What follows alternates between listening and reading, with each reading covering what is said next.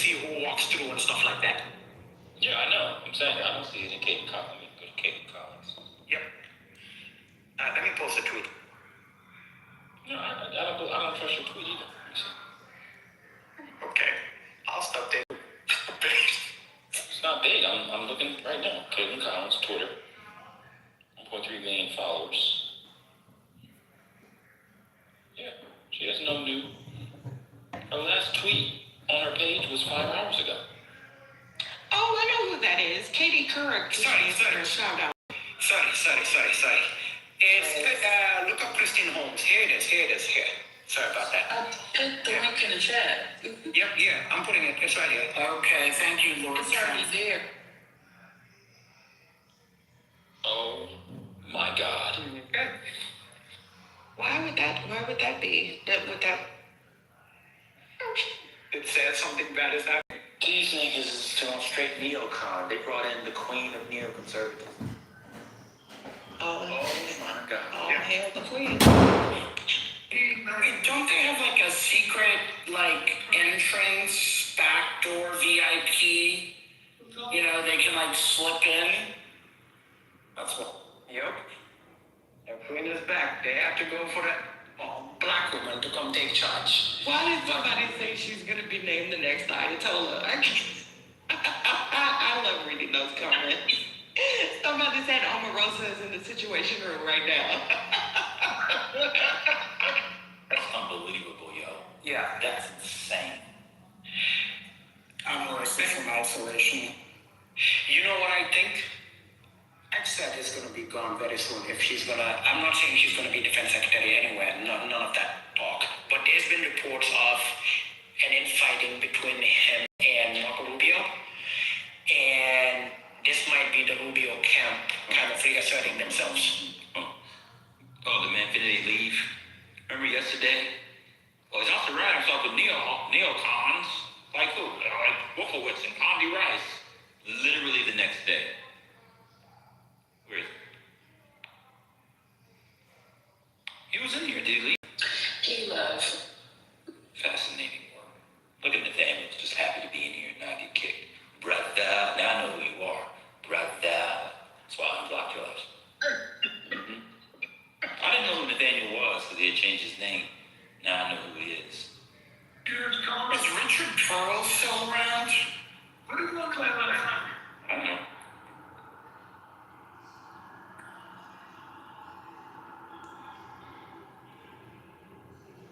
Now, this is a good comment.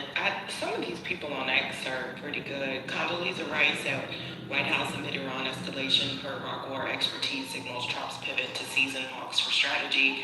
Could mean prolonged Mideast ops, spiking oil chaos. Ugh.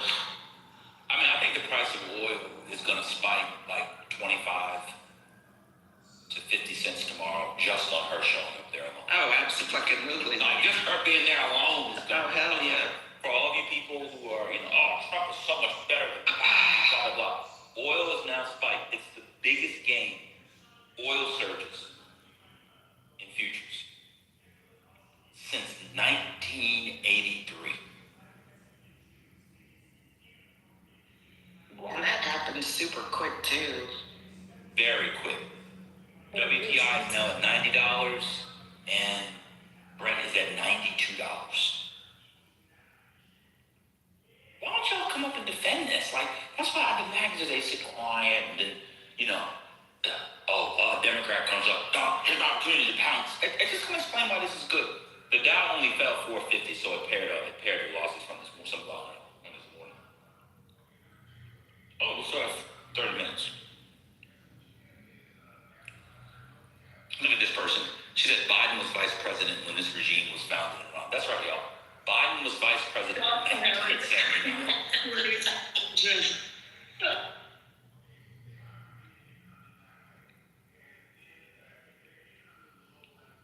Joe Biden was president in vice president in 1979, y'all.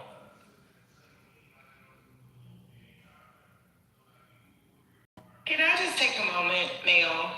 We'll be friends for 2 seconds. Do you know how fucking brilliant this makes Warren Buffett? Because that motherfucker bought Occidental at what? God damn, I'ma miss that man. Jesus, he saw this this shit coming. Son of a bitch. And I don't have any oxy. God damn it. Brian wants us to believe that this person is America and was a Democrat and then switch or walk away Democrat. She talked about Biden was vice president in 1979. Y'all gotta do better sending people in here. Come on, y'all. They can't even name who was, that's okay. Mondale. Yeah, I know. I was gonna say shout out to Minnesota.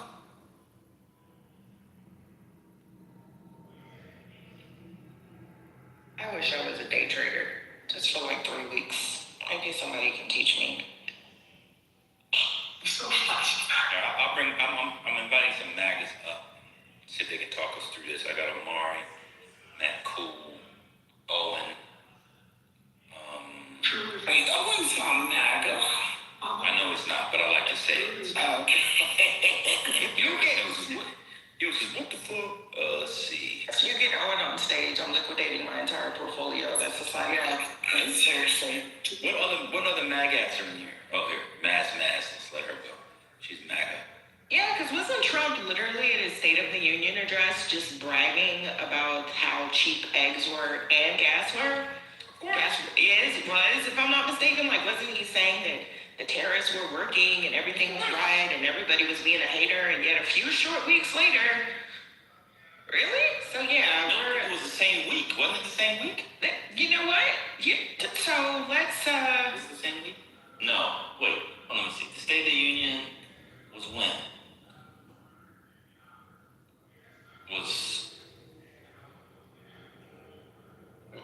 When was it? Yeah, it was a week ago. Yeah, it was Tuesday. wow. What say On ye? Saturday, we're in this mess. What say ye, MAGA? I'm curious too. The jobs numbers are insane. We'll have Matt Cool come up and tell us. All right, Louis, tell me when some. It's wild, to be honest. And you saw they revised down December from 15 to like 17. Omari said no one defending this, but y'all defended Trump. Come on, Omari. Nobody's gonna bite you. I'm just curious. I think everybody's just curious. Look at Nathaniel. You kicked me because you disagreed with what I said about Crockett and Tallarico. Meanwhile, Black Twitter agrees with me. Oh my God. Not Black Twitter. Voting for them because they're white is proof of my identity. Who was voting for him because he was white? You all were voting for Jasmine Crockett because she was black. The Hispanics voted, of course they weren't going to vote for her, Nathaniel. She said they had a slave mentality. This is what we told y'all. Brother.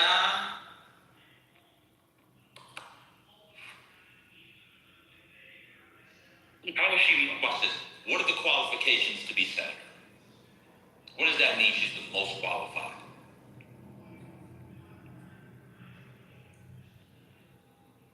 Insane. Brother. The most qualified. I'm looking at the qualifications to be senator.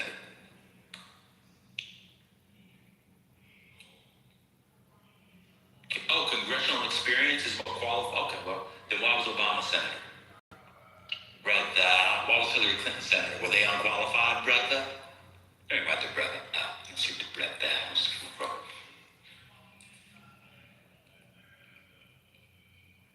She didn't even have a ground game.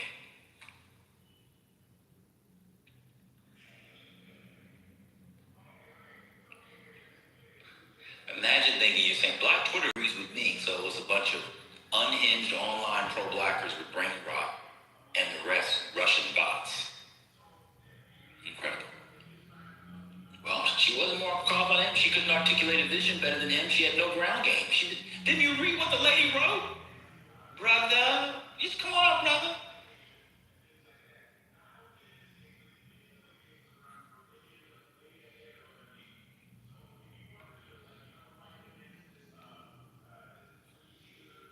I feel like being on stage. Much like Jasmine Crockett. She didn't feel like going door to door and talking to constituents throughout Texas. You guys have that in common. She's lazy and can't defend her point positions, and you're the same way. Brother. President Clinton's still rambling on stage.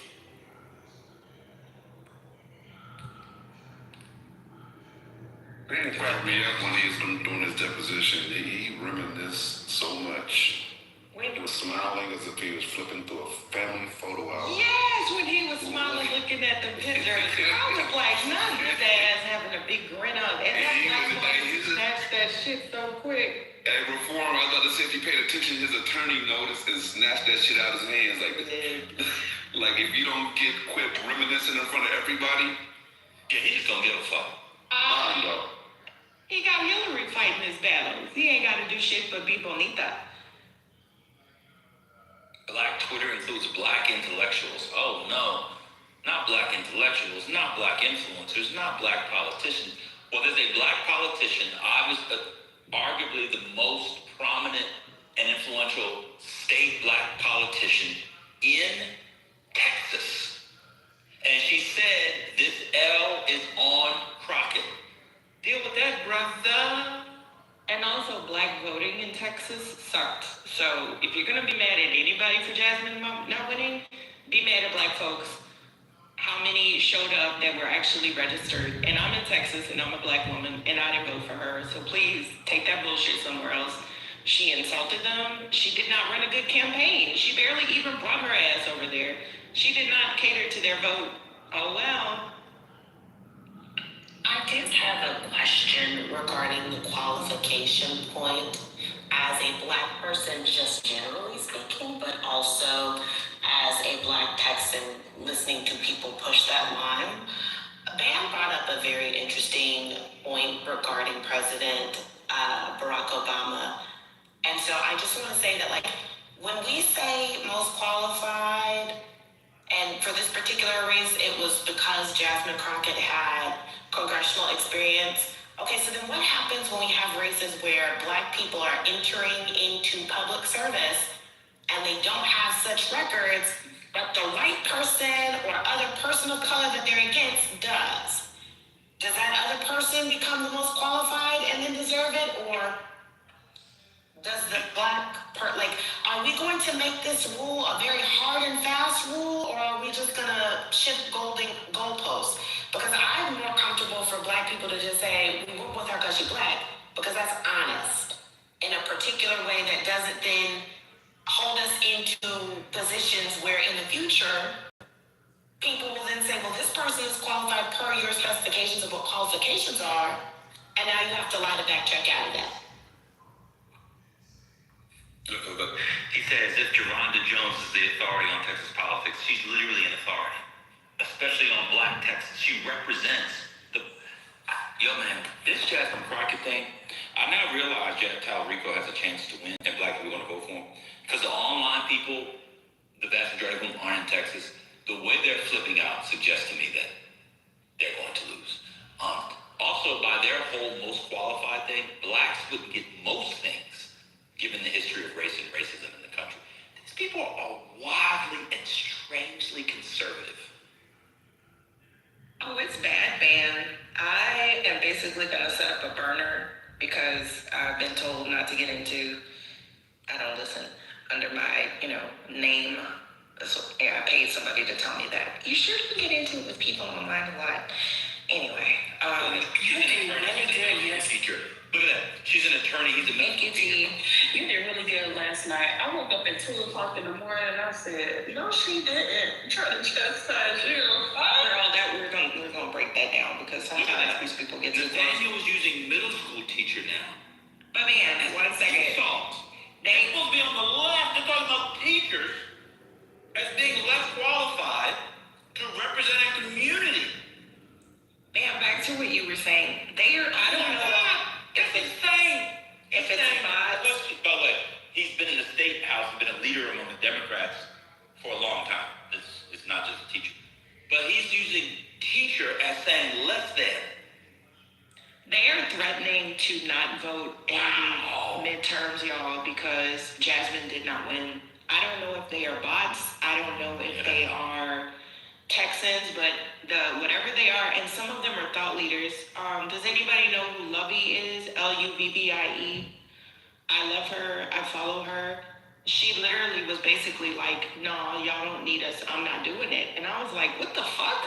So y'all are threatening not to vote? It is bad. The arguments are bad. Like there are threads that are Jasmine Crockett, Tallarico. So you have the white and the brown people saying, y'all, please don't stay out of the midterms. And then you have the black folks coming in saying, yeah, y'all said y'all didn't need us. He needs to earn our vote. No, we're sitting this one out. Y'all always coming to us to save you. And I was like, what in the entire fuck?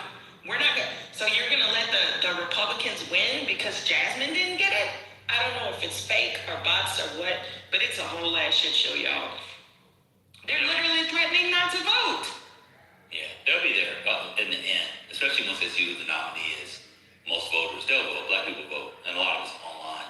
But it's just really bad for Democratic politics and black politics generally going forward.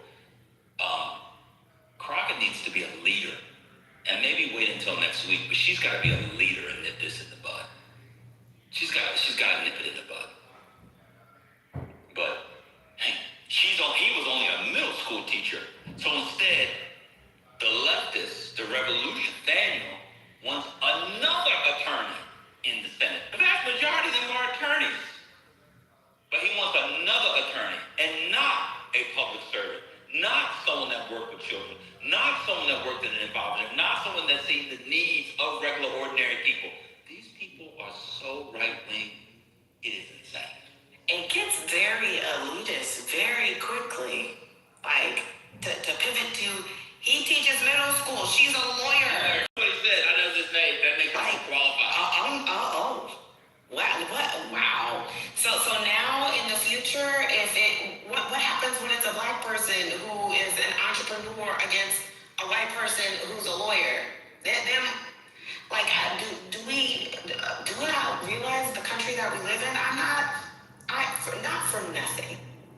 Yes, we do have to be twice as good to get half this record, but my God, what you're doing here is a gross perversion of that. I don't know what to say. It's really bad. Very reactionary. The way that they have talked, including Crockett herself, have talked about Tallarico and his profession and his history in public service is so reactionary. It is exactly what the right wingers do. It's exactly. It's bad. And just think about it. Black women are more teacher than they are to. Imagine a white dude who's an attorney is running as a black guy. Here's Nathaniel. Well, he's more qualified to be in the House or the Senate because he's an attorney. She's only a middle school teacher. That's his logic. Nasty. A teacher and an attorney are similar careers. I'm going to be honest with you. A young man choosing to be a teacher, yes, is more valuable to the community than another attorney. I'm sorry. No shade, Britt. No shade. No shade. But we want more young men to be teachers. We need more young men to be in the classroom. That is a huge problem right now. What are y'all talking about? But he's also in the House. He's a leader in the. That's what's so dumb about Nathaniel's point, brother. He's a leader in the Texas House who's been working for Texas for the last decade. Yeah, but you know how the Texas Center, it's a part-time job. They only meet for like. It's everywhere. Well, that's how it is in most places. I just wanted to report in live. I did finally, my mom called me after hearing the results. And she surprisingly was like, we got to get behind Tallarico. Yeah. I was like, period, Mom. I knew he wasn't one of them. They scared me on Period. No. The homeowners are crazy. Yeah, she was like, this is time to get behind Tallarico. She didn't do a good enough job. My mom was like, she should have took care of them people with voter registration. Oh. The Knoxville Regional Medical Center, the largest military hospital abroad, suspended its labor and delivery services until further notice. The suspension prioritizes the hospital's primary objective of treating combat injuries amid the escalating U.S.-Iran conflict in the Middle East. It'll be over soon. Don't worry. Wait, y'all just taught me something. It's normal everywhere for their legislatures to only meet once every 2 years? Oh, not everywhere. No, not everywhere. But it's part-time in a lot of places. Oh, okay, yeah, because regular session is only once every 2 years. Yeah. Oh yeah, ours is yearly, but it's not. It's part-time. It's the same.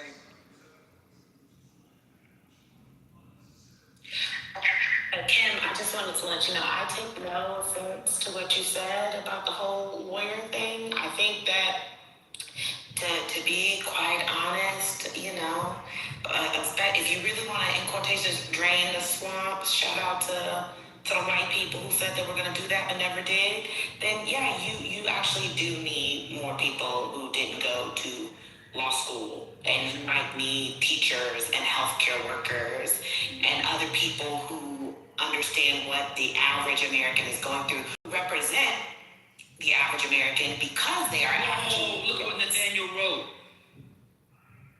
Hey, the black community should call legal aid if they're. Are you okay? No, you're trolling. No, you guys. They're all Republicans.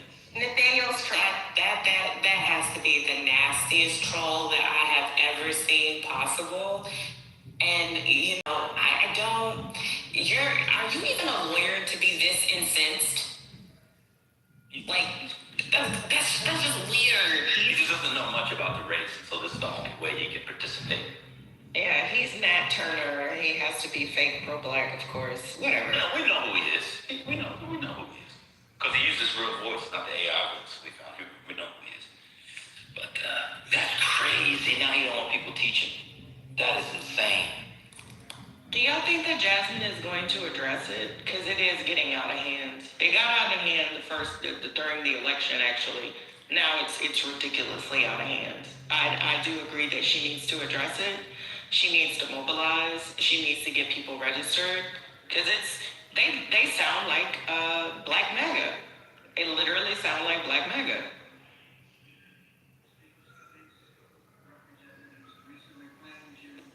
I think it'll burn itself out. There's no way that this is sustainable. It's already dying down on my algorithm a little bit. You gotta give them a week, they'll be okay. Especially once the non-Texans who are involved in it shut up and divert their attention elsewhere. I think actual Texans who feel that way will also cool down and cooler heads will prevail, as they say. I hope so. I have not seen the Delta spewing that nonsense, I will say, so shout out to them. Oh, I mean, I came across one, but I don't know. It could also be a bot at this point. Lord.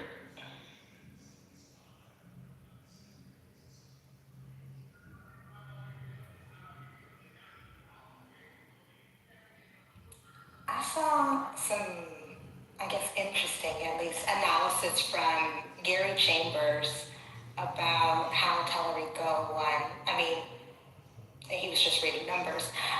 But at least it was not the kind of whining, like, Black people were disenfranchised. It was just talking about what we talked about before, which, honestly, Black enthusiasm, like, in the largest Black areas of the state for Crockett really wasn't there. Like, I mean, in Dallas County, she got 50% or something.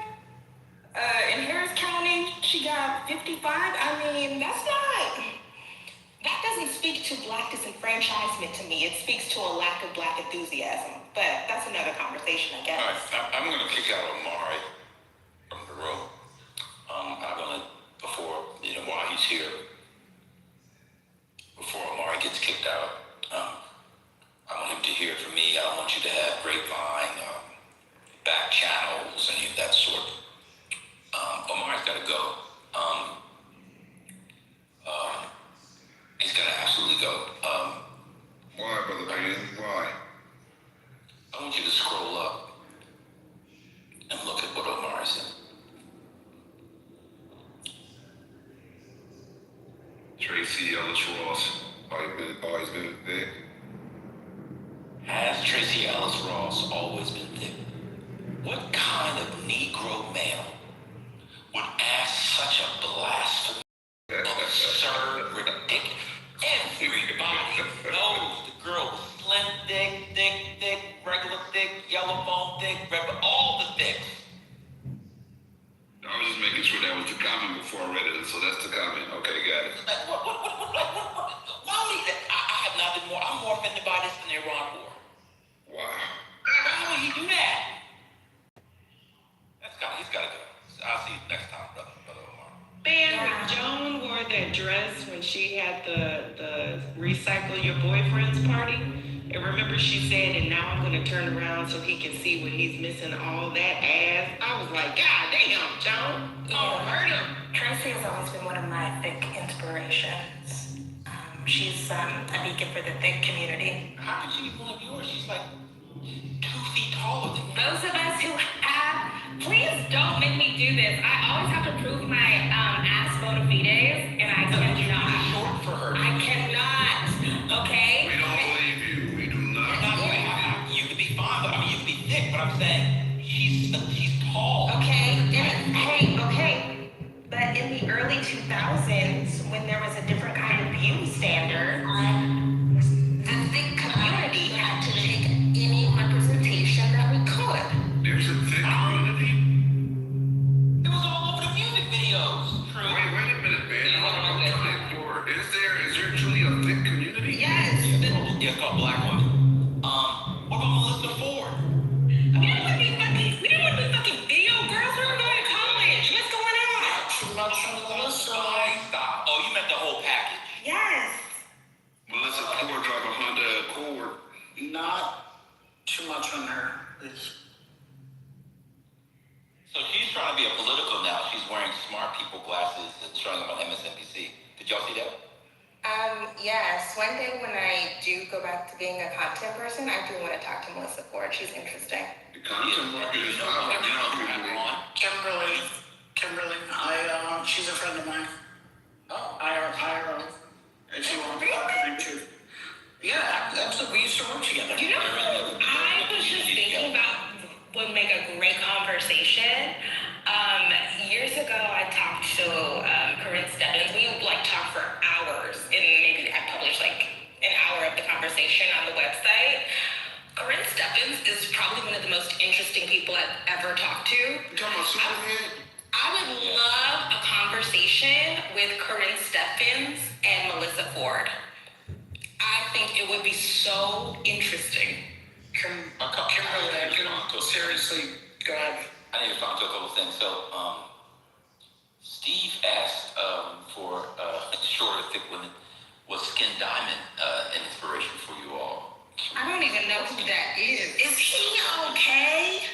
Don't Brent, you're not supposed to know who that is either. Oh my God. You're not supposed to know who that is either.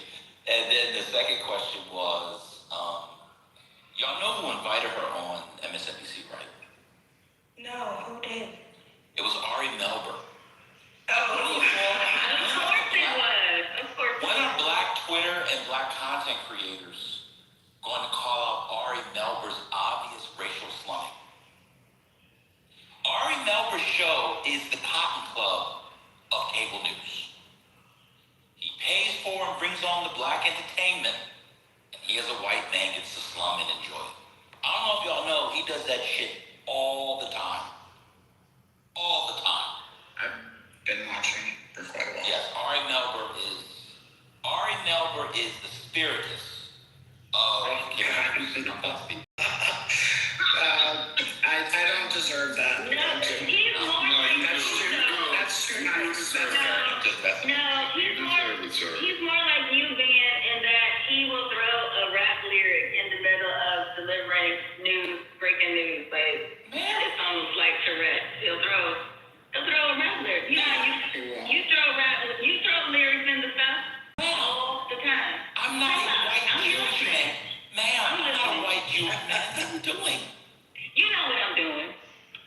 No, I don't. Yes, you do. Ari Melber. What are you doing? That's why you need that extra inshore, because your bones are failing you with your osteoporosis. All right, you got to miss the lunch in the dining hall. Keep it up. I did miss it. They threw some jello at me. There is. Cirrhosis. Oh my God.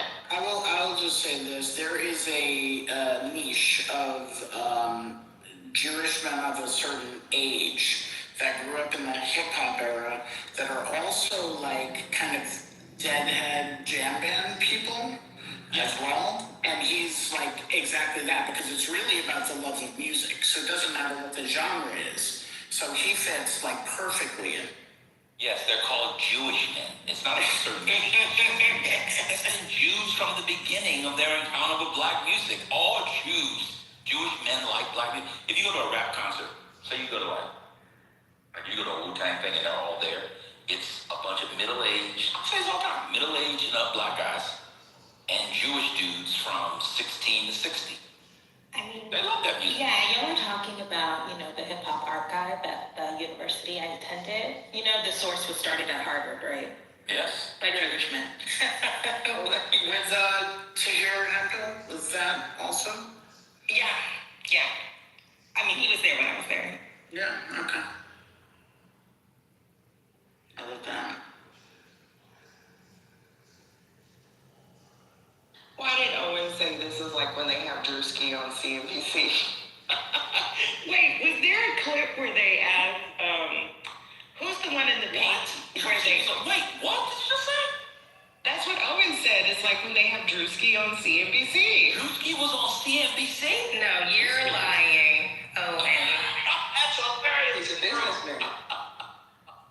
He's actually hella smart. Yeah. Drewski is smart. Drewski is a hell of a businessman. Yeah, Yeah. he's a brilliant cultural entrepreneur. Somebody with little to no talent to be able to achieve what he's achieved is quite good. But then they have Cameron.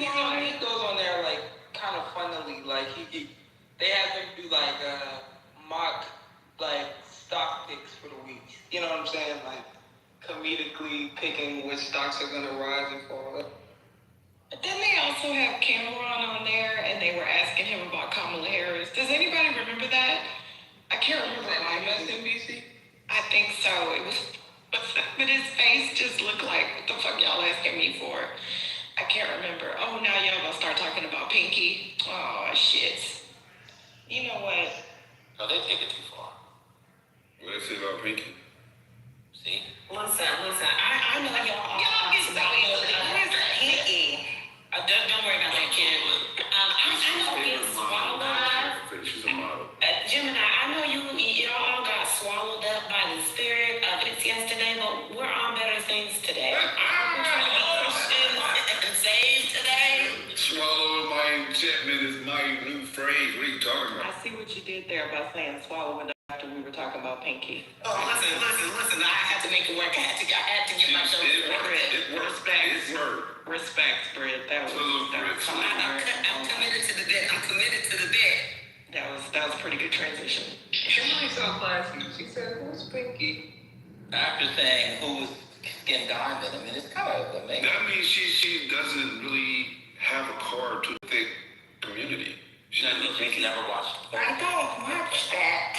Hey, Pinky was holding it down for the little chunky little football girls. I ain't gonna look look what I did there, holding it down. Shout out to Prime Pinky. Like when we say, Big Luther, not the little one. Shout out to Prime. I don't know the difference. Somebody said Cam was on Abby Phillip. Y'all remember that? Cam was on a honey pack. Y'all remember that? He was eating it on camera. Y'all remember that? Gemini, you didn't see. What happened? Am I misremembering this? Wasn't Cam on Abby Phillip eating honey pack? That's what I was talking about. Whatever we You're right. I think you're right. Yeah. It was kind of funny though. What's it called? Honey pack? I don't know. Yeah, that's what a honey pack is called. Honey pack is, and they say it's liquid Viagra, basically. Yeah, I don't have these issues, so I don't know what it is. You don't have to have these issues.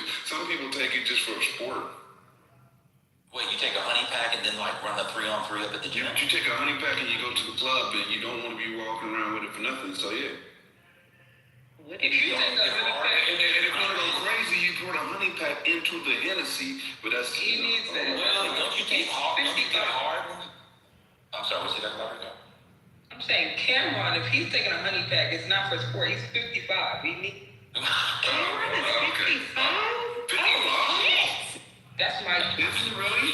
He's got to be in his 50s. Oh yeah, for sure. Hella good skincare. Damn, He's 50, yeah, he's 50. He's 50, Quinn. Look at Quinn. Quinn's like, don't give me those extra 2 years. Quinn's like, I'm 50.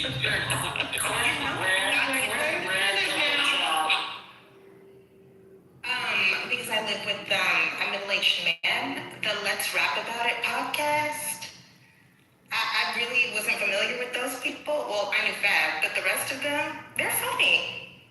Oh my God, you just turned into a typical living with another person, acting like you like the things they like. That is not a good podcast. And that's how you build.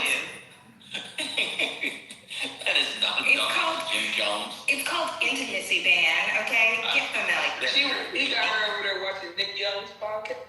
That's true. No, I'm familiar because I became intimate with a number of Sunday shows and Vanderpump Rules in such intimacy. I didn't know where he was going with that. I did not know where he was going. He said, I became intimate with a number of, and I didn't know what the other was going to be. Enchantments. I became intimate with a number of enchantments.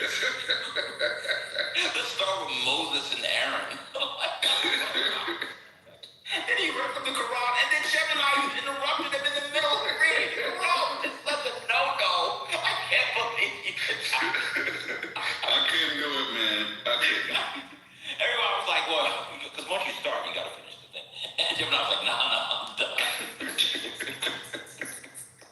No, you got to let them finish it, man. You can't interrupt it in the middle of the thing. But, oh, man, that was fun. So anyway, y'all said you could take a honey pack when you go to the club just for like dance and stuff? No. Okay. Who's taking the honey pack? That's what I'm saying. I just said. You don't even dance anymore. I don't even dance anymore. Back in the day, allegedly, some gentlemen would take an ecstasy pill and a Viagra at the same time when headed to the club. Oh my God. They were not going to the club to dance, man. They were just like... they fuck in the bathroom? Man, you gotta think about it. Whenever a woman tells you, I like dancing, me and my girls are going to the club to dance, that's not fucking rude.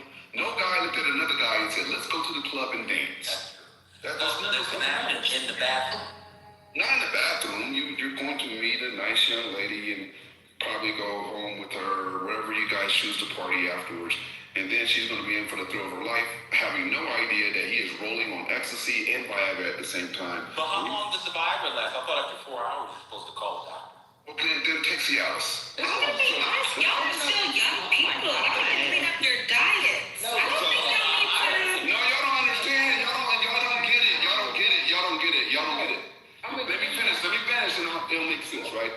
After you do this performance band, the only problem is there's no way you can be with that same woman again without those pills because you put on such a superior performance between the combination of the ecstasy and whatever enhancement you've taken that even though you're naturally able to be aroused, if you will, it's never going to be the same as the supplemented arousal. Right? But I'm asking, why do you take it before? Man, they got because you know you're going to hit. You already know. Like, I'm trying to tell you what. The young niggas got ED at 30. These niggas can't fuck without honey packs. Straight up, that's the reason. Y'all don't get it. That's how I know y'all old. Y'all don't get it. They're not doing it because they can't fuck. I'm 2 years younger than you. No, y'all what the? They're not doing it because they can't fuck. Yes, it has nothing to do with that. It literally has nothing to do with that. Trust me, it's nothing to do with ED. Y'all missing my question. I'm just saying, I understand why you take it. I'm saying, why not take it in the Uber on the way home? Because they have to take it early to get it. But now I think you have to take it early. Okay, that's what I'm asking. I understand why you take it. I just understand why you took it at home before you spent 3 hours at the club. That wouldn't seem to make sense. Oh, remember that movie, y'all? I Hate My Wife. They do in Atlanta. The Uber started selling honey pack in the Uber, so they probably do it on the way home. That's crazy. But it can take a while to start. Remember, I Think I Love My Wife, or I Think I Hate My Wife. By the way, she looked amazing in that movie. Speaking of beautiful black women, remember the guy had the Viagra. He gave it to the white guy, and then he was freaking out because it was still looking like that after a long ass time. Yeah, they have to take it to prep. I Think I Love My Wife. Yes. I like that movie. Yeah. What they go put a needle in it or something? Yeah, the needle, yeah. Oh my God, point of clarification. The honey pack, like a Viagra in terms of the amount of time, the rapid response, like like, what's the deal? Yo, bring up Trent. I've never taken a honey pack. I'm just. I mean, I've only. No, I've never taken a honey pack on my daughter. I should have put that on. Please don't. Yeah, I should have put my daughter. I'm putting on mute. That was just horrible. I don't know why you wouldn't take a driver on Uber home or whatever, or at least have one on the ready. You know, I was like dancing with it. I was just talking to my friend, like 2 hours ago, and she was talking about, she was at the club, and this dude she like knew, they like, you know, they knew each other, and they bumped to each other at the club, and she's like, yeah, he whispered in my ear, and was like, he was on a honey pack. I was like, I could tell, you could see it. That's what I'm saying, these niggas be walking around like that in the club. Wait, just out in the club? Yes, grinding stuff out of you when you dance. Nobody likes that shit. That shit is weird as hell, bro. If you are that damn bricked up when you dancing with a girl, like, god damn. Bro, that shit is not cool. That is not cool at all. And it ain't be too much that bricked up to begin with. That's even worse, because now you tell her you ain't got. Stop it. Ain't nobody. Nobody's walking around bricked up like that. Solid Queens are 95% real, fake, 5% real. Y'all right? I actually agree with that, man. That's not fucking true. All you gotta do is touch a little something. And y'all be done. Oh my god. Oh my god. Okay, y'all keep it up. He's right. Clitoral stimulation, this man don't like. Size matter. Who is gonna join the conversation? It's gonna get weird. Dylan said, so this makes sense. Somebody get. Thanks for I know exactly what you're talking about, Johnny. It can take a while to kick in, a release time similar to an edible. Thank you, Reformed Dylan, for answering the question. Similar to an edible, kicks in like 45 minutes to an hour. Good thing. But I will say before honey packs, remember they always had those little Energizer packs at the gas station? Like you. Playing with your life. You'd get. Yeah, and then they had the little energy things. What were they called? Like the little tiny ones. You remember what I I'm almost talking had a about? heart attack taking that shit. Take that shit. And those little energy drinks. The 5-hour thingamajiggies. Yeah, so that's what they were doing before the ecstasy. Because you notice they always have it prime position right there. But anyhow. Right next to the magnums. Let's drink some water. I had heart palpitations taking the energy drink. I'm not gonna lie. Like Drink some water and exercise. I feel Y'all like not supposed to be giving A1 stroke to randoms anyway. Where is the male hierarchy? You don't give it to her like that, because then if she crazy, she gonna be. That is very. And I speak from experience, trying to find your ass at 3 o'clock in the morning, banging on the door, and then you looking at me like it's my. Oh shit. Yeah, you done hit the crazy button. You went deep enough to hit the crazy button. I'm at the doctor. She's not lying. You should not take.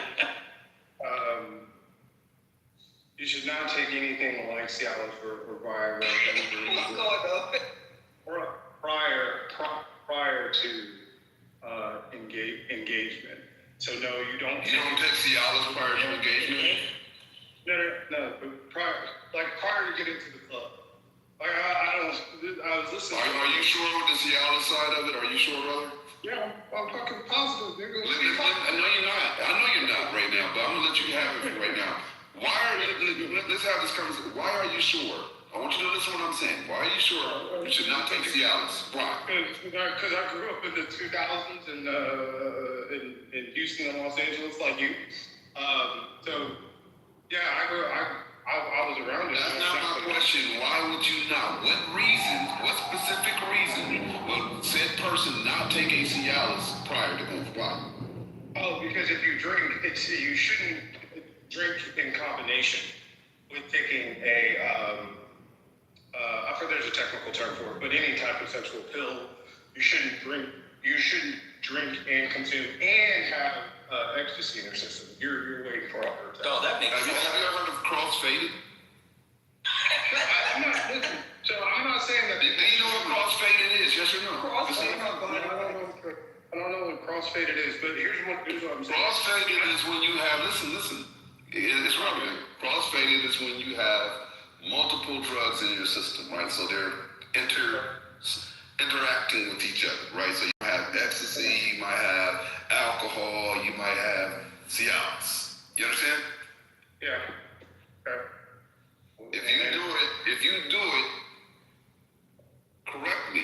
but you can't overdo it on the alcohol. You go easy on the E. There's no correct way with that. You can hit a zone where you can hit something for a good 5 hours steady, easy. 5 hours? So here's all I'm saying tonight. I'm telling you what you should do and shouldn't do. I'm not saying that people don't do it the wrong way. I'm just saying for your heart safety, you should not mix, especially mix excessive alcohol with Cialis or Viagra. Definitely not in combination with MDMA or Molly. Yeah, I agree. I totally agree with Trent. That's a heart attack right there. It's not a heart attack. What are y'all talking? It's really not. Unless you already have, if you have heart issues, none of this shit. Y'all need to just, You know, y'all have issues and you repeatedly do it. Right, and you don't know you have heart issues because y'all don't take y'all ass to the doctor. So it's like, oh, shit. Man, my doctor is great friends. What are you talking about? Hey, Gemini, that's how our man Kevin Samuels checked out. Mixing energy drinks, alcohol, and You know who else died like that, Trent? who? The founder of World Star. He died in a massage parlor, a dirty little Asian massage parlor. It's just south of LA, off of ED medication and alcohol. So did Kevin Samuels, didn't he? That's what he said. Yeah. Hold on, I need to ask y'all a question. It happens all Let the me time. ask you a question, Trent and Gemini, because y'all know this is a serious question. So let me trigger warning. It's going to be sexually explicit, so I apologize. I'll give you 69 seconds. 69, 2, 1. So if you're bricked up for 5 hours on these drugs, you're smashing without busting?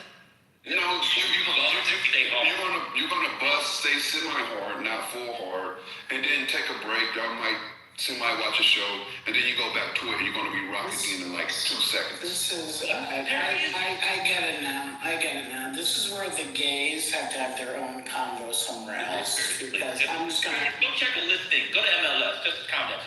So you bust off, and then she just kiss you on the neck and touch your nipple. You could bend over to pick up her panties from the fucking ground. It does not matter. Public service announcement. Y'all don't take them pills here. Don't take that. Totally unhealthy. That sounds totally unhealthy.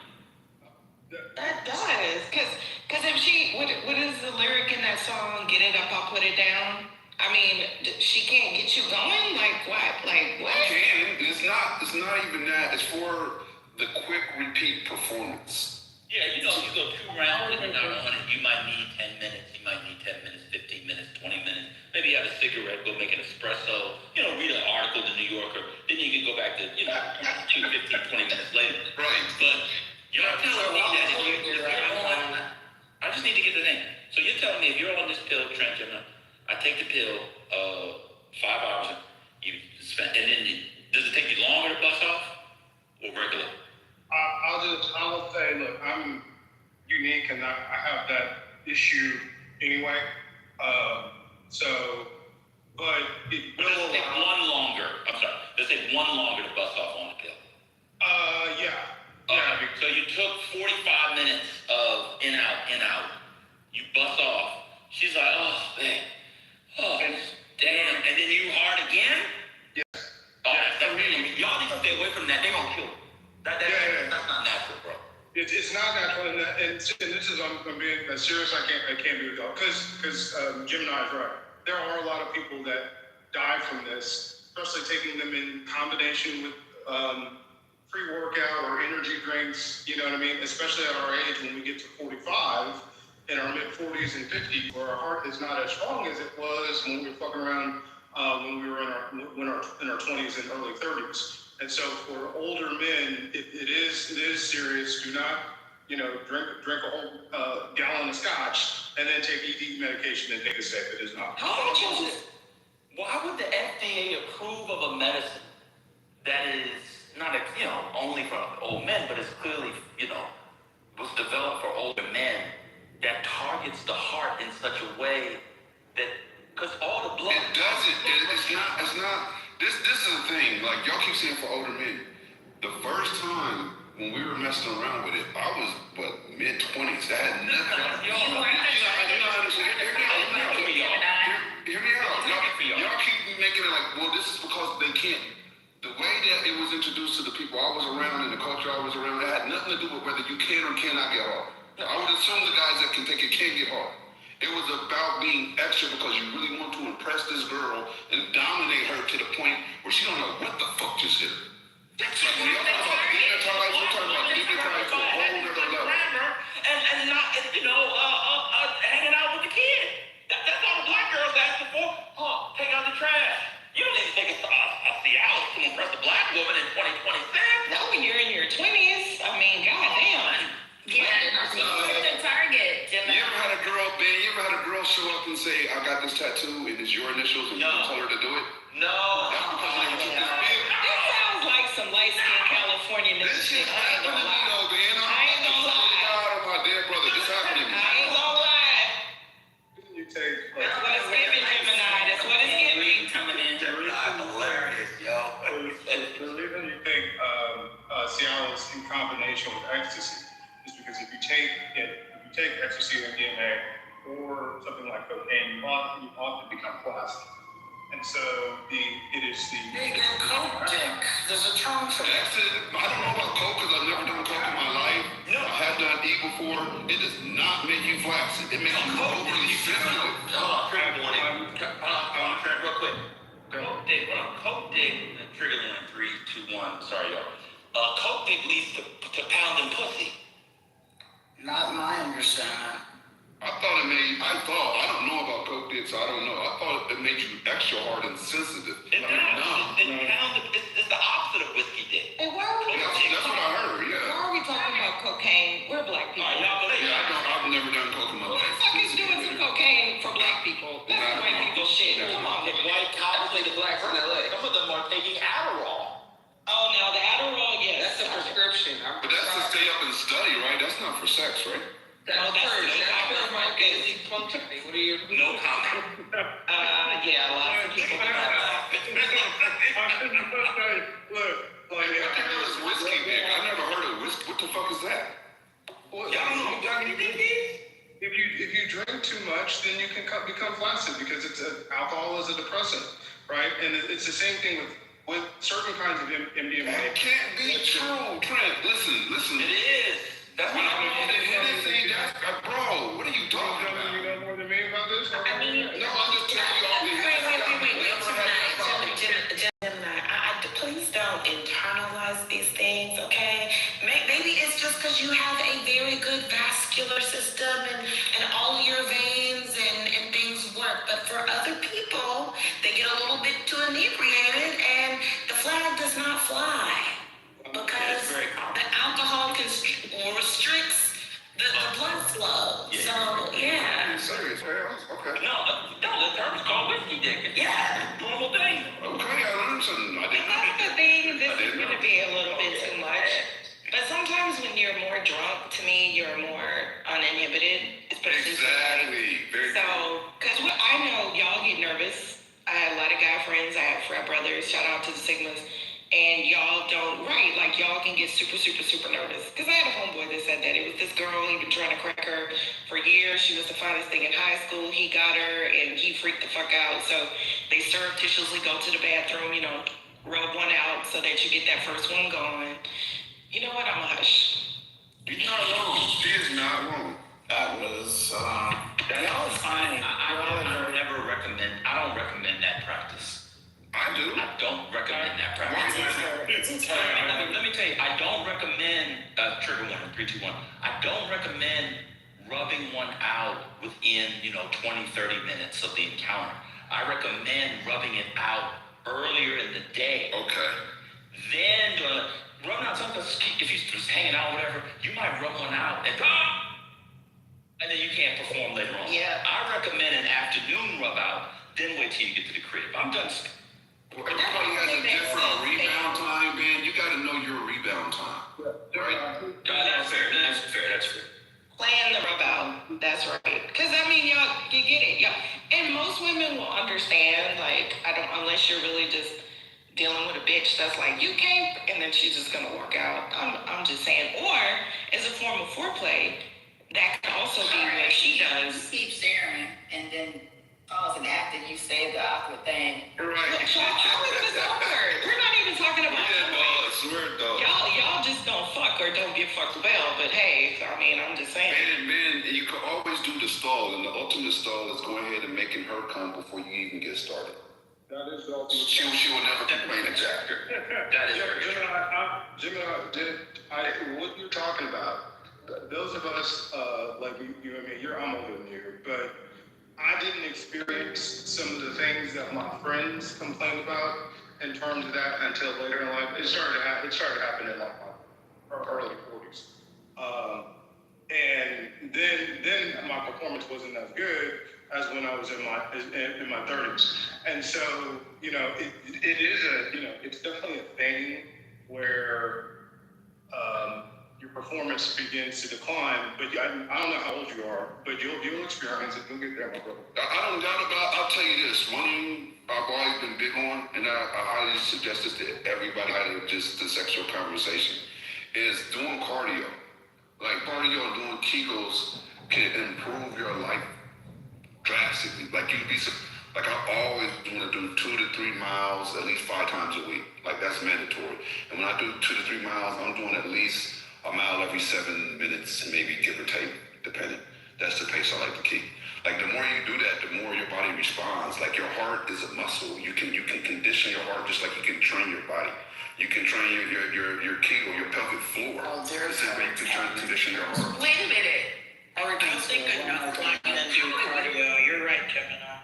I'm He ain't right about the pelvic floor. I disregarded that. I'm only talking about. Absolutely know about my pelvic floor. How do you know about that? I was taught. Break that down. I was taught. I know the different exercises. I know the clenches. I know the long holds. I know how to. Yeah. Yeah, definitely. And it works. It's a real thing. See, now Fish Belly put something in the chat. We can't have this conversation because people are going to be like, ew, we all about sex and we don't have any.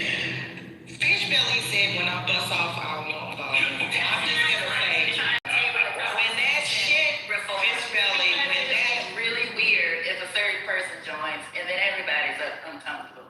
That's okay. We just never like back to politics. I think all right, but I'll just say this, since, people are like, anyway, Fish Belly, when that shit explodes and it hits the fucking ceiling, bro, the level of accomplishment you have, like,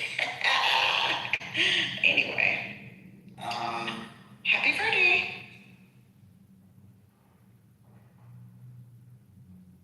It's Friday out there. Everybody's having a positive, productive, profitable day. Get up, move around, touch grass, touch ass, do something besides sit here.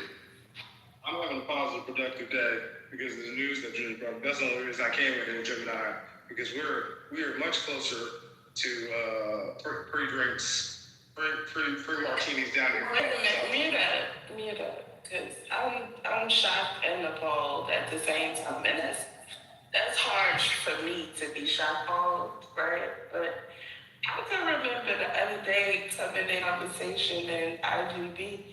But y'all was talking about people be talking too much about sex in America, Nikki.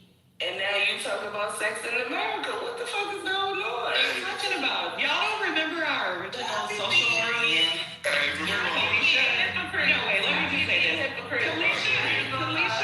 Kalisha would literally come home from a date and we'd be in those rooms at 2 or 3 o'clock in the morning. Business like this. I'm not sharing her business. Oh, You sharing her business? wait, I'll just say this. Is this what I sounded like yesterday? Because then, goddamn, I'm not gonna be the stuck-up bitch anymore. I apologize. No, man, thank you. Because I don't want to be the stuck-up bitch anymore. I don't want to be the stuck-up bitch anymore. Because goddamn, ain't nothing like a lady from the Lord.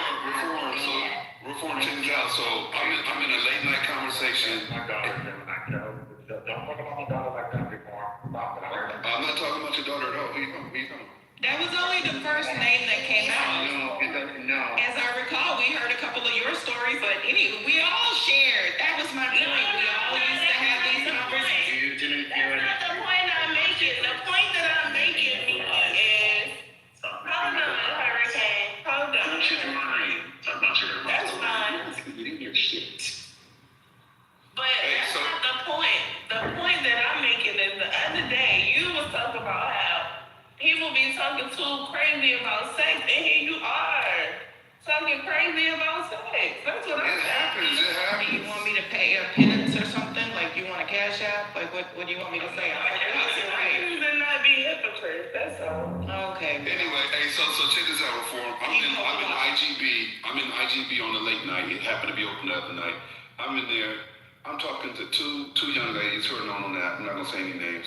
And the conversation got a little sexual. We were talking about titties and all kinds of different shit.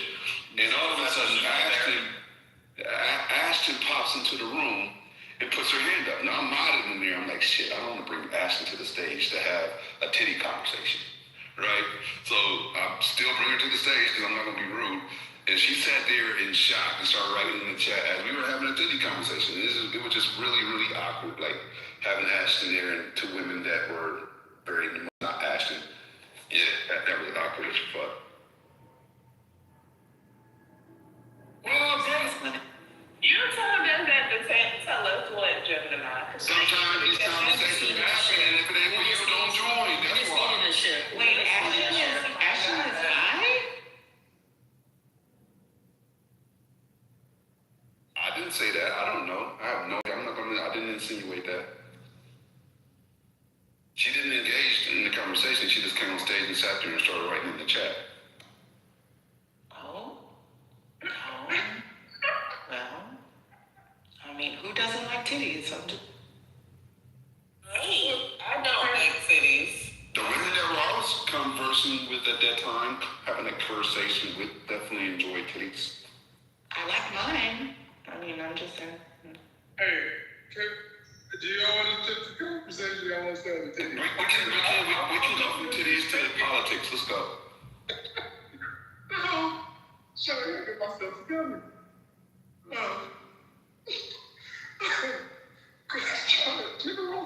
Divine, please.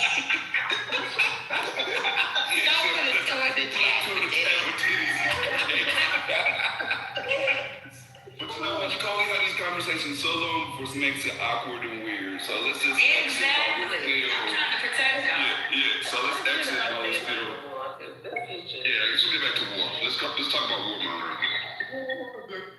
The general, Esnel Kiani, probably said it wrong, he's neoliberal in here, who was thought to be, he escaped the first bombing. So a lot of people thought that he was a turncoat. And then there were reports that the Iranian RGC had executed him for cooperating with Mossad. It has just broken within the past hour that General Khani is in Israel and is safe.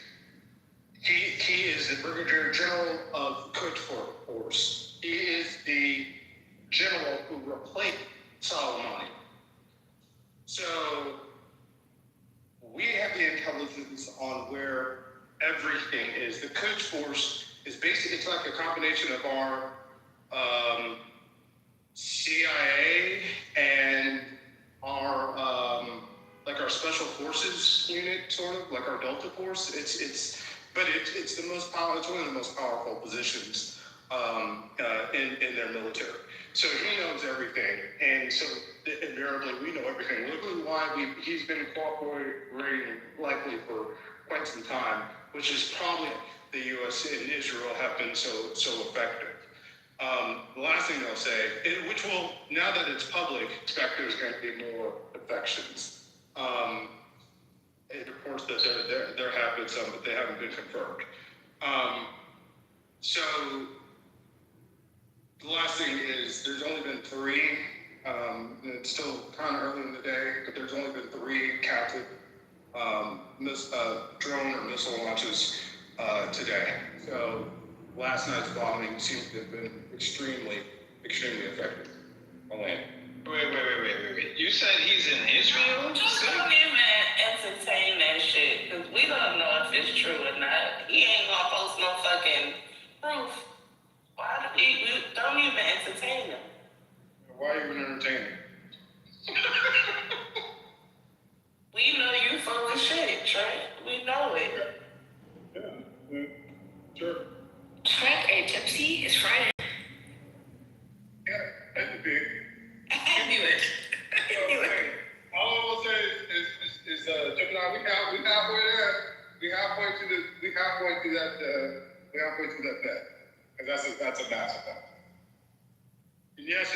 true. It's been confirmed by Reuters.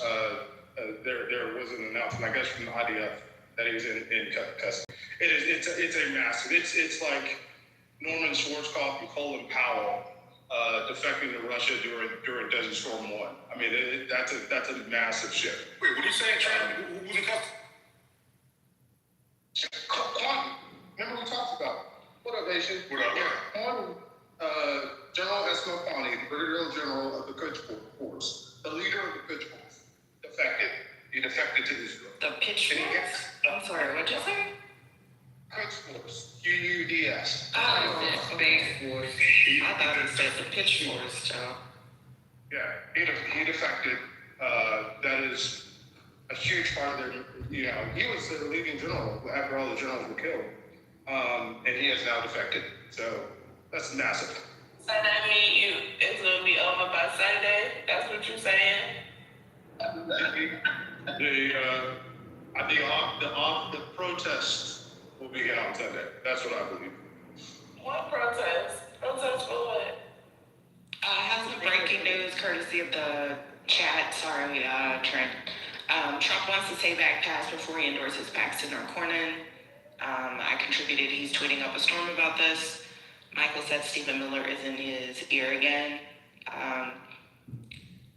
And Matt said, I'm guessing Trump doesn't endorse at all then. So, I don't know. Let me look at True Social.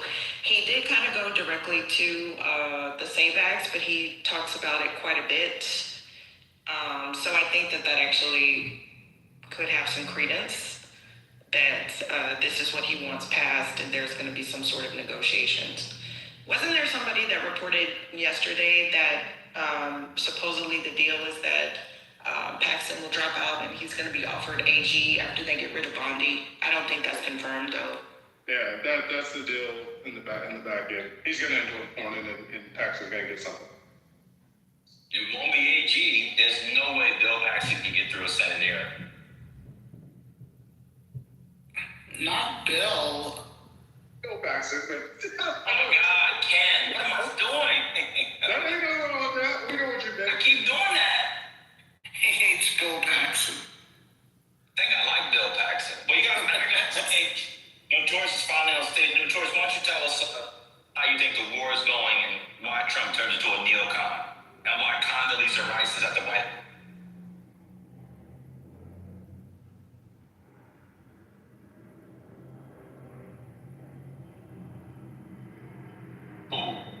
Who's next in the queue?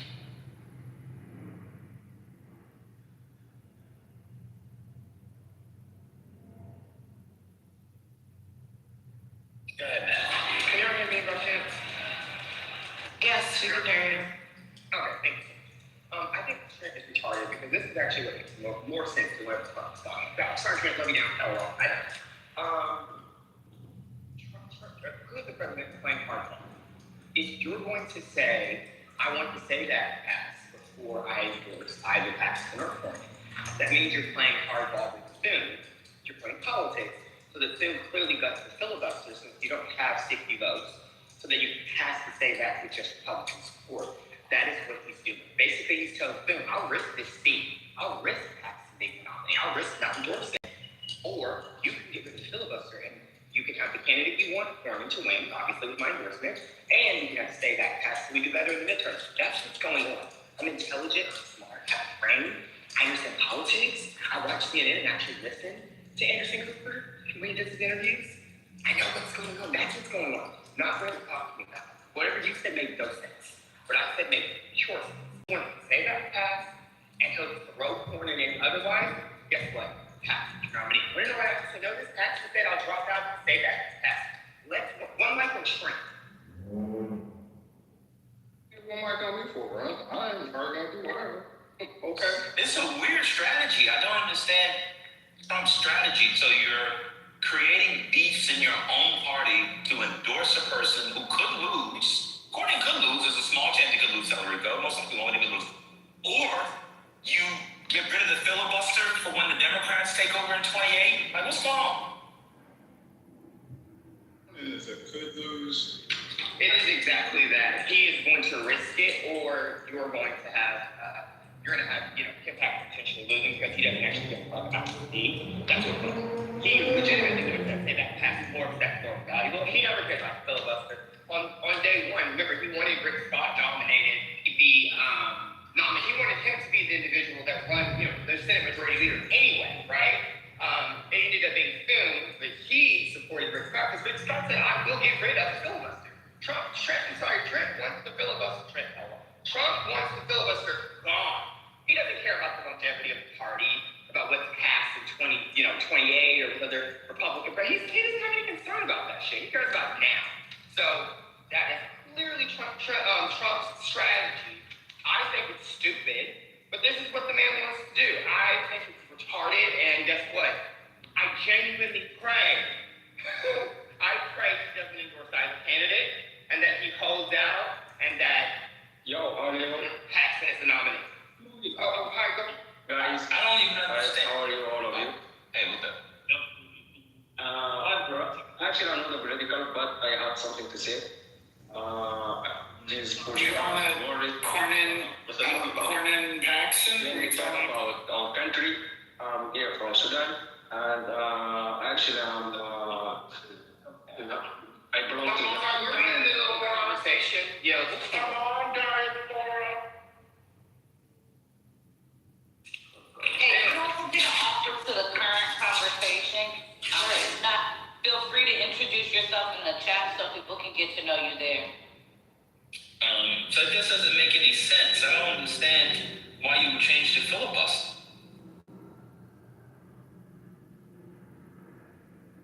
Can you hear me? Yeah, we can hear you. Sorry, my phone is being, I'm in politics, so my phone's being weird. But yeah, I think the strategy is stupid, but I think for Trump, it's about getting to say that pass so he can disenfranchise as many people as possible. So quote unquote Republicans will win, even though all of us know more Democrats have passports and it would actually benefit more Democrats. But yeah, that's to me what Trump is trying to do. And he's directly telling us that's what he's trying to do on Truth Social. I think it's stupid.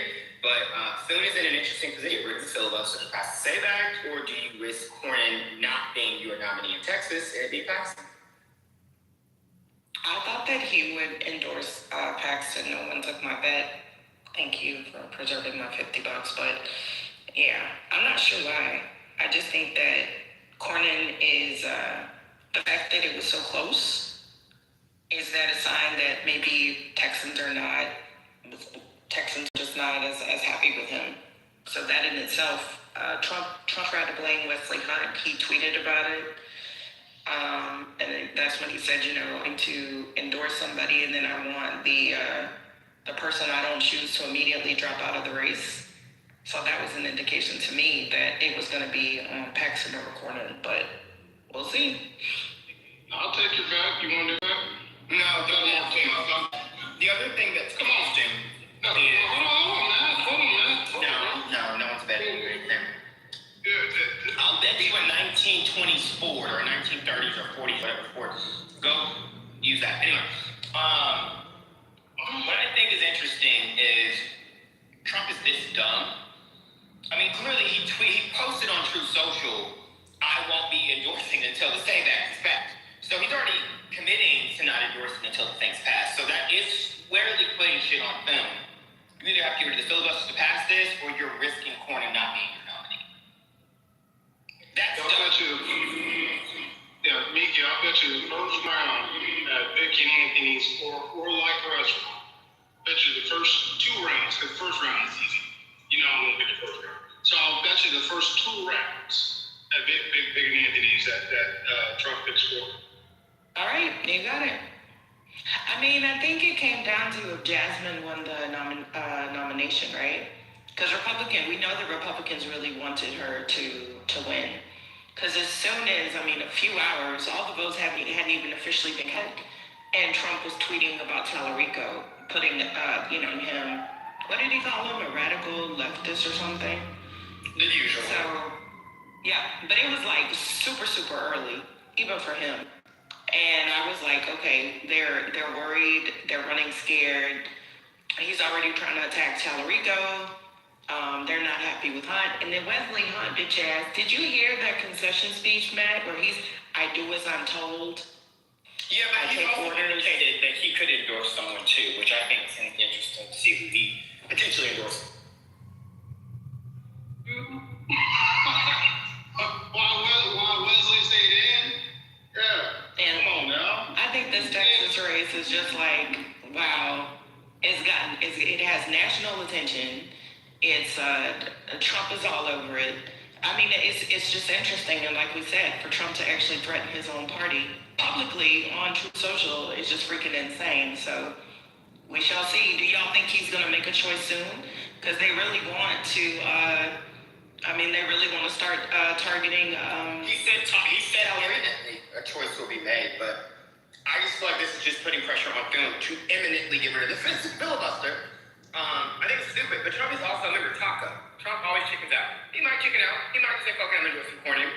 But what if it stretches out to where it's too late, right? Like, what if he does this a couple days before the election? Agreed. He doesn't get what he wants. Yeah, he definitely always chickens out. Great point. He walks so many things back all the time. So we shall see. And the discourse online is that is Thune really going to risk the filibuster for Cornyn? And people online, analysts online are saying no. He would sacrifice Cornyn before he would get rid of the filibuster. That's what they're saying online. Mickey, if Trump endorses Paxton, Tallarico can pull up to 11th Street. I think it's 11th Street. Yeah, and start picking out the drinks. Because Paxton, you and I, but we live here. They have not hit Paxton hard on all these things. That's not what it's been a very light, John Cornyn is a great guy, but it has not gone in. He's a great guy, that's what, really? Well, look, for the $100 million in next. What am I talking about? They spent $100 million. Like, Cornyn has put up for $70 million and then 25 from the Republicans. But why would that all just be, I'm a nice guy? I'm a nice guy. Well, that's not like you guys have in their friends. What are you talking about? Yeah, I do live here, and I've seen that. We're not hard hitting. In the end, they got a little bit harder hitting, but they were not being anti-Paxton attack ads. It's been more fluff about what Cornyn has done over the past 150 years that he's been. Yeah, they're calling Cornyn Mitch McConnell. They're calling him a rhino. So MAGA's attacking him by that purpose. That's why I said it really shouldn't have been that close. I know they're blaming Wesley Hunt, but in my opinion, it really shouldn't have been. And in terms of Paxton being a bad guy with all these problems, he's had all them goddamn problems. That's what I'm saying. They don't care, which is sad. Like, they don't. He's been doing fucked up shit for decades. Like this, it's nothing. That's all. That's what I think. But that's why I said we shall see. Look, first of all, not all that money was spent. Like, y'all gotta recognize, I've talked about this before. Just because they say they spent no, it wasn't. Listen, there's a lot of ways to push money and ad revenue. I'll just say ads are one of the best ways. See Kristi Noem and her $220 million ad buy with some unknown agency. It is a great way to push and launder. I'm not going to go there. I don't think $71 million was spent. But again, it was not a hard-hitting campaign calling out Paxton on all his flaws. He got that late, but that's not really what it has been. When they get one-on-one and you start calling out Paxton on all the things that have taken place, this is not a good thing for Paxton, especially in the general election. And remember, Tallarico got, did he not, Matt? Because you know the numbers. Did Tallarico not get a really good, surprising percentage of that Hispanic vote, which we know is is hard to get out, correct? He did really well with that demographic. I told you when we was down here that they was fucking couldn't wait for him. But that's what I'm saying.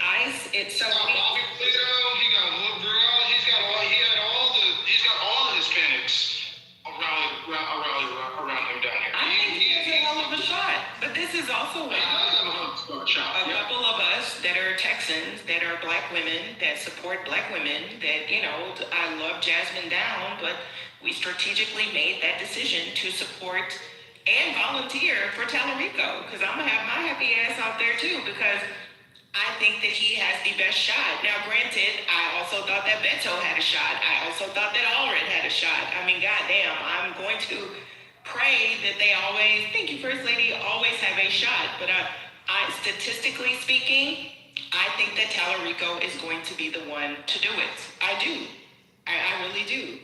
As long as he doesn't say we're coming for your gun or anything like that, I think that he's going to be the one to do it. The fact that he had a majority of the Hispanic vote, I think is a great sign. So let's fucking go. Beto, man, talk about phasing out the oil industry. like that doesn't work here. But I think the guy, I agree with you, Mickey. He has all the intangibles to make it happen. And Kimberly put a good point. Does Trent understand that Paxton was reelected even after some of his biggest scandals? He won after a competitive Republican primary in 2022. That's what I'm saying. Yes, Paxton has done, for decades. I remember hearing about this like years ago, years and years, and they poo-poo him. He's just like fucking Ted Cruz. You find somebody that actually says, I like Ted Cruz, but his ass keeps getting reelected. He's like fucking vampire of Texas politics. So shit. Anyway.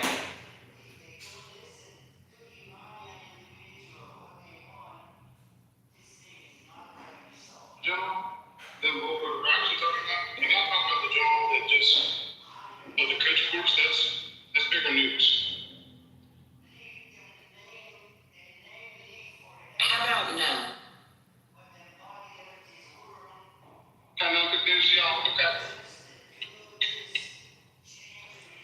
What is there to say about the general? We don't know who the Tallarico's competitor is yet. So what is it you want to talk about?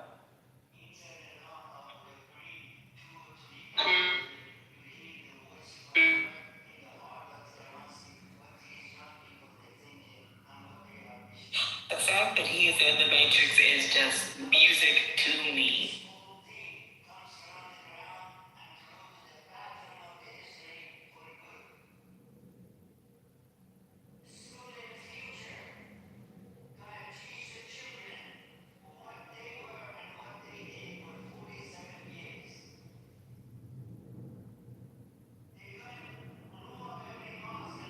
This has really been a great roundtable today.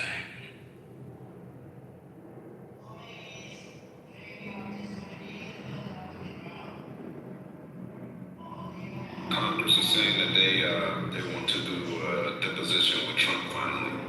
So we don't know how that's going to play, but they finally have articulated that they want to do a deposition, and they also, I'm going to get the clip for you guys. They also released the 3 previous interviews. Remember I told you about the 13-year-old that claimed there was forced oral copy, and that original interview was logged in 24 hours. It was in August. 24 hours prior to Epstein unaliving himself was the first time they actually logged in that 13 years old interview. But doing some digging, they found out there were 3 additional interviews that they had done with that 13-year-old before they actually logged the 4th. So the one that we thought was the first interview was actually the 4th interview. And now they just disclosed the 3 other interviews that they've done with this 13-year-old who allegedly bit Trump during forced oral copulation and then was punched. So we'll see how this plays out, and if there's really a deposition that comes from it. I'll get the clip for you guys in just a second here. That's the Katie Johnson, Jane Doe, I believe, that was going to pursue the lawsuit during the first administration. Do y'all remember? I think she was represented by Gloria Allred. And then she dropped the lawsuit because she said that she and her family were getting threatened. So that has been confirmed that I think her, the Jane Doe, it's Katie Johnson is the name of her. But thank you, Gemini, because during thank you, Carlos, during everything else that's happened, that's a pretty big deal.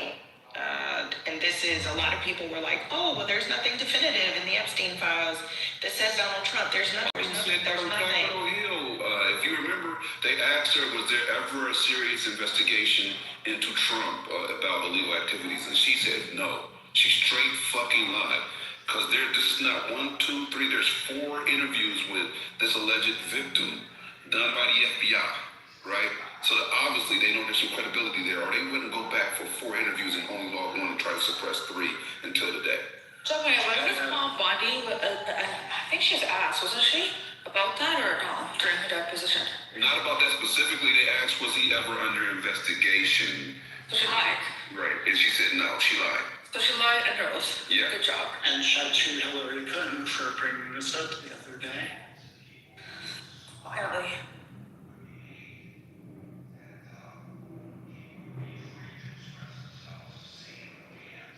Do you know when he's gonna be deposed?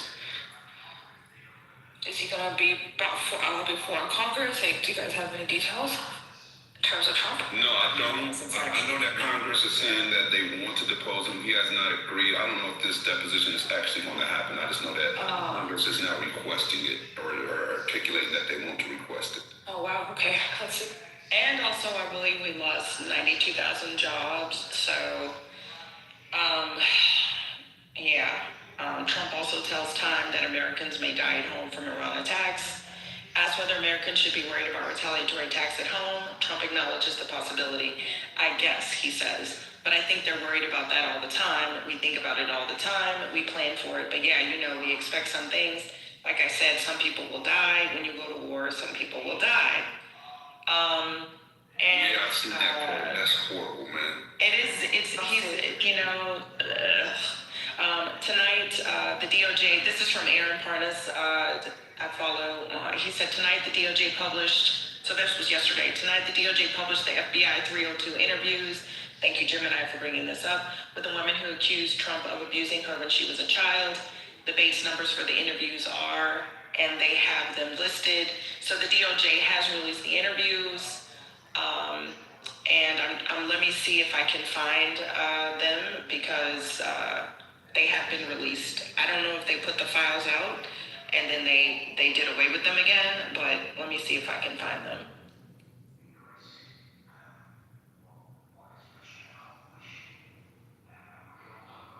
But there was a member of on that Epstein committee that actually confirmed this, and then they demanded that it come out. So I think this is being swept under the rug, but yeah. It's just a lot.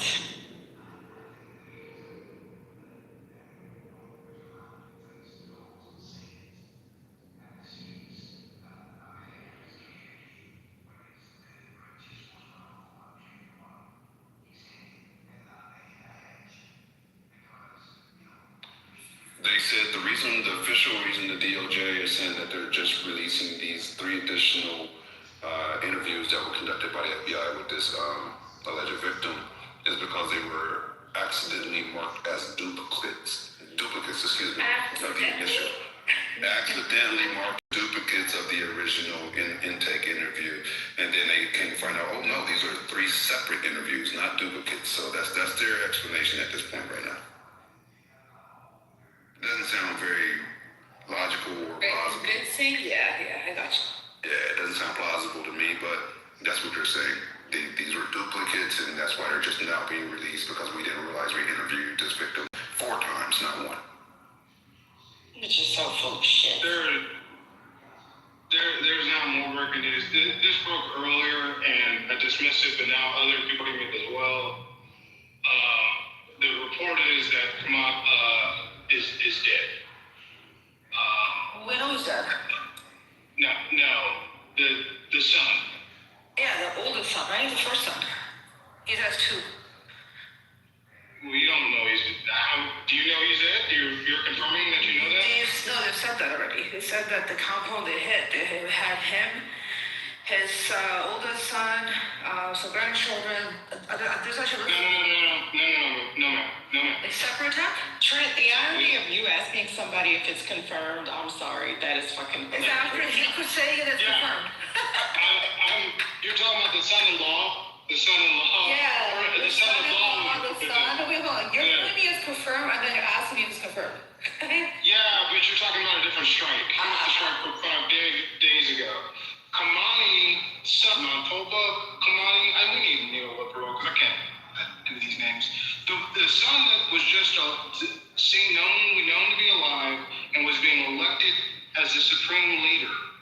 There are now multiple people saying that he was eliminated within the past couple of hours during the strike. So now we know that multiple commanders are dead, but they're now saying that the Kamani, the son who was ready to take over, is also now dead. I mean, wouldn't that be intentional if the United States said that they wanted to choose the leader? Did y'all see the picture? I wanted to make it my PTR so bad, but I'm trying to, preserve my little karma on Clubhouse. Did y'all see the picture? Somebody put Marco Rubio in the in the gold chains of the Persian guy that was in the 300. Did y'all see that shit?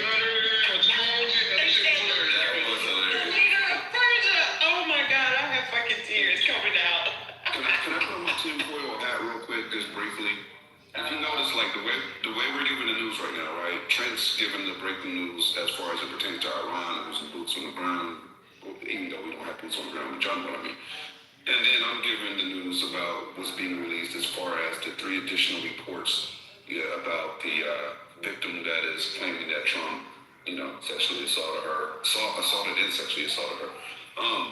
With that being said, do you think that the timing is playing a role? Like they're releasing these now while there's something else controversial to kind of distract us so they can say, oops, we did this, here these go, and hopefully they fly under the radar because we're focused on what's happening with Iran, or am I thinking too much about it?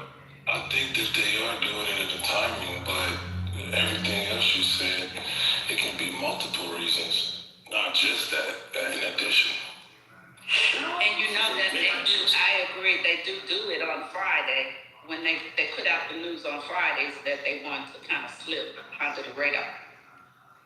No, you're not thinking too far into it, Gemini. I thought that too. The timing is very, very. I'm sure if we made a chart, you could probably sort of kind of see a pattern of what's going on. Because I think Trump did say, so this is the second oldest son who they said would be the Ayatollah after, his father was assassinated. Then, they've said it a few times that this is a person, and then Trump said, was it yesterday, that he needs to have a say. And he actually said that he has a veto. I don't know how you go veto in other countries' business, but whatever. He thinks that he's too soft, is what he called his second oldest son. And then I think it was Netanyahu who said that they would assassinate whoever tried to take that position from the IRGC. And with all this being said, plus what you just said right now is pretty intense, Gemini, with 3 additional interviews being included. And then this comes out a few hours ago. So if that all lines up, then I don't think it's really a tinfoil thing. I think it's reasonable to say that there's a pattern here. Yeah. If we are to go back and look at what's really going on in the Gulf at the moment, there is a company called Planet Lab that publishes satellite images. The company has now said it's going to wait for 96 hours before it will publish images of the Gulf states, of the damage that has been inflicted on the Gulf states. And there is also another news that Russia has, this is now on AP, has given Iran sensitive information about U.S. locations of U.S. military installation. Yeah, they've been doing it. I said that 5 days ago. That's the problem with our media, is it's so late to the table. Well, obviously Russia was helping Iran And But this means that the conflict is worse than what's being reported. That is Chair, they want to. Talking over her. Go ahead, Mary. So simply put, the conflict is worse than it's being reported. The Western countries are trying to limit information on how much damage has been caused to the Gulf states and Israel and the position of Iran, while they are happily showing damage caused to Iran and bragging about it. The other part to it is the companies with satellite images refusing to publish those images as it happens means by the end of this week we are going to have a very good picture of the impact of this conflict. That's true, Maria. What I'm understanding is why we're bombing. We bombed along, how many was it, 4 or 5 civilian hospitals? It's some of the stuff that we are reporting on that we've done to Iran. I mean, again, military installations, all that stuff makes sense, but now apparently Coles are meeting, and again, I'm not sure if it's confirmed yet. Apparently the hit that was put on those school in Iran, the first day we had those elementary kids, I think over 60 passed away. That's apparently been done by us, apparently. But we know for sure that bunker buster bombs have been hitting civilian areas. I don't know why this is all coming out as if it's like a win. I mean, taking down any type of military installations that would be, you'd have to destabilize to protect your bases. That makes sense. But when Iran's hitting up, if you guys go look at some of these reports from people that are on the ground that live there, I mean, have some family, and the images that are coming out, they're hitting up U.S. military installation within the Gulf states. There are some civilian areas that have been hit, and yes, Massaudi just have been arrested in Qatar, and I think in Dubai as well. So I'm trying to figure out how we sort of create a narrative of what a win is versus what an actual win is. I don't think, bombing the fuck out of civilian areas is something we should be celebrating. Yeah, Pete Hegseth is like, we're dropping bunker buster bombs, 2,000 pounds worth of arsenal on civilian areas. So I don't know if it was actually at this point. So everything you said accurate. Here's what you don't know. That is just broken. Is that they have hit Camp Victory, which is in Iraq. There is flames up right now. There's an Apache, one of our Apache helicopters in a firefight with some Iranian-backed forces near the Iraqi border. That is happening as we speak. You'll hear about that in the next 4 hours. On the flip side, with their, how did you know? Because I know. Because I know. On the flip side, we've destroyed. It's just released by CENTCOM. We've hit 3,000 targets, 3,000 plus targets, and sank 32 ships and submarines of Iran. And again, as you know, that it's very questionable who's in the leadership that is remaining with the IGRC and with Iran right now. So all these things are true. The reason why they're holding these satellite images for 96 hours so that Iran doesn't know that they have hit certain targets. They don't know that their targeting is accurate, because while Russia's helping, they don't know that what they're hitting is right. That's why there's been a blackout, neoliberal said before, from Saudi Arabia on sharing images in real time, and that's why the information is still in flux. But if you take it on holistically, the annihilation of the Iranian army and its military by Israeli and U.S. forces is without a doubt. We have full control of the airspace, and they are preparing to invade with ground forces supported by us within the next probably 48 to 72 hours. I'll end at that talk again. When has oil spiked? Jesus, last time oil spiked this much in a week. And Trent, do you have any idea? He lost 83. 1983. It's just so absurd, yo. So, I'm going to be a little bit more nice to Trent. He's just reaching his old black man era. If many of y'all's uncles and daddies had Twitter, they'd have been saying the same shit at the house in '89. Well, when you came back from T-ball practice, Daddy, I hit a double because when they threw it to first base, he dropped the ball and I got sick. That's not a double, boy. That's a single with an error. Instead of like dashing your dreams to play Major League Baseball, your dad would have been like, let me tell you something that's going on in Desert Storm, boy. This boy named Saddam Hussein. That's what we're gonna. Trent is just in his old black man phase. I'm gonna be a little bit more. Nice. Y'all gotta let him get it out. If that's fair, don't question him. He'll keep moving around. Only thing is, he was gone. I wouldn't have given him his here. No, I mean, it's like my uncle sitting in the lazy boy recliner, staring at the TV, pointing the clicker at it, changing the channels, drinking a Budweiser, and yelling at everybody. All with a TV tray and a TV dinner. The clickers, You call it the WhatsApp University. Those forwards are pretty bad too. With a Swans and TV dinner.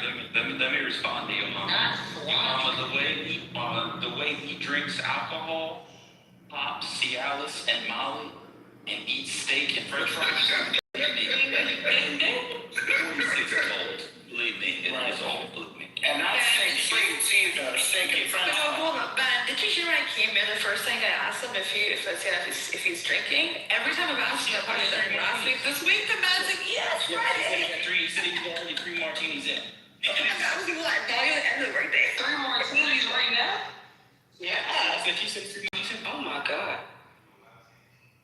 Yeah. Y'all heard Trent drunk on the app plenty of times. I know y'all heard him slither on here before. Yeah, my Gemini, it's more also than usual. Like I've never had all the time. And not at 3:30. Not at 3:30. That's crazy. Exactly. No, it is. If I'm getting dressed like that, I'm not gonna be 3 martinis by 3:30. Ben, have you ever heard me drunk on here? No, in fact, I don't think you drink. If I had to guess, No, I don't. I don't. Yeah, I'd rather. But it's crazy. Every time I've asked him, jokingly, he's always said, yeah, it's a Friday, it's a Sunday, it's a Saturday, something for him. And I just Hey, want man, I'm about to to really make you laugh. I really don't smoke like that either. That's the funniest thing. This is business for me. Oh, I know that. I don't run around smoking this all day. You can't do that. That's why you're successful. Don't get high off your own supply. That's the rule. Not saying, not that's the rules while sounding high.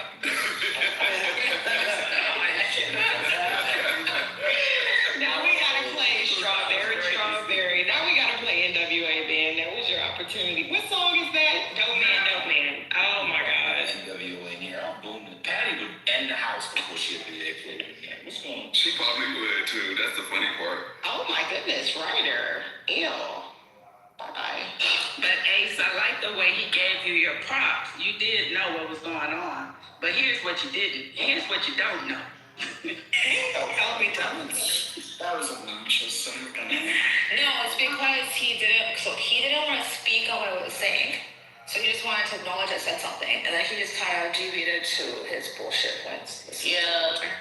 Trent seems to know all the most sensitive information because he knows and can share it on a public app that's always being recorded, even if the room isn't. Miss Cleo, what's worse is, I believe, I can't remember who was speaking. Yeah, Sabrina was giving a great account, and he was off mute. He was dying to jump in, so I on purpose muted him so I could say something relevant. That's the reason why he deleted. My favorite thing is to mute people who don't know, you can tell they just talk to spam the room. Like, it's like real, like live spam, which I didn't know was a thing. But I'll mute people who are live spamming, and they won't know that they're on mute. They've been talking and talking and talking. Oh, that's the best. It's a sense of entertainment for me. I don't do it in here because, we have coop. I do it in here. Most of the time. I have been tipsy on the app. I do have to acknowledge y'all. I was in Vegas, was waiting for my bestie to get there. I had the little champagne, the little complimentary. Man, that shit went to my head so quick. Oh, I don't really drink champagne. What is it? A little, like a whole Did you champagne? get paid? You make mimosas. Drink? No, I just drank it. You know, they had the cute little charcuterie board, and I ate up all the little cheeses and chocolates and shit. Man, I drank that stuff. It was Lonzo's room. I could hear him laughing. Like, is Mickey drunk? I didn't know that I was Did you have a drink or did you have drinks? Girl, I drank 2 of them little hoes. They were so good. And I was like, we were going to see New Edition, so I was hyped. We had the little suite. We were doing good. I did not realize that champagne could get you drunk. I always thought that, like, if it's not, like, hard liquor, it couldn't impact me, but shout out to getting old. Yeah. I can't handle my liquor anymore officially, y'all. That's okay. Hey, you'll laugh me. Gotta have a couple mimosas. I'll be feeling tipsy for it. You said you don't drink. I don't. That's why. That's literally why. That's what I'm trying to say. If you don't drink, that's why. Right. Oh no, I get that. I have 1 drink and I'm fucking toast. Scotty, when I say I don't drink, I mean almost never. Like I drink here and there. Like if I'm in a social setting, there's alcohol, I'll drink, but I It's not a drinker, not. Yeah, I have no time. Drinker instead of I don't drink.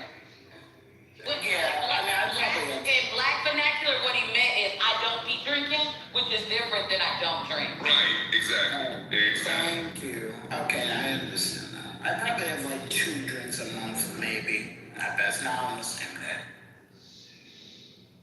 You won't see me on here like Trent drunk on a Friday afternoon, casually out for some Johnny. If Trent is an example of what drinking looks like, it would be a bit wine. I was thinking that, hey, thoughts like if Trent is the bar, I mean, it's the bitches I don't think are sober who are. Yeah, for real. And he doesn't get it.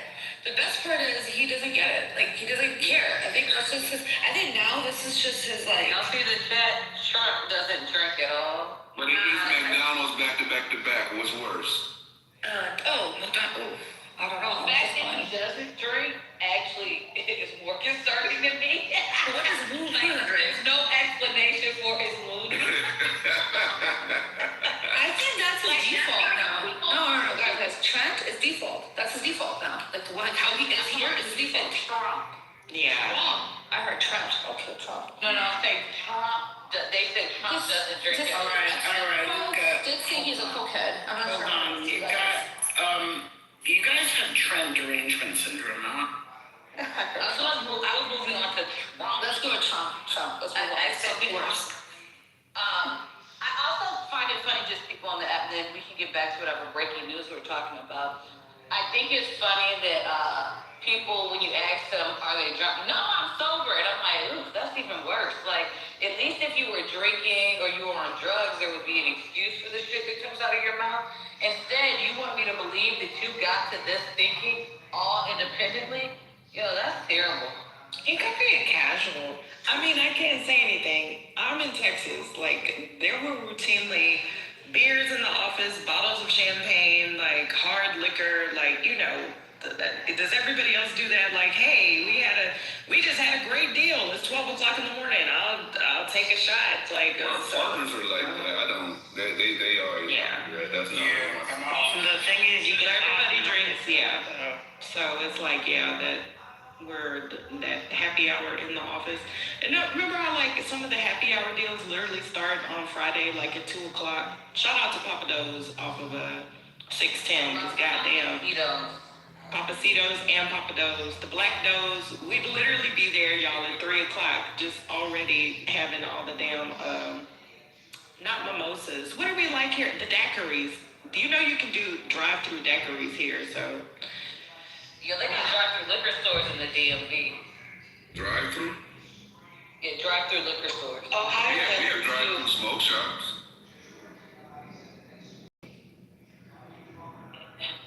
Really? I feel like it's all about a drive-through liquor store. I've always felt that way. Vegas too. No,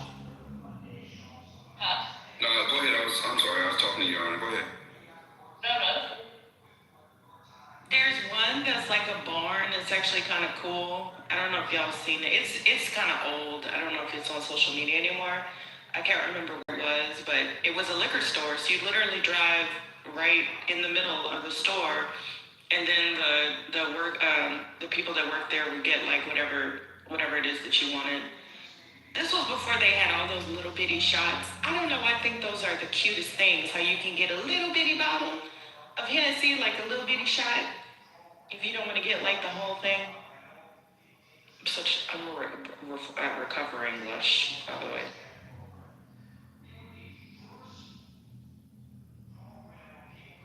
We like our daiquiris, Michael. But remember, the old people literally used to dab bourbon on our teeth for teething. So, it's their fault for exposing us to that so early.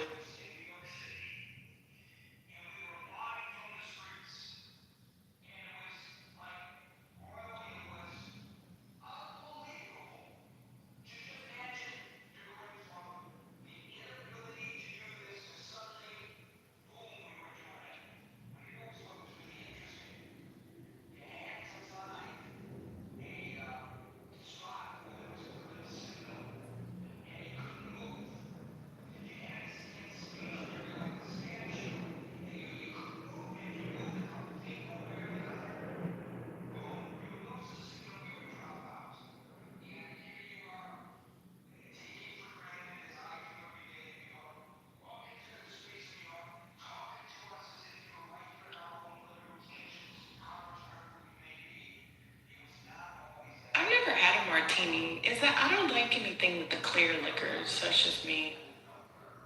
But anyway. I knew I liked you. I knew you liked you. I am not a clear liquor. Really?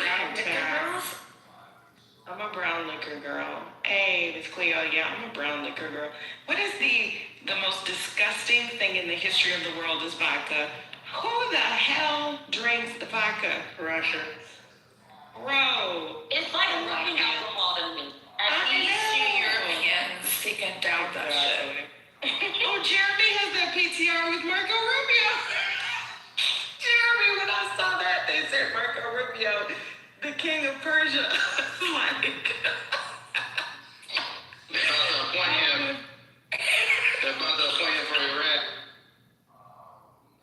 The internet is undefeated because that shit is hilarious. Not they shaved his hair too. I am crying. My God, the nose piercing with the ear dangle. Oh my God, wow, the internet does not disappoint. Britt says not too much of vodka. I knew you were that girl, Britt. If you're a lemon drop girly, that's fine. I do lemon drops. I also, if you can get like a really good cucumber or like drink with vodka in it, they're very nice and We know Britt has taste. But I like light liquor, brown. The only thing you can't get me on consistently is gin. I can't do gin very consistently. But everything else, As long as it's you have some expertise. Right. So long as you mix the drink well, I'll dabble, So yeah. What don't you like about gin? Is it the juniper? What's your like for me, it's just not my go-to. Like if I look in my little fake liquor cabinet, it's vodka and whiskey, and I do have Hennessy in here. So like that's where I fall. is that your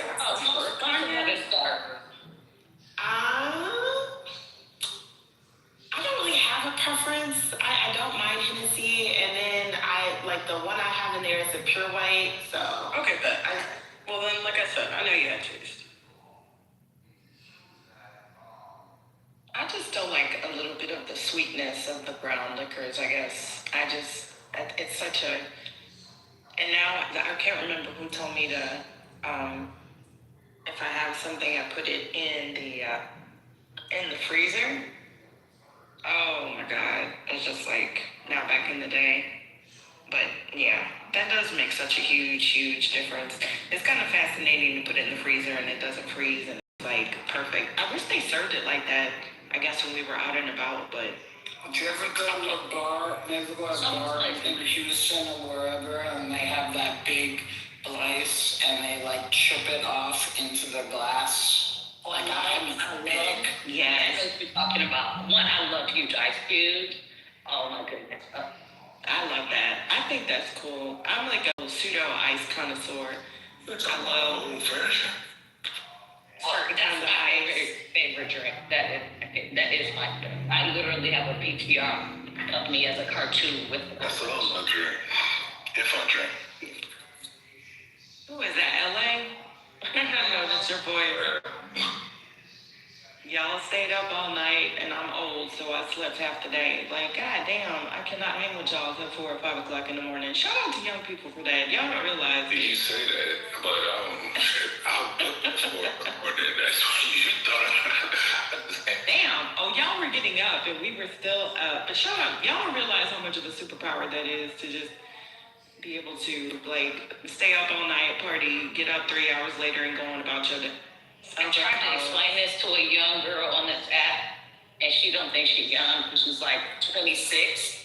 She's like, she's like, when I did it, I said, girl, you just became an adult. Like, what are you talking about?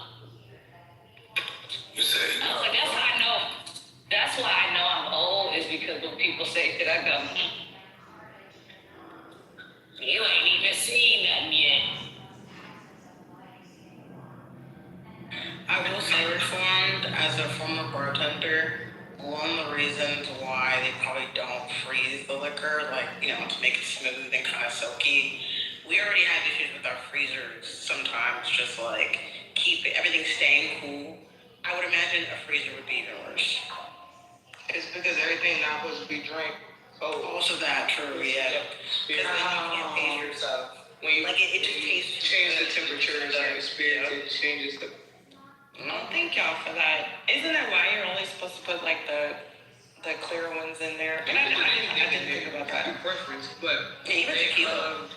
but all of those brown spirits have oils in them, and when you freeze it, that's why a lot of times when you see the drink, you hear that little like, if you mix ice in a drink, it kind of, you can see the texture change. The oils are being released more, you know.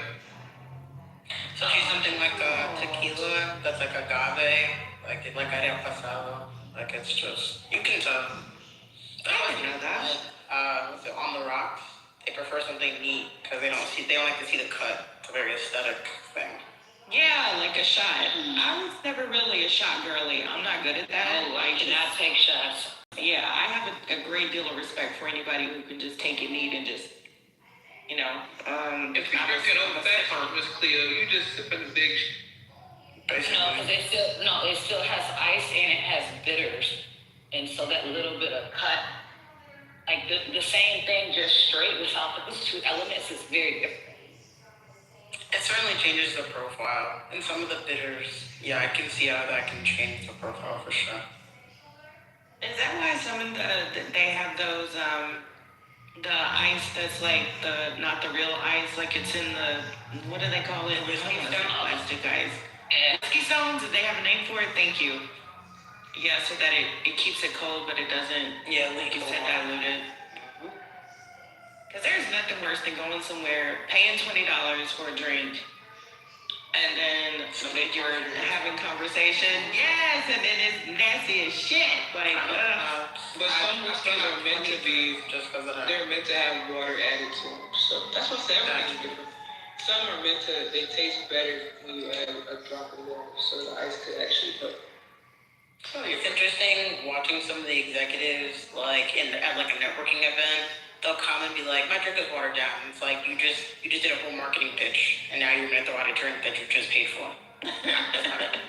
Fucking strange. I did not think about that, y'all. Thank you, Britt and Dr. Library Card. I guess is that why certain drinks, like you'll mix it with pineapple versus orange juice, I guess, or cranberry. I guess I just thought it was to taste. I didn't know that it could like change, you know, like something within it. Some spirits naturally have their own citrus notes to it. So when you pair with citrus, it enhances this in the spirit. Right. It brings something else out. It was actually Billy, it wasn't Britt. Britt was the one that we interrogated about the vodka. But largely it was a gentle. Oh, Billy, my bad. Gentle inquiry. And we got wrong on how you pour your level. When you think through how citrus It's one of the reasons why people don't like the quote unquote lighter liquors is because it's hard to like mix things with.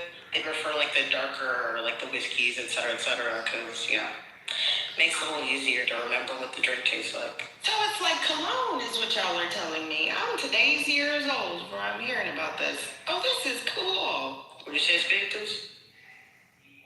I didn't say anything. I mean, I love mixing drinks. So, yeah, I just don't like drinking them, but I love making them, like mojitos and stuff. I love a great mojito, but you have to make this shit, whether it's an old-fashioned or mojito. Like, you have to actually put in the work. So that's the thing I hate the most. You go out to a place and you have a shitty bartender and you order a fucking $18 cocktail and it's fucking bullshit and it's fucking trash. Like, I want you to put the work in to make it taste good, because an old-fashioned where you're just throwing a orange and a cherry in and you're not muddling it, and same with like the mint in a mojito, if you're not muddling that shit with the lime and the sugar, like, get out of here. Just give me rum and coke then. Meredith, I'm gonna tell you, this is why we give you a hard time about the IKEA furniture. This right here. Why? I don't do the IKEA. Because you're strict with alcohol and not your furniture. Right, he's picky as hell about everything else. That's not big. No, it really. Okay, so I know somebody who actually gets awarded for making drinks, right? Like he's not a flair bartender. He's like a mixologist. And when he goes to competitions, people know to move the fuck out of his way. Like it is a science. It's not. You don't play with that type of shit. I can get that. Furniture, if you're moving all the time, I know you're in New York. It makes sense they're not moving. I'm not moving. I was at IKEA. I went for a ferry ride to the IKEA store that was free. That's it. So, yeah, I actually have to take a sip of my drink first. That did not assign when I'm a tipped up bartender. That's a good praxis. I salute you. I just want y'all to see how freely y'all talk about being alcoholics up here. Oh, I'm not judging. I'm not judging nobody. But whenever I get to talk about the greatest butter on the planet, you get crazy. I just want y'all to know. It's hard to distinguish weed, to be honest. That is not true. It's hard for me to distinguish weed and edibles, tinctures, and all that stuff. I like a joint or a blunt, and that's it. Get out of here with all the other bullshit that doesn't give you the same high that a flower does. I agree with a you. joint or a blunt, and that's it. But there's so many different types of flower. Take your gummies and get the... There's so many different types of flower, though. Like, you can, like, I can smell it, taste it. Yeah, I hear you. I mean, I typically look at a hybrid or indica-leaning hybrid. That's all I deal with. I don't do I'm not doing a sativa. I don't need to fucking go crazy. Indica hybrids is what sell. Like, the stores don't want the fucking sativas at all. Wait, what's a sativa? What is that? That's like coffee. Shit comes to like coffee. Yeah, indica is a hybrid.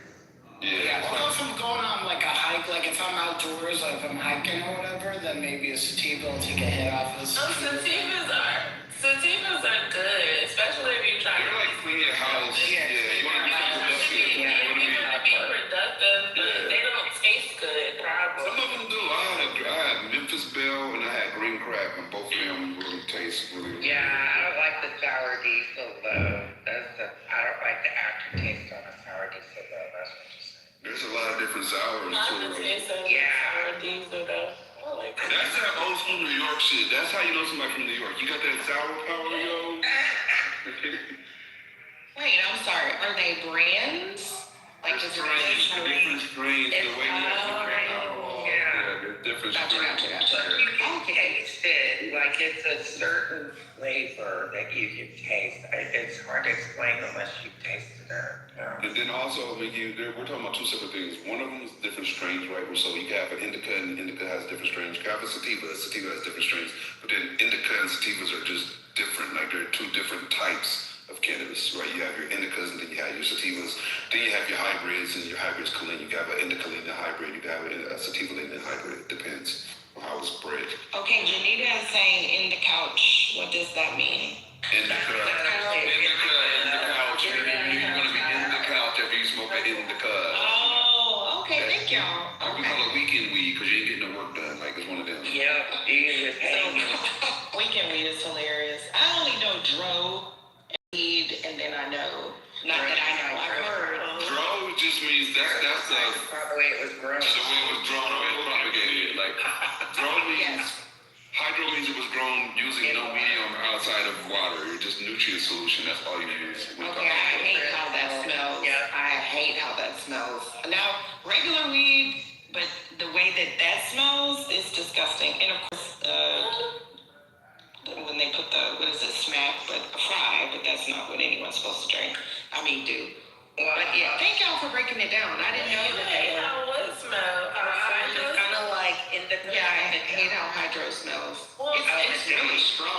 It could be any weed could grow hydroponically. That's what. Right, that's true. That's true. It just depends on the whether you want to grow it in water or if you want to grow it in soil. It's different. Like hydroponically. It could be the same strains. They're just grown different ways. Most of the shit you're going to find in the stores right now is going to be hydroponically because they grow, they veg faster. Yeah, so we can do it a lot faster. We can get more harvest per year if we do it hydroponically. So a lot of it, like in the stores, is hydro. And I'll also say indica, although it's a quote-unquote downer, some people actually use it to like finally get out of the house. Like it is technically indica, quote-unquote downer, sativa, quote-unquote upper, but some people it doesn't work that way with their brains. That is true. That's true. I will attest to that one because mine is, I use mine for ADHD and bipolarism. It helps me focus. I maintained a 4.0 in college, smoking weed every day, so you have to know what you're smoking. You want to know who smoked a lot? Steve Jobs was an avid smoker, believe it or not. The boomers died. Steve Jobs. Yeah. I have definitely learned the different strains and how it works with my body. So usually, and honestly, I know this sounds funky because you guys probably think I'm nuts anyway, but you guys have never talked to me sober, ever. I've had people that like, we never know. Stop it. Well, also, if we're being clear, Steve Jobs also pointed a lot of his vision and creativity to the fact that he did drop acid several times. So did he say that? That's interesting. Oh, absolutely. I just want to say that Gen X low-key is right. We do gotta stop smoking so much weed. It's bad for our brain, bro. The studies coming out, like, it's not going to stop for that. I don't go backwards like y'all, but y'all backwards. That's how you, I know you got shitty weed if you put it in the backwood. That's some kids. That's some it's not about people quality of weed. I'm saying it's cultural. Some people culturally. And we don't smoke. We don't smoke that's not what I do. But some people, that's just what they do. They smoke woods, then they addicted to weed because they are really addicted to the woods. So it's getting better. I definitely know some young people that are addicted. They spend like $300 to $500 for weed, though. No, I mean they smoke it every single day. Like they can't not smoke it. I smoke every day. I will say this though, right? When I first got into the business, I came in on the cultivating side, right? I had a 50 light warehouse in Tahoe where we would turn maybe like 80 pounds every 2 months, so give or take, right? Then I got into actually opening up the store, and that's when I really got to start meeting the people, because other than that, you just meet the purchasers for the store. And when I started, it was in Pasadena. It's called Golden State Collective on Mentor Street. But when we were open, I would notice a lot of the clientele, the college students, and you would think because we're in Pasadena, which is a college city, that would be mostly college students. It was mostly working class people. Mostly your blue collar people. You'd be surprised. And a lot of teachers. A lot of teachers. They do all the drugs. Of teachers. Like, they don't get drug tested. They need it, man. I'm telling you, all them good kids, they need it. They don't get drug tested in Atlanta. They don't. And a lot of teachers. The best man, the library card to tell the truth. Keep speaking the truth, Dr. Library. No, absolutely. Because reading the research that come out, I mean, it's bad, y'all. Like a lot of this research, though, we gotta have context because a lot of people don't know this. But if you do your due diligence, which I do because I'm part of a lot of access groups and things like that, a lot of the research is being funded by big tobacco. No, that's not. No. A lot of it is. A lot of it is. No. That's where we're hitting their markets right now. Hold on. I'm not talking about that. Wasn't even. I'm talking about more recent research since people. That's what I'm talking about. No, but wait. Big tobacco is not even. Yes, they are. They're still Oh my God! Yeah. All right, yeah. Suits, please. No, but Dr. Library Card, what were you saying? I was trying to say, this is like something you could also see. So like, I'm a part of the generation that weed was legalized when we turned 21, right? So like, we grew up with access to weed in a different type of way. It's starting to be more prevalent. I forgot the name of that disorder, but where people who their bodies start rejecting the weed and they start vomiting every time they smoke. I've never seen that in real life. I've only read about it.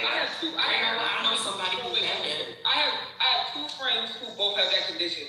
We've been smoking forever. Their bodies start rejecting it, and now every time they smoke, their body vomits. Like their body rejects cannabis. I mean, Where they get the weed from? Everybody say they smoke some contaminated shit. That's a real condition. They smoke some contaminated shit, now their body's got a problem. Wait a minute. Dr. Library Card. Okay, go ahead. He asked the question, please, because I'm trying to learn. Y'all are just trying to push back and just make stuff up because you don't like what you say. Dr. Library Card, what are the negative effects of what would you call excess weed consumption? I'm trying to figure out what the research says. What does the research says is the result? Oh, I'm no scientist, but I've read some research about brain cell deterioration with prolonged what they would call excessive use, which is how most people do it. Like smokers, they smoke every day, multiple J's a day. Nobody really a social smoker. I mean, unless they just people who just when I'm around my friends, I smoke. But I'm talking about the research about people who excessively smoke, like often. Especially the funnel users, because that's a lot of tobacco. Yeah, all of that shit. That's what I'm saying. It affects like over time. They're talking about like short-term memory function decline and like brain cell deterioration. I'm not anti-weed or nothing. I smoke weed. I don't smoke weed as much as some of my peers. But I'm just saying, it's like there are negatives that we're going to start to see because now they're able to actually do more research now that it's legalized, and we're having some time apart to see people who use it in adolescence and now use it as an adult, and it's legalized. They're just able to do more research. It's not a bad. All right, I'm gonna tell you this, right? I've been in the business for about I'm not even gonna date it, bro. Longer than a decade on the legal side, and another decade if you want to take it to the legal side. With that being said, research has shown, and they didn't just start researching it now. It just became legal for other states. It's been legal in California for 30 years, and they were doing research even prior to that, right? The research predates when it became illegal in California. So they've done a shit ton of research on it that they don't want to release because they want to control the public narrative. So you can say shit like you're saying right now, right? That's the way they do it because they need to be able to control it, to be able to monetize it. Their whole thing is to monetize every aspect of the plant. They want to tax the plant. They know good and well that everything else they have legal right now, alcohol, tobacco, is far more deadly and has no medical benefits at all. They understand that, right? So they need to control the narrative to control you. With that being said, it's been tied to short-term memory loss. It's been tied to lack of focus for some people, and it's been tied to most recently, and this is where big alcohol has came in and tobacco has came in and did their due diligence according to them, which I don't really fully believe them because their competitors and were directly impacting their market. They've done studies that show that when people are using recreational and medical cannabis, they're not using as much alcohol, which alcohol is not liking that because we're literally taking money out of their pocket. They said it's related to like a high long-term use can be related to heart issues. that's the big thing they're trying to push now. So they have not really been able to justify it on a large scale, but on a small scale, they said they believe that smoking is like if you ingest it, it's not the actual THC, it's the method of ingesting it that actually is creating an impact. Your lungs lead to heart issues, is what they're saying. So those are, if you were to be specific about the main issues that they're pushing back on. But now, with that being said, there's not been one death from overdosing on cannabis. Nobody talk about There's never been a death. There's been like 50 million deaths today from alcohol and tobacco. Because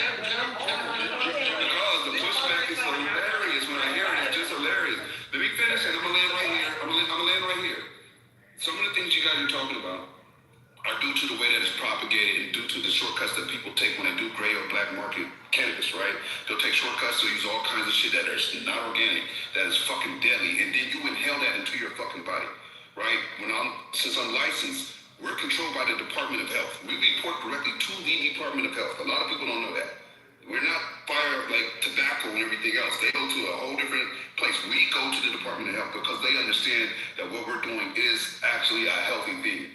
Right, so when you start talking about the different things that are happening, every time we turn in a pound to a collective is the name of the stores out here. When we turn in a pound to a collective, we have to have the accompanying lab paperwork, the COA, your certificate of analysis, that shows every aspect of that plant, from the pesticides used to the mildew, mold, no spores, everything has to line up. And then they have a metric system that ties it to each individual plant. They do that so they can tax each plant. They have a proposed weight that each plant has to have, and you have to pay the tax for the minimum. So you better be able to grow. So this is a lot more control. This is not just, I got some weed type shit. This is a whole different element that we're doing because I supply both medical and recreational stores. Value. I own the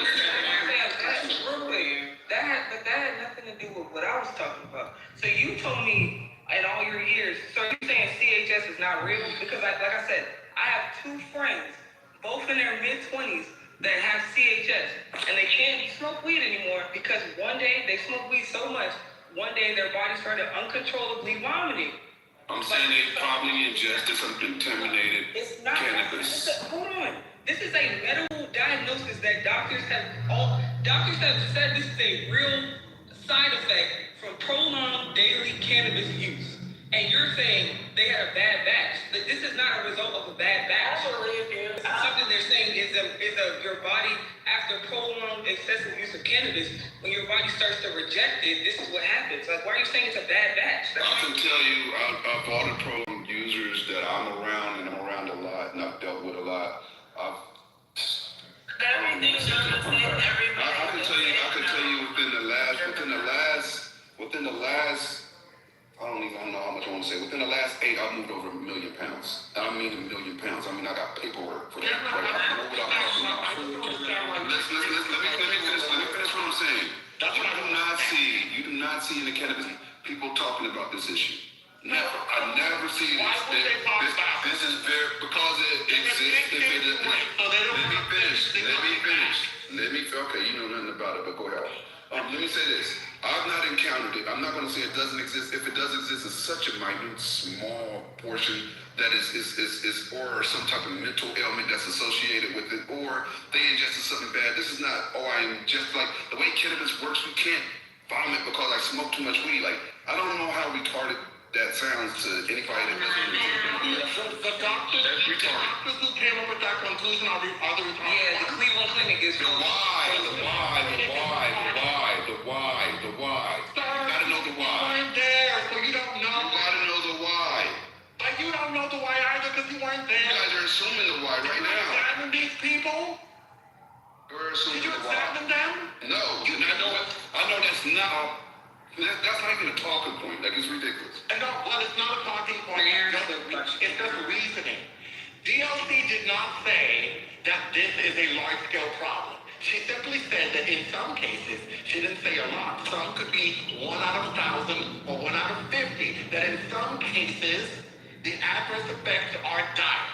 And she gave us 2 examples of what can happen. Has anybody died from this yet? Take too much weed. Has anybody died from this yet or no? Wait, can you tell me the people? 1 second, guys.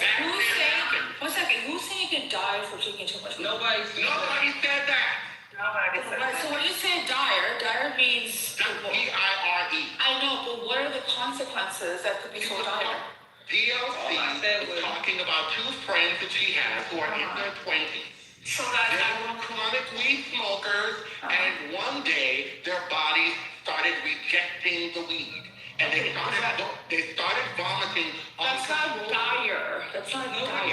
Dire is. I'm not gonna argue. Can you listen to the about my use of the word dire. If you don't like it, you don't like it. It's fine. No, all I'm saying is I'm not a weed smoker. I don't drink, I don't do anything, but I can tell you for a fact that people don't like vomiting from something. Actually, and two people, you get the from some this. Wait. Can I say something, please? I'd love to be able to ask my question. Say something, please. It's clear that you don't know what you're talking about. Okay, please. It's an actual condition. I actually seen the report on CNN like December or some shit like that. Well, last year sometime about it. It's a condition, but it's just like anything. Everything comes with pros and cons. I don't understand what the big deal is. They don't want to deal with the ugly side of the thing. That's what it is. I'm looking at it right here, right? This is what it said, right? The cannabinoid hyperemesis syndrome, CHS, is a condition seen in long-term frequent cannabis users that causes repeated episodes of severe nausea and vomiting. It is highly unusual because cannabis normally reduces nausea, but in random heavy users, the body can react the opposite way. Yes. May I ask a question? Get the fuck out of here with that shit. I feel like I've asked that 4 times. May I ask you a question? Please do. Wonderful. So, one of the lawyers that I know works specifically with helping folks who do this work, your industry, cannabis, making sure that they can find places where they can legally either rent or own a building, brick and mortar, whatever you want to call it. And in the conversation that he has with folks, I think there was a recent, I don't know if she's a graduate of, I don't remember where she's from, but I know for a fact that the first Black woman in Denver to have her own brick and mortar, I think it's called All Natural or Natural something. She's been talking about what it's like to be around long-term users in general.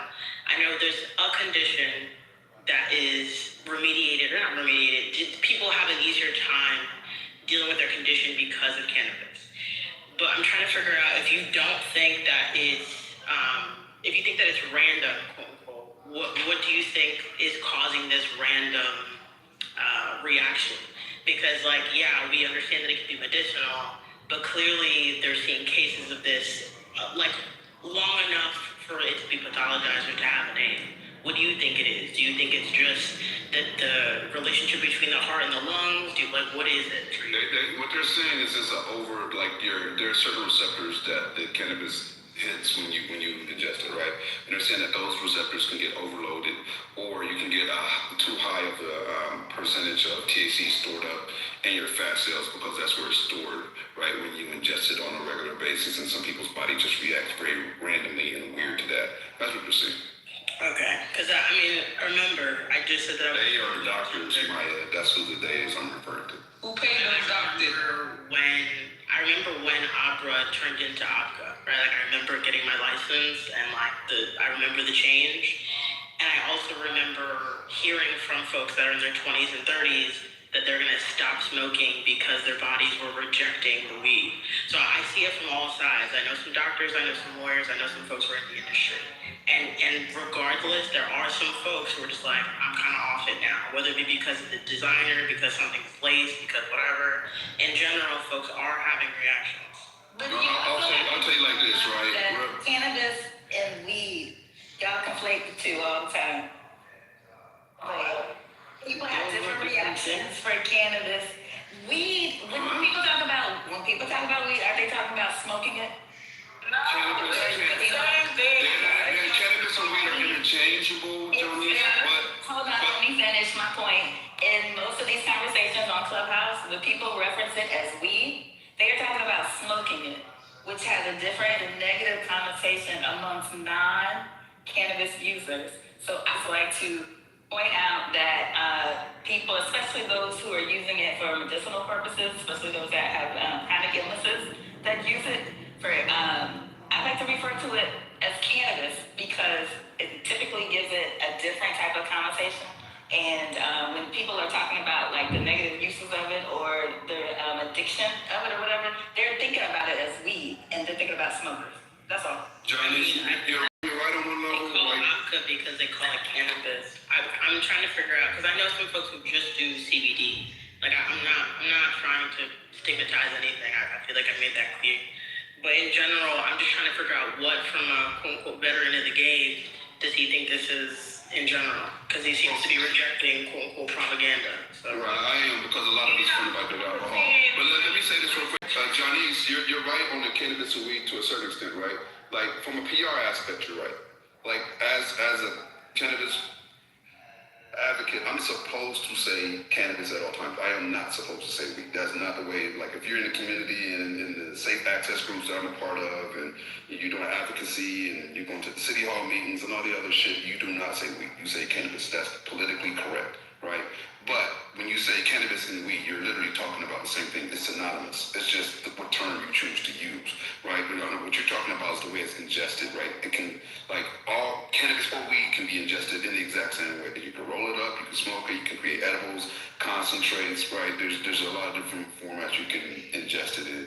And what you're saying is good from the medical side, but it's literally the exact same thing. I mean, I know that, like, I don't need the education for it because I also advocate for it from the social justice and social equity standpoint. I was just saying it because majority of the conversations on Clubhouse, they think of it as weed, and those that do not support and advocate for cannabis and don't understand it, they don't often think of it as from weed smoking. That's what they think of. Well, at 49, I've been smoking since I was 17. I had glaucoma for 22 years, so that's one of the major motivators. And I'm now 49. I do not get sick smoking weed. I do smoke weed every day. It does help me. There are a lot of things that it helps me with to get me through. And even since I've had my eyes removed, I still smoke because it helps me to be able to settle down and focus. Like, we were in that room all night last night, and I was wide awake the whole fucking time. And it's just because that's how my body works. I have to be able to, settle it down so that I can get rest. And not having light receptors, that happens at any given time of the day. So, I mean, you don't know the uses that people have for it. Even if I call it weed, I've been smoking since I was 17. So I've called it weed this whole time. There was no proper way to speak about cannabis. Because you just fucking smoked weed, okay? But now you have different things to choose from. You have different modes, modalities, you have different effects. That's where you have to actually be educated. I know, a pothead being educated. Imagine that. You have to know it works with your body, and if it does work or does not work, and if it's making you throw up, then you shouldn't be doing it. And if anybody's gonna sit here and go and grab their pearls about somebody else getting nauseous over weed, then they should stop spending so much goddamn toilet time when they're dunking all that food. So, I mean, it's a give take. And it's a social acceptableness versus a non-social acceptableness that people struggle with more than actually taking responsibility for their uses of any kind of chemical in their body. So let's all think about that and stop demonizing something that actually helps a lot of people more than any alcohol or cigarette ever did. I just want to say, I don't know how I could demonize something I did an hour ago. All I say is that we do it too much. That's funny as hell, man. Oh my God, that's why y'all don't know what I'm trying to say. Every time I talk, everybody talks. Let her go. That's funny. I was gonna say this though. This is very. I was gonna say let her go and then speak. But she muted up. Wait, she was done. I gave Dr. Library Card a promise that if I was ever modded on stage, that she would be able to get her full thought out. I'm just go ahead. I'll wait. Please go, Dr. Library. All I was saying was that my generation does it too much. That's what the research is showing. Because we're the first generation where when you become of age, it's available for consumption legally, right? So it's something normalized, right? They're like, I'm in a generation where I know what they got now, since they got the vapes and the pens, they're doing it in school. It's middle school and vaping weed right now. In school. Like, I can attest to that. This is uncharted territory. So all I was saying is, I think we should slow down because it's not 30 years ago where we was positioned in a different way. You had to do it certain times a day. Now niggas are vaping weed at 13 in the bathroom at school, high on it, right now. That's uncharted territory that's never happened before, where they just can go vape it, no smell, no nothing, inconspicuously. You can buy it legally, unlimited amounts. If you got enough money, you could do unlimited amounts of weed. That's just uncharted territory. So that's all I was saying. I can attest to journalism would slow down. I agree. One thing It's also one of those things where now that they can't drink in some spaces. So now the same way that they're like, oh well, I'm sad, I'm gonna go to the bar. They're like, oh, I'm feeling an emotion that I can't regulate. Let me go get the vape. It's getting bad. People talk about how much ADHD medication is orally prescribed to children, right? Like that is an epidemic on its own. I know weed can be an issue at a young age, but let's talk about the real elephant in the room. But we're talking about recreational use. You're talking about Kids are overly prescribed, guys. It's a real issue. We're talking about recreational use. I know. There's a couple things we done skated over though. First, there is no way that a child is legally consuming weed. That's illegal. That's just like them holding their free alcohol. It's illegal. They are carded. The stores are held accountable. They have undercover agents that sit outside the stores hoping that you will go in there and purchase for them. They try to get you to make illegal purchases for you. So if a kid is getting a hold of that, which is horrible, and I'm anti that all the fucking way, I'm a father, that should not happen, and it's being done illegally. No store is legally selling to a child. Now, let me keep going real quick. Parents weed. Like I've seen it. But that's on the parents. The parents need to be on top of that. Outside of that, most of the research, and this is important, has been funded by the National Institute for Drug Abuse, right? That's like 90 to 80% of the research that's been done. So they've been looking at all the negative elements. There's so much, this is what the advocates go big on, right? Only like 15 to 20% is done for the therapeutic benefits that it brings to the table. Most of it is hyper-focused on addiction, negative impact, and they still can't find very much after fucking decades, right? If it was really that bad, all of their research would have led them to say, we can't legalize because of X, Y, and Z. There's not been one state that has implemented a medical marijuana policy and reversed it because of problems. Not one. But that's They are the ones that are addicted. They're more addicted to the money that they get from the tax, from the medical marijuana program, than any person is addicted to cannabis. But that's the U.S. That's what we're saying. Colorado said we can't balance our books without it. And that was before they went recreational. But making money from something is, come on, Gemini, making money from something. I'm not talking about the money aspect. I just want to talk about everything that you guys are talking about, all this negative shit is coming from them after years and years and years doing mostly negative research medically. They haven't been looking for the benefits. What is negative research? But if someone is dying from cancer... I can explain that if you want. Well, just 1 second. If someone has cancer and they tell them that you can smoke weed to help with your appetite, headaches, Exactly. Like I know someone that has basically like a tumor in their head. They have severe seizures and they can do medical marijuana. The funny part is he actually smoked marijuana before he started having seizures, so he thinks it's hilarious that now he can, get a prescription for it. But that's two entirely different things. We're acting like this is new. It was pot in the 60s and the 70s. Like, they've been smoking it forever. Like, I just don't understand this is not true and there's nothing bad about it. All Dr. Library Card was saying is that too much of anything is going to be harmful. And we know this. There was that lady that died because she drank 4 bottles of water in 20 minutes. Like, I don't understand the pushback is all I'm saying. The reason, and I want to address that, but Hurricane said, what's the negative? Why am I saying negative? When you have an agency that's... Negative research, so yeah, tell me. I'm about to explain that to you right now. When you have if you look at the National Institute of Drug Abuse, their focus is like drug misuse, the negative consequences, right? They're looking at the risks, not the benefits. So they're coming from a negative perspective. They're not looking at the therapeutic aspects of the plant. They're looking to find anything negative about it. Sir, because the steam train won't stop running. We're not talking about medicinal cannabis. That's not what we're talking about.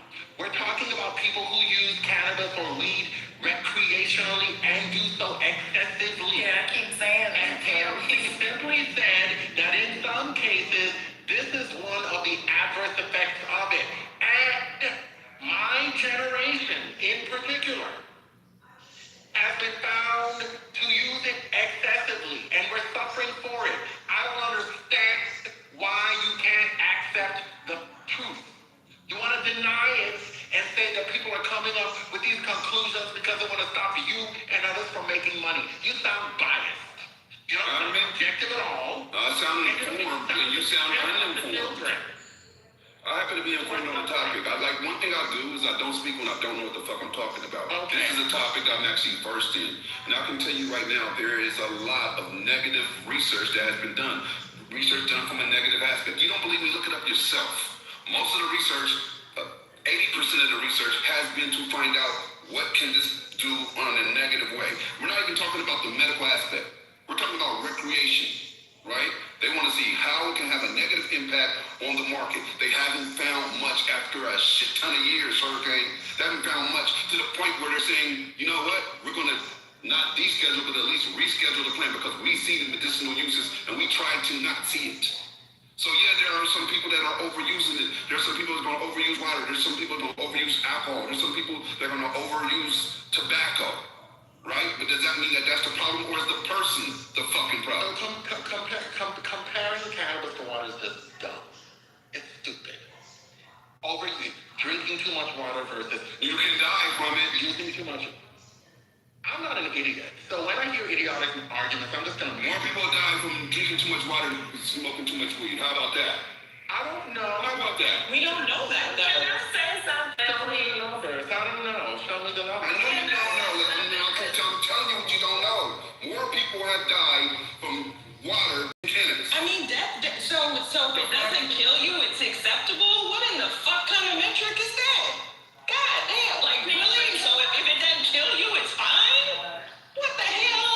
Oh, Brooklyn wants to say something. This just got out of control for no fucking reason. First of all, Gemini, you could be too extra. Like, chill out a little bit. You might need to smoke some weed. Because you be violent and how you be talking to us. I ain't gonna lie to you, but everything comes with pros and cons, guys. I don't see what the issue is right now. This is just everything that we consume, that in the water, motherfucking air, that is pro and the con, everything. So just relax. What's wrong with y'all? This whole conversation started because we were talking about having a little bit too much fun talking about mixing drinks, and then somebody was like, oh, but we can't talk about weed, so consider the source. But anywho, happy Friday. Happy fucking Friday. Can we go back to unattractive sports? I would prefer y'all to no shade. Me being somebody that mentioned that y'all was talking too much about alcohol, because y'all do be talking about alcohol. And all I said was, y'all be talking about alcohol freely, but then when people start talking about weed, then we get conversations like we just had. That's my whole point. Ain't nobody had no pushback, no effects on what alcohol could do to the liver or how it can kill the shit out of you. Nobody talks about that. But anytime weed comes into the conversation, let me finish. Anytime weed comes into the conversation and we talk about all the negative parts of the weed, and I don't appreciate that. What I'm saying is it should have, y'all should have the same energy for all substances out this bitch. Not just weed. You alky, you motherfucking winos that be outside busting it open for a goddamn cup of drink. Y'all got issues too. There's that. Brooklyn. Let me do this and take Brooklyn's point real quick. Every single day. I'm going to take Brooklyn's point real quick. I probably did sound violent. So with that being said, my apologies, Hurricane. My apologies, Doctor. I'm not trying to be rude and be overbearing or nothing like that. This is something I'm very passionate about, and I've studied and worked in for a long time. And I see a lot of propaganda spread about it, and it bothers me because I understand what they're trying to do. I understand that they're trying to monetize it. They don't give a fuck about y'all's health. If they did, they wouldn't let alcohol and tobacco be out there. They're trying to figure out how to monetize every aspect of the plant so that they can make it all the way legal. That's the only thing they care about. Once they figure out how they can monopolize it, I guarantee you'll see them moving differently. And if people are overusing it, I accept that. There is risk with everything involved, and there's definitely going to be risk with it getting in the wrong hands as far as children goes, and that's not what I'm here to support or do. So my apology. No, it's fine. You weren't violent to me. I didn't even detect that. I was just you sounded extremely biased and therefore not credible. That's how you came across to me. It was hard to believe you because you sounded as if you had an agenda. That was the problem. But I accept that. I just want to say, y'all went from listening to grown men quibble about dick pills and honey packs to fussing and arguing about weed. And I prefer the former. Black people, y'all need to come from amongst them and renew your mind in the word. Let's all turn this on. Did you study from the hurricane school of in the word? No. That sounded a little bit hurricane right there. Shut up. Britt was raised in church. She knows her word now. Like she might give them like y'all Catholics. She don't really know the Bible because y'all don't really study. You know what, hurricane? I'm about tired of you coming for me, motherfucker. I'm serious. The Catholics don't know the Bible. Sorry. Oh, Jesus. Y'all barely read it. I have acknowledged that. We have the little missiles. Okay? Up, down, sign of the cross. Thank you, Jesus. Hallelujah. And then we take our ass home. I read the British AME. See, that's why she has good. She was a doctor. That and also, for you, Miki, you remember, I just forgot my bookie's name. What is his name? Because I don't want to say what y'all all remember him from, because I find that. Give me a second. I'm going to find this boy's name. Okay. Not too much on the Catholics. And shout out to that nasty ass little container of holy water that everybody dipped their fucking fingers in. And now that I think about that as an adult, I am appalled. Okay, so do you remember Andrew Caldwell, Miki?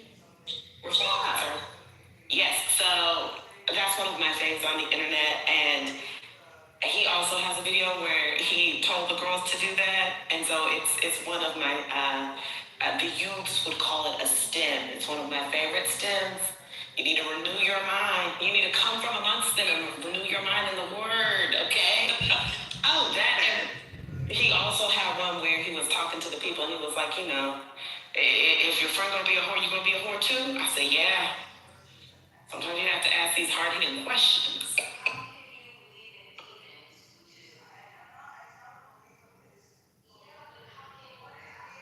We talked about that, Matt.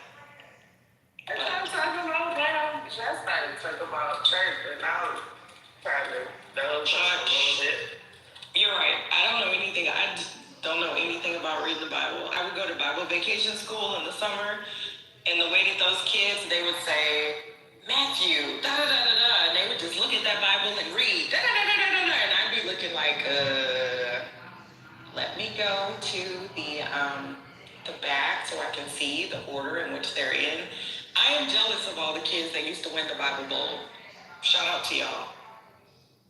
How many books? Yeah, shout out to Vacation the Bible? Ripple. Shit, don't give me the line. Oh, that's my bad. You don't know? No. Oh my God. I was not even allowed to touch the big ass. 66. What's the last book in the Old Testament? Wait, I should know this. The last book in the Old Testament is where it's a prophet, right? I don't read the Old Testament. I'm sorry. A minor prophet, yes. It was a minor prophet. Does it help that I named all three of my children after people in the Bible? Does that help at all? It's informative. It doesn't. Damn. What's the point? You don't teach your children about the Bible. Shout out to Micah. My mother does that. That's her. I didn't ask about their granny. Actually, my ex-husband was Kojic, so my kids did learn the proper way of the Bible. Thank you very much for Not really, actually. Kojics are really light on doctrine, so they're not even good for that. So. No, but they do talk about the Bible, so shout out to those praying people from Fort Worth. I'm just saying. Shout out to them. Yeah, Kojic doctrine is so bad. I have breaking gay news. This is according to I don't know if this is credible or not, so I'm putting that out there. The Borowitz report, it says they're based in Washington, and they're saying this is credible online. It's giving Punchbowl News vibes. New, Mark Wayne Mullen has now been romantically linked to Corey Lewandowski.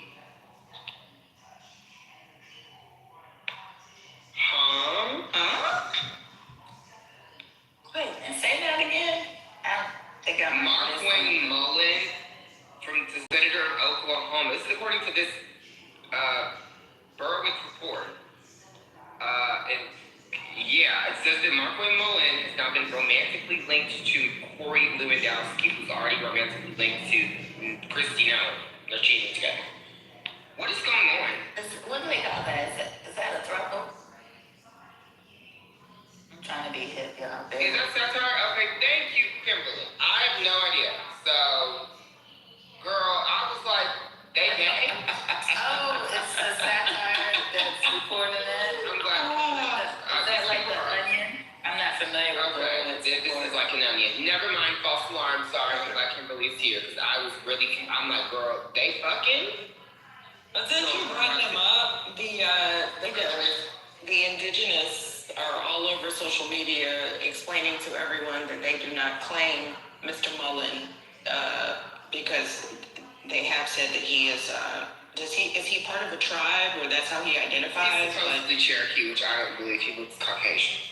Yeah, they are disavowing him. So, because I think that one of the chiefs came out and made a statement saying that they were, this was a historic moment, yada, yada, yada. And then all the other groups were like, yeah, we don't fuck with him. Just letting y'all know, so. Yeah, he's giving John Smith and not Pocahontas, even though Pocahontas terribly treated, so. He's just, I don't think anything about him is Cherokee except the car he drives, so. Anyway, I'm gonna go back down. Oh, the president of the group says that we should return to politically aroused. Oh. Bring sweet to the room. Please don't bring in totem pole. Dear God, I don't. Mm-mm. Well, we know you like polls reformed. Not that totem. No, sir. What am I supposed to like? Peaches? Nothing against peaches, I'm just saying.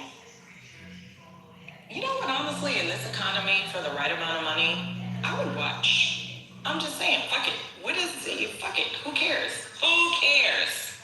Do you?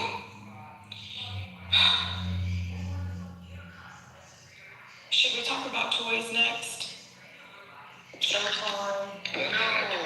Steel, glass. What do y'all? Plastic. People should go out there and have sex. Don't come on here and talk about your proclivities, please. Just go out there and fuck. That's what you want to do. We don't want to hear about it, though. But everybody exhibits their own proclivities on this app, don't you think? I can definitely tell that some people are getting aroused. It's one thing to talk about sex generally. It's an entirely different thing to talk about the shit that you want to do and like to do. It's just that we don't need to know. Strange. We heard people talking about taking ecstasy and having sex and counting strokes. That was. Oh my. Yeah, but those people are crazy. People that come in here and commit verbal masturbation on a basis, you have to tell them to land their plane like 5 times before they get it, or they run out of lube. So, That's a fact. Oh God, remember that. You know what? I'm not going to bring it up because that's still going to trigger people. You just said that, so we asked what it is, so what it is.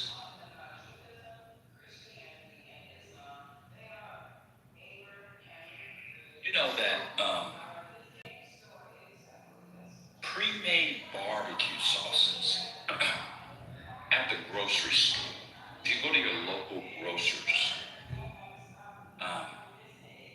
assortment of barbecue sauces, Mr. Stubbs, Kraft Heinz, your Sweet Baby Ray's, local artisanal barbecue sauces. You make it spice, sweet, heat, etc. None of them are good. Some are okay, but none are good.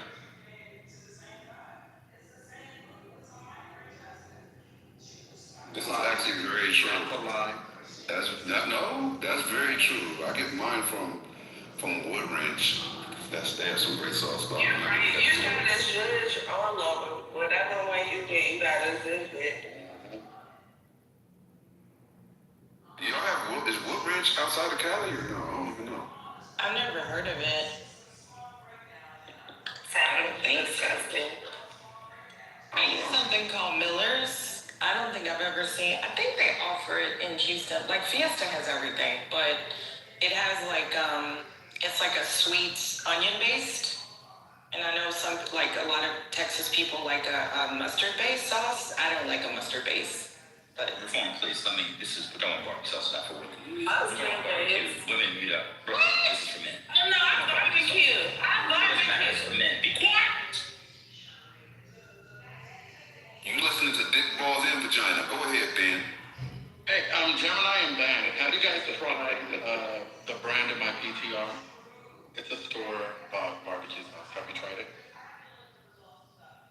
That is what I'm currently eating. Pause. Okay, that particular flavor or different? Let me see the flavor. No, I didn't get this flavor out of another. I haven't. But I will say that this Rufus brand is very good. I'm sorry, it's very good comparatively, but it's still just good. You really have to doctor up your barbecue sauce. You really have to. So let me say this. This is why I brought this up. Barbecue sauce, if you don't doctor it up, has a hard cap. I'm about to get y'all defeated. Everyone under the sound of my voice needs to hear this. When you season your chicken for your barbecue, white pepper is the defeater. Huh? Yes, man. I love white pepper. White pepper is fire. White pepper with your salt. I know many of you don't like kosher salt anymore because you don't like Israel. But with your kosher salt, with your white pepper, little black pepper, and then watch this, and then for your oil. Watch this. Avocado oil. Now let me give the ultimate defeater. Unless you can stand outside and you have your layered brush and you're doing your thin layer, 4 layers, and you turn them so it doesn't caramelize too much. This is after the Maillard reaction. These people don't know what the Maillard reaction is. Almost done, sir. Well, they'll look it up, but you're right. They wouldn't know how to spell it either. But anyway, after you then, instead of putting barbecue sauce on the chicken on the grill, take about 3 tablespoons of barbecue sauce. Put it in a glass bowl. Back in the day, we called it a Pyrex bowl. You see. Put it in at the bottom. Then you kind of just swirl the barbecue sauce so that it just coats ever so thinly the bowl. Put your chicken in the bowl, skin side up. Allow that to be, watch this, where the chicken rests for 5 to 7 minutes. And then take your right hand and your left hand and remember your hula hoop days and just circle, circle, circle, circle, circle, circle. And the heat from the barbecue sauce will still caramelize on the chicken without, watch this, sacrificing, watch this, the crispiness of the skin.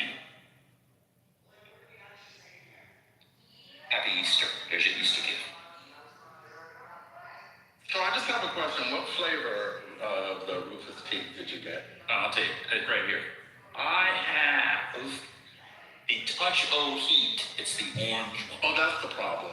So they're not all created equal. And the touch of heat I don't like because you get mostly heat but not much else. They also have some weird apple sauce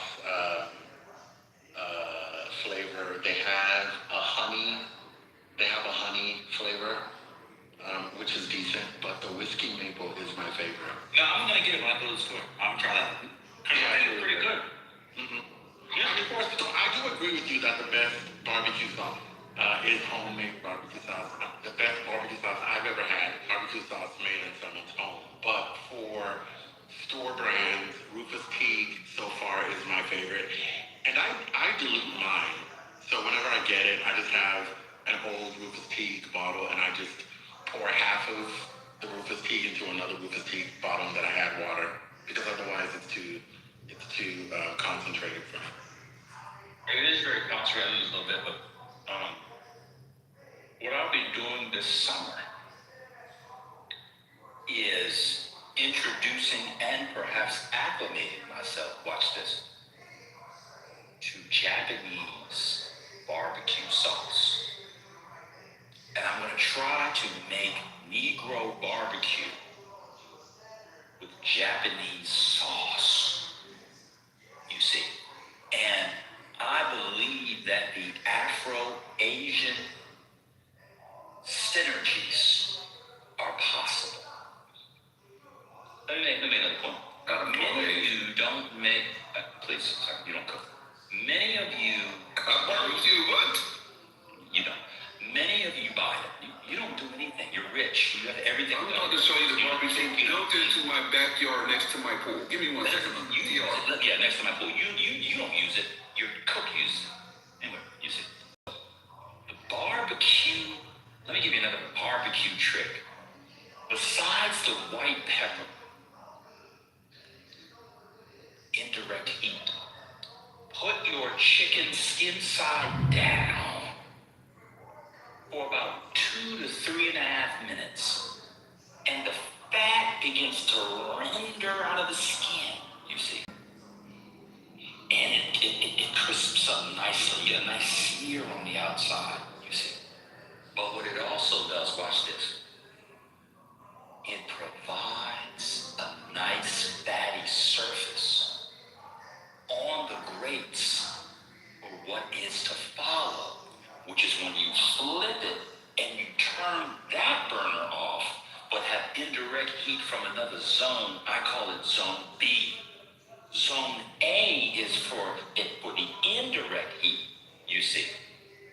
I'm giving you all barbecue defeaters, but since you all cook via DoorDash, Grubhub, and some rusty nigga coming to pull you down and he brings spaghetti from the local Italian store, none of you care about this. I'm done speaking. As bolognese, thank you. Not just regular spaghetti. I'm just saying I prefer the angel hair, but what?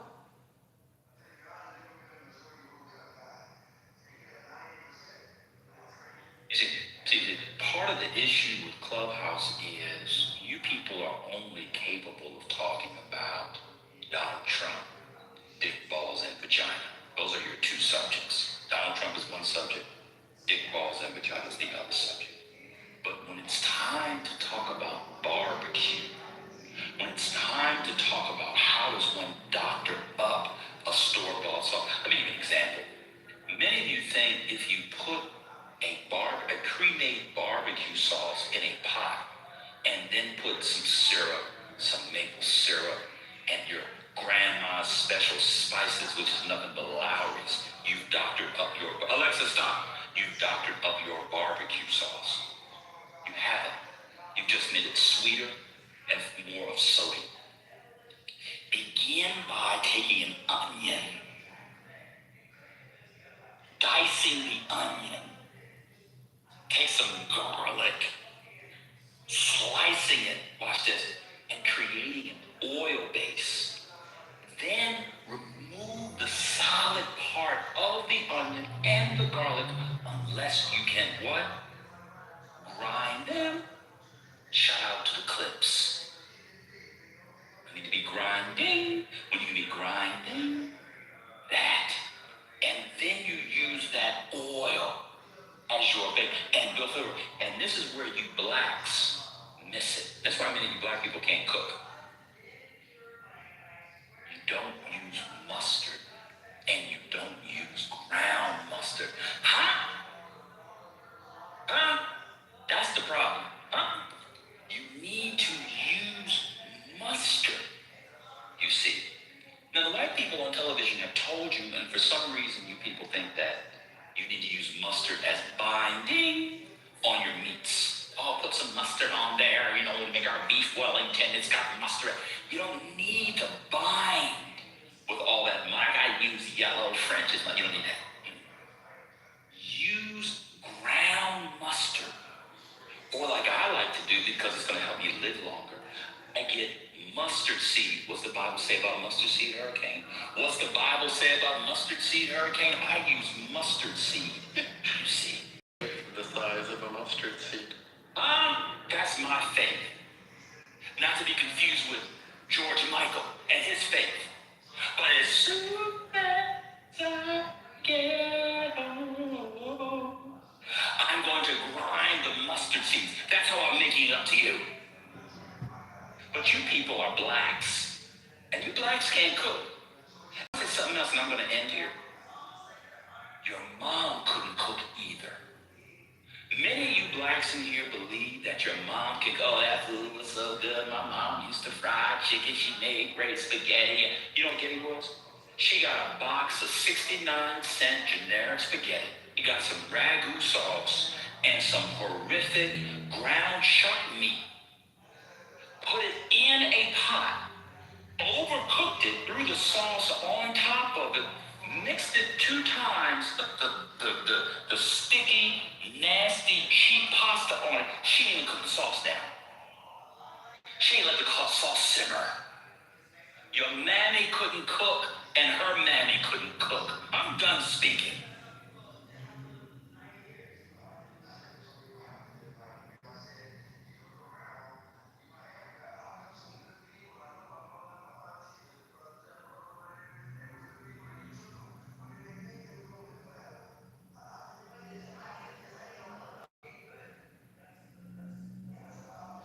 To be fair, the men in my family cook. And you're the first person to come off mic, rather than listening and learning and coming under my stewardship, under my teaching, is the black woman. Ma'am, if you want to get to the next level, you need to do 2 things. 1, listen without speaking. 2, subscribe to Mumia's Instagram, where you can really learn. I'm done speaking. Now, Mumia is nasty work. I just got back. What was the silence for? As soon as I came back, it was silence, and then I heard Brooklyn came off. What happened? What's going on? The problem, Gemini, is I let these blacks know that they couldn't cook, and their mammy can't cook. You see? Let me give you another example. Y'all's mammies used to go to the Piggly Wiggly, to the Safeway, to the Winn-Dixie, and to the Kroger's. She would go get that white people pre-made potato salad. Then she would go to the spice aisle and get some, girl, my secret is the celery seed, girl. And she would take that nasty pre-made potato salad that them white people made. Then she put her little seasoned salt on it and some celery seed and bring it like she set up and, oh girl, I cooked this, girl. Like she cut them potatoes, you see. She wasn't no cutting them potatoes, huh? She doesn't do the proper ratio between mayonnaise and mustard. Huh? She ain't cut up no relish. Now let me give you a potato salad secret. I don't even eat potato salad, but watch this. Rather than using your Heinz celery, rather than using your kosher dill celery, watch this. Go to the store, huh? Go in the pickle aisle, you see. Press for, watch this, cornichon. Get a bunch of cornichon. Cut up the cornichon. Use the cornichon for your potato salad, you see. But here's the problem. Watch this. Sometimes when you get the cornichon pre-done, it's too sweet. In the pickling liquid, they've used too much sugar and not enough vinegar. The ratios are off, you see. So what I suggest you do is to get your own gherkins, you see, and make your own cornichon. Now, I can tell a story about where I get my cornichon recipe from. It involves Quincy Jones and Madame Boulanger. I'm done speaking.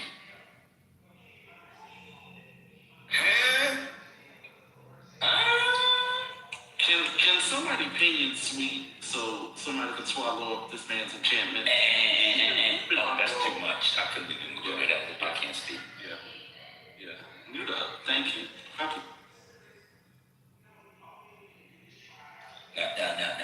Devon, would you like to know how I got my cornichon recipe?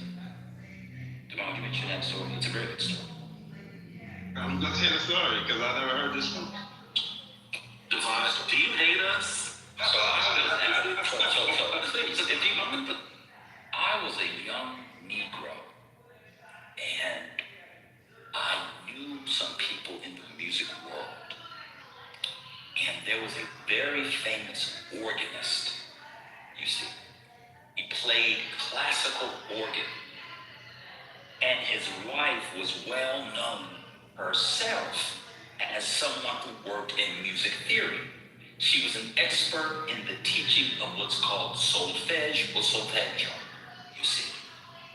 I was at their home working as a caterer, you see. But really, I was just hanging out. And as we were getting prepared for the party, I was sampling, nibble. A bite here, nibble there. A bite here, a nibble there. And they had all kinds of hors d'oeuvres. Saucisson, pate, all mini beef Wellingtons.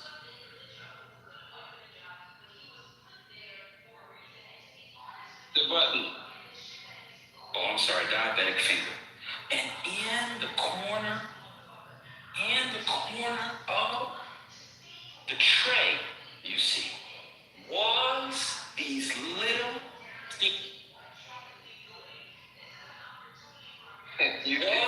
little teeny green things.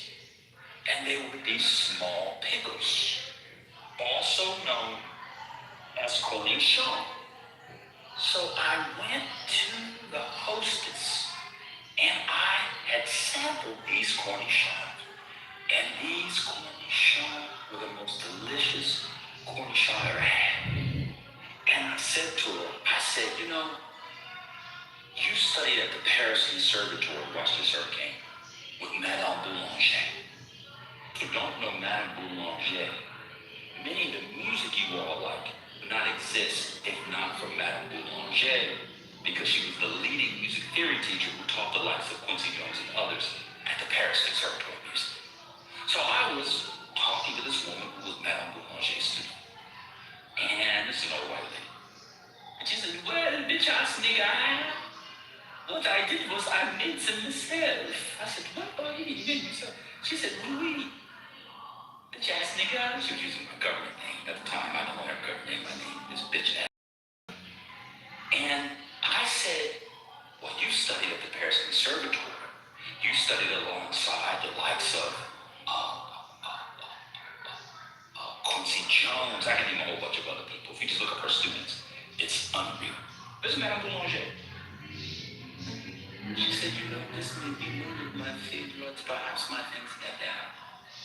I was at a party one time in Paris, and there was Jacques Pepin. I said, the Jacques Pepin? And she said he has his cornichons at party he had made. And she said, on est oui, bitch ass nigga. I just wrote him for the recipe.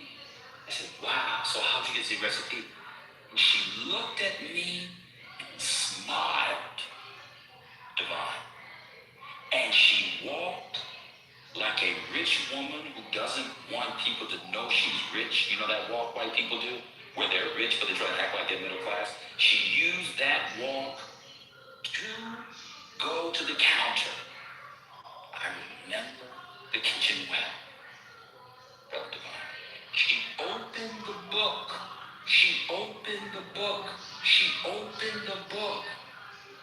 And out came a small piece of paper.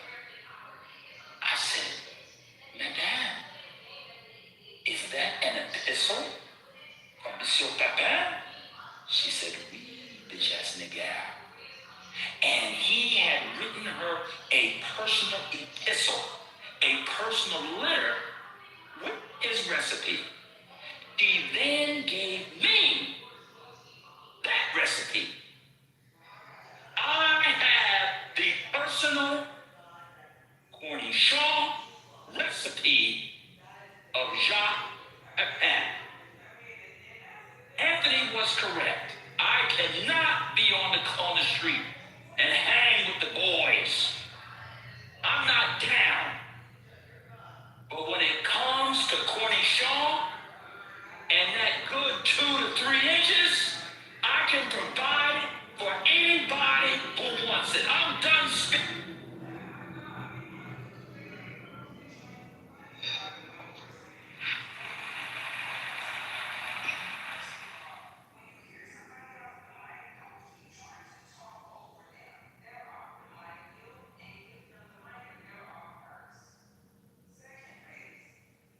And for you uninitiated, cornichon is about 2 to 3 inches. I'm done. Not you have to clarify. Not you trying to tell us it's average. Please look at that shit. Now Reform I don't know where Reform got it, but look at that resume Reform. Look how Aaron Copland, Philip Glass. You don't have American music without these people. It's Madame Boulanger. Oh, what a blessing she. I did not know that, Dan. Thank you for during your shenanigans, and look forward to you shenaning again. You always provide some education, so I appreciate that. The last time, well, let's just say I've stopped shenanigans. The last time I shenanigans, well, the child is upstairs sleeping. I'm done speaking. Well, you shenan so well, so I understand. But I did not know that this creature existed, and what a creature she looks like too. No, nothing on the looks of Madame Boulanger. You're not supposed to look at her. You're just supposed to look what she did. But she was known as Mademoiselle. I did not know that. She was the first woman to conduct many major American and European orchestras. So shout out to her. Super cool. That's why the likes of Quincy Jones, that's why you get that music. It's real music, but you see, but I want to go to the and so Divine, that's the cornichon. You see, you thought, but the point of the story, well, many of these people in here, their moms couldn't cook. But what happens in these conversations when black people get together, they think their family is the embodiment, is the epitome of black American culture. Many of y'all's food ways, the way you dance, your homes were regular, working class or middle class Americana. You didn't cook, your parents couldn't cook well, they weren't cool, you weren't good at sports, you were basic, you see. And that's why many people, Brother Divine, don't like bitch ass nigga. Because my family can cook. I can cook. You see. I can dance. Black dances. The only dance I can't do is the Dougie. I don't know what it is, but it is literally impossible for me to Dougie. And I see that that's a thing online where people cannot dance. That's for real. It is. Okay, now we change the conversation. It is actually unteachable. If your body cannot do the moves of the Dougie, it will never do it. I've had people literally put hands on me to move my body in a direction it will not go in those directions. It is very difficult to do. I'm done. You never did the cabbage patch? Yeah, I did cabbage patch. I did all that stuff. It's not the Dougie. It's the coordination. I'm telling you, it's a thing. You know how some people just can't swim? In fact, everybody knows how to swim. Everybody can't learn how to swim. That's not Dougie is like that. It's just some people can't do it. You never really did that. You can do the Dougie, you never really did it. I can't do the little thing dance, so I understand. He switches his little shoulders and like Bow Wow did it. I can't do that shit for nothing, so. What? I can't. What then? It's okay. It's okay. It's okay. Everybody can't swim. No, that's not the Dougie. That's the little. I just called it the Diddy dance. What is it called? What dance? Diddy, where he does his shoulders and Bow Wow did it. The Harlem Shake? The Harlem Shake? Is that the Harlem Shake? Yeah. Yeah, that's gotta be. You're not the Harlem Shake. Maybe I need to smoke weed every day and then I could. No, you don't have to do that.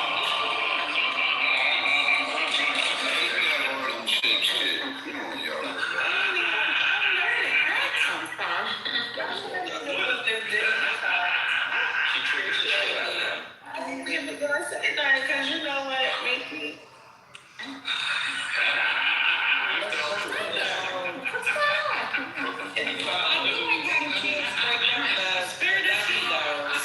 I need you on stage. That's how old is the Dougie? Years old. That was so funny.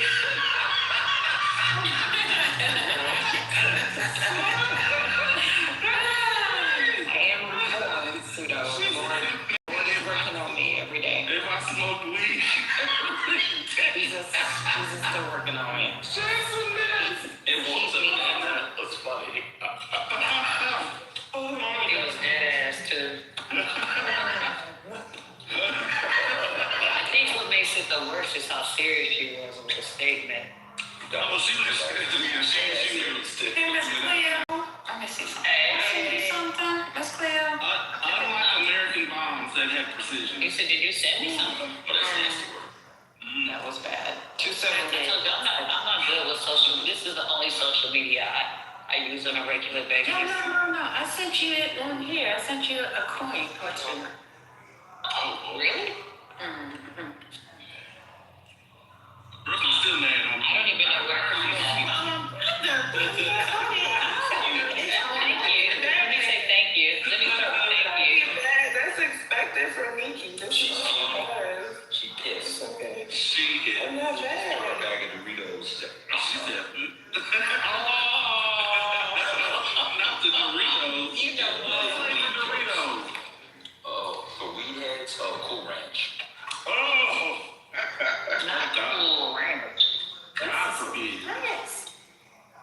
These are all stereotypes that I do not fit, but whatever. That's all right. Okay,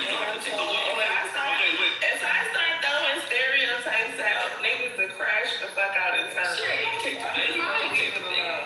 No, be the bigger person. Exactly. Now, listen. She's wrong. You gotta laugh with it. I've been called everything. Okay? It's okay. But I'm petty. Normally I'm petty and I like to let the person that talks shit crash. And I'm gonna leave it alone because you know. Have you ever been with a French lady who called you bitch ass nigga out? Stop it.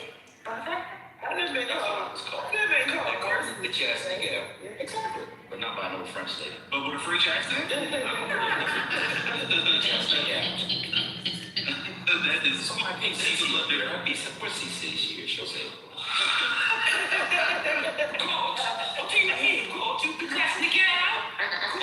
She fusses and goes, that's nasty. That's nasty. I think that is so cute when she fusses and you know she's like, You can buy me dinner, but not much more. You're not that white man.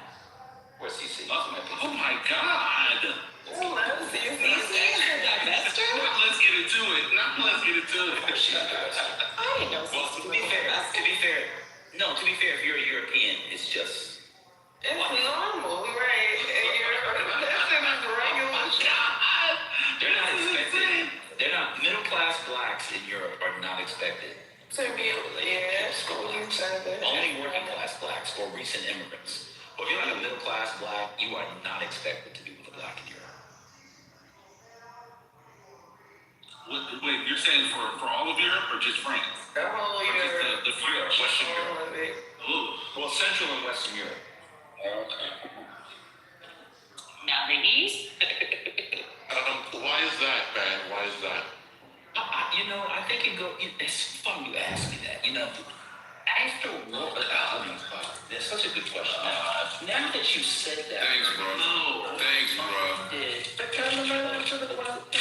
Post-World War I period, when the Negro was in vogue, you see, and there was a craze for the Negro, and you have the likes of, most famously, Josephine Baker, of course, and you got, what was it called?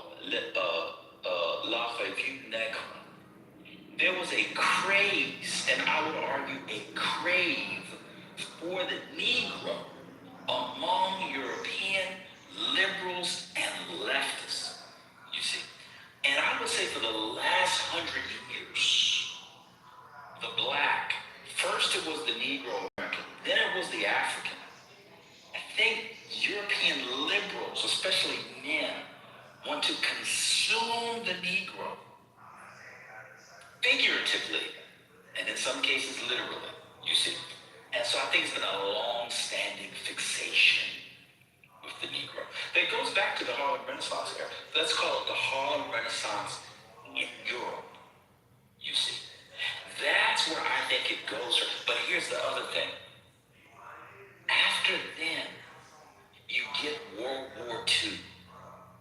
And when those GIs were toppling those white women throughout Europe, when that black ram was toppling those white youths, shout out to Iago to Brabantio, that became the dominant representation and understanding of blackness of the black male.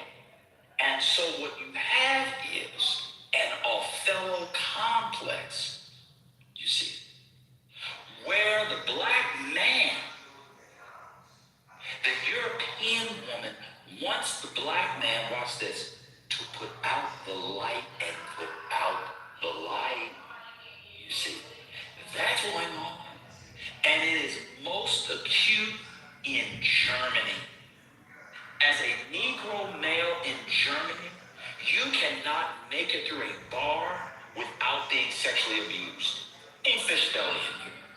He was stationed in Germany. He will tell you. It is out of control. And so there's a desire to consume that. Now on the other way around with the black woman, can't really diagnose that. It may be some of the residuals of what we can call the Josephine. Remember when Josephine Baker was in the chorus of La Revue Negre? Josephine Baker was a chorus girl, hurricane, if you recall. She was plucked out of the chorus through a special dance, a crazed dance where she put her own spin on top of the Charleston. Yes, sir, that's my baby. No, sir, I don't need baby. Yes, sir, that's my baby. The Charleston. But what they did was, because they saw the negress, the ne plus ultra of the primitive carnalities and primitive delights, they had the woman, this is Josephine Baker, perform the dance topless. They asked her to do it nude. But there was a negotiation in which she did it topless. And she did it where? In Paris, you see. But for the snatching boys, get some in the Malway. Yandy. So, you got African? Are you talking She's trying to sell something real quick, but yeah. I like Andy. I saw everything Andy did. Yeah. But let me go, y'all. I'll be back. And so he did it topless. And after she left Paris, she became an even bigger sensation across Central Europe. She went to Brussels, Antwerp, all these things. But once she got to Germany, this is all before Hitler, you see. And so I think the attraction to the black woman may be the residuals of that. There's obviously more in between, you see. That's what I believe. Someone can correct me if I'm wrong. So is this why you read so much Hegel? No, I read Hegel to understand the world. And because I have access to the sublime, you hit me up when you're ready to talk about something.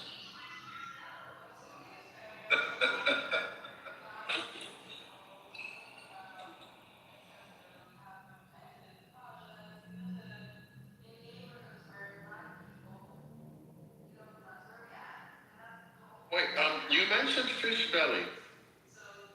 Are you referring to the story he told about stuff that he did in Germany? Is that what you're talking about? Oh, he's always talked about his German exploits, you see. Anybody, my uncle was stationed in Germany. He was stationed in Stuttgart. They all have stories. There's a novel one could read. Of course, it's an imaginative, it's a true story, called Slumberland by Paul Bailey. You see, it's a real thing. Y'all get into it. Why do you think these black men want to go to Europe? For inspiration, please. Yeah. My brother was born in Europe. What's that? Where was Hegel born? Hegel was born in, I believe, what is now Stuttgart. Wasn't he? Yeah. Here? Yeah. The last time I went to Stuttgart, it's so funny you say this. I went to Stuttgart when I was a boy. I think this is fun. I went to Stuttgart as a boy. I didn't know about Hegel. I did, however, know that you could not eat German ketchup because German ketchup is the most disgusting thing in the history of Epicureanism. Why is that? Oh, it's nasty. They don't put sugar in it or any other spices. It's super nasty. It's incredibly gross. Was it like tomato paste or something? Yeah, it's like tomato paste with like German spices. It's really nasty. When you say German spices, what exactly are you referring to? Oh, here we go. Whatever probably like yeast from some lager. Like it's really, I don't know what the fuck it was. But I remember I was with somebody and we got a thing of fries and we were going to share it. And I got the ketchup. He said, hold on 1 second. He took his fries and removed them from the plate because he didn't even want a speck of it touching his French fry. And then I tasted it and I threw my fries out because I put it all over the fries. Oh, wow. That's hilarious. I would ask you blacks if you had similar stories, but you don't have passports and never leave the country, huh? That's wild. Y'all gonna take that? That was nasty, Scotty. That was nasty. Well, I have a friend story that went to, not me. Where do they do the Dresden, China? Like the little, is that East Germany? So she's a big girl. She's probably like 5'11", had these dreads. Pretty girl, but you want to fuck around with her. She was getting pissed because they would literally stop and stare. This is maybe like 15 years ago. For a conference, she said they would stop, the whole family would just stop and stare at her like they'd never seen a black person like that before. So she was like, I wanted to fucking fight everybody. So she didn't have a good experience. She's probably, Missy was like 5'10", maybe 180 pounds, solid. Just, but she had these dreads. 5'10", 180 pounds. About 180 pounds. She went to that. She's from Texas. She went to, I can't remember where. Put the social in the back channel. You know what? not the zone. Remember, it was East Germany because it was where the Dresden factories were. I think the Dresden, China, or the Dresden. But anywho, she was like, and she's crazy. So she was like, I'm about to beat somebody motherfucking ass. And I was like, not you about to have an international incident. But she found it to be very uncomfortable. But maybe it's different on the other side, I've heard. But anywho. That's not even that big. That's incredible. Well, I've never been to Germany. Oh, this is true. I do have a passport. No, you can't do Yeah, I can't. But I have heard of people talking about the German gays, not the ones in Berlin. Scotty, you gonna take that? GAZE. Scotty, you said the German gays? Scotty, you got. I won't go to Germany. But they stare. Like that's just a thing that happens. It's very unsettling. But there's if you go to TikTok, there's a lot of black folk and non-black folk talking about the stare. I forgot what they call it. I don't know if it's the gays or the stare, but yeah, they stare. I don't know if other people have that experience.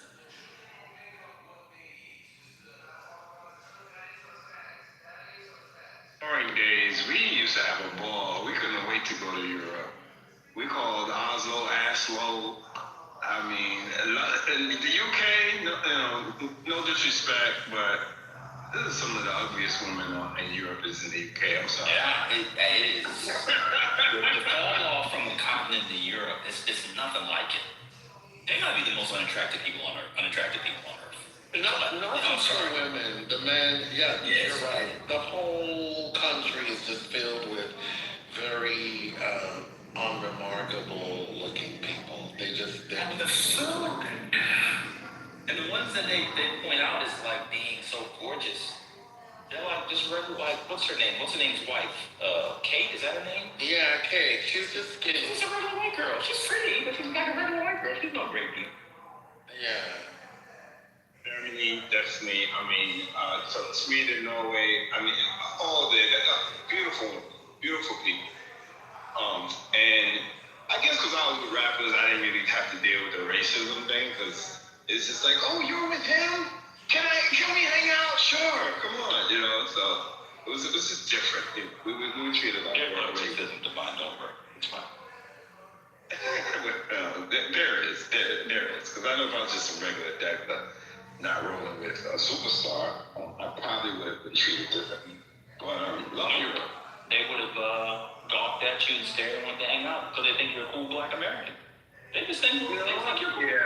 Yeah. I mean, that is a form of fetishism and racism, but it would have been fine. Yeah, but it's the men. I don't think it's the women. Because I've heard of the sex clubs in, in Amsterdam, where you go in, you get undressed, and they just kind of are like, hey, I want to have sex with you. Let's go in the back. And it's like, huh?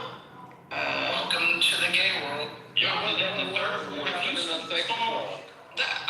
Shout out to Secrets. I never went. I mean, but I don't think that, can you do that here? I mean, no, it's just like, but I hear that. Yeah. From a lot of the soldiers that they, you go there and now. Paris, you will be proposed to. My God, you will be proposed to every 5 minutes. French men love black women, especially black American women. They will go to Paris. I went to Toulouse and I was actually solicited for sex. Somebody came up, I've said this on Clubhouse before. Somebody came up to me and said, combien? And I'm a baby practicing French person. I'm like, bonjour. He's like, combien? And I'm like, combien? Combien what, motherfucker? And I started hollering and then people were looking at me and he scurried off. So I was like, yeah, no thank you. I got solicited like 3 times. So I was like, wait, did somebody ask to buy your hair as well? Because if so, that's a storyline that they missed. You know what? Did they ask to buy your hair? Like They did not ask to buy my hair. But yeah, it's kind of, somebody was like, oh, but they had warned us that there's a lot of cooking that goes on. So like, don't be flattered if somebody, and sure enough, it was somebody, they looked like they were Middle Eastern, super, super flattering. And at first I'm like, oh, thank you. Then I'm like, wait the fuck a minute. I don't look that cute. You're doing too much, bro. Get the fuck away from me. So anywho, yeah. Devon, look what Rockford put in chat. I saw that. No, that's not possible, sir. Little Mondani's is crazy.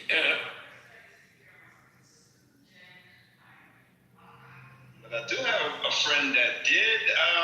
Where was his baby mama from? I think she might have been from somewhere in Germany, but they ended up working it out.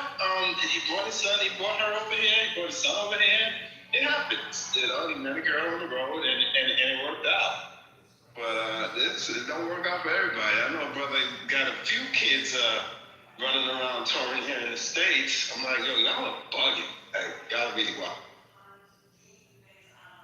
That's why you have those siblings 10 years later that fall in love and come home, and it's like, oh, that's your sister.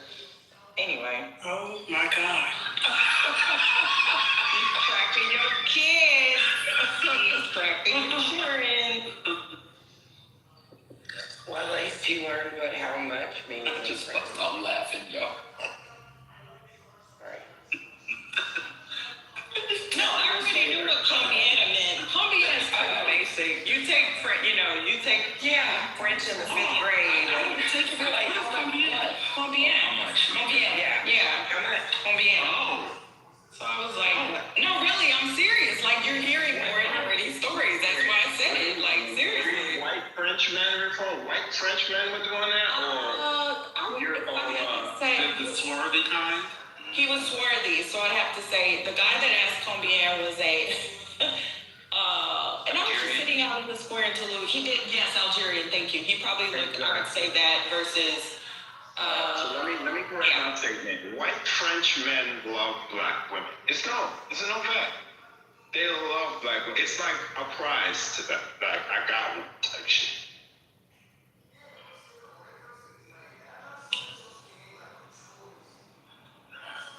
Yeah, when I say I literally started hollering, because I was like, bonjour, comment allez-vous?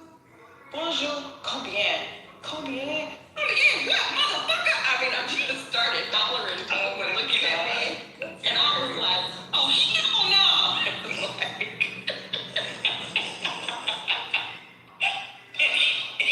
Voulez-vous coucher avec you, motherfucker? Voulez-vous coucher with me, bitch? At least I was sitting outside of the subway, so I will say that made it okay. But yeah, ain't nobody ever approached me talking about how much. The fuck? He was old too.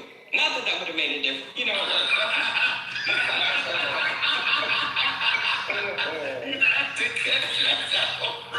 have a little afternoon delight for me, you little social worker. The fuck out of here. That just makes it more insulting. God damn. The self-awareness you had immediately after you said that. Well, you know better than me. God damn. Oh, that was funny. My bad. You're on a roll. God bless.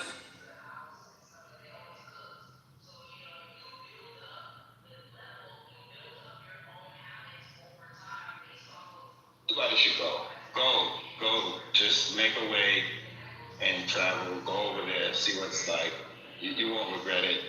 Go in the spring or the fall. It's annoying in the summer. It's like, it's too hot. I'm working my way up. Where is it hot in the summer? Europe. Anybody Europe. That's not true. That is not true. What are you talking? Ireland is like the spring in the summer, so that's not true. UK is very So you said Europe. This is what I said where before I started talking, right? Because I was trying to get a sense of what you meant. Europe includes Ireland. Scotland's quite comfortable. England is hit or miss in weather. I just, on all of northern countries, their summer isn't really the same. So I wouldn't say don't go to Europe in summer. I think it depends on where you're going, southern or northern. When should they go if they shouldn't go in the summer, Divine? When? In Europe, being in Europe, I I'd say like being in Spain in the middle of the summer. I'll be more specific. Being in Italy in the middle of the summer. Even in the UK, it gets hot. It gets muggy, right? So yes, I'll stand corrected. Sorry, I forgot who it is. Divine, but shouldn't you people be used to hot weather? I don't like to be hot on vacation. That's just me. Maybe you do. I'm just saying, you people should like that hot weather. The UK is hit or miss because it's still rainy in the summer there. You have people like Reformed who lives in Houston. Like, people who live in Houston can handle a little mugginess in the summer. I think summers in just about any European country would be fine. They're not unduly oppressive compared to summers anywhere in the States. Besides Arizona, obviously, but yeah, I think summers are fine. In fact, I think summer's a great time to go to Europe. I was kind of confused with that. The tourist cities in Europe, summer's a great time to go. You definitely don't want to go in the winter because it's too cold. It depends on why you're going as well. I actually think Hungary in the winter is actually a great place to visit because it does cold well. That's a thing for them. So I just think it depends. You should just research where you're going before you go hop on going places and understand the context. Hurricane is talking about his summer trysts. He's not thinking about it. No, I'm not talking about summer trips. Okay, most of my trips to Europe have been in the winter time because of my reason for going, which you know. But the summers are fine as well. If you're complaining about weather, Divine, then perhaps you should never go to Sub-Saharan Africa because we can't take heat, and you definitely can't do it with another land. I've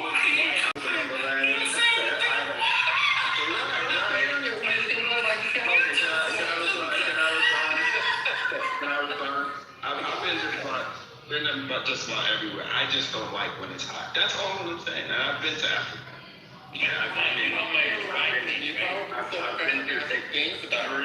I've been to Angola in the summer. I've been to South Africa in the summer. I've been to Australia in the summer. I've been to their summer. Have you done any of the countries on the equator in the summer? Name some, and I'll tell you. Nigeria. Yes, I've been to Nigeria in the summer. I actually have. I've been to Port Harcourt, and I've been to Abuja. And I am a hot body. I'm hot in the winter, so when it's hot, I feel very, very, very uncomfortable. Again, I was speaking about me. Everybody's different. Hold on, Javon, I have to give you a pass since you just named the city of my youth. So, and you visited the city of my youth. So, I'll give you a pass. At least you made it there. I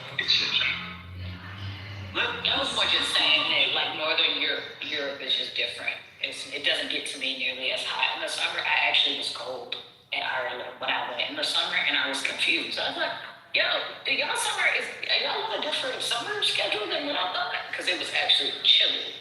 So that's why I was saying, I just don't think, I think there's too much weather variability across Europe to make it, that general of a statement. I've been in Europe, even a couple of times in the summer, and it's hit or miss. Some days will be really nice, and some days aren't. And almost every time I came in, you brought the warm weather. It's normally not this warm, so I just think it depends. Yeah, I've never been anywhere. I mean, granted, I haven't been that many places. I've never been anywhere as hot as it is in Houston in August. Where you literally don't go outside or you will die in 2 seconds. So I live in the Middle East, so yeah, Reformed, you haven't seen heat yet. Yeah, that's what I'm saying. So I'm pretty prepared. I'll just get my cute little sandals and my little linen and nice little hat and slather up with a SPF and head on out. Oh no, but y'all are avoiding an important. So you have to go. Really? You're covered up. Avoiding an important. Yeah, and it's really being covered in those countries actually sometimes is cooling. That's a misnomer a lot of people have is that you're you're all covered up and it's all hot. I'm actually the cover is what's actually cooling because that sun directly hitting your skin is So it depends on the fabric though. I have a question for y'all. But the fabrics they're wearing are designed. Real quick. I'm just finished this statement. I'll finish this statement. Okay. Yes, it does depend on the fabric, but people are typically talking about the fabrics that people there are wearing, which the fabrics that they're wearing are designed in that area. Like they literally have winter and summer fabrics for their abayas and their robes and things like that. So that's what I was. That's very true. I was also going to just add, there's also a difference between dry heat and humidity, because the temperature can get hotter in some of these hot places, but if it's dry heat, it's a little more bearable than the kind of heat in Houston. Yeah, Chicago. Arizona has dry heat to a certain temperature. I think when you're 120, dry heat doesn't matter. It's just hot. Like I think that's only true for like 105. I think once you're in like the 115s, 120s, hot is hot. Yeah, because my allergies were so bad at one point. The doctor didn't tell my mom to seriously consider moving out of state. But like Arizona, so even at those temperatures, I will say a dry heat is better because a lot of people, like my allergy sinuses are absolutely horrific here. My mom had the sinus surgery, but in Arizona, like it is a little bit better. But the question I honestly wanted to ask y'all, because eventually I will make my way there. So are y'all saying it's better to like purchase your clothing once you get there? Because I guess my Houston summer attire wouldn't really benefit me there. Like I'm asking genuinely, so I should try air. Yeah, you fly Air France. You fly Air France. I hate Air France. Can y'all give me some cities? So I think it depends. Well, Hurricane, you spoke about this too. I mean, no, I'm genuinely curious because I guess I never thought about that. Like, I'll put Miss Cleo to answer, but we have the question already. I was gonna say, I think it depends. I think these generalities are where I'm having a hard time, is because like Kuwait is in the Middle East, Doha is in like Qatar is in the Middle East, as well as the UAE, and their temperatures aren't actually really the same. So you really need to look at where you're going, and maybe your clothes will be fine because most of their activities when it's really hot won't be outside anyways, right? So when it's really hot, the culture moves towards having more things that are indoors. So I don't know if you're only going out for a little while, it doesn't matter. I was more when I was talking about the clothes, comparing how people go, oh, that's unbearable. I'm like, yeah, but you're comparing like things that are different. I wouldn't suggest the Middle East in the summer, even though most people would say it's a drier heat. I wouldn't call it completely dry because of how much water is actually nearby. But it is likely drier than what you're used to. Those are my. So I'll be quick. If you're going in the summertime, or if you're going to the Middle East when it's going to be super hot there, taking a few summer clothes should suffice. I always recommend leaving some space in your luggage to buy stuff in the city you're visiting so you can take some culture back with you. In a lot of the Middle Eastern cities, the people who walk outside for long periods are the poor people who don't really got it. Because if you got it, you're going to be in a car. People who walk for long periods outside are struggling. Okay? They don't like the heat.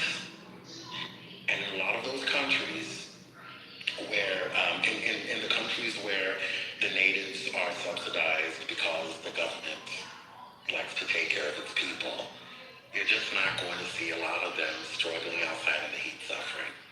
Now, I'm not talking about the desert where you go and get on camels and all that shit and have dust blowing in your face. I'm just talking about you being in the city. You're going to be in a car most of the time. You're being indoors most of the time. You'll be fine. okay, thank y'all. I appreciate it because I genuinely never thought about it, but just want to be prepared. Thank y'all. Appreciate it. Yeah, I did though. Well, I would pack light and get some local guards, and just like the locals. I feel that idea, again, the way travel is now. And I was dead ass when I said don't fly Air France because they always lose your shit. But that's hard.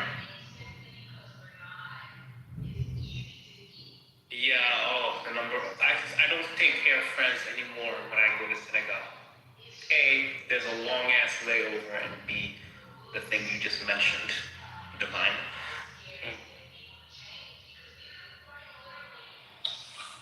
Well, nobody. Miriam, these are hypothetical. But I will.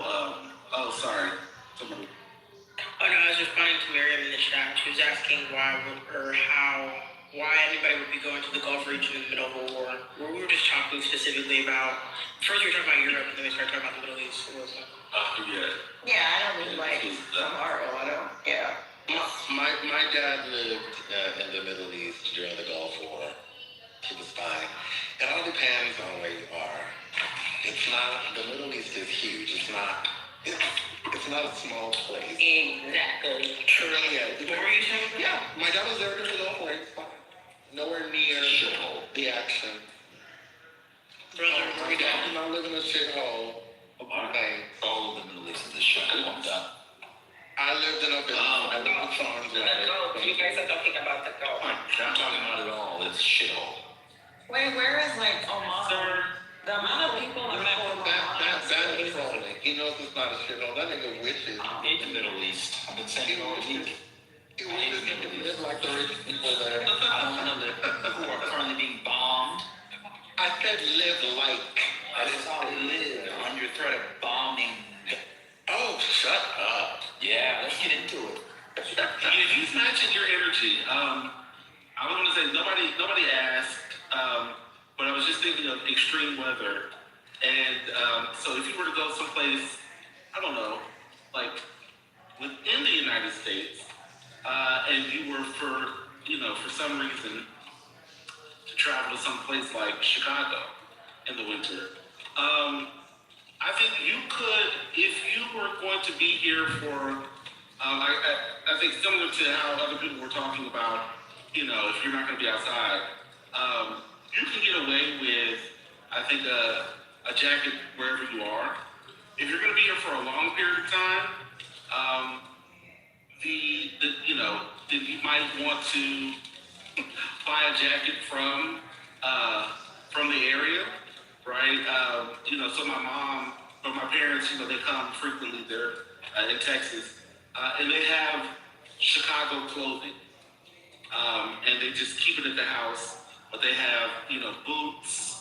They'll come with a jacket, but then they'll transfer everything over to the stuff that they bought here, and in part because you can also just you can assess how good the clothing is because you've been in the weather the whole time. So yeah, a place like Chicago, I found my jacket wasn't sufficient for the weather, and I had to buy a few different pieces locally, but it took some time to figure out what the weather was. But for the most part, you're not outside. But if you have to walk, then that's a problem. So it's similar like international travel. That's all. Oh no, I appreciate that. Cause shout out to the New York people. I think Heritage, some others. What's his name that y'all in front of? I mean, not saying y'all, because he get on my nerves too. What's his name? Y'all really prepared me and thanked me for that because I was really going. The Rambler, because I was really going. I went for Thanksgiving weekend. I really was going with my little cute boots and coat, and y'all were like, no, don't do that. You need proper winter clothing, like real winter. So I brought my full length coat, and I was still cold. I can't imagine how much I would have been freezing and had to go spend money on like a real big ass coat had I not listened to y'all. So yeah, absolutely agree with that. I agree with Brother and Dylan. New York cold is not the same thing as Chicago. It can pre-prepare you, but it is really not. I go in January for a conference, and every single time I'm like, New York is not preparing me for shit. I'm in like 2 stars. I can't. It's too much. Sometimes in New York we'll get a decent Thanksgiving. This year was brutal, but New York is weird. Like I remember some Christmases. No, it's weird as well. You're not old enough. I remember some Christmases way back where we were outside playing. you know, we were outside. We were playing with our gifts. New York is real weird. This winter. January, February, that's difficult. That's it. Yeah. Usually we get a decent Thanksgiving. You could still, you know, it's not Chicago. It's fine. April is the one that can really turn on you, though. I think it's just the wind with the buildings. My God, when that wind whips around that corner, Especially by the lake, it's nasty. Yeah, it's really rough. I think Muhammadu was talking about this before. You know, the dry versus the humid weather. You know, Chicago also is really dry, and you really feel it in the wintertime. And so, you know, your skin can get a little itchy. You know, you gotta make sure you moisturize. You gotta put on, you can't, like Jergens, like that lotion that we used to have as children, like that doesn't work. Like it can't be the watery, you know, Jergens or Queen Helene or what are some of the other Suave. shout out to that Queen Helene. Yes. Yeah, it's not gonna work. It will slide right off your ashy, dry leg. Because that's using an emollient base. Yeah. You don't have to do like you know, like our ancestors. You don't have to use some shea butter. Period. You might have to use some aquifer. You might have to use you might have to use a cream that's gonna go on that body because that regular cheap lotion ain't gonna cut it. Y'all know that works really well. Oh, that works really, really well. And it's for the guys too because it does not smell too florally. Rihanna's Fenty Skin. Holy shit. This butter, y'all, it's like silk and it goes into. I'm just saying, if you've never tried it, get some for your lady, your boo, and then use it. It's the Whip Oil Body Cream Butter Drop. I love this shit. It's like replaced pretty much everything, I'm just saying. When living in Reno, it's really, really dry here as well. And there's a lady here that makes a beef tallow cream, and she has different herbs and things that she uses in it. It is amazing, and it soaks in. You're not greasy or anything in it, but it is thick, and it does keep that moisture that you need, like he was talking about, and just staying in Reno because of those elbows and baby. Yeah. But yeah, I use it. I have lots of different varieties and different herbal mixtures that also antioxidants and different things like that. So yeah, it's really nice. $25 a bottle, not bad. 4 ounce bottle, anything. That's up.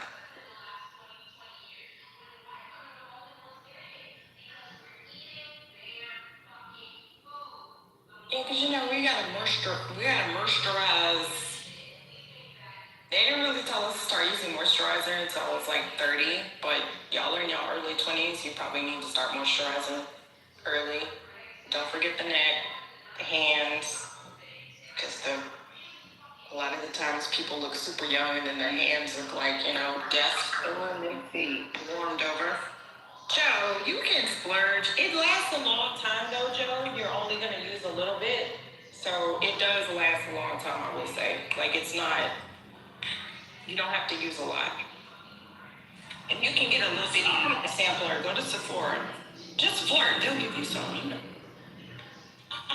I'm gonna pull a band, and I'm going to say, some of you all are going to continue to have dry skin. You see. Because you don't drink enough water. You see. Y'all think it's the lotion. It's your body not having enough water to retain the cell structure of your dry ass skin. God bless. Some of these people in here, you know, based on what they do on the weekend, they, you know what, let me do that. Sure, maybe they're moisturizing in other ways. Problem is.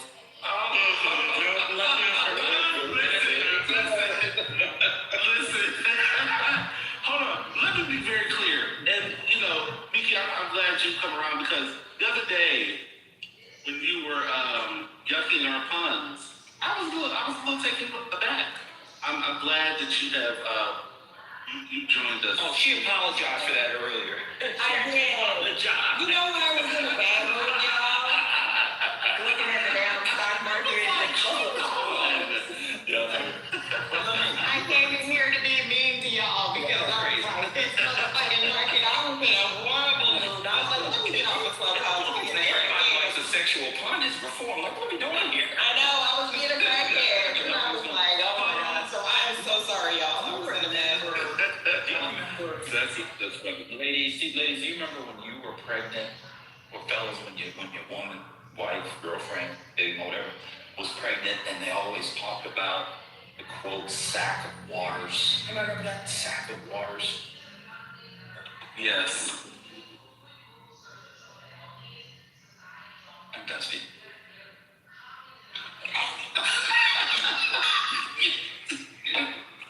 You're ridiculous. What's going on? What's happening? There's somebody sack here. Don't follow up on with him. Okay. Don't do that. You know better. Let me ask y'all a quick question. Have y'all seen that movie Highest to Lowest? Yeah, that's horrible. Yeah. Wasn't it horrible? Yeah, it was bad. I mean, thought it was well. really bad. Yeah. It was embarrassing. The apartment was dope. The apartment was That was nice. That was nice. The view and everything was absolutely amazing. But other than that, What movie was that? Denzel Washington. He was in. I didn't watch it because of band.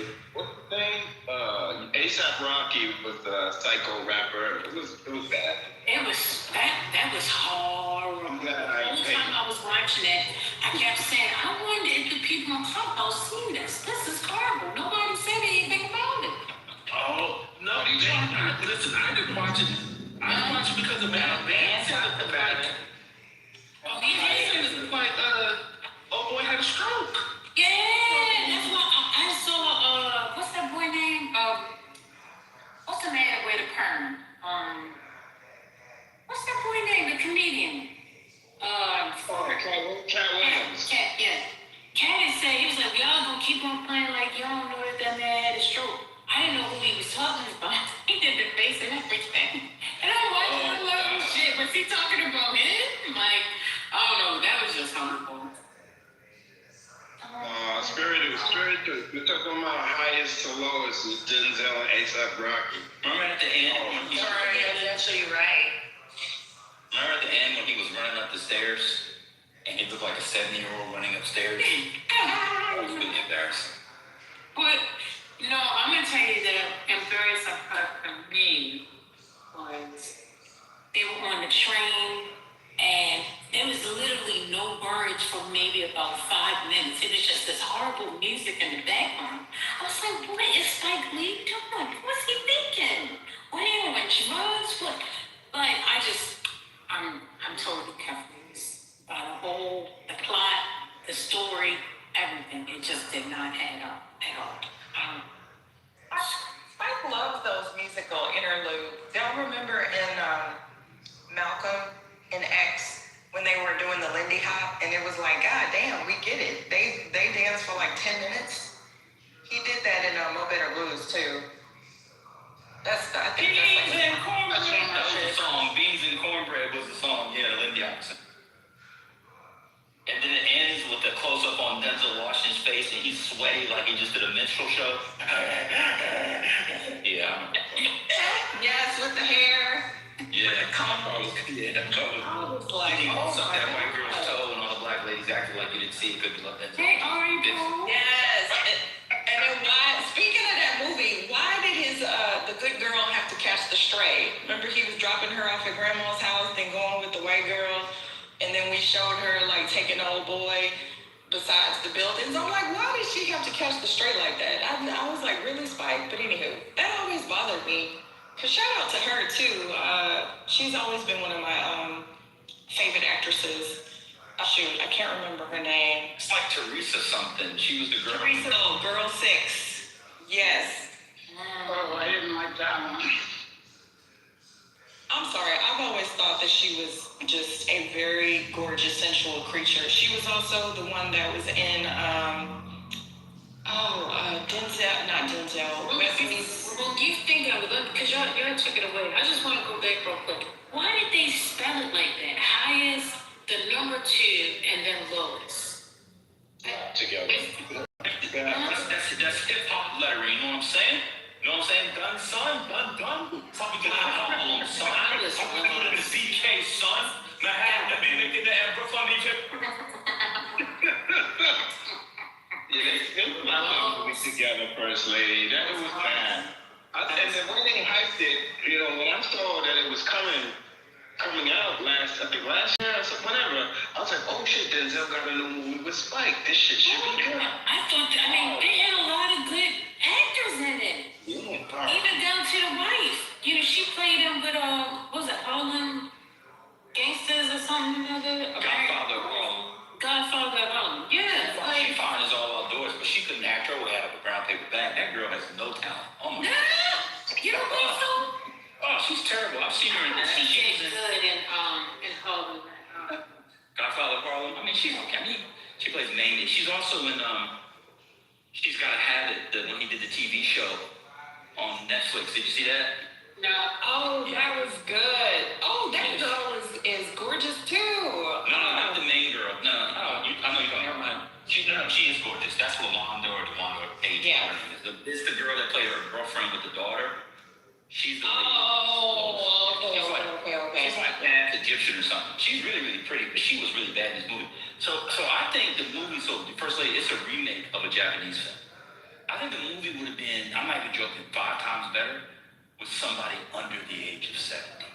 Denzel was just too old.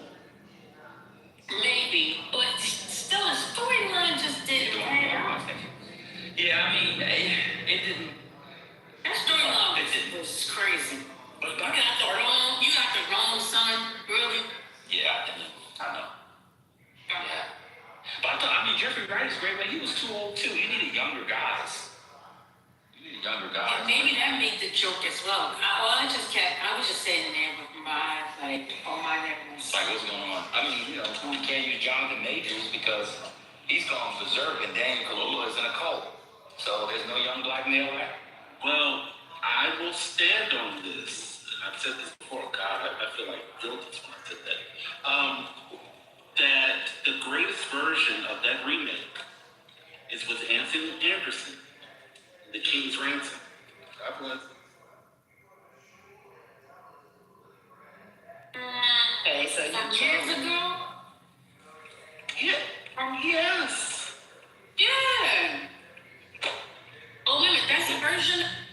They got the wrong person too? Yeah. That's what I mean, this is cool. I think I was maybe about, now I'm 87, I got back. I was about to say,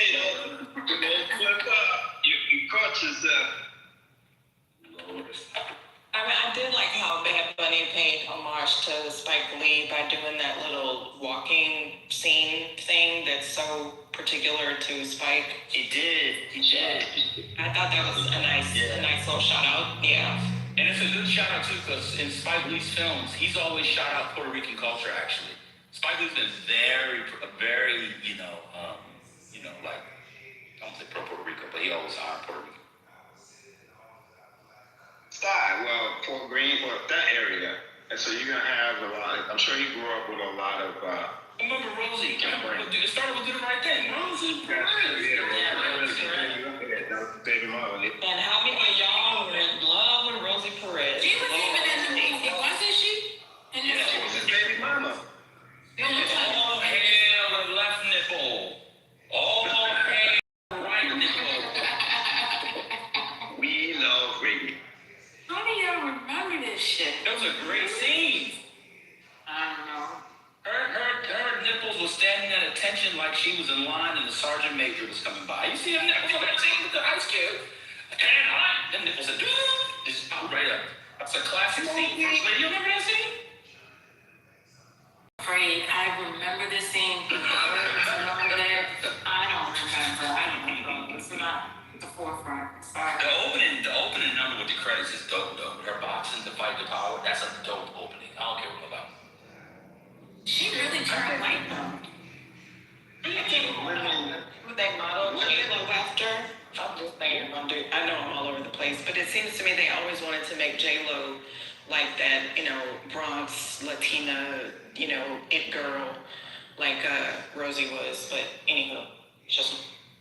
Let me ask y'all a question, because I have this fight with my lovely spouse. I think women have a delete movie button in their brain. Like, she will watch a movie and not remember shit about the movie. Or remember. Like, I don't know, maybe it's just. I remember words like y'all do. Yeah, we remember movies. We remember lines. We remember scenes. Like, I don't know. I don't know what to say. Like, y'all just don't give a fuck. I'm not just You know what it is. Yeah, my favorites I watch more than once too, so that's probably why. Women don't have the brain and mental capacity for detail. They don't have the mental. They don't have. That's a lie. They don't have. Huh? That's a lie, because y'all are into the habits, and when you break the habit, you're first to recognize it. Denise, let me ask you a question. It's Journey. No, I know what it is. Name two people who studied with Madame Boulanger besides Quincy Jones. Why would I know that? Well, it was details just an hour ago. You've already forgotten. I was Because you don't have the mental capacity for detail. I was not paying attention. Just because I'm saying doesn't mean I'm listening to you, Papa. You was listening. You always listening. You're an ear hustler. Hustling, baby. That's what you do. Oh, God. Now go get ready for the get ready for the Easter show. Do you need to change? You need to be changed? I was already changed. What's going on here? Y'all remember, hold on, y'all remember movie scenes, but y'all don't know your child teacher name. Oh, the men? Who, the men? Kamari the woman? Kamari in the chat. Oh, she said y'all remember movie scenes, but not your chat. Well, not us. I mean, you talking to the wrong one. Y'all have to go. That's not me. These are elite. These are elite. I'm not the one that one. These are even know married Negroes. I know my shit. I know. Yeah, fathers of black breastfed babies. One of them might be in come to the house. Emails back. I didn't get a response. This is the wrong room for that. These are the elite fathers. I was the one, Kamari, this morning, making speculoos and sun butter sandwiches. That was me. You see, I'm the wrong one. That's a nasty combination. Sun butter is so nasty. It's so nasty. It's so Don't nasty. say that too loud. It's I'm far away. I'm not there. Oh, it's so nasty. It is, but yeah. And speculoos. The butter that you leave in the sun is nasty? Yeah. Now back to the bag of waters. Oh my God.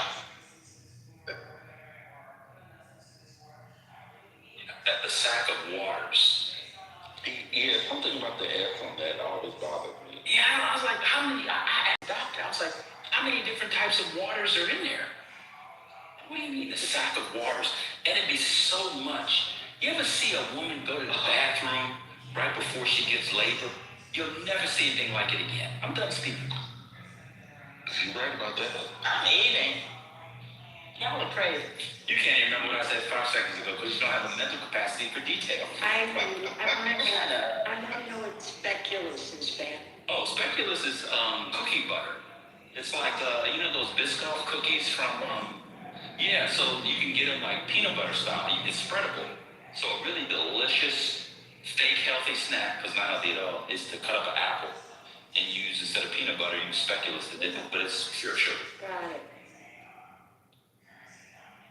Yeah, that's right, Kamari. We got a CDC study. We are the most involved. Can you buy it from the store? Yeah, everybody. Trader Joe's has it. Everybody has it. Yeah. What's it called? It's speculoos or cookie butter. Yeah. And then the sun butter is actually the sunflower seeds. No. After father. Let me ask the fathers real quick. Who cut the cord? Who was there to cut the cord? Who was there for the whole? I was there for the whole shit. Both of them. Yeah, I was there. I cut the cord on both of them. Yeah. Let me answer. I use my mouth to cut the cord. The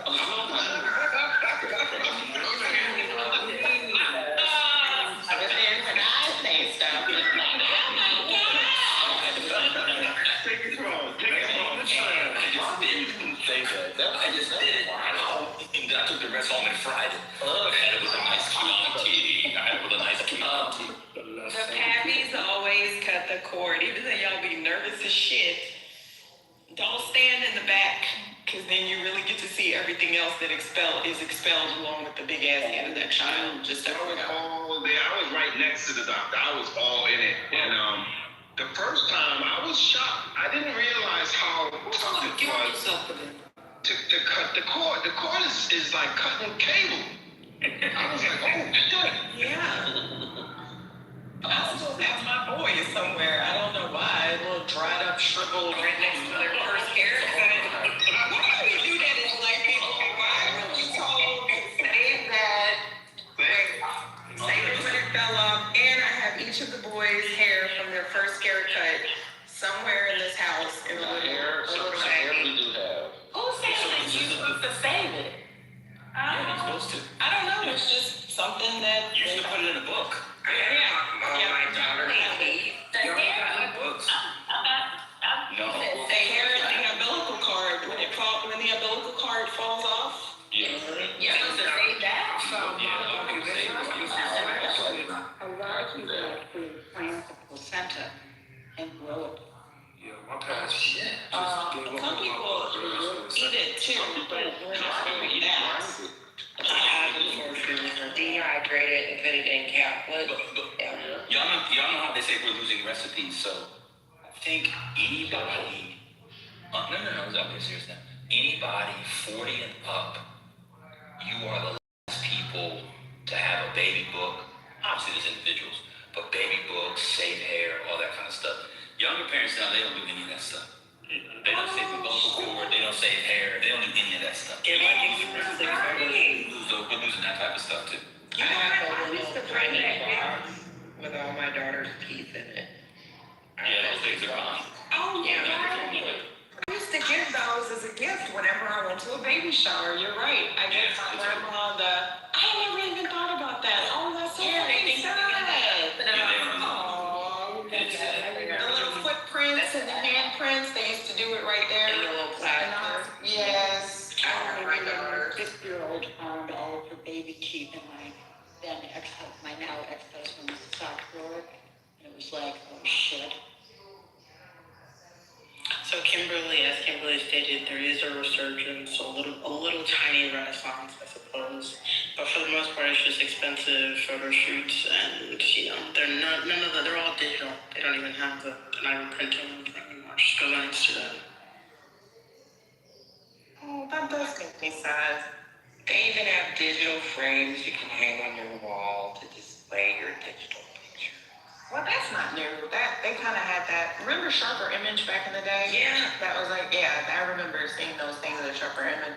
But I don't have my mom's baby book, which is a treasure because my mom is, 70, whatever. I literally have my mom has her baby book, but we've been able to see it, so. No, I never even thought about that. You can get a 3D ultrasound now. So when you get a 3D ultrasound, you get that, 3D print your baby before it's even born. That shit looks creepy as fuck. I'm just gonna say that. It's weird. It look, Well, real quick, Kimberly, I'm talking about the walking shoes. Y'all probably never heard of them. You guys have more. The white joints. Those were those Buster Browns. We had the soft ones, the soft sole, the hard ass shoes. Divine, everything that you did now is the opposite is what you're literally everything that you did. The opposite is true. It's crazy. Remember the christening outfits? Does dresses, anybody? Like you wore your mom's, you saved the christening outfits, like that was passed down, your family christening outfit, the mom, and the bassinet. Oh, they don't do that anymore because with the baby dedications, I've seen babies as big as 5 getting dedicated. My kids will probably get baptized in college. Yeah, we did it fresh out. Our parents wasn't having it. Fresh out, the little white hat, the white outfit. I spent a lot of money on that little outfit. Yeah, We had a sweater made. It was we have a sweater that we pass around. And the godfather and the godmother got to get that gold bracelet. Gold bracelet, yeah. Come on now. Yeah. That's done. Man, what about bassinets? We had a bassinet I haven't that seen the bassinet reformed in years. They had a round circle, pink and white one for my daughter. It's the pack and play now, right? Yes, pack and play, yeah. That's a mess. Which is on the floor. we had one that probably, I don't know, like 10 or 12 cousins used over 20 or 30 years. But it was just for like that, the little, with the little hood and the lace and old fashioned. It was just for like them sleeping right next to the bed, but yeah. Oh, they won't allow that. You can't have anything in the bed. You have to lay them on their stomach until they can do tummy time for like 8 months, and then maybe, not that even longer on the back. No hoods, no bumpers, no pillows, no dolls. Yeah. They want you to put the baby in a cardboard box. Right. They would love that, actually. Yeah, that's actually what they would prefer. And the kids got real gold bracelets too, man. It wasn't no joke. Straight up. And then there's like, what's that look like? Are they doing high chairs still? Damn. Certain kinds of high chairs, they have like really, but not like they used to. And the other one that's gone are walkers. Yeah. Oh, they do not give kid walkers. But they have like that bouncing station. Yep. There's like a little activity station. Johnny Bird. We just sold 3 of them. The little thing you put in the doorway that had the spring on it that they found. Yeah. They said don't do that. They said My son had that 25 years ago. But I love walkers. yeah, the doctor said don't do it anymore because it's a hazard. It's a hazard. They said. Oh, Jesus Christ. It's crazy. But what was the one? Oh, the walkers. They say walkers actually make them walk later in life. Yeah. They don't use walkers. But is that true? I mean, isn't that a rite of passage to turn around and see those little things all up in that big ass ficus plant? Everything in the house. Yeah, eating dirt before you can go.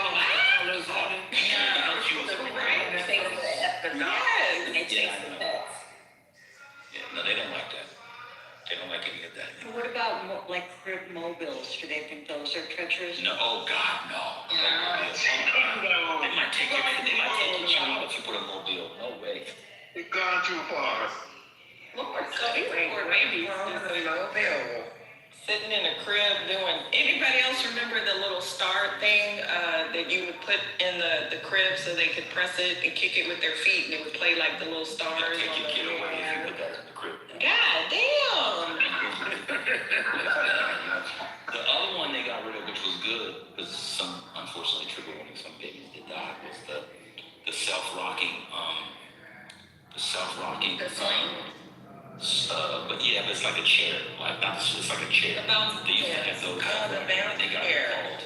Yeah, they got recalled. It was a bad one. But you know why, Ben? Because these goofy ass millennials were putting these kids in those things on fucking tables. I'm sorry, that pisses me off. I'm like, why the fuck do you have the kid in the bouncy chair on the fucking bar? They're supposed to be on the ground, idiots. Or they let them fall asleep in them longer than a nap. Yeah. And forget. I mean, I don't know. It's really bad. You know, you're supposed to do now. They want everybody to do skin to skin, right? And so skin to skin is great, but the thing you can't do, and went viral a couple years ago, was like the dad has the baby skin to skin, or it's holding the baby, and it's like, oh look, dad and baby sleep. Can't do that. There was a couple tragedies on that a couple years ago as well. You basically have to put the baby in a cardboard box until they're 2. That's essentially what they want you to do. Aww. Yeah, it's great. Or hold it all the time. You can't sleep in the bed. No co-sleeping. I don't recommend co-sleeping. I don't recommend co-sleeping anyway. Yeah, that's fine. I'm a sleep training expert. I don't recommend co-sleeping. No co-sleeping. Can you share some tips on your sleep training. Yeah, you have to. I've said it before. You simply have to toughen yourself up when they're crying and don't go in there and get them. When do you put them in there? You have to let them cry. They have to cry. Oh, after the bath and stuff, but you need your routine. I mean, age-wise. That's why we all have abandonment issues now, by the way, because our parents let us cry. Exactly. It's like, I've had different experiences with them, but the average probably is about, I think, 6 months. Okay, and when you do this, are they sleeping in the room by themselves? Because I've watched night videos where if the one that needs to go to sleep is like 2, and there's another one that's younger. The younger one gets it and complies, but the older one is the one that kind of influences everything. Yeah. They have to be in separate rooms. You can't have somebody sleep training in the same room. It was like the 2-year-old regress. I remember there was a lot of controversy when I was having kids with people who had the family bed where your kids slept with you in your bed. Yes. They don't want you to do those anymore. I would challenge somebody who's not breastfeeding to even try to not sleep with a newborn. First of all, breast milk is great, not shaming, moms who can, of course, it's whatever works for you. That runs through those little things like water. Then they have that little poop. And then they go to sleep like, mom's tired, you're exhausted. My kids were right there in the crook of my arm for especially my first, because where was I gonna get up and go? I remember having this argument with my mom. You need to boil the bottles. I was like, Mama, it is not 1950s. If you don't put a Playtex liner in that goddamn bottle and leave me alone. Jesus. Whoa, this is triggering me. Lord have mercy. It was called Everything But a Child of God because, oh my God, I did not want to boil a goddamn bottle on the stove. Oh, Nikki, they got bottle making machines that look like Keurigs. I remember the first time I squirted. It mixes the formula. You put the bottle under it. You hit the little 4 ounce or 8 ounce, and it drops everything in there like a Keurig. I think that's kind of cool, actually. It is. And I've been in therapy ever since. Oh, that's horrible. I will say the only thing that I do check on, I do check on a lot of things, but I didn't have to deal with was warming bottles.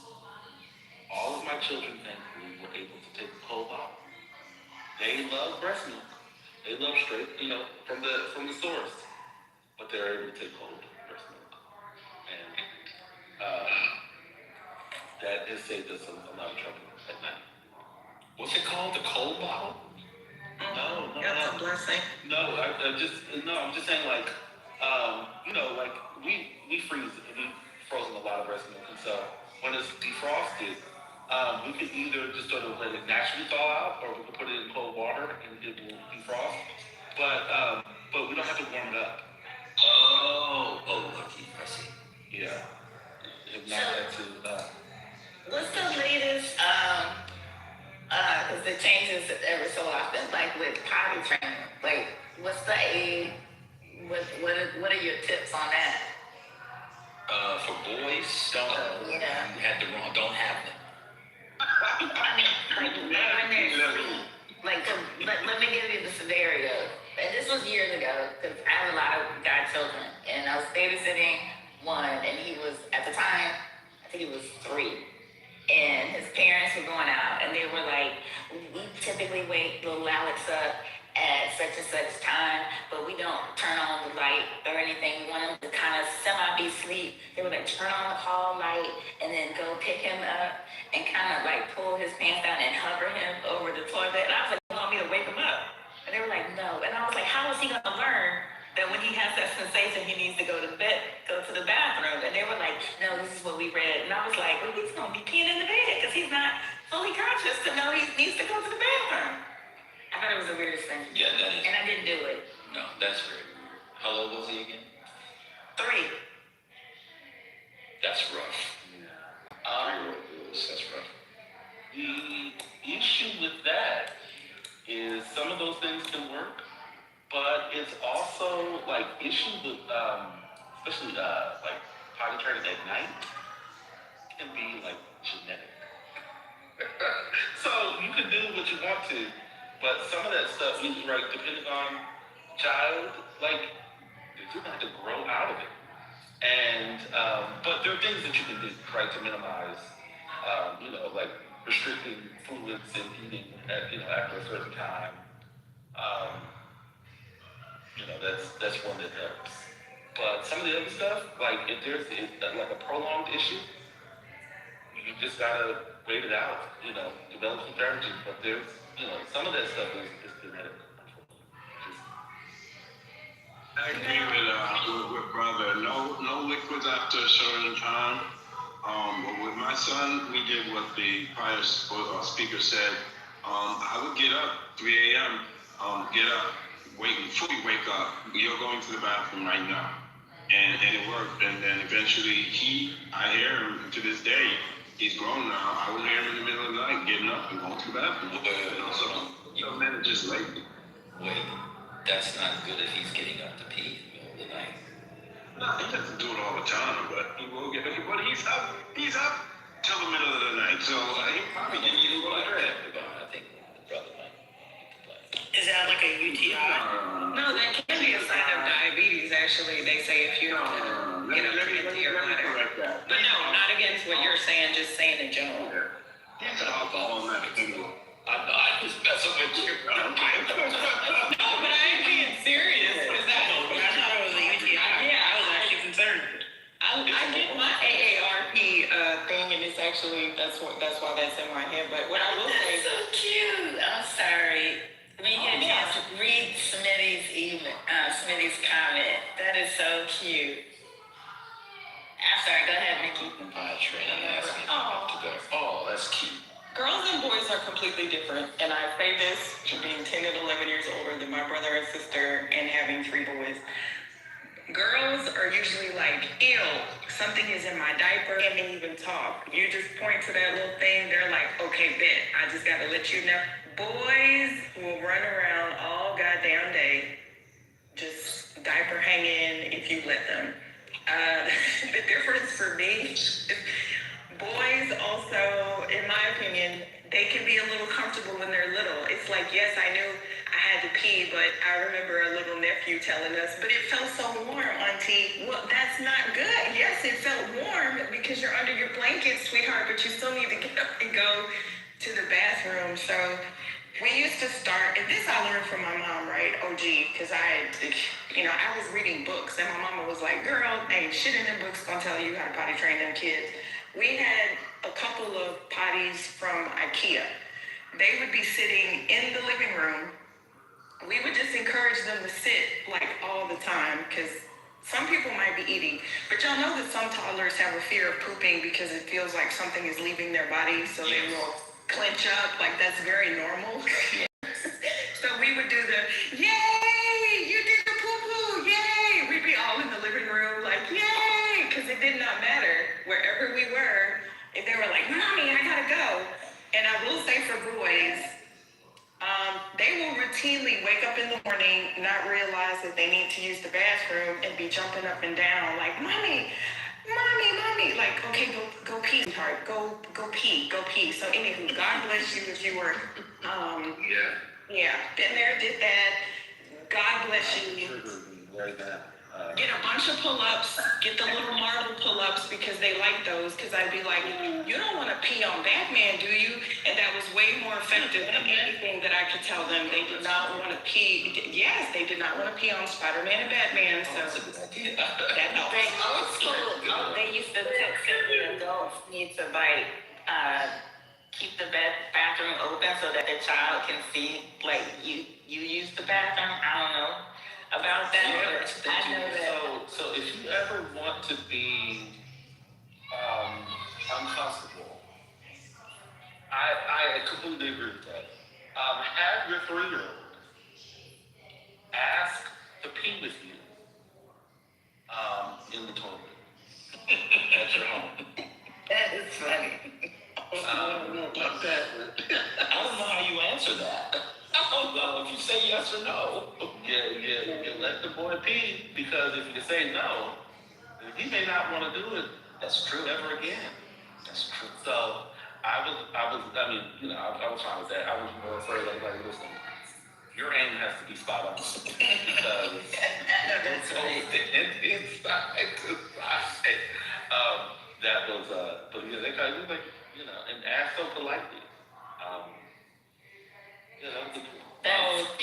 That's funny. My two boys, so I always changed their diapers from the time they were young, and they'd always cry when it was wet. And because of that, once I started teaching them to use the potty, they easily embraced it, because they just never wanted to sit on a dirty or wet diaper or anything like that. That's a blessing. That is, yeah. Little boys are nasty. We all know. If they don't pay attention, I think they're just oblivious. They sleep at night and not pee in their bed. They will sleep when they wake up in the morning. And so as long as I jumped and took them straight away and put them in the potty in the morning, they were okay. But while asleep, they would never pee unless if they were sick. That they would wet their diapers. If they weren't sick, they would never pee. Oh, you're right. They do pee when they're sick. You're right. I forgot about that. If they're sick, they will pee. Yeah. You gotta give the. I just know that when my godson was going through it, you have to, celebrate them when they do it. And so one time when I was keeping him, I came out the bathroom and he was like monitoring me. He was propped up against the wall. He was like, "Did you wash your hands?" And I was like, "Yes." And he was like, "Let me see." And he went in and he was like, "And you flush. High five, auntie, high five." And I was like, "This is so weird." But I let him do it because that's what we do to him. Oh, now I will say another tip for boys: do not let them see you go as mom, because then that becomes a whole other fascination about mommies and daddies, and then they will try to emulate you. Sit down. There you go. And then, when you try to do the pee and the Cheerio thing, they're like, "Well, let me see mommy do it." Well, mommy can't do that. Mommy can't. So. Yeah, I caught my dad and was trying to pee through my belly button because I caught my dad one time. I heard that actually sitting down to pee is healthier for men than standing up. Yes. I think I heard that somewhere. Or read that somewhere. It's true. Definitely needed. Don't the Japanese do a number two different than us? I heard that too. Like, they sitting on the toilet is even bad. I think they squat. Kneel? Oh, they squat? Well, So squatting goes beyond just the Japanese. The Gulf states, Middle East, Africa people squat. But yeah, doctors say it's healthier. So if you are using it, if you have his tool, if you use the kid's tool, the angle that your body is put into, it helps things move easy. That's really the method. Yeah, they call it a squatty potty. Yep. You can get one for your own bathroom. It lifts your feet up a few inches. Some of y'all need that too. I'm be honest. I mean, Eat some roughage. Eat some roughage.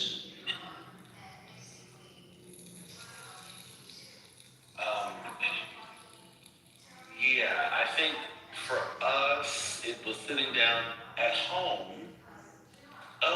In public, listen, I'm being honest with you. I don't use public restrooms. I can't do that. My body just shuts off. So we don't encourage sitting down in public.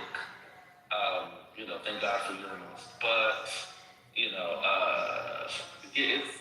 it's difficult because they're standing up, but they're not aiming, and they don't always aim, and then early in the morning when they're tired. Record this. Yeah, it's a lot. Wait, so if you don't do it in public, are you raising your children? I don't do it number two. I never get the Kelly. There's certain forms of using the restroom that I'll do in public. Oh, okay, But gotcha. for them, we'll try and find a McDonald's. McDonald's tends to be cleaner in terms of public restrooms, but sometimes you don't have that. You don't have that option. Yeah, like when you're traveling, we would stop at the McDonald's in Beaumont for decades. We'd stop at that McDonald's in Beaumont 2 hours out. Because that's the craziest thing when you're potty training, when they start to get indignant. No, mommy, I don't want to wear a pull-up. Like, Lord, we're driving to Louisiana, we're going to be stopping every hour. But you better stop every hour because they will not put on a pull-up. When those toddlers get a little indignant, like, I'm a big boy, I'm a big girl. Like, Lord, it's just going to take us 5 hours to get there because we have to stop all the time. Yeah, that was difficult. Our first one around that time when we started training was COVID. And so, driving a lot, and a lot of places just were not open, even for restrooms. And so that was difficult. So that one took a little bit longer because we weren't able to be consistent when we were out and about as we were at home.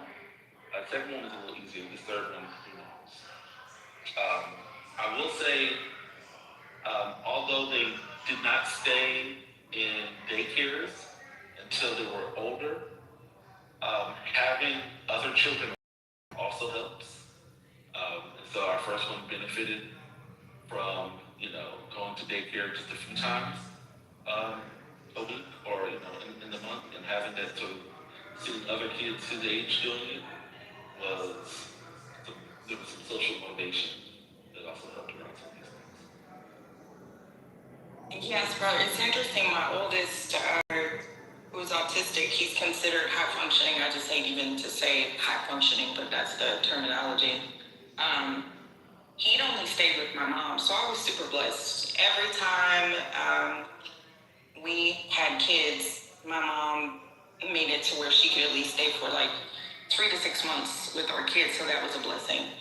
And then he was at a stay-at-home daycare, which I encourage people, like, you can get the deduction. There's always a deduction. You can get the deduction for the daycares, but there's a lot of stay-at-home daycares. So we found a nice little lady in the church, but then because he was autistic, they said he needed to be out of that, like a home daycare sort of thing. I think she watched like 6 kids or something. And then we put him in a regular daycare for him to be socialized, and then also to pick up on the other kids, like the alphabet and stuff like that. So it was a tough decision. She cried. We still remember her. She was such a sweet older lady. So y'all don't forget, there's a lot of older ladies at the church too that, will do a really, really great job, especially if you don't want to transition your kids to daycare too early. Let me respond. Well, first of all, reform. Don't flush the wipes in the toilet. No. You've been doing that. That's flushable one.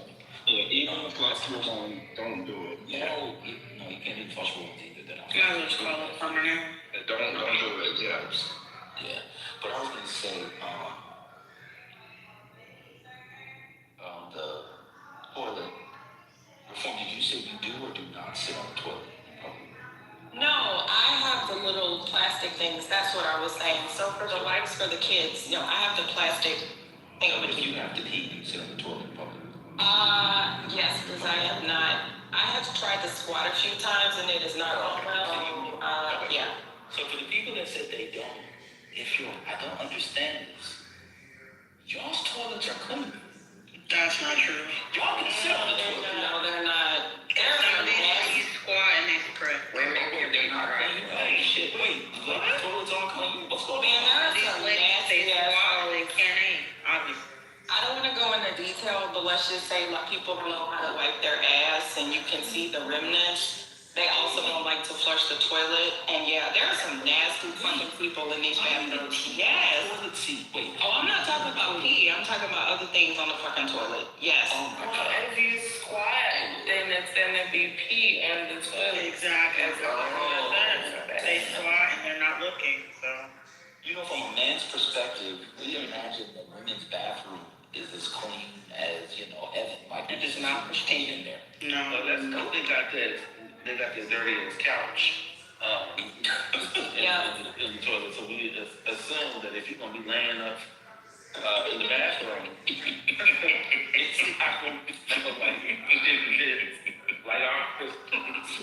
They have makeup and hair in the sink. Now, I'm just Gen X, and maybe that's just from my mom being old school, right? You know they did not play that. It triggers me to see a single strand of hair in the fucking sink. Like, can you not get a paper towel and take that out? I hate going to concerts because you see all of that shit. They leave makeup, they leave fucking disgusting. I can tell what kind of weave somebody done wore because all of that shit be in the sink. I'm like, if I'm rinse That's a singular braid. You got Lord Jesus. I agree with you. I hate the straggly hair. It's disgusting. Well, you know, I live among black folks, so I see the occasional track blowing in the wind. the singular braid. Leave me outside. Across the street. Absolutely. I see the lonely track blowing in the wind. So one of the reasons I don't go to the mall bathroom anymore is because I watched a girl walk out of the stall. When I walked in, there was a surprise. It was very clear it was her time of the month. She did not wrap anything up. She just said, fuck it. So I just don't do malls anymore. Not the bathrooms, at least. Like I said, it's a sick-sad world out here. I mean, that type of shit, I just pick the cleanest stall. I don't understand this concept of you people not using the bathroom. Like, I need to wake up. I don't want that kind of bathroom. I don't know how if you have to use the bathroom, you don't use the bathroom. No, I think I don't get that. my body shuts down certain functions to where I don't have, like I get home and I'm okay. I just go into the men's restroom. I've heard stories. I've been afraid of. I've been in men's restroom though with the ladies. That's since a child. I can't. Brother, there's a reason that you're afraid of the men's restroom, but I won't go into that. Oh, yeah. I'll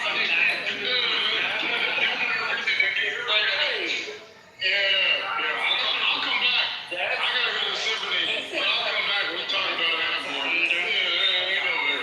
Men's restroom.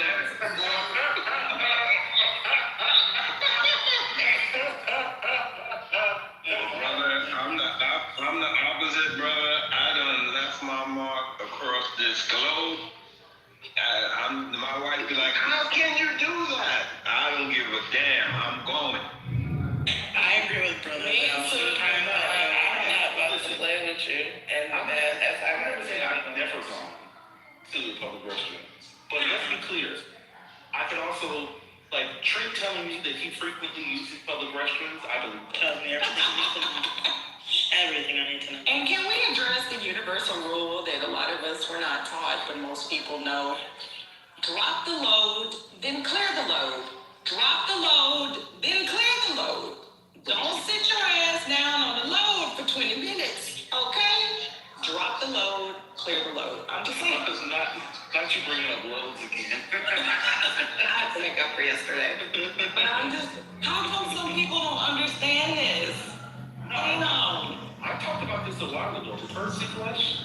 Right. Like when you know, especially if you know there are other people in the restroom, I don't understand how people aren't flushing as they're evacuating. Like, it's a very weird thing to me. I know, like,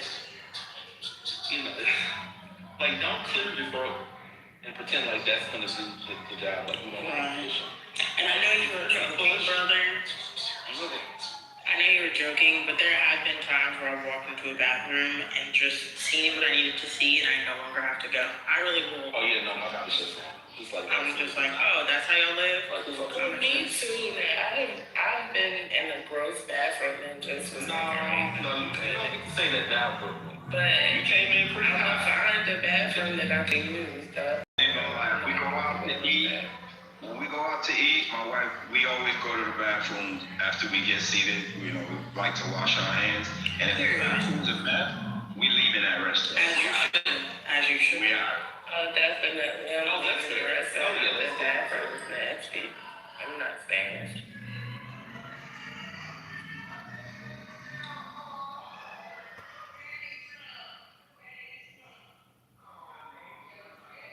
evacuating was done. I'm so glad I know what you guys do in the bathroom. This is amazing.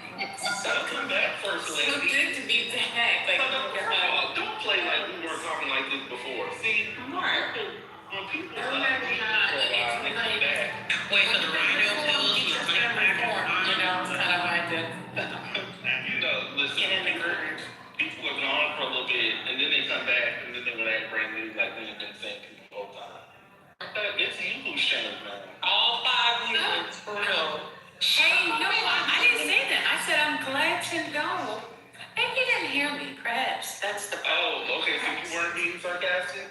Oh, always being sarcastic.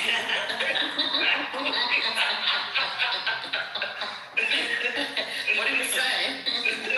Oh, Kimberly said I love a little moonlighting. Y'all know what I really love? The really nice hotels. I love those bathrooms. The bathrooms at like Neiman's and Saks. I'm sorry, I will spend a little. They have like the little seating area. With the nice little sofas and the cushions. And then I love that. I love the little area with the mirrors everywhere. So it's kind of like, like a 4-part bathroom where you can check your hair. And then I really enjoy that. A really, really nice restaurant, the bathrooms. I love the little towels and the little, all the little dainties. I do. And shout out to the ladies in the club that, hook people up with perfume and, sanitizer and gum. Do y'all have those too? Tip for like $2 and she'll. We got that. Yeah, shout out to that. And this is Yeah, where it a little African dude in New York. The African dude in New York, he got the mints, he got little colognes. They got condoms, they got everything, Yeah. right? Give him a little tip. Didn't that come from like the nicer establishments in the country clubs? You always have those attendants in the bathroom that have all of that stuff, and now I think that's in the men's area. I'm just saying. But anyway. Ari said she never seen condoms and she never been to the restroom in Vegas. I never thought about women having an attendant in the restaurant, like men. Like in movies, you always see it's always men, right? But I never thought that women would have a similar person, sort of waiting on them. Yeah, ditto. I thought that was a male thing. Yeah, like that never crossed my mind. Like I never once saw that. What do they give you guys? We get cigars. And Calvin Klein session. What do y'all get? So at the club, what they'll do is, because I think that they come in and it's like a service, so you can still get like the paper towels and stuff, but they'll just hand it to you. They keep it clean. They have gum. They have packs of gum. They have little perfume. They have little combs, brushes. I've seen them even have like some gel. The really industrious ones, oh yeah, they have gel. They have nail clippers. They have everything. Yeah, they have slippers for, now this is the real industrious one. They'll have like flip-flops if your feet hurt and you need a change of shoes. I'm like, you know what? I respect the hustle, girl. Give me them $5 Chinese slippers. Right there. I gotta take notes. That's all. Hospitality, Joe. Oh, these are some hustlers. It's usually some older women too. They are some straight. A blind spot, I never even conceptualized that. I just it's good. Kimberly is funny. She said this conversation is illuminating. I'm not really bougie. I'll pee anywhere I want, barefoot anyway. You will not walk barefoot like the others, Kimberly. I refuse that because I've seen that in the club. That some of those people walking barefoot just gives me like, oh my God, you're gonna get a Kimberly tennis doesn't shot. give that.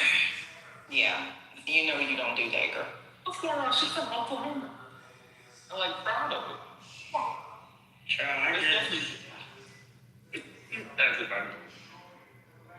Eric said I've kept She my said girl she had for Penny 10 hours. married and walked barefoot. How you gonna tell her what she do? Shout out to Ari for keeping those heels on for 10 hours straight.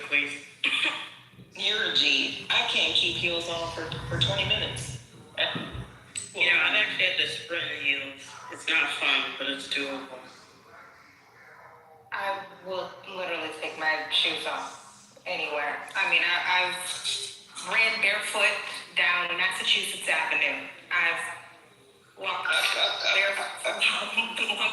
barefoot in Target. I will take off my shoes anywhere.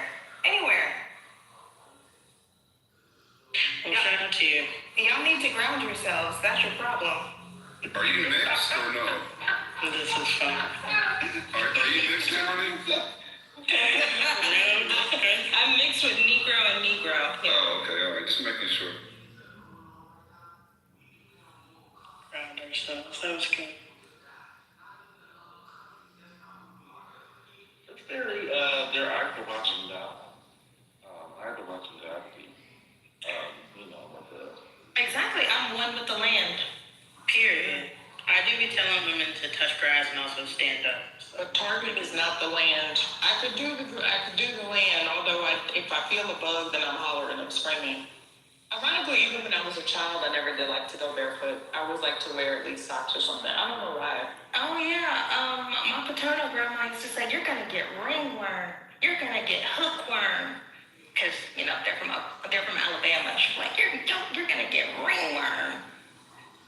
But I don't like to wear shoes. And the person that I live with is disgusted because he knows. He's like, "Keep your shoes on. Keep your shoes on." House? No, we'll be outside.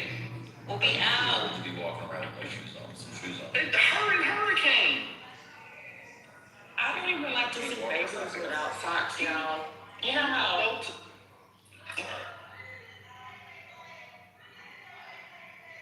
No, it's disarming people because people assume that, I'm a bougie person. But no, I will take my shoes off anywhere. I'm just like you. We don't take our shoes off anywhere. You know we were not allowed to do that. This is how we'll play it. That's what she's like. Yeah, that shit is country. Because, I guess. No. I am country. I'm trying to tell y'all. I'm from the country. I walk on the sidewalk. First of all, it's hot as shit in the summer. You're going to hurt your feet walking without any shoes on. You can't. These are people that have dirt roads. And then have sidewalks. Oh, I know what I mean.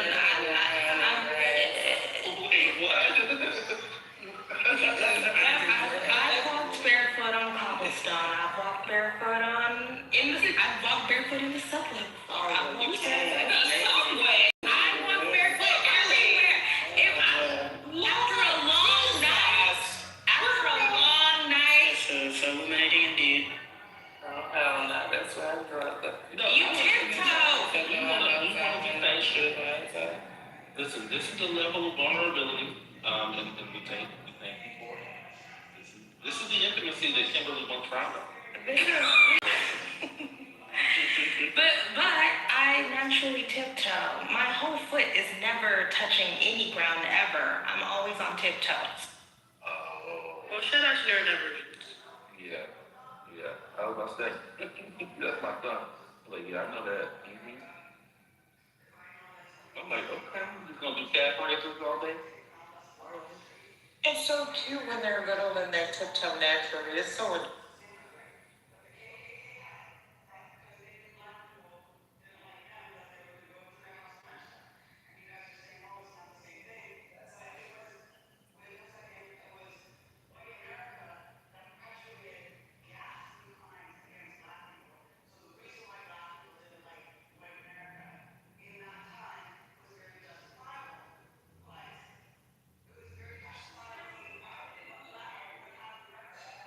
But I have another question for y'all since we're on this topic.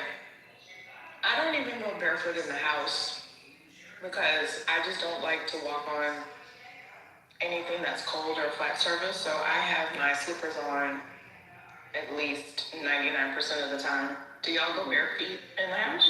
Yeah, we had this talk. It's weird. You probably weren't here that night, but we had this talk. We talked about, who calls them house shoes, who calls them slippers. Yeah, we don't play that in my house. You're going to put something on your feet. Everybody got something on their feet. And the ones you wear in the house do not go outside. I got a pair that I use outside. I got to run and take out the trash. They're by the door. And no shoes in the house. Take your shoes. I don't care who you are. Leave your shoes by the door and no shoes in my house. We don't have cars, but still. Yeah. My god kid is neurodivergent as well, and there's constantly broken stoneware and glassware. I'm not walking barefoot. So Devon, you wear shoes in the shower? Just a second. Oh, I can wear shoes in the shower. There's no wrong with flip-flops in the shower. Ain't no wrong Not with the flip-flops. one wearing shower shoes in his house. No. This ain't the YMCA. I'm just thinking if you're gonna shoot for every room, I mean, not like that. I'm not mad. You know. So, I apologize, y'all. We can move on. But that triggered me. There was a time I was with my homeboys in undergrad, and it was Prairie View's homecoming. And we decided to roll with him, and he was, we were going to Houston. We decided to spend the night, and we stayed the night at his homegirl's place. I never met her before. She was really cool. But her house was so nasty that we had been out, we had been partying, we had been outside, Houston, humid. So we had to take a shower. Now, I wasn't driving, so I could not, this is before Uber, couldn't take an Uber, couldn't take a cab back. I had to take a shower. It was so nasty that even in the shower, I tied CVS Walgreens bags to my feet because I didn't even want my feet to touch the bathroom tub as I was showering. I'm a little sedity, brother. It's not a little uppity. Ma'am, You're too good to get in a nasty shower. I am from the suburbs of Boston. Okay? I didn't grow up in Oklahoma. I didn't grow up in East Coast. I didn't grow up in North Carolina. I didn't grow up like in that environment. Right? Who called that sedity? Who called that sedity just now? Who was that? I would have cleaned it, brother. I would have said, you got some Tilex. I would have cleaned that bitch and then got it. So we did, but again, I was not comfortable because whatever material the tub was made out of was permanently darkened. It was tinted, but not on purpose. This was not a color she chose. This was a life she was living. And I was like, nah, listen. Played sports, had shower shoes, never had athlete's foot, never, right? We might be sloshing their toes all up in their water. They're wondering why they got huge infections on their feet. No, that wasn't it. I can't do that. So, I hadn't planned. I forgot shower shoes and all. I didn't pack everything. Didn't do it. And trash bags. Almost busted my ass 3 times in that shower trying to bathe. Didn't want to touch the shower. It was sorry. If you have fallen on the ground in that shower, that would have been hilarious. I might have died. I might have gone through shock. Kimberly, can I ask you a question? Because I have a genuine concern. Okay, Brother Jordan. Brother Kimberly, Sister Kimberly, what's wrong with me? My apologies. My concern is, during your submission, you inserted and said, you're too good for a nasty shower. I don't even know where to go from it. How can everyone should be too good for a nasty shower? Can you explain that? Who among us has not, in college, yeah. Well, that was the community shower, and you wore shower shoes, right? I've never put on a shower shoe a day in my life. Oh, wow. Whoa. Okay, cut the cameras. We need to cut the cameras. No, I'm loving it. I'm loving it. She got them Holy Ghost feet. I'm loving it. Yeah, let me tell you something. Those are feet that come out of the Exodus to ancestors. Okay? They had gone through all the things that they could go through. Her feet were made for every environment.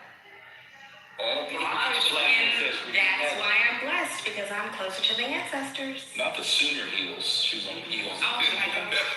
Listen, the Sooner Heels. that raggedy soil that they had to make life out of. Oh yeah, no, we'd be the regular soil for sure. Blood dirt. Yeah, no, I mean, I am who I am. I can't deny where I come from. I mean, y'all are talking about the bathrooms thing too. Like, that's another thing. I don't have that bathroom thing. I mean, have y'all ever been on a road trip and peed on the side of the road? Like, I don't have a bathroom. It's totally different, Kimberly. That's all men. Like, we have outdoor plumbing. That's what we do. Oh, okay. But I don't know. I'll pee anywhere. I'll walk barefoot anywhere. It's just who I am. It's just my nature. I mean, Kimberly, I don't know. I grew up in the deep country. There were houses I wasn't even allowed to go in beyond the porch, and I just instinctively do. And we were taught as children not to shame anybody. But yeah, we weren't even allowed to go in your house if it didn't pass muster. I don't know how the elders knew whose houses passed muster and whose didn't, but No, they did not do it. I'm different, right? Like my mom and my dad and my sister, they are like you. They're like you. I am separate from them. I'm the black sheep. They make fun of me. The person that I live with is disgusted by the fact that I will take my shoes off anywhere. But I gotta be me. I gotta be me. You gotta be you. I'm a germaphobe, though. I'm not gonna lie. Like, I have hand sanitizer in my car. I have hand sanitizer when I go to the restaurant. My mom is just like that, too. We go to the restaurant. We went to the bathroom, washed our hands. She pulls out the hand sanitizer from her purse. If I go to the gas station, I'm definitely not holding the pump. And if I am, I'm using my hand sanitizer. Oh my God. I'm dead ass serious right now, brother. You're not holding the pump. See, now you've taken it too far. No, I'm not. When I hold the pump, I have something there, or I use hand sanitizer. It's nasty people in LA. When I go to the gym, I got shower shoes when I go to the shower. Like, that's how I am. Oh God. I actually at one point Cold and God. Yeah, no germ resistance, bro. at one point I bought a gas mitten that I kept like in the compartment. I do that too. At one point, I had latex gloves in my car. Like I have right now, y'all. I'm gonna be honest with y'all. Right now, I have them on. You know how on Amazon you can get them so they come like every month. I get gloves, black gloves every month. Oh, the subscribe and save. Yeah, the subscribe and save. I can get them every month. I have like air filters for my air conditioned vents and like one for my fridge for my subscribe and save. Gemini has black latex gloves. Yeah, That was up, Gemini. The gloves, the hand sanitizer. Air filter. Devon, do you change your things every 3 months in your house? We don't have that kind of heat. We have the AC that I change the filter, but we have baseboard steam heat, hot water heat. Okay. Do y'all change your things every 3 months? Yeah. I'm gonna get a filterless. I change them every season, so what's that, every 4? Yeah. I need to say up for it.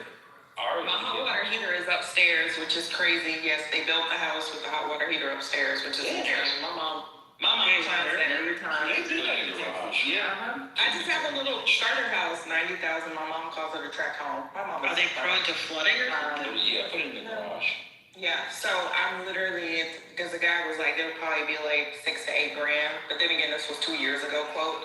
So when my hot water heater goes out, I'm going to filterless, which means you change it like for the vents or whatever, and then I'm gonna put it in the garage. But yeah, you gotta get tankless. They got the tankless. Sorry, I have now. I just got that. Yeah. Tankless. Billy, I have no idea why they put it up there. We don't really have attics in Houston. I mean, in Texas, we don't have attics. We don't have basements. We just have the area. Oh, okay. Yeah. So you can rent like a usable. I have like a couple of crates of Christmas stuff, but like I don't keep anything up there. We don't go up there. It's just the attic, I guess. Yeah, they do like a crawl space. They did that with the new build. My parents' house was like that, and it's weird. Even though I lived there my whole life, but then you're like, oh, live somewhere else, and they do it differently. It's like, yeah, so that doesn't make sense. Why would you? Why would you put it all the way at the top of your house? Yeah. Have all this water. So if it floods, it's gonna flood the whole house. You're right. It doesn't make sense, and it's like, and I mean, it was a pretty decent builder, right? They don't really flood. Builders go. They don't know. They might drip, but like they're supposed to have catch basins and stuff like that. Yeah. Y'all are reminding me. I need to get it. What do you call it? Where they do not switch the pan, but they let the water out or whatever. You need to flush it. Leave the lights. Yes, flush the line. Thank y'all, because I always forget that.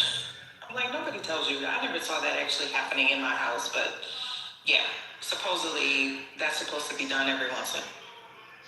Yeah, so I have. Ramel said his flooded his apartment. Oh. They can. I've never seen that. Was it an old building? Oh wait, go ahead, brother. My bad. No, you're fine.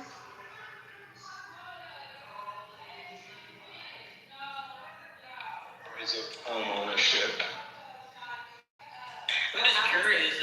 Get a house. I'm just trying.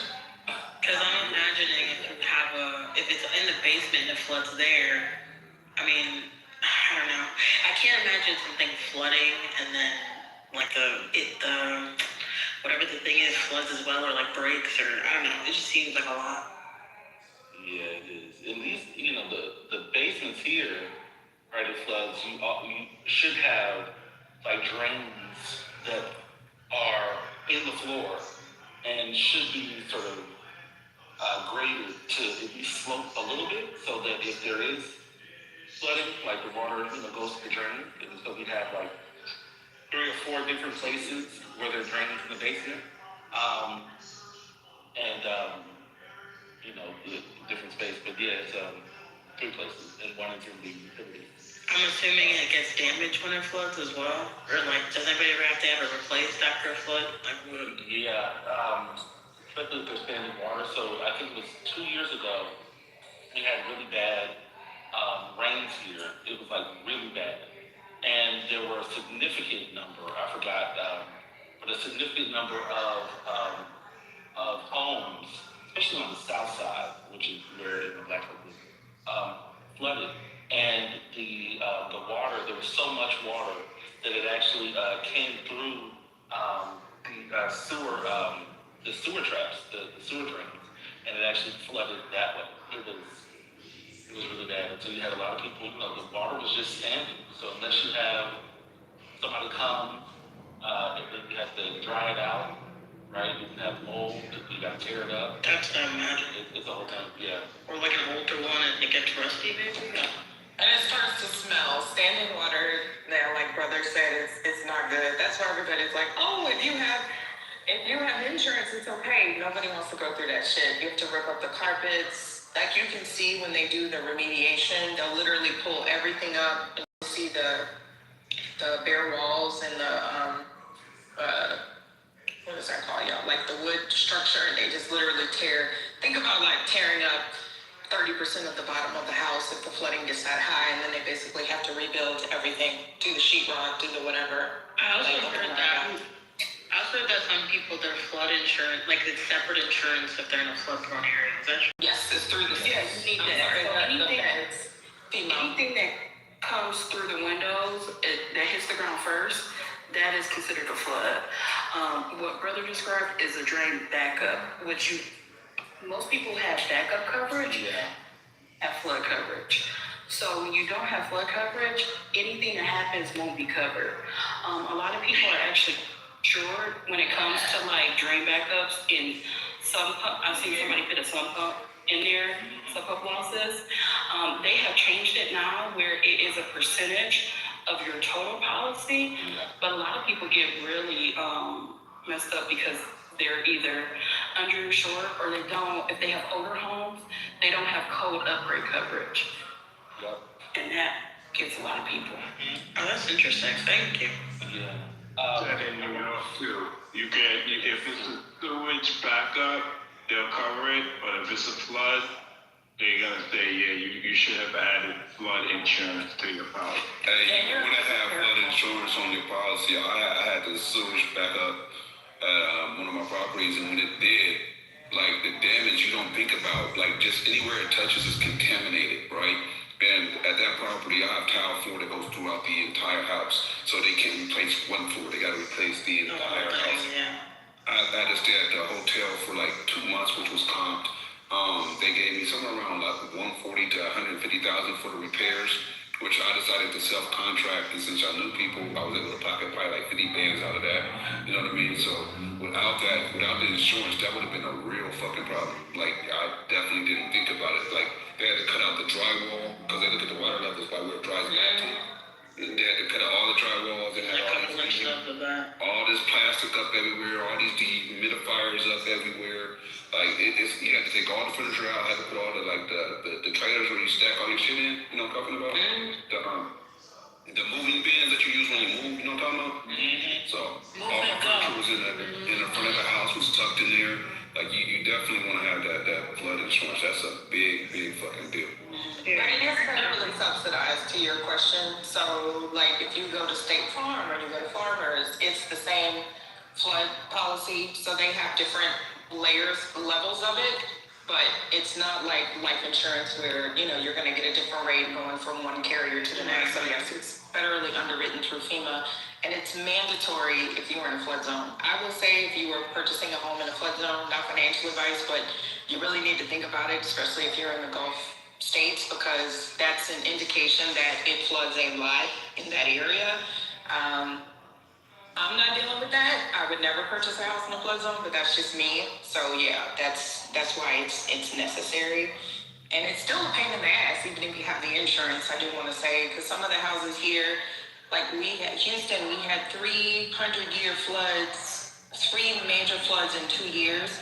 They will basically buy your house and they will force you to sell your house because they will tell you if it floods again, we're not gonna continue to give you the money. So just FYI, that's a huge consideration. Thanks for that. Yeah. No, FEMA will be like, enough. We're not just gonna keep giving you money to redo your house, especially if it's just gonna keep flooding. Right. Thanks.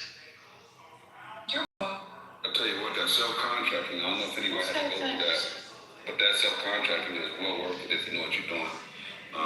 Because you can go get 3 quotes. You have to get 3 quotes and turn it in.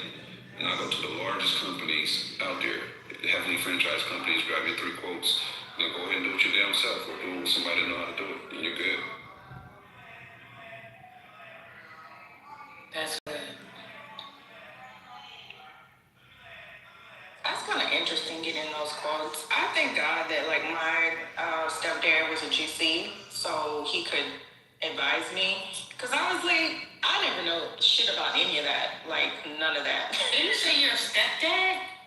Mm-hmm. I know you had a stepdad. Oh wait, I'm sorry. My father-in-law. I always confuse stepdad with father-in-law. God damn, what?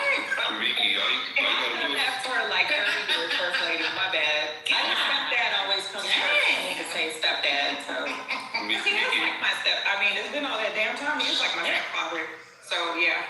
Nikki, what I was gonna say is this: when you're getting quotes, if you want them to give you a high quote, tell them I want it done the best way possible. So my insurance is covering everything. You want a good quote? Tell them I'm scraping everything together. I'm gonna try to pay for this. Give me the best quote you can. They'll give you 2 totally different quotes, same company, guarantee you. Oh, I agree, Gemini. My house is a little. It was $90K. It was a starter home. I was super young. I was like 25, 26. So. They don't even tell you, like, when you're doing that, they'll be like, do you want padding under your carpets? And then, you're going through and checking the little stuff. And it's like, nobody tells you. But my mom was like, yes, you want padding under your carpets. Like, why don't they make that mandatory? So I agree with you. Like, the stuff that they include, that's the basics. But then if you don't really know, like, they're saying that this is a basic model, but it's going to be a pain in the ass if you don't, like, upgrade to the deluxe or something. That is kind of irritating about the industry. Because how do you know? You know? That's like, fact. Oh, and if you have premium materials, you need to make sure whoever you go through sends it off for testing. So like ITEL is used by insurance companies to get true replacement costs, so that you don't just get stuck with standard grade. That's If right. you have upgraded. And take pictures of everything, because that's what I tell people. You're looking at it with nostalgic value, but yes, your TV is only worth $200, but you might have gotten it for $300 5 years ago, but going out and getting the same thing might cost you $1,000. So you need to like update that all the time. This is a recommendation. Go with your phone, take a video, every single room in your house, take a picture of your closet, like the shoes, because when you're making those claims for the contents of your house, they will try to lowball your ass every single goddamn time. How many people remember how much Man, they gonna lowball the shit out of you. They gonna lowball the shit out of you. Yeah. So I'm like, nope, hold on, homeboy. Look, I got antique this, I got antique that. Like, hell no. Anyway, just FYI. That's the same with your car. I had a vehicle, it got damaged, and then when I went to go get it replaced, it was like, I was going to total it. I'm like, no, when it got an independent appraiser, because it was custom, so they didn't want to give me, the upgrade for the custom. Got my independent appraiser, I had to pay like $700 just to get the independent appraiser, but after that, they covered everything, every fucking inch. So you gotta document everything with your insurance company. Yeah, to your comment, Reform, I think the only thing that has been, or one of the biggest saving graces for us is the internet and YouTube. And not, that everything is do it yourself, but I've had to, like, if there's an issue that happens in our house, I want to know as much as I can about it. And so I'm like trying to learn, like I bother, we have somebody who's fixing something just recently. We had a plumber because there was an issue with the toilet. Yeah.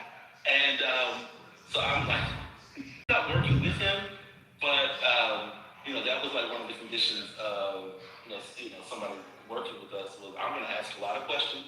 I'm going to try and know as much as I can so I can be as informed as possible because it's a lot. Because you'll have people. One of the quotes that we had was for $10,000. $10,000 to do a job that cost us $600 with the right professional. But they were trying to convince us that the world was going to, the world may come to an end. But our house was going to crumble and sink into the pit of hell if we didn't do all this other stuff. Or they'll try and give you a really high price for something. They'll say, oh, you don't really need it, but this just in case something happens, this the $10,000 quote. But then they'll give you another option, maybe two other options that are lower, and they feel like they're lower because they're not as ridiculous, but they're still overpriced by 3 or 4 times. Other folks, people are out here just trying to make money and scamming, so it helps. You didn't learn how to deprogram those AI kids yet? It wasn't AI kids, it was their AI extended family. See, this is why I really do have to be exclusive. When you build a nuclear family, you have to really shed the other family because the extended family coming to the house, restoring our toilets. The day that they were leaving, as they were packing up, getting ready to leave, a member comes up from the basement and says, oh yeah, by the way, your toilet is clogged. There's water coming from the oh no, they didn't. From the bottom. Yeah, they're never invited. Yeah. All 37 of them never know. But you're right. Won't they try it? They will. I have noticed that because now I've this ain't my first rodeo, right? So I've had to replace almost every damn thing in this house. Haven't been here for 22 years. I've replaced the HVAC systems. I've replaced the hot water heater twice. And I just have a little starter home, right? You are so right, brother, with those damn quotes. What? I don't want to put their name out there. Fuck them. Them motherfuckers will come out there like, if you don't get your ass out of here, thank God for Google, because I'll be like, okay, what part do I need? Well, ma'am, you need this part, I'm like, okay, what is it? for $35. Can you be here in 2 days? And they'll just look at you like, bitch, yeah, try it somewhere else, boo-boo. $400 upcharge, my ass. Get the fuck out of here. Get the fuck out of here. Isn't that crazy that they do that shit? Should be ashamed of their... Well, they'll tell you that you're paying for the service. Exactly. That was the thing that got us at first, thinking that we needed to go. So, like, you want somebody who's obviously licensed, who has the required. And bonded. And yes, bonded and insured, absolutely. But it is, at least in our experience, it has been a mistake to go with so Roto-Rooter, Four Seasons, just recently. Well, I'm not gonna get into that, but there was a local, highly rated company, Black owned, was the one who gave us the $10,000 quote. And we were able to find someone through some networks and some references who has a two-person business, and it's just them. They have all the, and all that stuff, legit business, and, gives you the same 30-day warranty as the other people. But it was, 3 times less, or, than the other people's lowest price, with all the same guarantees. It was, it's wild. They claimed it.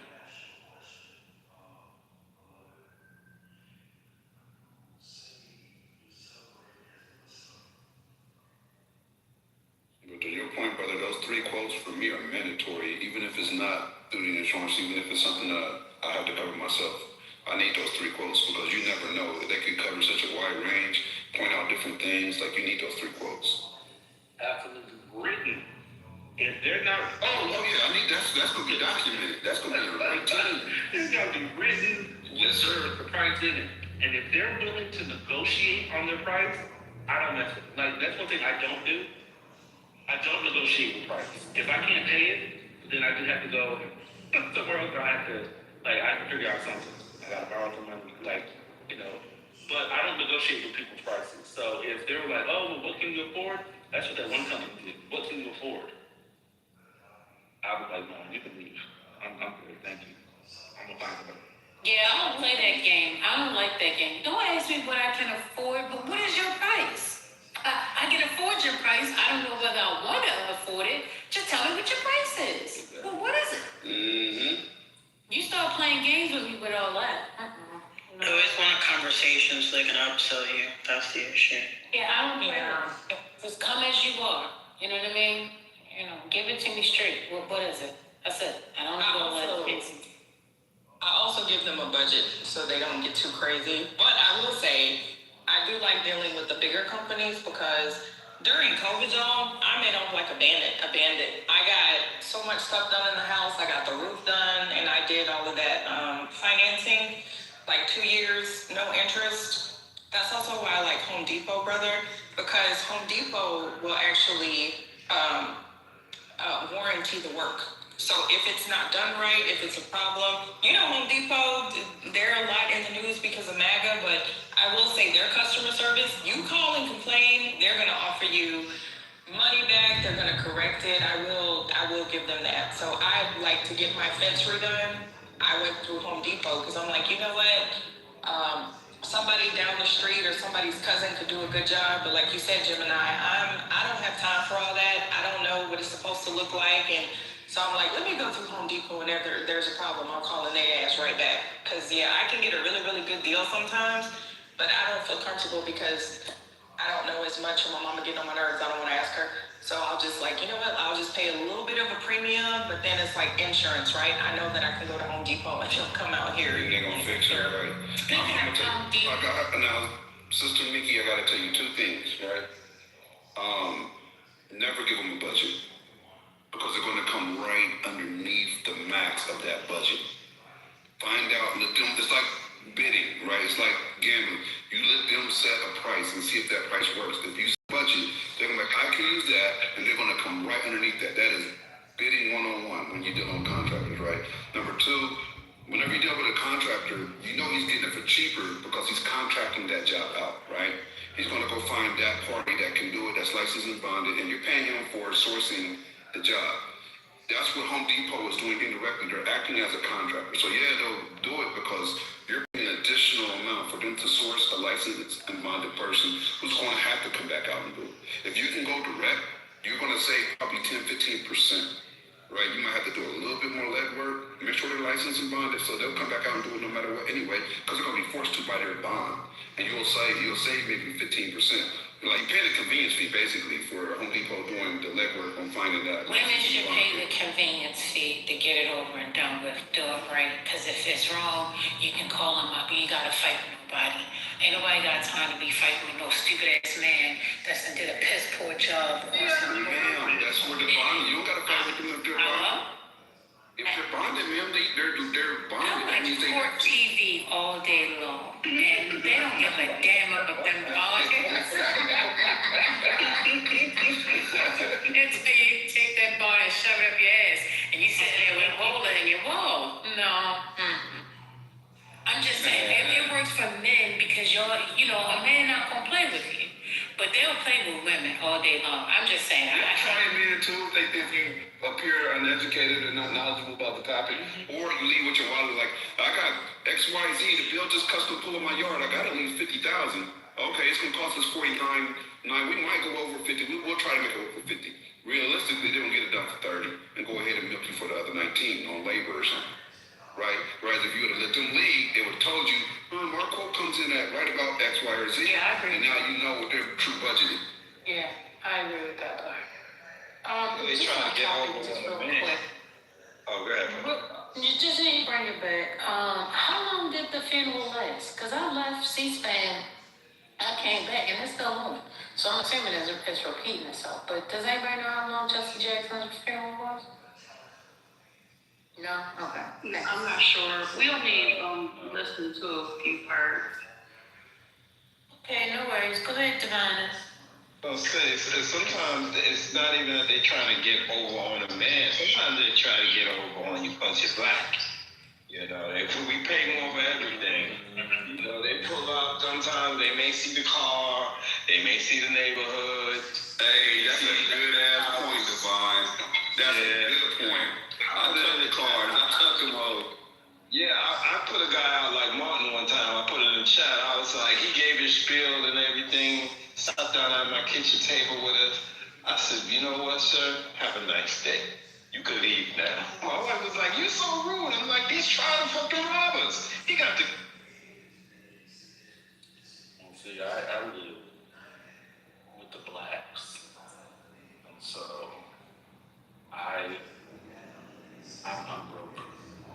And what do I do? Blacks do. Don't get it twisted.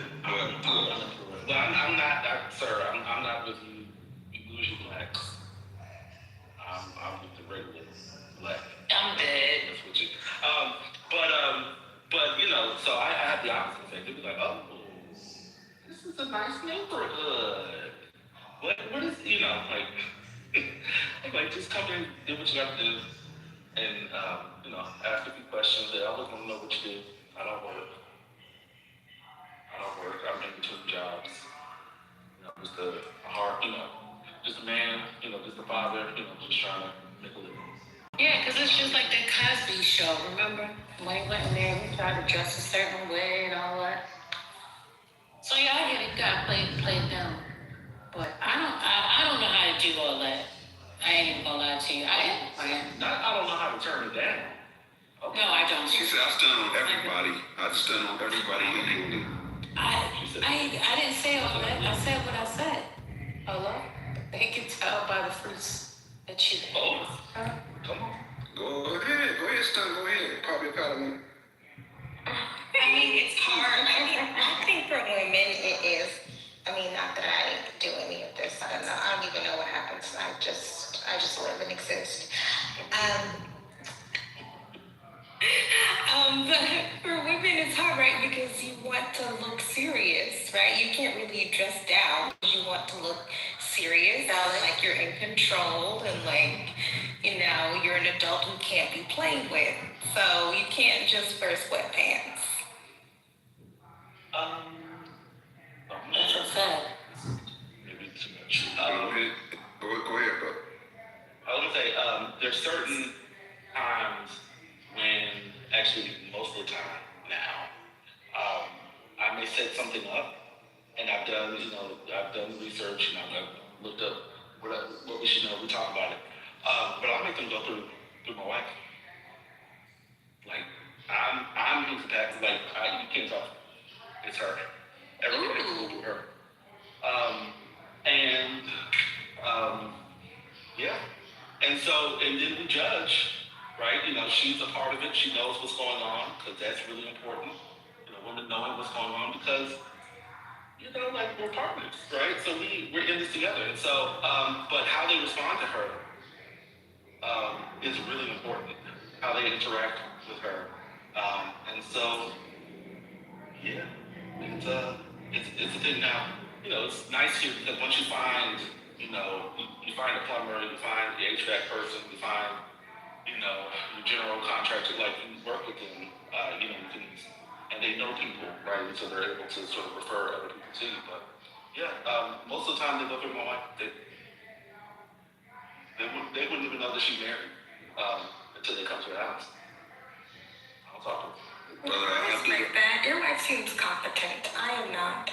Brother, I do the reverse. I do the fake wife, right? So once they give me a quote, I gotta talk to my wife. I need to see. I gotta get the okay. You know how it goes. Yep. And I use her to negotiate, even though she don't exist. No, listen. Yeah, that's one thing. Unless it is an absolute emergency, I'm not making a decision on the spot. And anyone who tries to pressure me to, you know, I tell them, you know, you're not the one. Like I'm very. We try to be. Word on the street, Gemini, like you are married. You just don't tell me that. Man, if I was, I wouldn't be talking to y'all right now. Well, not too much. It's a fact. Yikes. Yeah, that's what they are saying. That's what they said. That's what they said. I don't know how many of you are. Yeah, Mike. That was me.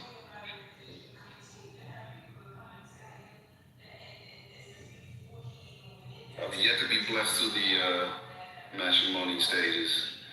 Gemini, you called us all losers. No. Damn, I didn't mean it like that. My mouth. I didn't mean it like that. Gemini, listen to me closely. Married men live longer. I've heard that. I've heard this for a variety of reasons, though. The main reason I've heard is because the women ensure that the men see about themselves medically more than they would do on their own. To go back to the fixing the plate thing, but like she'll fix my plate. No, she'll I fix my plate too. No, I do fix my own plate. But she'll fix my plate, and I feel like she'll give me what I should eat. Like sometimes I'll eat too much if I make my plate. So when she makes my plate, that's right. yeah, I'm gonna eat that, and she say you good, and I say yeah, I'm good. You know what I mean? So little things like that. You know? Oh, that's a different way to frame it. Let me say something. Most of the time, well, you know, we don't even eat at the same time. I made myself something to eat while talking to you all. Decided to ask everyone else who had eaten more recently than I had if they were hungry. They said yes. They ate everything that I had cooked. And so now I'm making me something. And we've all dispersed. They're all 6 years. I was the only person hungry at the time. I still not eating. And that's how it usually goes. And I'm okay. That's also, a good man, Savannah. If you were married, your wife would definitely encourage you to be on Clubhouse because she's tired of you. It's a fact. You know what? I'm gonna retract my statement because y'all gotta realize y'all talking to somebody that knows zero about marriage. I don't know shit about marriage, so you probably fucking. You know your parents married. Yeah, but they old school married. My parents old school. Gemini and I get married as soon as that. Don't say that. Don't put that on my body. You don't know that. Okay. When I do get married, I want to do it. My whole thing is I want to do it once like my parents. I was born into a marriage. And they stood together, and I want to do the same. If I get into a marriage, that's it. Like to death to his part. No, you live happy like You may want to make that declaration, Gemini, but it may not hold true. I don't know nothing about marriage, brother. So you're probably right. Nobody broke up 3 of them. What's the news for you? Supplemented. There's a difference in supplement and marriage. First lady, are you there? Yes. The Ravens just got Max Crosby, who's the top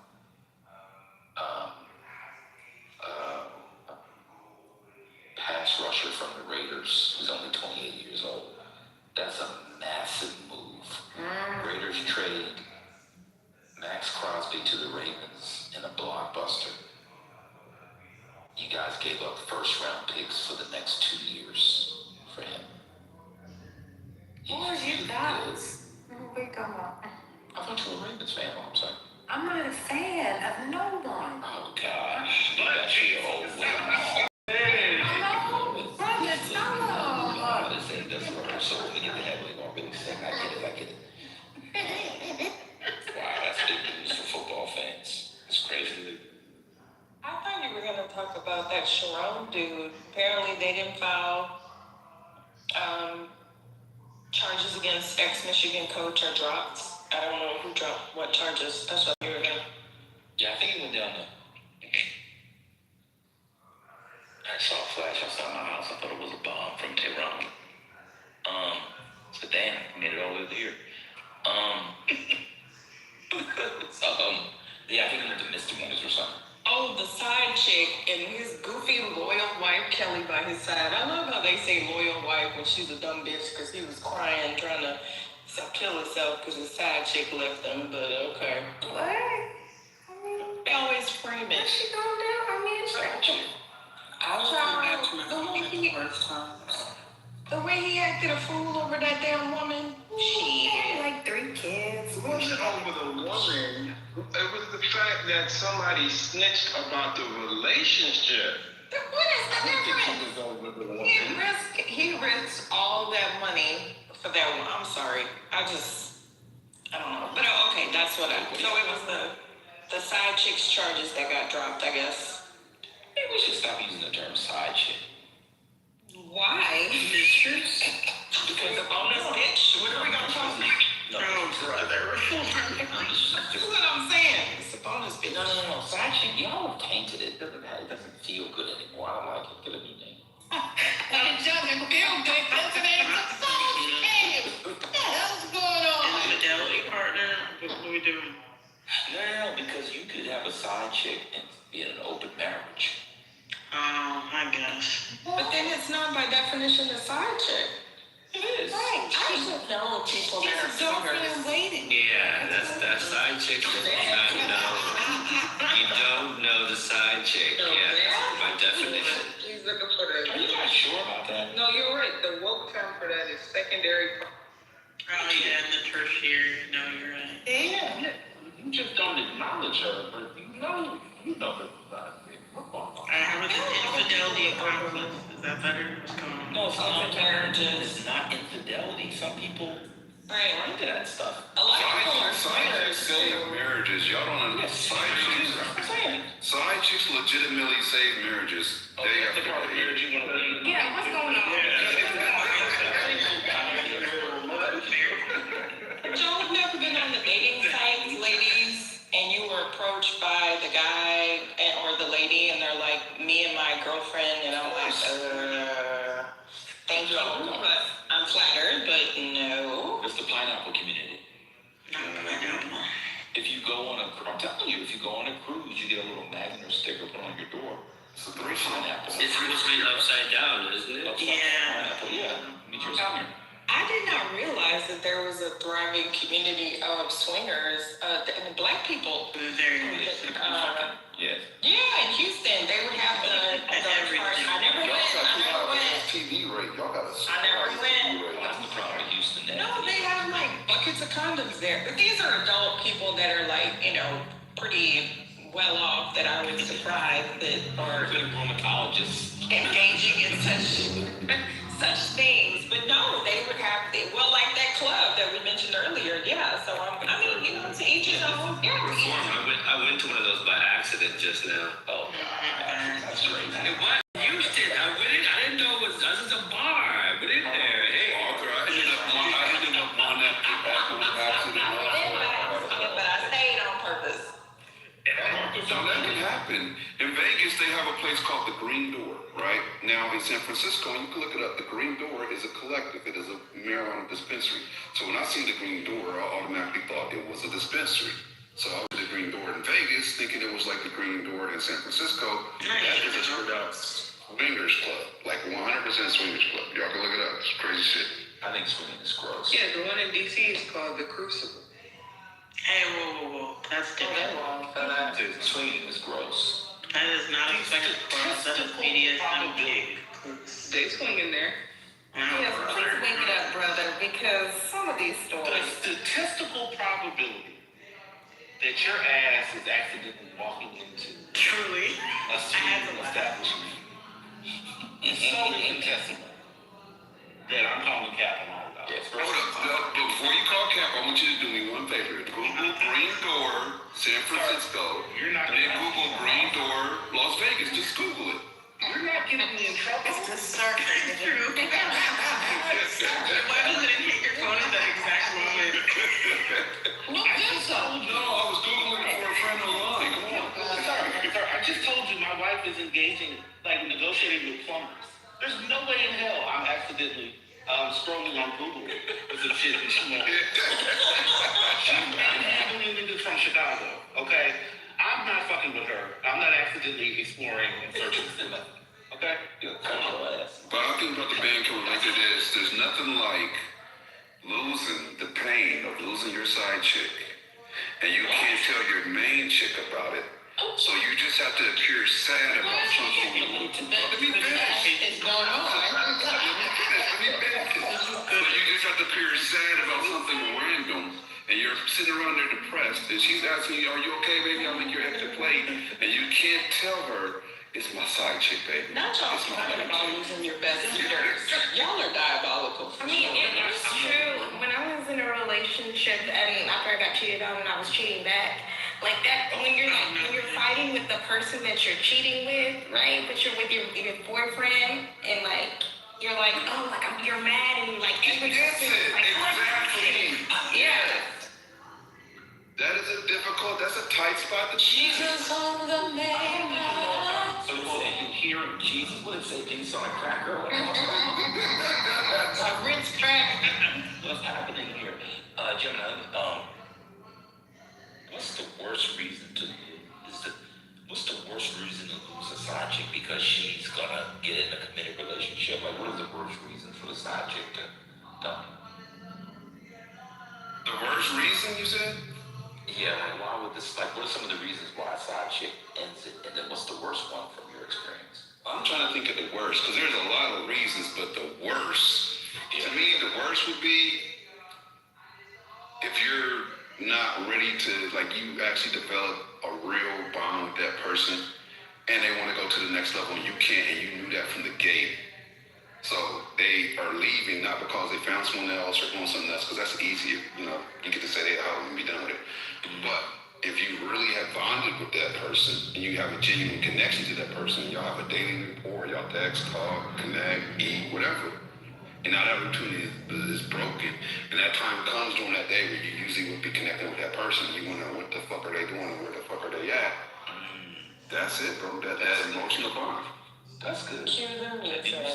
Do you stay friends with your old girlfriends and side chicks? It takes me a while. It takes me a while to be. We need a tiny violin on the soundboard. What if she was, these are real issues, but what if she was a friend and then you guys started sleeping together and then you stop? Do you go right back into friendship or you still be tired? I gotta be away. And you gotta get blocked. You're getting blocked. Oh, wow. Blocked is crazy. I'm a blocker because I will get bored. I will get bored at 3 o'clock in the morning. I'm a blocker because you'll get that, hey, Wait, did you say block her? Wait, what's going on? I am a blocker. Oh, I like thought you 3,000 said block numbers. her. But That's what he said. having to block someone who is never even your main chick is, it seems like a lie. I wish more people did that. If things end and you know that there's still feelings there, then yeah, I wish that more people block because they're gonna randomly reach out to you because they know you. They know when you're vulnerable, how you're vulnerable, what you're thinking about, when you're random. So like those little memes from Future, hey, I saw that it ran bomb such and such. It made me think about your mom's bomb ass pineapple pie. Like, no, that is dangerous, and that's how people break you down. No, I'm just saying you do have to look. Like my last one. Yeah. I'm just missing my last really good one. No, we're just too good of friends for her to stay unblocked. Like she knew, she just knew too much. She knew when reformed is right. That's she a just fact. knew. She'd be like, I made you see. She sent me a picture at the airport. I have to block you. I have to stop. She just knew. But you could just, I thought it was fun to not block them and then they have to see you living your best. No, DLC. No. That's hard. That's hard to thing. say, Kimberly. When you have a good side chick, like she was a good one. She had a nigga, I had a woman. We had separate lives. But she was like to fuck with me. Like, you know, she didn't mind. I didn't care if she had a nigga. I was happy for her. But she was like sending me pictures of she did too much. She liked to fuck with me. God, women are crazy. Right. And then comes the library card. Somebody like me back in the day before I was healed, before I found the Lord. Amen and hallelujah. Amen. I would fuck with you to fuck with you, then to fuck with you and then leave your ass out in the cold. So you gotta keep in mind. That's why you block people are not. Exactly. That's why you block. It's like, I miss you. No, what I really want to do is torture your ass and then I can leave you alone. So now, child, so you gotta block them. I'm gonna take what you said to the next level. So I had an ex, right? I was dating her. Like, listen, we were in separate cities. And I always felt like, some shady shit going on. Like, I never completely trusted her. And her girlfriends really liked me. So one of them put me up on game while she got to work. I mean, boo, and gave me the 411, boom, because she wanted to get with me. So after I found that out, broke up with her, she went sideways. Didn't do her friend because I didn't want to, honestly. And it kept it pushing. But you did her friend? What? No, I didn't. I said I didn't. Yeah, I didn't want to do her friend. So after that, I didn't block her because I just wanted to test the waters, right? So I waited for a while. She got with another dude. I'm not lying. So I waited for a while. She got another dude. Then I slid on her just to do it, just because I knew she had another dude. I wanted to see how she would react. At first, she was resistant. Within, I would say, a week, I had her exactly where I had her from the beginning, which lets me know, like, okay. Within a week of me sliding, not within a week of us breaking up. Now, it is the truth. So this lets me know that she was a cheater from the beginning, and she was still a queen. So He was a cheater? yeah, you didn't hear nothing I said. I heard everything you said. Hey, why do you guys, let me ask you a question, to the side chick and side dude people? Well, first of all, Reform, thank you for that story. I've never heard of pineapple pie, and I'm looking online, and it's everywhere. Oh, you're welcome. No, it's really, it's not super popular, but yeah, it's. Apparently, it was Johnny Cash's favorite pie that popped up over. But why do you people that have side dudes or side chicks, why don't you guys just do jump-offs? And you just go to the bar. He turns like this. I don't understand. They don't want to play that role. You meet somebody, you hang out for the night, maybe the next day, never talk to them again. You might not even exchange names. Oh no, that was my personal plan that I did that. That was my jump off partner for life. That's why I put. Well, how did it wait? So it evolved? He's saying like a one and done. No. Yeah, that's what we did. One and done multiple times, spaced out. We killed you.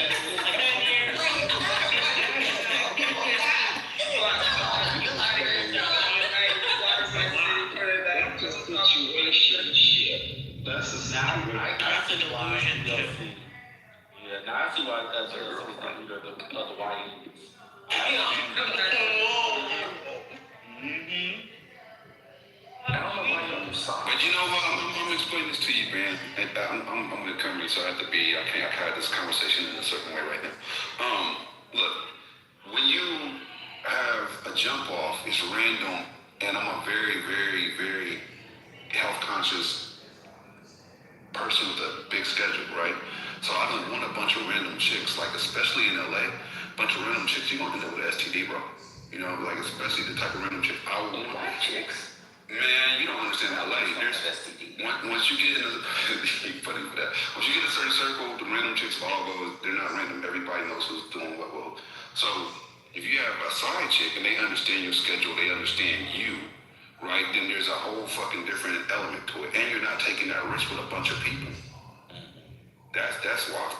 That makes sense. You have to get a professional. You have to get somebody on your level. Because I talk to homeboys about that, right? Like, you always want to go get that person that can tell you are who you are just by how you carry yourself. Because, like, this is the day and age of where chicks can spot a $200 Casio from a $200,000 watch and don't even say shit. Hey, Brother Ben, you want to hear something? This is what I got to hear now.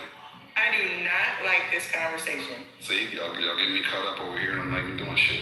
That's why your ass ain't gonna get married. I told you. LA question. We said the woman over there. The level of shamelessness is really. So your whole development is not right. Wait, hold on. A woman in this house. Hold on. Who's saying that in front of their girls? Diabolical. You had this full conversation. Diabolical. This thing is insane, yo. You took us through the ins and outs of your side chick etiquette and history. I'm afraid of psychosis. This nigga just to be reinforced. That's all right. We're gonna take her to the Gucci store tomorrow. She'll be all right. Absolutely insane. Sir, I'll have to check on my wife just to listen to this conversation. I turned the volume down. Oh my God. Y'all for real? I told y'all, Gemini gets Drake energy. Y'all know what he can get away with. Drake energy is so light-skinned Cali Negro energy. Y'all already know what type of time Gemini we are. My knees buckled when you said that, mind you. I almost fell out when you said that. I'm not doing the jumper. You blame Ben. What am I blame Ben for this for sure? Gemini, were you serious about the STD problem out there? In LA, I don't know. Luckily, I've never had STD, but I would not doubt. Like a lot of these women, no, I'm being dead serious. A lot of these women, like the certain type of women, like if you're talking about the Instagram-looking type of chicks, all move in a similar circle. In a very similar circles. Only certain dudes that got enough of a bag to really attract them. And once you get into that circle, you're dealing with a very small circle. You get one, you got all, bro. Like everybody knows. Like everybody fucking knows everybody when it comes to that circle. And everybody knows who's dealing with it. You can't even like a fucking post because everybody fucking knows. Oh, wow. So it's not worth it to me. Like that to me is that's not worth it to me. That's why they're all with that one girl. Who's that one girl, y'all, that is the icky one and every single body and their mama has been with her? Offset was just with her. No, not Lori. I think honestly that's a beard. You know what? I've been meaning to ask some people, does she just have really good beards or what? No, but it's not Lori. It's that other. It's Selena Powell. That's Selena Powell. Oh my fucking God. Why are they all with Selena? Oh, you gotta look her up, and she is disgusting. She's been with Snoop. She was just with Offset. She's been with everybody. She's disgusting as hell. I don't know where she looks like. She's and they cannot leave her ass alone. She'll get another story. Every time she get another story. That's the crazy part. Like, what the fuck is wrong with her? And she don't even look that good. She be pulling moves like that. Like, to get what she wants. What's the problem? Listen, Selena Powell went to the Cat Stats school. I'm sorry, did you guys Players Club us? And it's still true. It is. But yeah, Selena Powell went to the Cat Stats school of how to get these niggas in a pocket. I mean, it's no different than what Corinne Steffens did. I think the only difference is that because Corinne Steffens didn't have Twitter and the internet, she couldn't black there, but she wrote a book and y'all all like the book and read the book. Too soon. Too early. Same thing. But it's just that she tells on all of them. Wasn't she saying like that she had Snoop's baby and she was I don't know. Maybe that's the play though. Maybe it's like a Dylan said this because she. you know what? Snoop been wilding out here for a while, though. A lot of people know that. Like Snoop has a strip club called the Players Club downtown, right? Him and his wife own it together. I mean, that's where half of them girls is his girls, straight up. And his wife be doing her thing. She was photographed in Hawaii with another dude, like laid up on a vacation. So I mean, they got an interesting relationship to say though. Yeah, so did Shaq and Shawnee, and so we see how that works. You know what? I'm not those people, and they are not in my tax bracket, so I can't say. Yeah, I agree. Why not just like for the jump offs? Why not just mess with like crunchy black girls? What is crunchy black? What is that? What's that? Like a black girl who lives in Silver Lake who does yoga. That's completely on the radar. Why? Because I'm just saying, like, none of your, like, that Silver Lake is actually nice. Nobody would know. Yeah, Silver Lake is actually a nice area. I know, I'm serious. That's what I'm saying. Like, the 5 black girls in Silver Lake, right? You know? Exactly. Why would those girls want to be side chicks? Huh? Why would those girls want to be side chicks? No, not side chicks. That's what I'm saying. I'm anti-side chick. I think it's really bad. You just get a jump off, but you just don't know each other. Good question, Ben. Let me ask the women a question. So would y'all rather y'all men go to Vegas, meet a random, have a one night, and that's it, don't get a phone number or nothing, or have an ongoing relationship with a woman that he hasn't had physical connection with, but has a strong mental connection with? It's like a conversation in the name of Jesus. Well, I want to know which one is more. I would give an honest answer.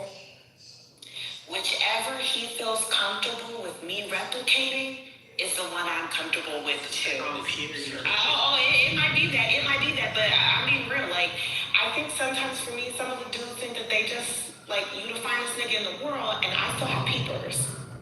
No, it's not about being fine. It's about being an equal with the job while you're putting the sentence together, which means you're in the 99th percentile. Well, I mean, listen. Well, that's why I don't engage with people who ask the questions Jim and I ask. But I'm just saying. It's just a question. It's an innocent question. No, it's not an innocent. The deep answer. They're not drinking. If you get a little drinking, that's the truth. The answer is number one. That's what they know. There's gotta be number one. That mental connection is dangerous because she could be next to you, but not next to you. He could be next to you, but not next to you. Exactly. Right? It's definitely number one. For sure. Physical is way less than I think that's true for the men too. I actually think that's probably true for the men. I think so too. Yeah. See, it goes both ways. Y'all basically we just talking about one way. I think it's true for everybody. What? Wait a minute. What? Who y'all was bringing? Let me send Brother Ben some coin for being honest. Wait. Okay. Hold on to your coins. Wait 1 second. Hold on. Because. Wait a minute. But he doesn't care, by the way. I don't care. Hello? Somebody say it again. What happened? What are y'all agreeing to? Bam, what did you agree to? What day is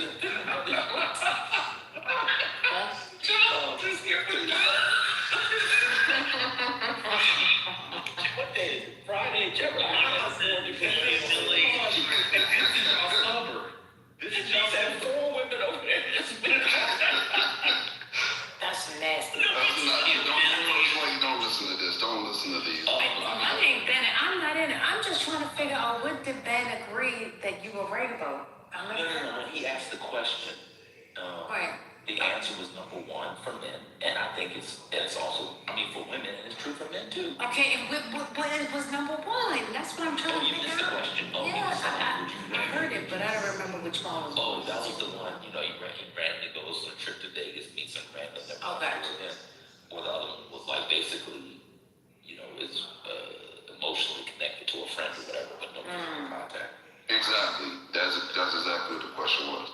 So you think that going to meet up with somebody for one time is you're not understanding. No, you just happen to be there. You just happen to be there. Right. That's way different. It just so happens we created a hall pass out of nowhere. Got it. Not even a hall pass. Clearly that's what. No. What I'm saying is it just happens. Is that worse than having that mental connection with somebody that you haven't had physical contact with, but y'all got that bond? that strong bond, emotional bond. Y'all talk, y'all interact, basically like a couple, but y'all haven't connected physically. What's worse, that one night with the random, or having that bond with somebody that's strong and has had a longer time? That's terrible. It's not even close. It's not even close, man. It's really not. Horrible. Number two splits up your home.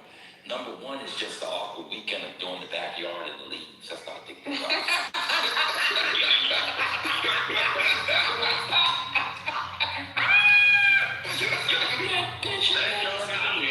I'll be back.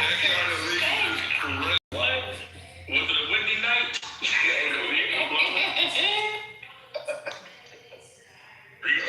That's easy. I mean, nobody really breaks up in a serious relationship for one person cheating, like sleeping with somebody one or two times. But nobody really breaks up for that. It's other stuff. Nobody's really breaking up for that. Don't let people tell you they do. Especially in this economy, shit. So like what Christy Nome had going on, she, you know, her husband. They were in a relationship. They were in a real full-fledged relationship. But her husband still stay, right? And he still stayed, yeah. See? They got through it. They made it work. Damn. Yeah. Let me tell you, bad economies lead to more hall passes. Now you with the man. First lady, I think Christy Nome's husband was getting contracts from Christy Nome. Yeah, so he was making money. Like, I've never seen that. Like, you were married for like 8 years, 7 years, 17 years, and he goes on a work trip. I always use Phoenix because of way Dad said, what's this next one, right? It's like, oh my God, you slept with somebody while you went away on the thing.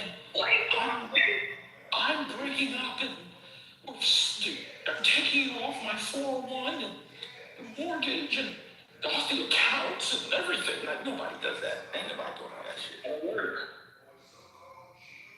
Ain't nobody doing that. But okay, so you use the number 8. So what if it's in the first year of the marriage? That's a little tricky. Yeah. A little tricky. Yeah, because at 8 years, you have some time invested. You got some investment. That's a lot of investment, yeah. Yeah. I heard that married people are even more freakier. When they get to the marriage, is that what it means? Let me ask y'all this. How did y'all know when y'all met y'all's partner that was the one y'all was gonna marry? Like, not date, but marry. What was different? She was 5'11". Not too much. Well, he's saying that was how he knew that was his partner. That don't mean that he's saying that others aren't worthy. They just weren't worthy of him. No, that's exactly what I'm saying. No. Did you hear what I said? I said they just weren't worthy of you, sir. No, any man. A woman needs to be 5'11". I'm done. Oh, go lay down. I'm to take him seriously. Like you almost forgot who you were talking to. No, he would not have said anything had y'all not jumped in. But because y'all jumped in, then that's when he just pulled the trigger too fast. Okay, so you haven't been I can feel it coming. I've been on this heightism for many years. I've heard you talk about you like the tall climb, you like to climb the mountain. But I'm just saying. I'm climbing. Oh no, I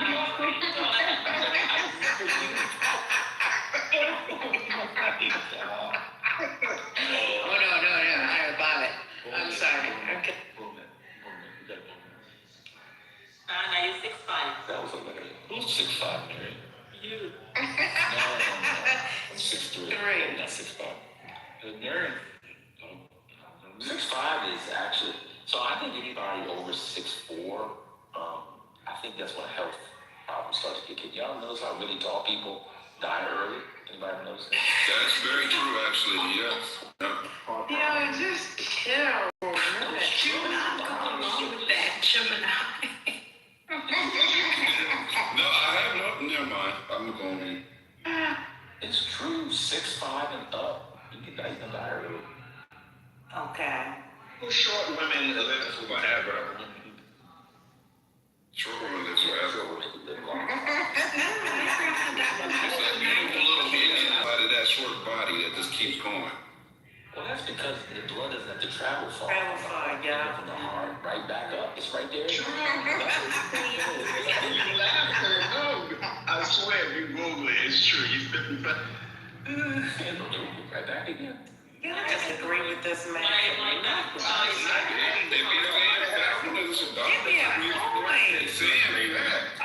have read this. It's true. Little short ladies live forever. Google it. I swear.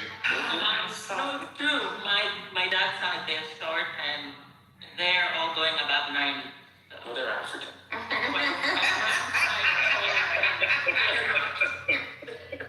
Africans live forever.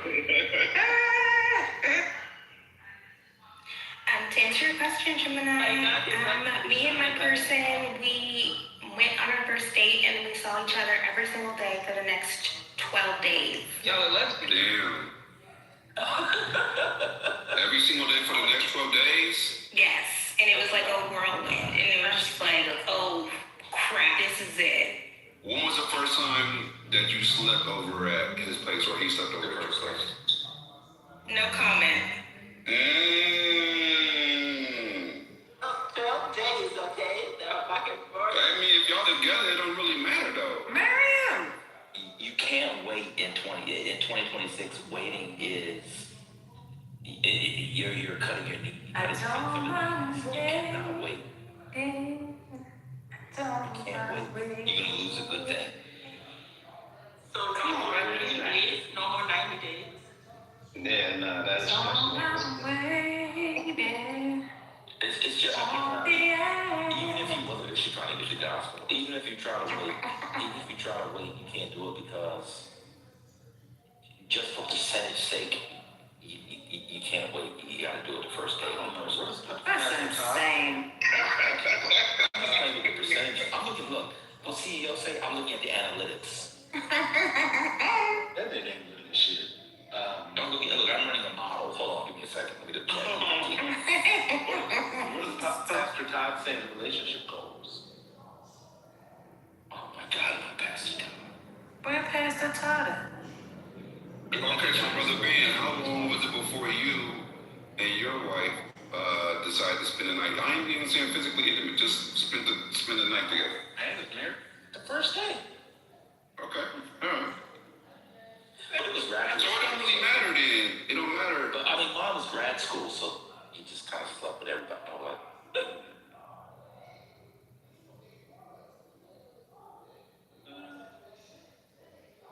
GLC, she made you wait 6 weeks. Yeah, because like lesbians do a thing where they like sleep with each other the first night and they never separate for like 5 years, right? So she was like, I don't want to do that because I like you. We also knew each other for like 6 years, technically, when we went on our first date. But she was like, I like you and I don't want to do that. So we literally like dated. It was weird. I mean, we were also dating other people at the same time. So like I was having sex with other people. But like with her, I couldn't have sex with her. So we just went on dates. I fell asleep in our living room on her couch like 3 times during the 6 weeks, but she never let me.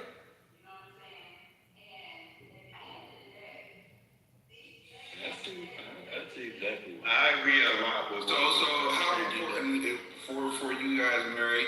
Vaughn, let me ask you first, Vaughn, how long before you and your wife stayed over with each other, just spent the night together? Well, let me give a quick rundown of how it went. So we met. And I feel like I told the story. Maybe you wasn't here. We met at an event, and we exchanged numbers. I kind of like strong-armed her from some dude I didn't know him. We was on my bikes, they was on their bike, and I saw her early in the day, biker boys, hey, her and her girls, me and my guys, and they was like, let's take pictures. This is back in the day, talking about pictures where you gotta get the shit developed, type pictures. So we exchanged. I saw her later in the day. I'm like, oh shit, I'm seeing her again. This is a sign, because usually you at big events, you see somebody you may not, you don't see them again. I'm like, oh shit, there she goes. She was talking to some dude. I'm like, can you come here for a minute, please? And she was like, who you talking to? I said, I'm talking to you. And she was looking at her girls, and her girls was like, he said he talking to you. So she came to me, and she was talking to some dude. She came over to me. We exchanged numbers. Never called her. About 2.5, 3 weeks later, she called me. And that was a sign again for me. Because you know how it is. You meet girls, you know, sometimes you I remember that story. Yeah. Because I kind of got mad with you because I was like, you got, and you placated in the beginning, like you wanted her, and then to call the girl. That was nasty. I was going through a lot. You know, I had just broke up with somebody. But you chased her down. I chased her down. And then the spirit told you, dang, you know, you get to see her again. So you went and got the number, the digits, and everything. You didn't even use it. Thank God she decided to call you and cuss you out and say, you asked me for my number. You know, she should have cussed you out real good. Yeah, but hey, look at me today. That's beautiful. Yeah, we talked for a good amount of time. It was phone call. Can I see if she worked nights? I worked days. It just wouldn't work out. So I had locks back then. I was like, yo, the lady that does my locks, you know, I can't find her. Can you twist my locks for me? And she's like, yeah, all my cousins got locks. You know, come through. I'll twist your locks for you. Gemini, that day she twisted my locks, you could pretty much say we've been together ever since that day. Do you have locks? I cut them. If I had them for a long time. He had them, but he saw what happened to Stevie Wonder, so he decided that's me. to let him go. To be fair to Stevie, he can't see. That's true. Although there's a rumor he can see, and I 20% believe Stevie Wonder. He might have some vision. I agree. If anybody could grow vision, wait, Divine, is she West Indian as well? Yeah, that was another thing. She was, you know, we have similar backgrounds. You know this. That's my secret weapon. She's a black Panamanian. She speaks Spanish fluently. Oh, and yeah, I didn't know that. Yeah, I didn't know that. This is a Mario love story, brother. Yeah, you went to Panamanian? Yeah, I told you my wife's Panamanian. Oh, that's dope. Salute to you, brother. Yeah, we're trying to get our settlers. Have you ever visited her homeland with her? Twice, yes, sir. What you think? What you think of it? Love it. We thinking about retiring there. A lot of Americans retire there. I'm thinking the same shit, brother. Yeah. Panama City? Went to Panama City and I went to Cologne. I was in nice. They had a couple islands up there too that I really liked too. Like I think it was either Bogota or Tobago. I think it's Bogota. Yeah. I'm talking about you take a 2-engine plane where you can reach out and push the pilot. Yeah. I heard about the island. We didn't get to the islands yet. You'll enjoy that. Check that out. That's like the most untouristy type of island. There's not a word, but you know what I mean. That's where it's just the way nature intended it to be, outside of being, you know, cultivated and established. Yeah, it's in its natural state. It's beautiful. If you ever get a chance, take that little plane over there. It's worth it. But to Brother Ben, you know, we were raised similarly. My family's not Panamanian, but West Indian. And we just had so much in common. Like, you know, call us old school, whatever, raised a certain way. Just so many things, you know. But then at the same time, we're kind of like opposites. So, you know, unlike a track type thing. But yeah, it worked out. And, you know, I shared it worked out. 25 years later, well, 26 this year. We're still at it. There was only one problem with this story. Oh shit. Let's hear it. You never added a UC in there a few times. I forgot the UC. I've been meaning to steal that from Ben for a while now. I like that. Y'all got to add that. Yeah. It adds some cultural edge to your submission. Yes. Do it in real life. It reminds me of what's his name? Leonardo DiCaprio in Django. Oh, he says that, Jack? Mm-hmm. You see. Oh, shit. Oh, he does. Mm-hmm. I gotta go to church on Sunday. I didn't go to church last week. I gotta go this way on Sunday. I gotta go to church. Brother Ben needs to lift his sins up and offer them. I gotta build into the community. You know, we gotta. Oh my God! Did I tell you all the story about how we had an event at the church, and for some reason they invited this lady preacher to prayer? Did I tell you about that? No. Mm-mm. Oh my God! They had these prayer lines. I took my brother. We ain't going on that one. Wait, I think I remember. Go ahead. Lady doing it. I'm saying, what are y'all doing? It was great. Oh. She had oil too. I was like, that on me, lady.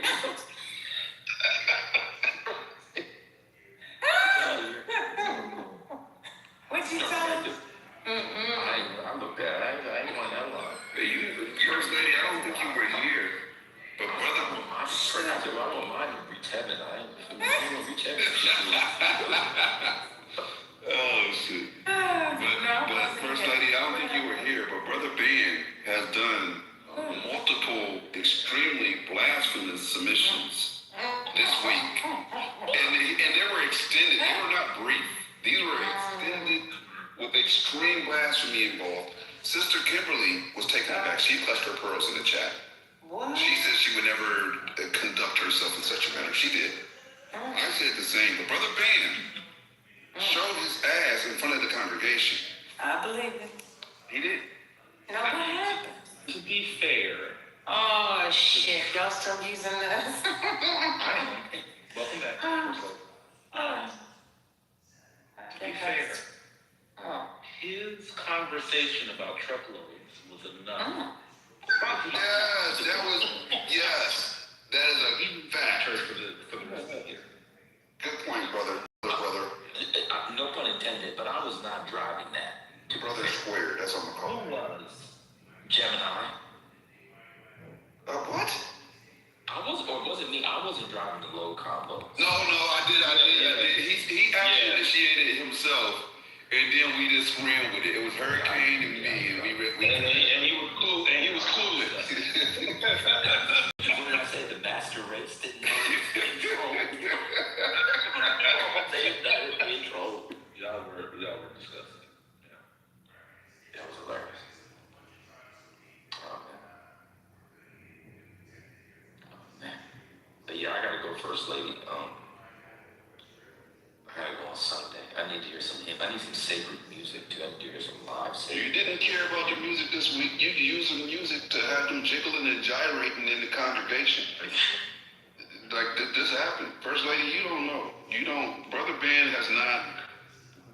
You just need to be here. Brother Ben was on one this week. Dad. Yeah, where conversation did that come from? The jiggling and gyrating? No, you talking about when I was playing the gospel music.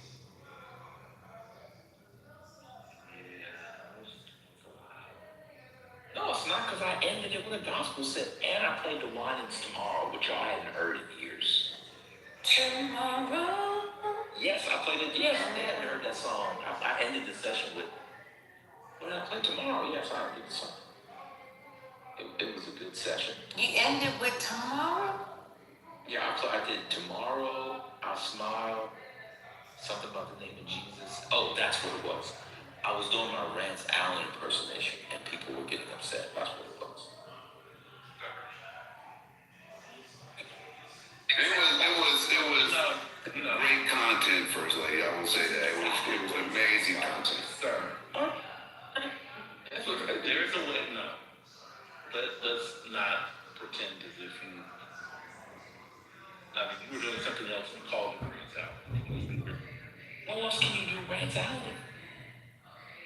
You think he was serious?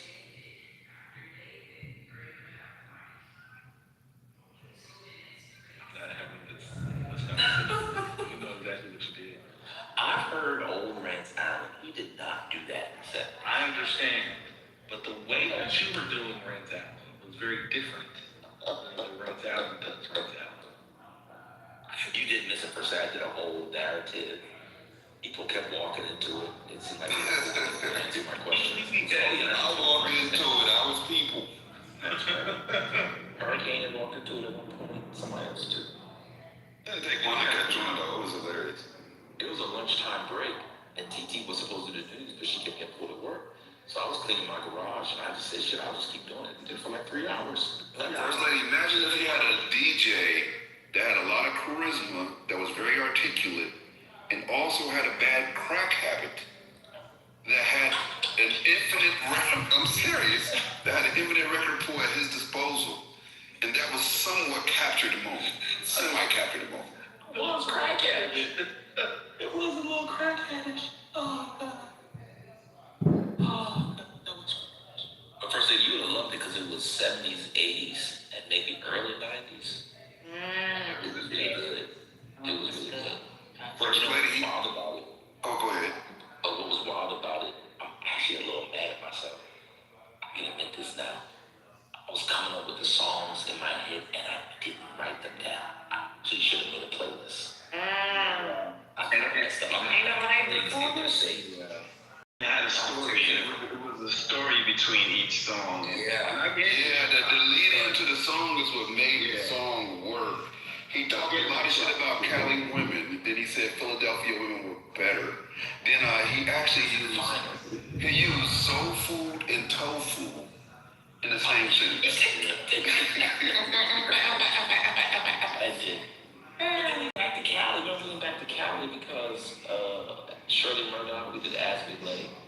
She was Cali, and we did Cheryl and Encore. She was Cali. We did some good Cali stuff. We did the Gap Band, Yearn for Your Love. Yeah, it was a really good set. It was a good set. It was a damn good set. Now wait, was this before the coins? No, I was tipping them coins. I was the only one tipping them So, coins. but you collected six then. Yeah. You were the only one, Gemini? I was the only one tipping them coins. He was the only one making it rain? Yeah, Maya, remember? Yeah, I went to White Plain. Remember I went to White Plain? I went to Harlem. And then I went uptown. I stopped, and it was Dominicans and Puerto Ricans. It was Lisa and Cold Jam. And then I went to White Plains with Atlantic Star. And then went to Boston for, who's in Boston? Yeah, it was good. It was a good set. Ain't nobody heard it? That would do numbers. Whoever that weirdo is that does the YouTube stuff. Who's the dude that does the YouTube stuff again? Kitover might have it. We need to check his channel. He definitely went and recorded that. Yeah, he didn't have that. Oh, yeah, he could. Yeah, all that copyright material. You're right. I didn't think of that. That's what gave me because a DJ is only as good as if he knows the song titles. So shout out to that. You gotta know the name The of way he incorporated the song titles with the monologue was genius. But this doesn't sound like he needs repenting for You didn't hear the blasphemous portions of the submission. And just because it was charismatic and good doesn't mean it wasn't blasphemous to the nth degree. Yeah, that's a blasphemy. He said yes. But you know what? I think the next time you're feeling that way, you should record the space. I agree. And in that way, you get it more short. TT kept coming in and out. I think she at a certain point, that's how it started. I remember I played a song and TT said she was going somewhere. I said, TT, do you have any sisters? He said, yeah. I said, can they sing like this? And I played Don't Ask My Neighbor. So, Don't Ask My Neighbor. Yeah, I played that. I said, once you hear that, and then 3 hours later, 3 hours later, here we were. But I did end out with Let the Church Say Amen. We had a good time. It was really good. Is that Yandy in your PTO? Yes, I got to hang out with Yandy today, y'all. Oh, wow. Hey, Betty. Hey, baby. She asked me to, cause my skin, I be paying a lot of money to keep my skin straight. I get a lot of facial done, a lot of peels. So she has this new line, and she asked me to do, if she can do, so tomorrow I'm gonna meet with her and this guy, and, they want me to do some little tips for my face, which is kind of weird. That's dope. Because I'm a regular smuggling chick. But I'm going to get up in the army, so there's only so much I could do. But she was like, yeah, I love your skin. You see how she be stunting on us and then she downplay it like, but I'm a regular smuggler. If you don't get the hell out of here with that regular smuggler. I am a regular smuggler chick. I really am. Okay. Alright. But congratulations, though. That's dope. That's the homie, you know, we came up through Wild later. Yo, asked her, she was like, Patty. I got her cell phone number. She was like, text me right now so you know you have my cell phone number. She was like, now that I know you're in the Army, I'm gonna hold you to it. Don't fuck around and give out my number. I was like, I'm not. Like, she's mad cool, and she's prettier in person. If you give me her number, I won't tell her you gave it to me. I'm not. But they were cool as shit. Like, it was cool. So they have some, another thing too, she asked me, I said I can't do that. So they have some, so an episode of Abuse is supposed to be coming up on Love and Hip Hop. They're talking, I was like, I'm not doing it. Alright. So it's like to be one of her friends that come around when they go out to eat. And I said, I can't do that. I'm sorry. Why not? I'm in the Army, bro. Oh, that's true. The fuck I look like showing up to eat and hey, like I've known her for years. I don't know her. Man, how many people on that show don't know each other? That's how that's all scripted. Yeah, I can't. Not with abuse. I don't know what's going on with the episode, but it's supposed to be some abuse episode. Maybe not coming up in the next couple of weeks, but something about some abuse episode. That's crazy how they be planning to have abuse on the show. No, like it's a serious. Cause I was like, is this like play? And she's like, no, it's serious. I just need some of my friends. And she's like, you're my new friend. And I was like, okay. I thought this was gonna be quick, but it was like really cool because she was like, you're so y'all. So everybody, I am 5'7". CEO knows, he's met me in person. I am super skinny. If you wanna like, I think I'm average, but like with black female population, I might be what y'all may consider really skinny. So like, I think for some reason, and it's actually happened to Lance, it's not the first time. So there's like certain people that'll be like, hey, you wanna hang out? Like, I don't know you, bro. Like, or you wanna do this? We can put you on this. I don't wanna do that, and that's not me. I am very skinny. For the population of Atlanta.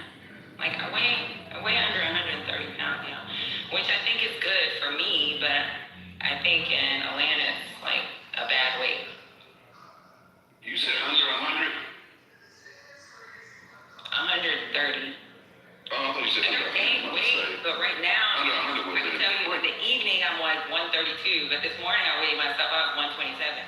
So like my weight is really low for Atlanta. I think it's good enough for me. I just don't think it's good enough for like the Atlanta population. Like I'm not a BBL girl. I'm a small girl. Wait, Patty, how tall are you? I'm 5'7". Well, I'm gonna have to think about that. That's interesting. But yeah, it was pretty cool. I have a little friend that's down here. Yeah. I'm glad you had a good time today. Yeah, I had a good time. I'm on my way home now. Like, they're supposed to be going out to another spot tonight, and I just can't do it because I got to go to sleep. I'm too old. My brain ain't. She older than me, I think. But she's cool as shit. And she's actually prettier in person. I know this picture doesn't look that great, but she's actually prettier in person. And they gave me a whole bunch of stuff like this serum, this, and they want me to like play with it and see it. I was like, yeah, I don't want to play with shit on my skin. So, but she just gave it to me. It was crazy. Sound like a good night, a good Friday night. But yeah, I made a new friend in Atlanta. I was looking at your PTR like that face look familiar. That's Yandy. I was like, let me take a picture, because I said, she don't like me. I was like, you don't know him. I was like, you don't have the best reputation if you talk about, like, I like you. You spicy. I went with my cousin. My cousin's supposed to be going to Fort Lauderdale tonight for some speaking engagement, but they had met up. She was like, hey, come to St. Regis. We're going to get some tea and chill out. And I was like, yeah, my friend is at St. Regis.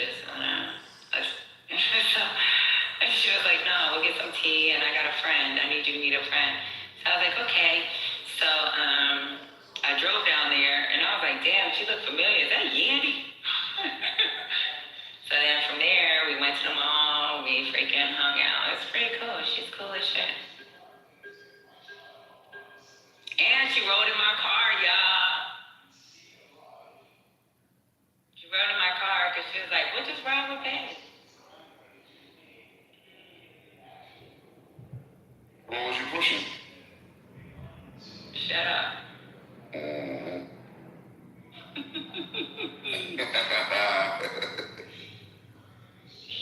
It's called G-Wagon. I don't got no G-Wagon, y'all. Y'all would be real disappointed if y'all know what kind of car I got. Just clear my throat. Yeah. Got my Tesla.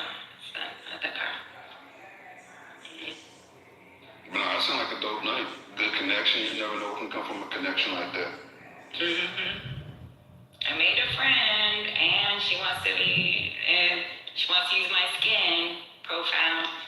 She's like, you combination? I was like, yeah, I'm combination. But I get pills, y'all. Chemical pills or? Yeah, I get chemical pills, girl. They really work like that? They good like that? So when I first started doing them, I had to do 6 months in a row. So once a month, and I had to look like a snake. And I really didn't care because I was married. When you say look like a snake, like your skin really be peeling for a while? That's right. Yeah, it be feeling like 3 or 4 days. You be looking nasty. For real? So after that, after the first couple of months of pills, after that, it's nothing. So your skin be looking like, you know how like your skin will look like. So CEO has met me in person, and the time met me, I had to go get my makeup done because I was going to hang out with somebody else. The day he met me, I didn't have no makeup on. He'll tell you my skin is like really, really like, I ain't got no issues, but it's because I've been doing pills forever. I've been doing pills since I was like 28, so. Oh, so there's no long-term effect. That's interesting. Every time I hear people talk about chemical pills, they're like, don't try that shit. I'm like, oh, you shut the fuck up. Yeah, because they don't want to go through the ugly phase. You got to go through the ugly phase. It's all right. Interesting. Well, safe travels, man. Yeah. But I had fun, y'all. It was pretty cool. Maybe one day when I got in the army, I'll be on Love and Hip Hop talking about men DC cheating on me.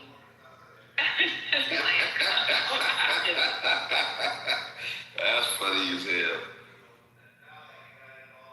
It's crazy because you know when we was like chilling, people would come up to the table and was like, "Is Mendici cheating on you?" And I was like, "What the fuck is going on here?"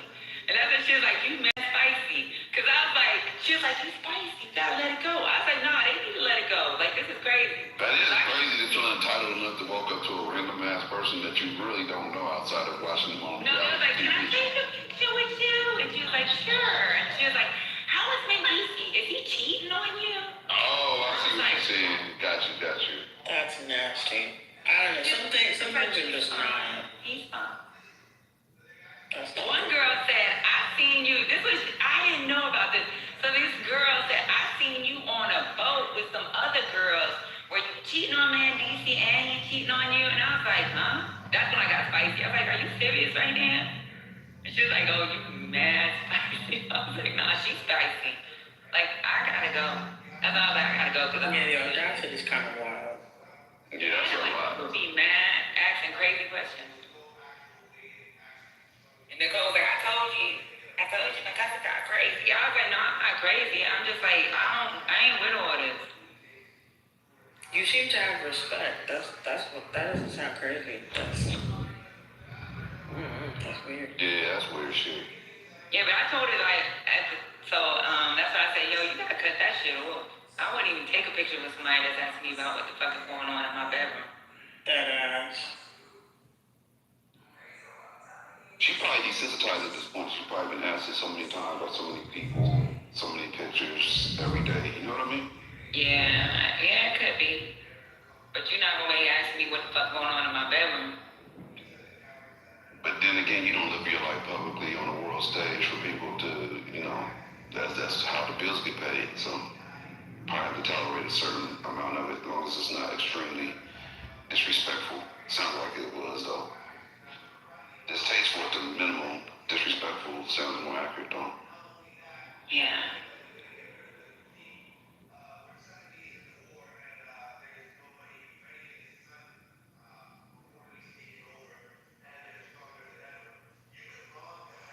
Was that just random? You was just out and about and just No. up in the same So location?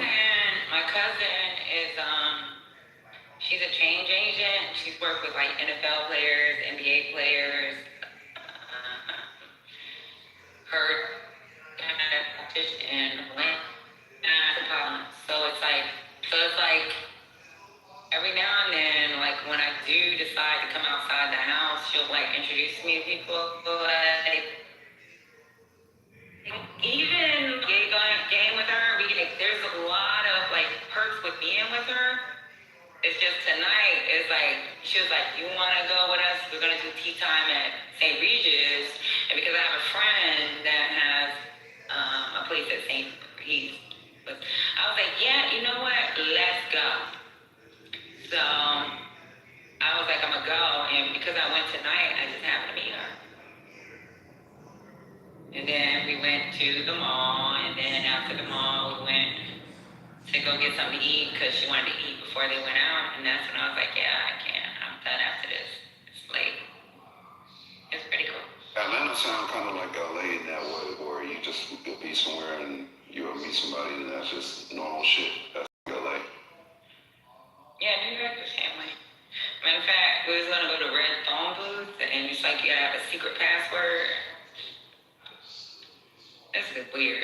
And I was like, man, and you gotta dress a certain way, which I'm fine with that, but Those would be the best events. Dress code, invite only type shit. That should be lit. hey, you gotta have your password.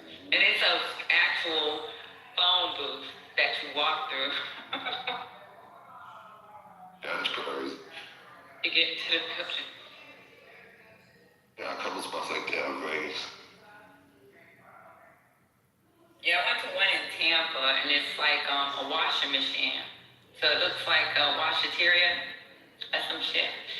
And it's like there's a washing machine, and you lift one of the washing machines to get in.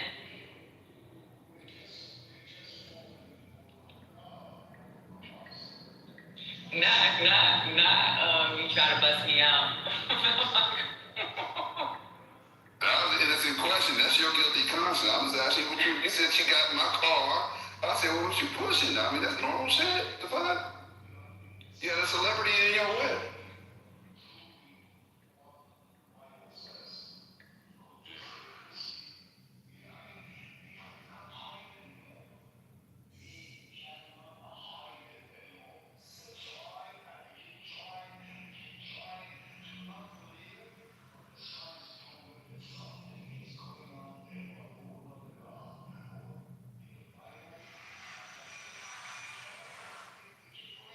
What happened to the damn stage? The hell? Where people at? It must begin today, Friday night. Okay, so I'm gonna tell you, I got a Cybertruck, y'all. So I still have my Model X, but You MAGA motherfucker! You MAGA motherfucker! You! and you was like, You MAGA motherfucker! You! What the fuck is wrong with you supporting that MAGA ass bullshit? No! He is the one that got that man elected by financing that shit. You financing Trump. You a man Kennedy. Remember we were talking about the tariff lady, and I was like, I'm thinking about getting the Mercedes E. Right? Remember? Because I was like, they got the 31-inch screen. And I said, my dad said, what the fuck are you gonna watch TV from the backseat of your car? Remember, it was a joke. Well, because I've had the deposit and I've had it on reserve since 2020, I was like, fuck it. So, whatever, y'all. So, I don't fuck with it, you know, but I've had my money on this car since 2020, and I'm not gonna get my money back. And I'm poor. So, I wanted my fucking... All I'm hearing is MAGA. All I'm hearing is MAGA.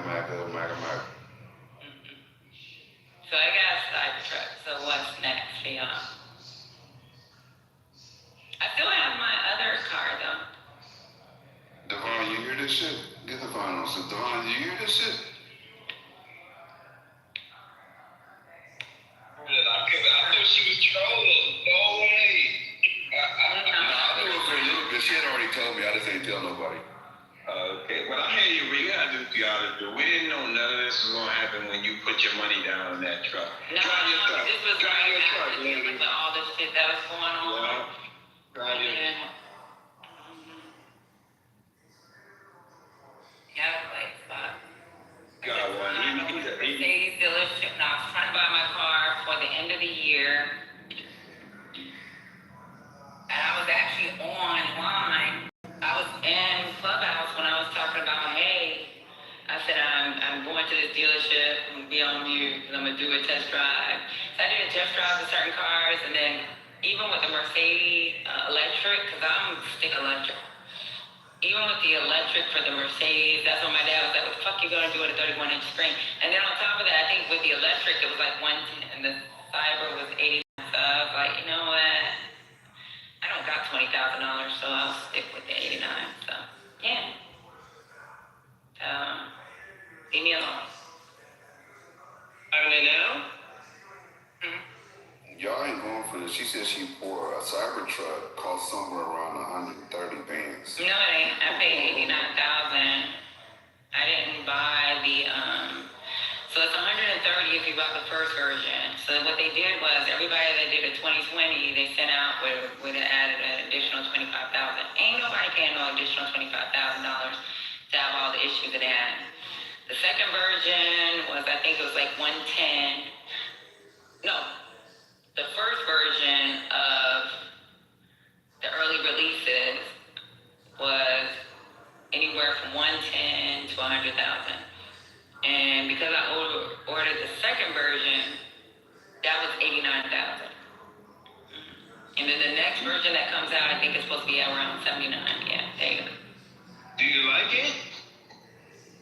It's big. That's all I can say. It is. Definitely.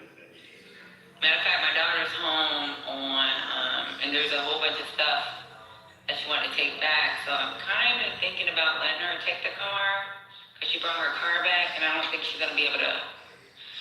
So she's been driving the car every now and then, because I want her to like get used to driving it on the road.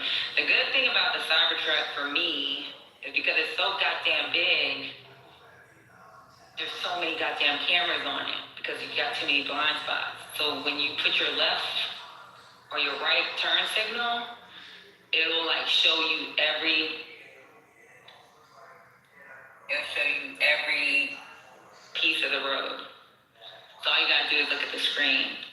Like if you get in an accident and shit, it should be their fault. But it shows you the side of the car, the front piece of the car, the back piece of the car. It shows you all over the vehicle.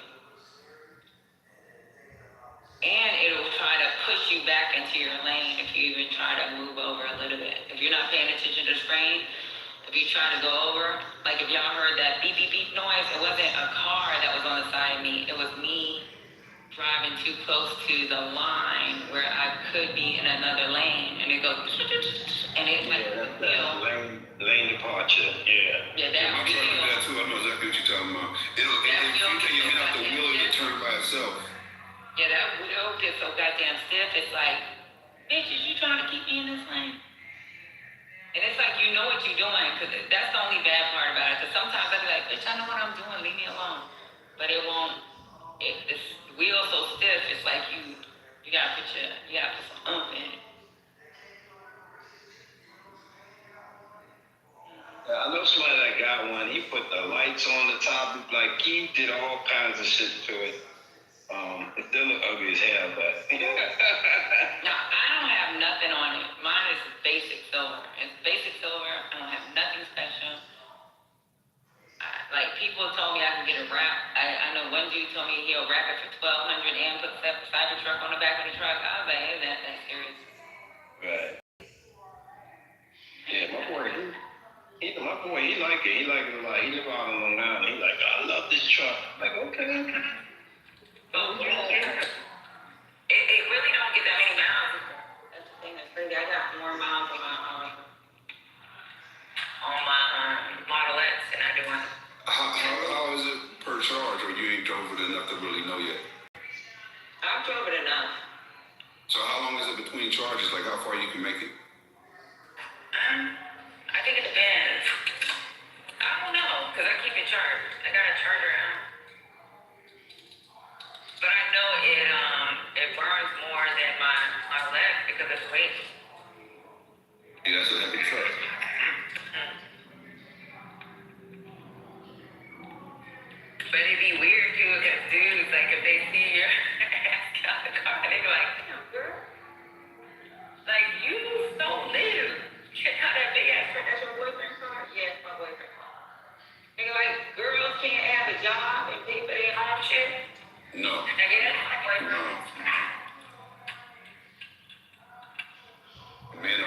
assume that. You know that.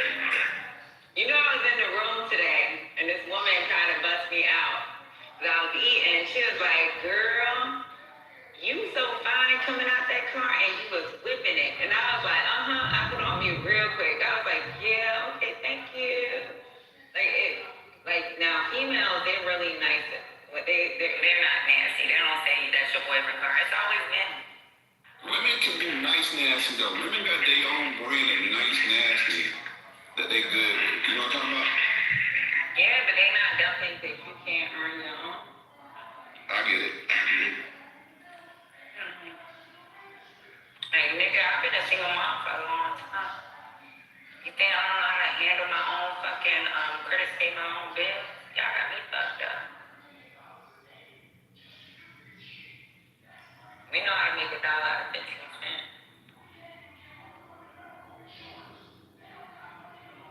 And that's a fact. What you got? What you got?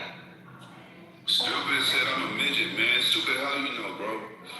You know, Height challenged. I prefer not to say I'm a midget. I am height challenged. have you talked to stupid?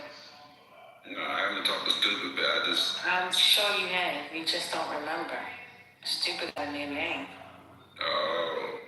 Well, Patty, I'm so glad you got a chance to meet her. I'm glad she was nice and kind to you. She is, and she's actually prettier in person. It's kind of weird, because I was like, damn. This is what I told her. It's so weird, because my cousin was like, why would you say that? Like, she pinched me under the table and texted me, why would you say that?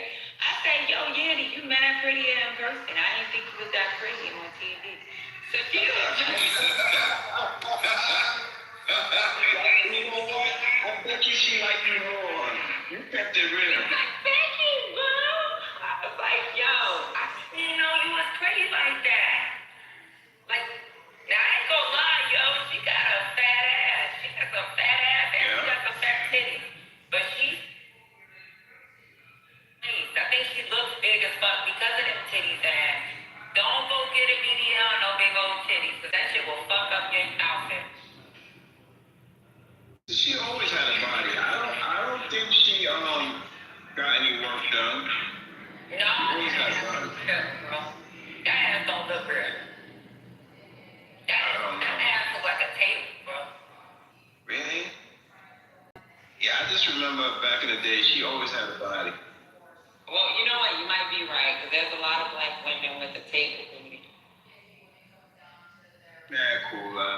Man, the Violator days, Yandy used to come on the road, because you know she came up under Mona, and Chris Lighty. And so me and Yandy was like little worker beats back then. And that's the homie. Yeah, but when you talk to Yandy, tell her that you met a girl named Patricia in Atlanta or Patty. Oh, for sure. Because my earring say Shaz on it. She was like, what's Shaz? I said, oh, that's my first name. But my grandma's maiden name was Patrick. So Patricia's my middle name. And Americans be on that crazy shit. So I just be like, hey. Trying to get her to speak at, because I know a principal that needed a speaker, and they wanted Yandy. So I was like, can you come speak at this graduation? They want you.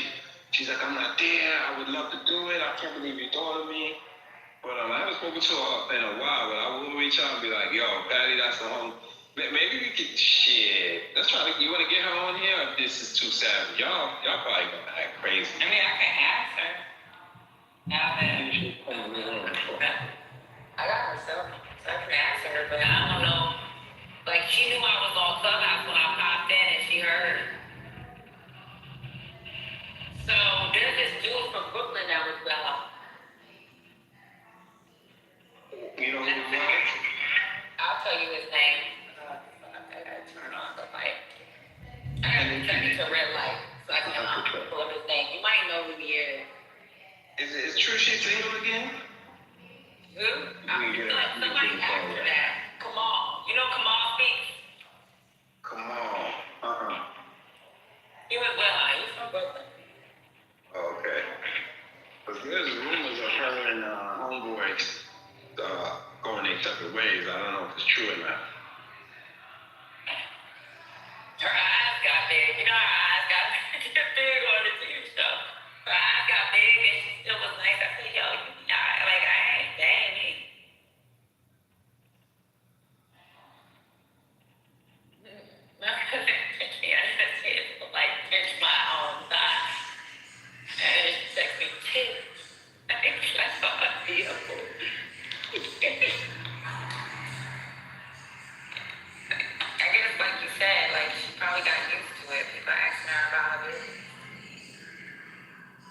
She did that exactly. Shit. But we're supposed to be opening up in Bloomingdale's or even Marcus. When I ain't getting where her skincare line. So. Happy for her because I couldn't believe she went on reality TV. She's a dope music manager. Like she helped manage some of the biggest careers in hip hop. That's a fact.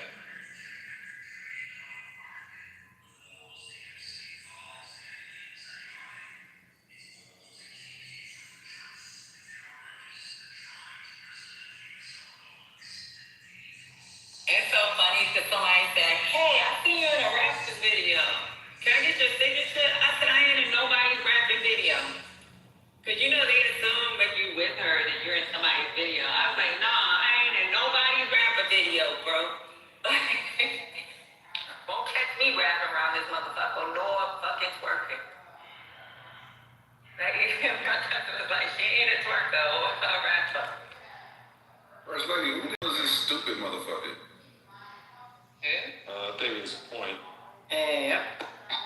Yeah, that's. Oh, okay. That makes all the sense in the world. The neighborhood clown. I get it now. That's funny. I can't believe I went and got a whole new profile.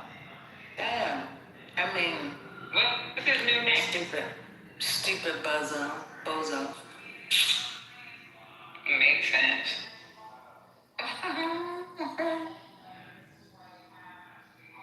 Never made it back. She sounded a little bit tipsy the last time he came in. He probably passed out somewhere. When doesn't Trent ever sound tipsy? I don't know. Maybe I can't tell. But it was super obvious. That last check-in was wild.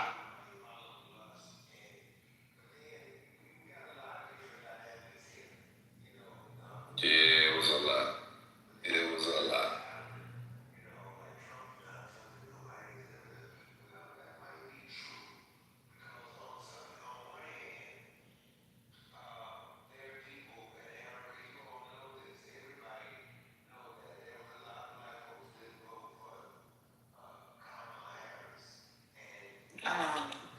I would have thought, what's her name? Jennifer Hudson would have sung that song a little bit better. You sound like Spirit this time. Is that what you said? Hey, it was all. Yeah, that was. She didn't sing in that game? You saw a different performance. So what I just heard a little snippet of it. Oh. That's not the Jennifer Hudson I'm used to. Okay, so I gotta give Spirit some grace. I thought Shotty was just hating. See, Maya said it was off. It wasn't off. Now, Maya think everything off. Maya is hypercritical of everything. She think you off right now. Like that's how Maya is. Leandria Crawford, she saying she started off kind of weak, but she found her way. She brought her home. Yeah, Maya said she loved. Maya criticizes every moment though, First Lady. That's her job. Okay. She's the First Lady of the stage. She's the First Lady in the group. That's what she does. No, don't give nobody else that name. Don't do that. That's true. I take that back. But she does the damn thing. You guys need to get back on topic. Gemini's mic is in his throat. What's going on? Why are y'all not talking about XY? There must be a slow news day. That's Mike. Okay, we got me, Gemini. I didn't touch it. Oh, okay. I think it went away. All right. Disregard.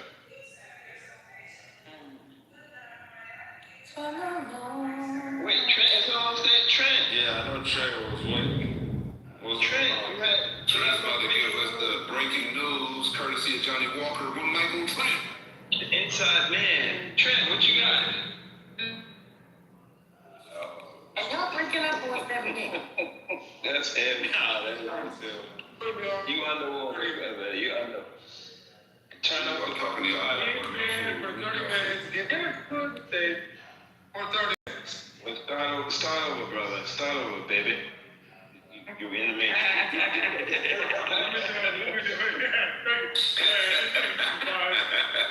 Let me do it one more time. Put me and Ben on stage for 30 minutes. I got $100 on the room.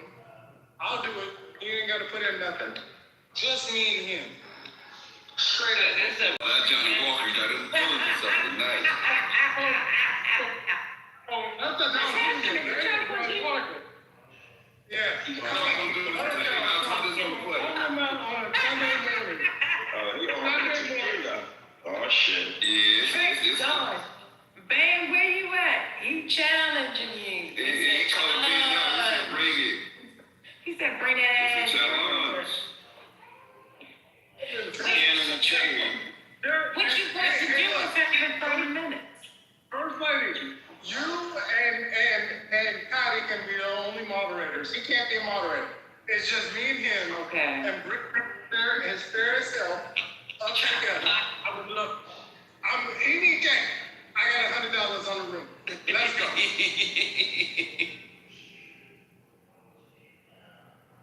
Lit. Gemini, you know when somebody is pretending to be like one of you? He's a pretender. He's a pretender? What do you mean? Explain to me.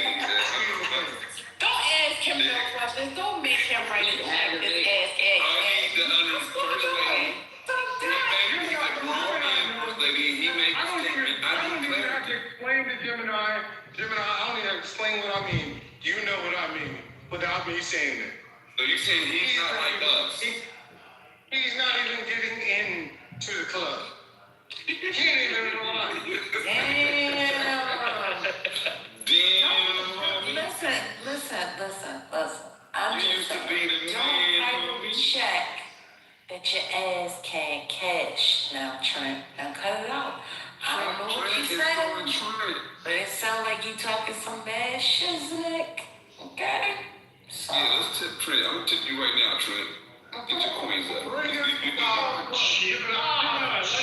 the wrong trip. I didn't do that. We're gonna do a different one. Bring him to the forefront. Bring him out. Set him in the heart. Yeah. Bring him out. Sunday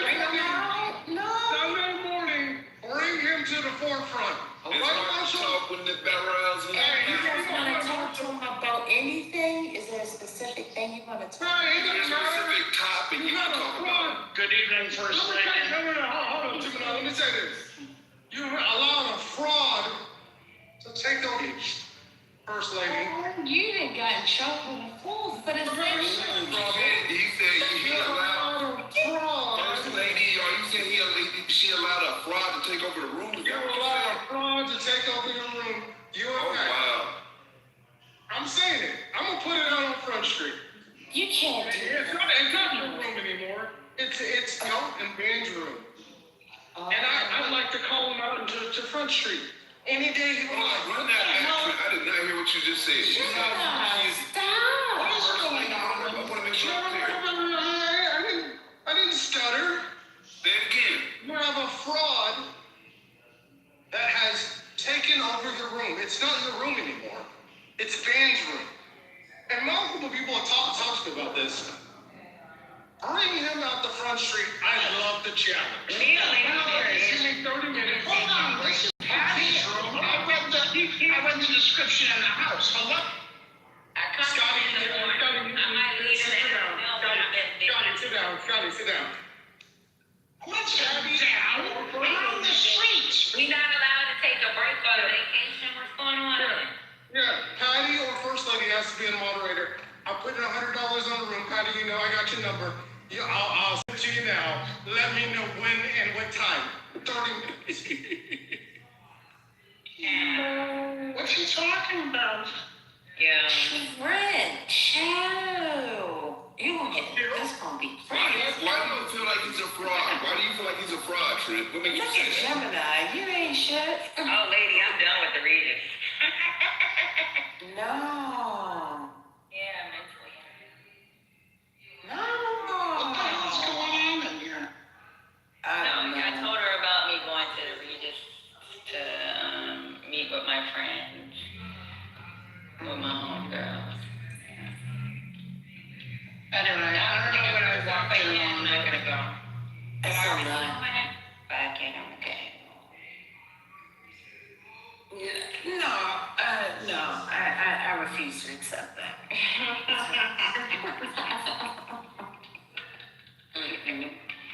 There's a lot of spirit juice. We went around the world. We did Regis is nice. I mean, I don't know what happened. I was out, now I'm back. Hello, Patty, Divine, Gemini, First Lady, moderators, Goo, everybody. Let me just say, what happened is we were having a conversation about Patty and her exploits. She's driving around in her cyber truck with Yin in Atlanta, like doing her thug life thing. And then Trent popped out saying that he felt like Ben was a fraud and had taken over the room. He's not a real nigga. He can't even get into the club, and he wants to pay $100 for a one-on-one to expose Ben for the fraud that he is, according to Trent. I'm not calling him fraud. This is Trent's feeling. Yeah, we're not gonna do we don't do the exposing nobody. It's not even me. Yeah, hold on. I'm confused as you are, Spirit. I'm just bringing up the speed, that's all. You can't expose anybody because people who are anonymous, not like you, Patty, because you have the courage to show who you are. But anonymous people can say whatever they want, and they can call people coon, and they can pretend like they're somebody when, in fact, they are nobody. I am calling Nicole on the puppet. Let's put $150 on the room. I'm not asking the man to put anything on the room. I'm asking for 30 minutes, me and you with Ben, you and First Lady, to take back your room and do the mods. And let's keep doing it that way. Does he know what goes on in the morning, Patty? I don't think he does. So I usually open the room in the morning. Maybe I'm meeting on it. Back in the day, if you were a part of this room, everybody knows that the room would be at the latest it was 12 o'clock, and that's why we always organize with Corey, because like everybody knew I couldn't hold a room that long. I have a job. When I got with PhD did their own fucking thing. And when I left, it was like Patty can do the room from 9 to 12, but after 12, like I got shit to do. So Corey was like, I can do the afternoon. And then it went straight to Lisa. That's how we all became like a... Yeah, okay, can I ask you something? And you allowed this man to insult Lisa and didn't stick up for her. When was this? Oh, he's a little troublemaker, this guy. This man insulted Lisa and called her every name other than a child of God. And Lisa... I wasn't here for that. Stop it. You're not going to put me in that. You're not going to put me in that. I've been thinking like this. Anytime there's an issue between all of them, I always cut that shit off. So don't do that. I'm speaking. He called that woman. This nigga drunk. This guy's wonderful. I hope people know when I get to that. Give me 2 minutes. He called Lisa everything. Yeah, I wasn't here for that. Hold on. Yeah, I know you wouldn't hear it. I know you didn't hear it. But First Lady heard it. You's a motherfucking lie. I haven't been here for And I'm gonna say this. And somebody said to me, why doesn't somebody no, hold on. I can't have all y'all talking. Because I can't. Look, somebody said to me,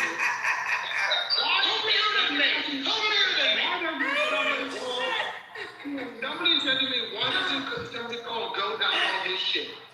And y'all allowed, I'm not trying to say you allow I wasn't here. I don't do that. Let me finish. Patty, let me finish. Don't put me on that. Don't. Okay, well, whatever. Don't do me, because one thing I will do is I'll put an ass the fuck out. I don't do that. I don't do that. Okay. I'm friendly with both. I don't play that. Okay, well. So don't fucking put Patty's name on it. Okay, let me just say. For the record, I'm friendly with those too. So whatever you got going on with those, I'm just trying to understand. I got to know what that's going You got with those. Don't fucking put me on it. No. You gotta shut up for a minute. No, I don't have to shut up. I'm talking to Gemini. Do you put that lady on? You put Lisa on? In trouble.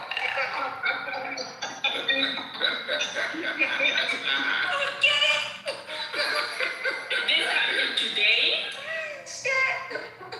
Is this thing is coming up from today? Right today. Everyone wants to speak when I'm speaking. Mute up, everybody. One mic on Trent. Go ahead, Trent. Yeah, just mute the stage. Go ahead, baby. Thank you, baby. Nobody came to Lisa's defense, and I thought about that. Lisa has been nothing but a nice individual. She doesn't cause problems. She may have some opinions, but she runs the room. She's a nice person. But when you have a malignant narcissist, very similar to Trump, take over a room, nobody will challenge that person. What's that? Now, hold up, Patty. I'm not done. You need to land this one. Yeah, I'm landing the plane, motherfucker. Did you call?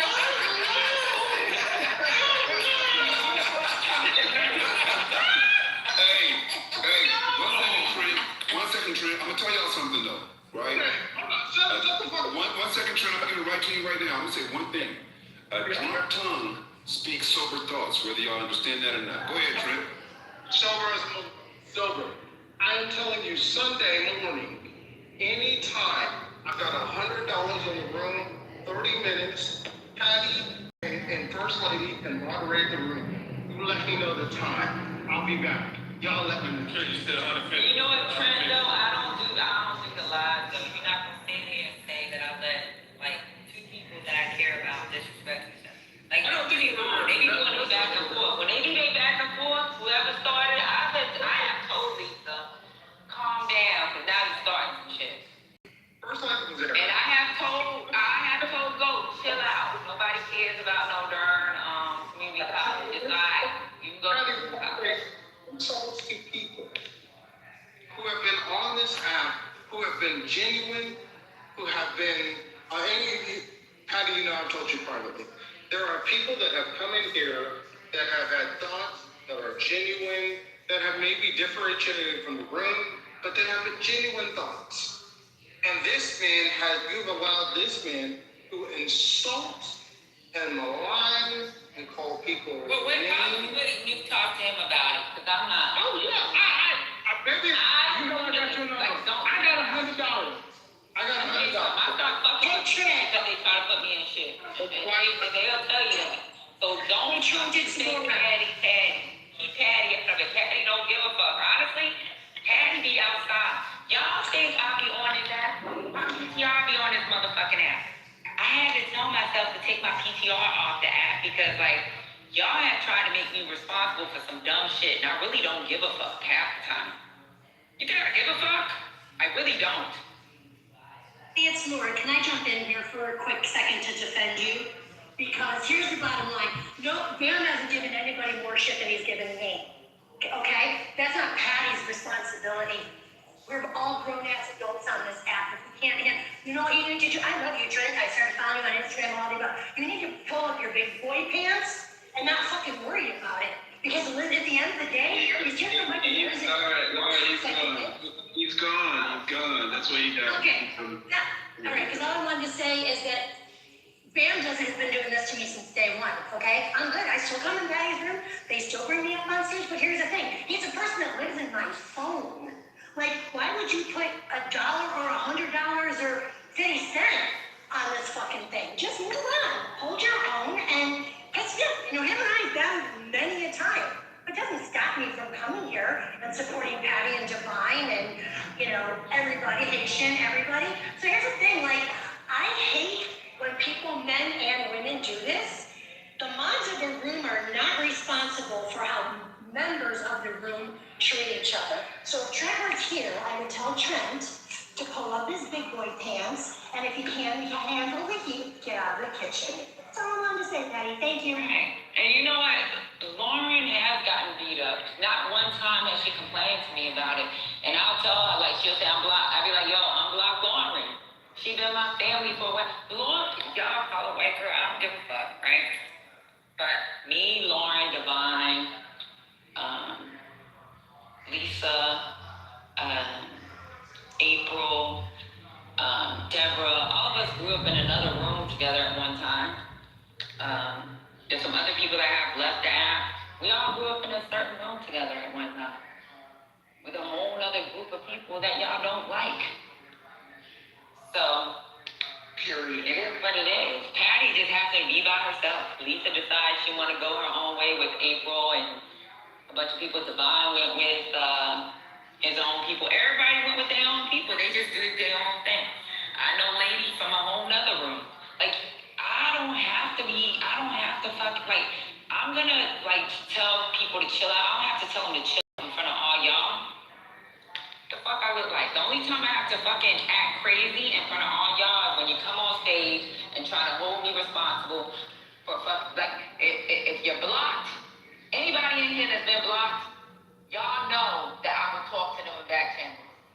I'm not gonna embarrass a mod on stage because they helping me because I'm not here.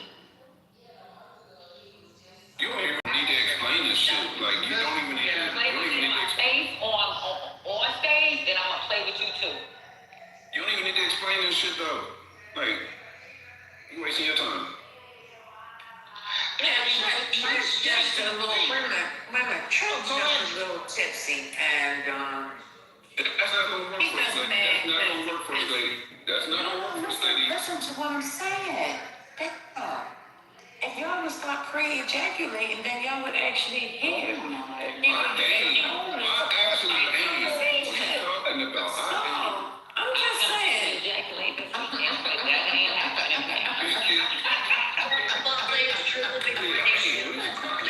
All I'm saying is Trent is a little tipsy, and tonight he had a chance to get off and say what he wanted to say, because he don't like when Bam be telling him to shut up and don't let him speak. So he just getting a little steam off. That's all. And he that's bullshit. I'm gonna call bullshit, right? It's not about it being. It's bullshit. You're saying what you're saying is bullshit. Excuse me. When I land my plane, I promise you can have the runway to yourself. All right.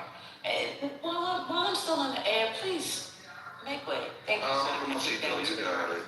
Thank you. I appreciate it. All I'm saying is this is my opinion, and I'm just saying that he wants to be able to come on stage, stop the conversation when he wants to stop it, give his little takes, because that's what was happening before Bam had came back. So he's mad, he threw a little tantrum. It's funny, Kiki, keep it moving. Now, what's going to really happen is, now I can say what's going to happen, but, Bam might choose to pick him up, and he likes it. Trent likes it. There's no way in the world that Trent came on stage. After that Sunday that Trent did that bullshit and had the recording, and they played it for him, he gonna come back and do the same crap that he did before. It's just, he likes it. That's what I think. But go ahead, say what you want to say. I'm gonna say this, right? When you're dealing with a grown man, right, and I know that because I happen to be one, none of what you said applies. None of it. The only thing that happens is when it's like being on E or anything else. It's a drug. It lowers your inhibitions. It does not change your mind state. I'm gonna say that again. It lowers your inhibitions. It does not change your mind state. So you are not going to be feeling as inhibited at disclosing things that you already think that you didn't disclose previously. Those are your true thoughts and feelings. You're just revealing them under what we call alcohol purge. That is what he really thinks. Those are his true thoughts. There's no way to try to play this. Oh, he just get no. He meant that shit. That's why he said that shit. Under the influence does not change.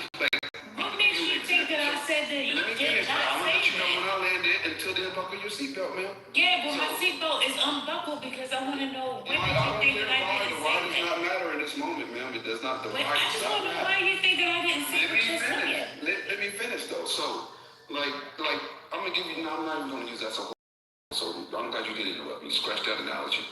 Thank you. You did me a service right there. When somebody says those things, he meant those things, and that's it. Like, that's a grown man expressing himself. Alcohol or no alcohol, that's a grown man expressing himself. That's what he really thinks. No disclaimer involved. That's it. Are you? Is it my turn? Well, I'm not going to you, brother. Oh my God, thank you, Miles. Thank you so much for the space. Let me tell you something. I know he wants this weird one-on-one. The bottom line is we're all adults. And even when Ben is not here, which is often, everybody battles with Trent. But a lot of us are very wise, and we love the space and we respect the goo. And because we do that, and Ben is better at arguing with Trent, we yield. The bright ones yield for the purpose of the space because it's funnier than we are collectively. So that's why it happened. So even if Ben didn't exist, we would all be arguing with him and going back and forth. And then I'm going to say part two is that we're here in the morning. Like, this is not a big deal. Patty opens the room early. I'm there early. I'm going sometimes to my own room at 7:30 because I'm sitting in my fucking car in New York. And Ben is there, and we're all doing like regular, normal, like news stuff. And then, like, what the fuck? Trent comes in at fucking 12 after his lunch break from the cafeteria at Ford, and then you start to giving us breaking news? Like, come on, bro, we're all adults. Right. And I don't know what I said that made you feel like you need to say that I was wrong. I didn't say or make excuses for him. I'm saying that he took the time because he's drunk to say what he's been feeling and what he hasn't been able to get out. I said exactly that. So you sitting here telling me I disagree.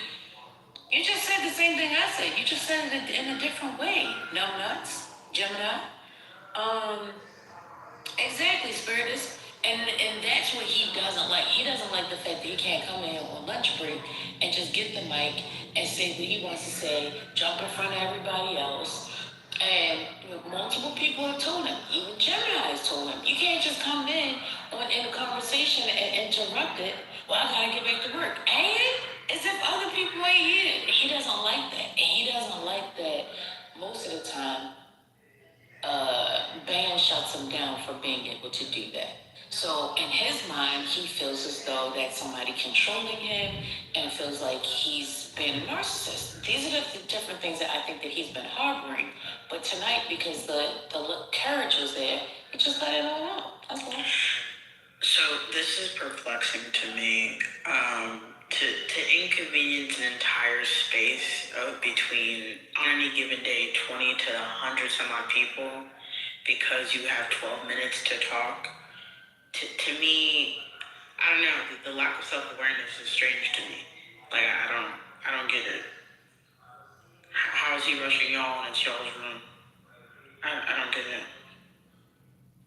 And that's what I'm saying. There was a time when he could come in and he could just do that, because there might be a low in the conversation and he can come in with his border patrol updates and things like that, or the aliens. And so I just don't, I think he feels as though he needs to be,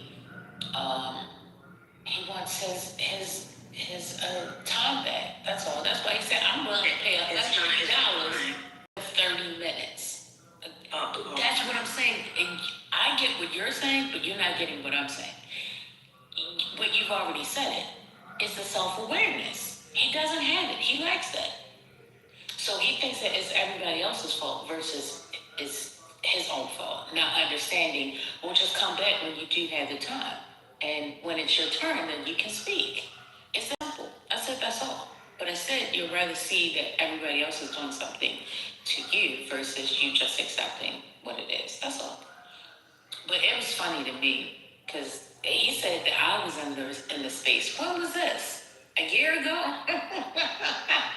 What is he talking about? Like, I don't even know what he was talking about. Man, it's crazy. I'm gonna be real honest, y'all. The grown men that act like toddlers and be like, no, you. It's very hard for me to regard that. I don't understand how I guess for me, the idea of being quote unquote controlled when he's controlling the space, I don't get that. Thank you for the space, First Lady. You've been missed, Gemini.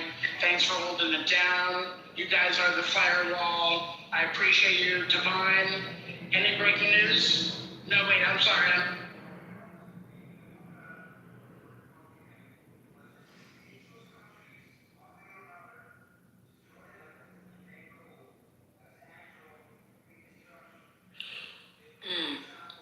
Did he get kidnapped? Yeah, he was proving a point. Yeah, he's saying, suggesting that we just move on with the conversation or something. It's 11:28. Have y'all ever had this, I'm about to eat something good. Caliente? What's that thing called? What's that stuff called? Talenti? Talrica? Oh, the ice cream? Oh, Yeah. Shit. This is the devil. Which flavor? This is the devil. Snickerdoodle. Oh my God. Have fun. No. I'm gonna have to put this back in the freezer. That's too much. Something's too rich. Period. Yeah, like my body is telling me this is too much. I can hear talking to me. Oh. Talking is wild. It's good though. Oh, there's people trying to come on stage. Who these people is? Who this is? Who that? Who that is? Who that is? Oh, people. Who that is, Charlie? Arthur. Who that is?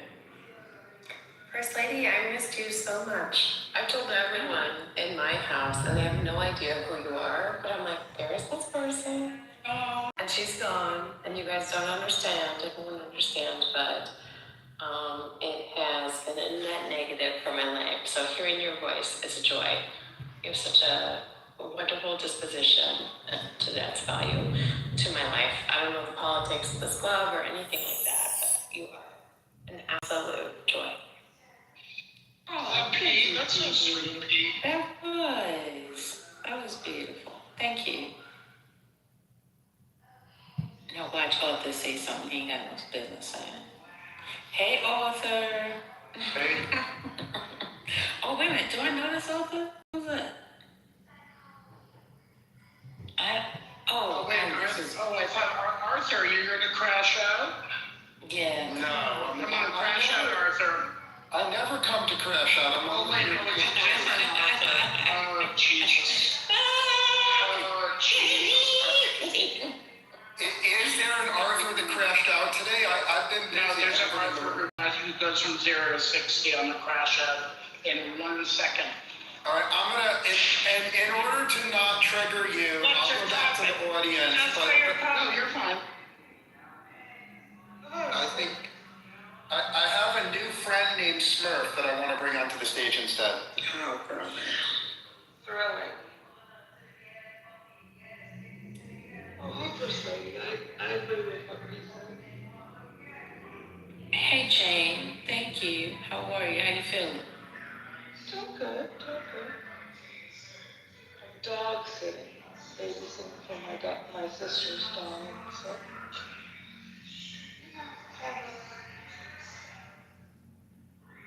That's what's up. How about you? Good? Yeah, I'm good. I'm about to put this ice cream back in the freezer. Damn, I have to make no mistakes. Stop bragging, was what I was thinking. Really? Because I was thinking. Yeah, I'm glad glad somebody else said it. I'm not gonna say it because she's been at my throat tonight, but I felt the same way. I just kept it on mute. Hey, James, I just said, one of my friend Jan, she's on the seat. Who's been in your throat? What's going on? One mic on James, God. He said one mic on James. Oh, motherfucker. These fucking subways, I swear. I thought you was at the airport. No, I'm on the subway, and they did one of those, like, oh, we're not stopping at your stop. We're going express now. And not at 11:30 or not. So now I gotta walk home. Oh, that's nasty, though. Yo, that's fucking bullshit. I don't miss those days. Safe travels. You know what I mean? Like, you're moving along beautifully, and then they're like, oh yeah, we're gonna skip a couple stops and go express. You know, I was on the right on stage. I'm Donnie, I swear to Hold up. What's going on? That's the Bonnie's crash. You don't understand that? No, you don't understand. Donnie's making me walk, or Donnie's divided. I understand your spirit. Thank you so much. You know what? It's not so cold, so I'll have a nice healthy walk. Well, how far does it walk? I mean, you was gonna have to walk anyway, but I guess it's gonna be a little bit longer distance. Yeah, I probably got another 10 blocks. It's a victory, though, Spiritus, because Thank goodness you're not right. yeah, you didn't fuck it up, and you don't have to backtrack, it sounds like. So I'm happy for you. Oh yeah, if I wasn't listening to the announcement, I would have been so bad when they went by messed up. That's happened to me before, but I was asleep and just woke up. Yeah. Yeah, you gotta pay attention. It's been a long night. Can we just... Never mind. Scotty, I came to your room last night. I couldn't stay because I haven't watched that yet. Oh my God. You gotta catch up. We're doing a room. The reunion show is next Wednesday, which is gonna be a mess. So we're gonna do it. Let me try to catch a room Thursday or Friday. Okay. Did you partake in Traders? I couldn't do it. I really tried, but there's so much dragging and empty space, and I want to get to it. It's just taking, I don't mean dragging like dragging, I mean like it drags, and it's just slow, and I don't know where to fast forward, like I do with Love is Blind, so I don't know, but it was nice to meet all these characters I've never met before. I really like the woman who's the Real Housewives of the Potomac, Lady Candace, is that her name? Candace. I know. I really like her. Yeah, you would like her. Yeah.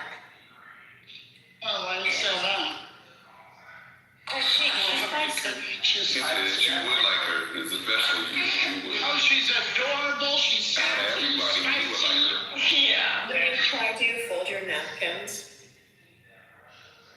Jamal, just let me know if you want to be postponed. I don't know. You keep asking for it. It was the way you said. And then when I give it to you, then you just like, oh, I don't like the way that. you said you would like her. It was funny to me. I didn't think he caught it. When he caught it, I was laughing. What's going on? He said you would like her. Like there must be something about her I don't know. I was wondering what is she like? Who is she? What is she like? And the third shit, Jimmy Gay. I don't know. She's cute. I don't know. She's cute. She's sassy. She's smart. She's not a girl's girl stuff.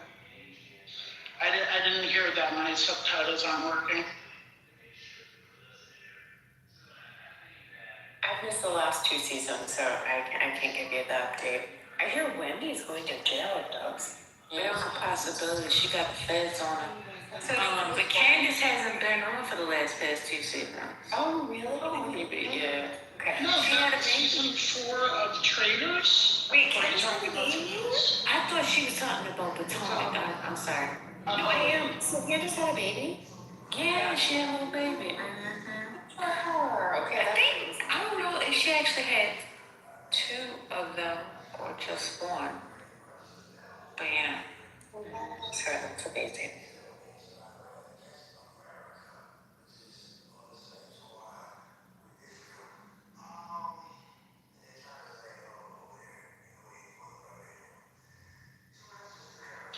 Hey, I don't have somebody on speaker. I don't have anybody on speaker. Trust me.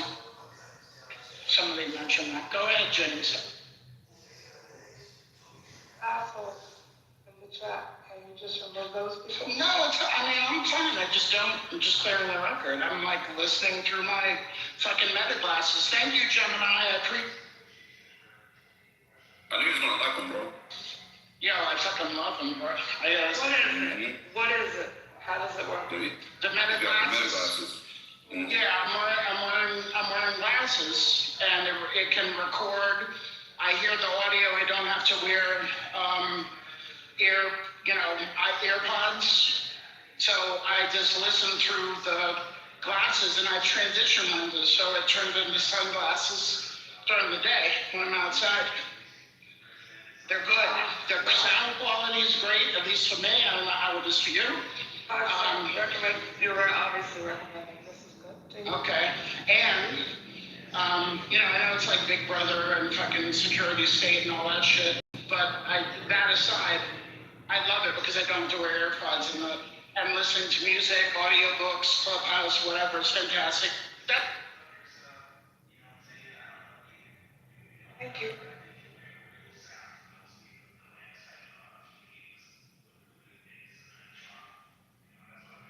So is this one night only for Slavy, or do we get to have her back? Well, she's been around. Okay. We miss it. One night sounds crazy. No, I'm just being cheeky. Yeah. It might be just a one-nighter. Who knows? One night is wild.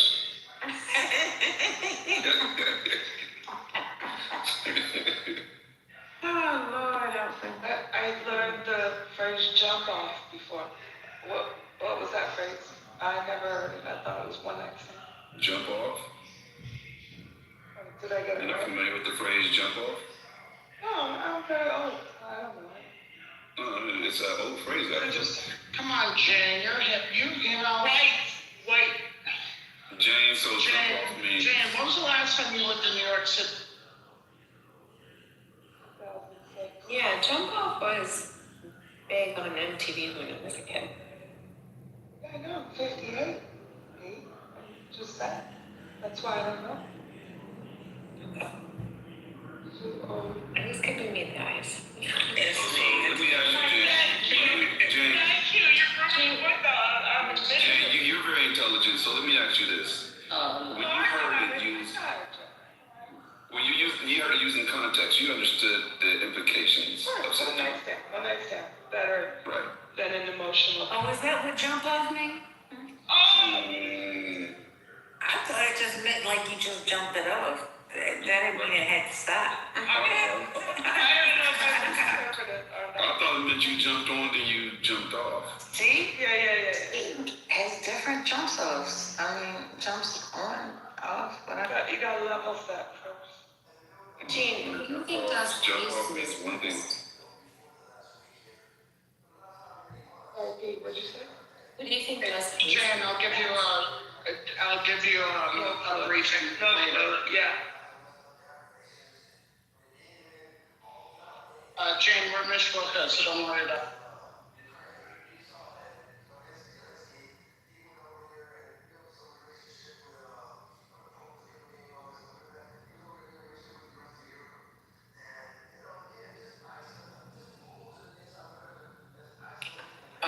I heard somebody said something about Sweet said something about swallowing or something. Okay, so there was a back and forth. I gotta get ready to run after this, but I'm about to pull a trend, I guess. I don't know.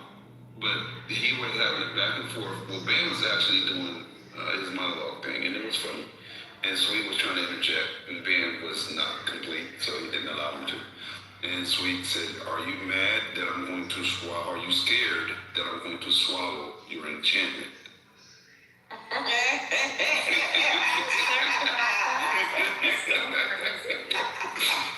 He must And then I highlighted that. I was like, hold up.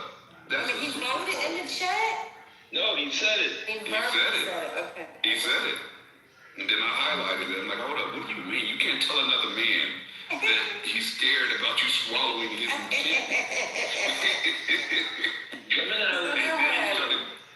And then he started reading from the Quran. Real quick, let me say it. Gemini was offended because he's a Californian. He's like, brother, we both from out here. You fucking up the whole Cali thing that we got going on. Go ahead. That's very accurate. I told him you can't be representing Cali talking about swallowing another man's enchantment. Like, that's not what we do. And then after that, the stage everybody just gave it to him for like ever. He tried to read from the Quran to justify what he meant by swallowing his enchantment, right? And then midway through his passage, I think, I dropped him. The people who said you were supposed to let him finish reading because it's the Quran, he has to finish. I'm like, no, he's not going to finish. And then he came back up again, and it just got worse and worse. The more he tried to defend it, the worse it sounded. Like, I'm not articulating it well, but it was bad. Yeah, it was really bad. there's weird Clubhouse moments where I heard it first, and I was going out to meetings. I was doing my makeup before, and just like the whole thing, where it's like he said it, and I was like, oh, that's weird. And, my mascara, my blush, whatever. I just got like worse by the minute, and then he was speaking the Quran, and I just was looking in the mirror, thinking like, what is going on? It wasn't good for Mr. Sweet. No, it wasn't. And then the women said they were going to steal that line. The women actually liked the line. They said that the women said they were going to actually steal the line. Yeah, they liked it. They said Swallow your enchantment. Because he's saying that he's enchantilizing. And he's saying, hey, listen, you don't want me to get in there because you really don't want me to take it over. But he used the word swallow, and I guess that sent y'all to swallowed up. It's like super gay. I mean, he thought the Quran was gay. And there's no problem with it being gay, right? So all the ladies were like, okay, maybe we can use this. It's kind of poetic. I'll tell you what, it was pretty gay.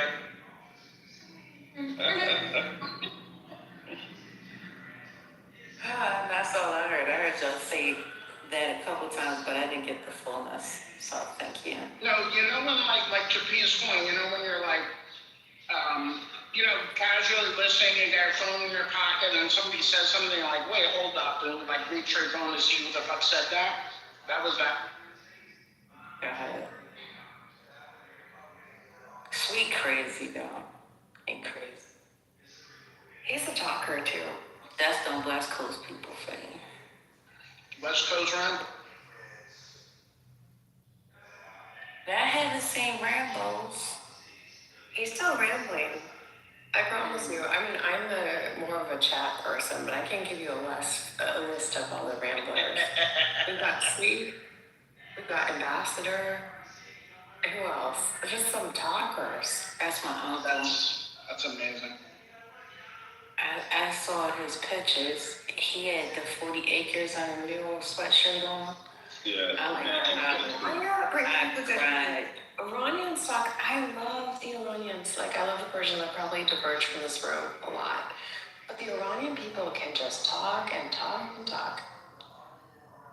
They find that First Lady. And I tell people, they've been finding in this room since around Christmas. If I could be wrong. It's like every so often an Iranian will stumble into this room. I'm like, how? It's gotten worse. You never went into their rooms? Never went into their rooms. Never. Yeah, I've gone in. I got a whole slew of them in my back channel. But I don't know what they are. I don't know. They people. Not even but I love them. And, I think politics aside, great people. Remember when you did the India-Pakistan one? That shit was flooded with people. Yeah. That was insane. Man, like, we did it for like 3 weeks. It was packed out. And they got mad at us. It was like, y'all using us for content. It's crazy. Yeah, I mean, like, what's that about? Like, you're trying to, like, understand and get people's perspectives and using it for content. What? Like, are you making money? You're making money on this.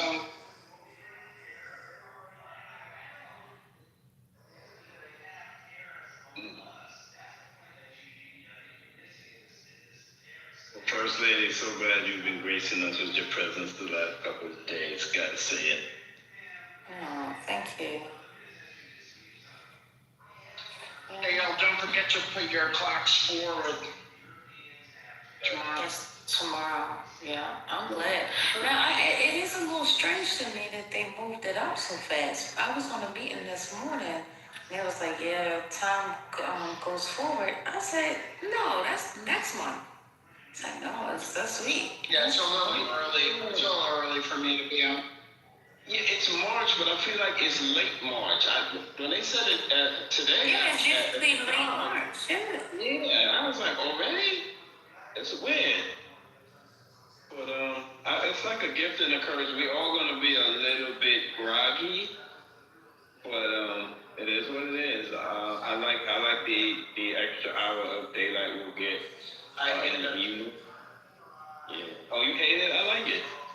I hate it, like when I get struck right. No, because I can tell, to be honest with you, I've been waking up earlier and earlier this past week, and even the week before it started.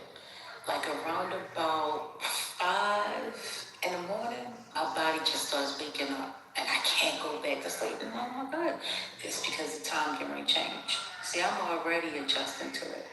Yeah. Morning person. I am. Always have been. What do you do in the morning? What's your routine? You know, working from home is definitely different. But when I was an office person, man, get up, shower, get ready, put my makeup on, get dressed, perfume, get in the car, turn on my music, fuss and cuss through traffic. And now it's just like another bed. What do you do with your time? It's kind of nice though to have the morning time. I'll tell you what she does. She wakes up, she kind of shakes her head, gets that hair going, sits on the edge of her bed, and does her affirmations for 15 minutes. And then she gets up and stretches and stares out the window and says, today is going to be a beautiful day. And she makes her bed and walks into the kitchen, prepares a beautiful cup of tea or coffee or something, and then she sits down at her laptop and checks her IG. Well, I'm an early bird too, and I started waking up before my kids, and I've found just like a nice kind of peace, even if I'm not getting up and going, just like, make myself a little breakfast, scroll through my phone, whatever, get my... I don't do breakfast in the morning. That's too early. I just made it up. I feel like you do the affirmations though. Yeah, well, I do them before I go to sleep when I wake up. But I also like to read my Bible, if I can, and get that in, even if it's just a couple of scriptures. That really helps to start the day really, really good. And I feel like my day is so much better when I do it. That's like the affirmations.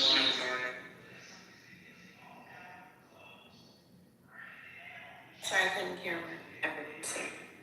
I said I love a good Psalm 91 in the morning, and Spiritu said it's kind of like affirmations, and both are true. I know the Psalm 91 is, well, I guess I can Google it. Thank you.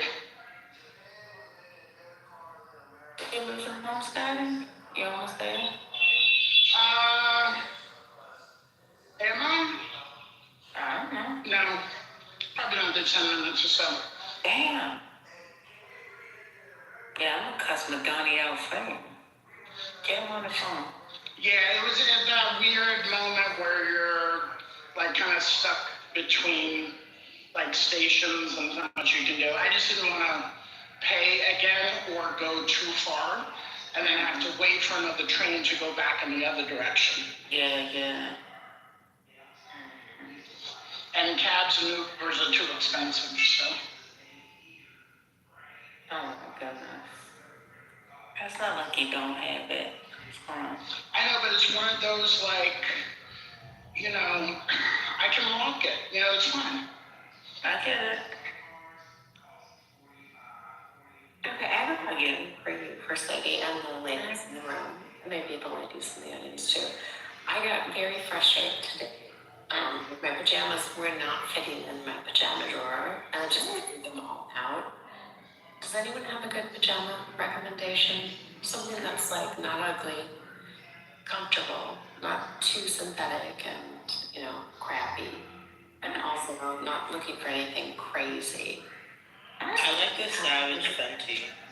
Personally, I would in the cozy section, and I just use them up for credits. I'll give you a suggestion. I suggest you roll your pajamas instead of folding them. You may get a little more space in the drawer. There, don't worry, I bought the Marie Kondo book. She told me that, you know, you have to like fold all the stuff and do that and get rid of anything that doesn't bring you joy. Well, I put her book in the drawer and then I threw it out because it didn't give me joy. She's right though. She's right. That's why I have to edit every so often because I live in New York. I have a finite amount of space. But I have an editor come over and help me do that. It sounds crazy, but you kind of... It's not crazy. It's a system. And I'm not great at that part of life. Good at a lot of things. If you haven't worn it in a year, you gotta give it away. So that's a start. Oh, no, I wear it. But it's just ugly. Like, I think I can upgrade. And I just looked at it and I'm like, I don't even want to put this in there. I could do better, you know? This is almost anti-Semitic because joy is just a really, really tough issue for the Jew. So, like, I don't know. It's also what am I gonna... No, let me level up on the trope. Oh, I can't get rid of this because I got a good deal. Like, I can't get rid of that. It was on sale.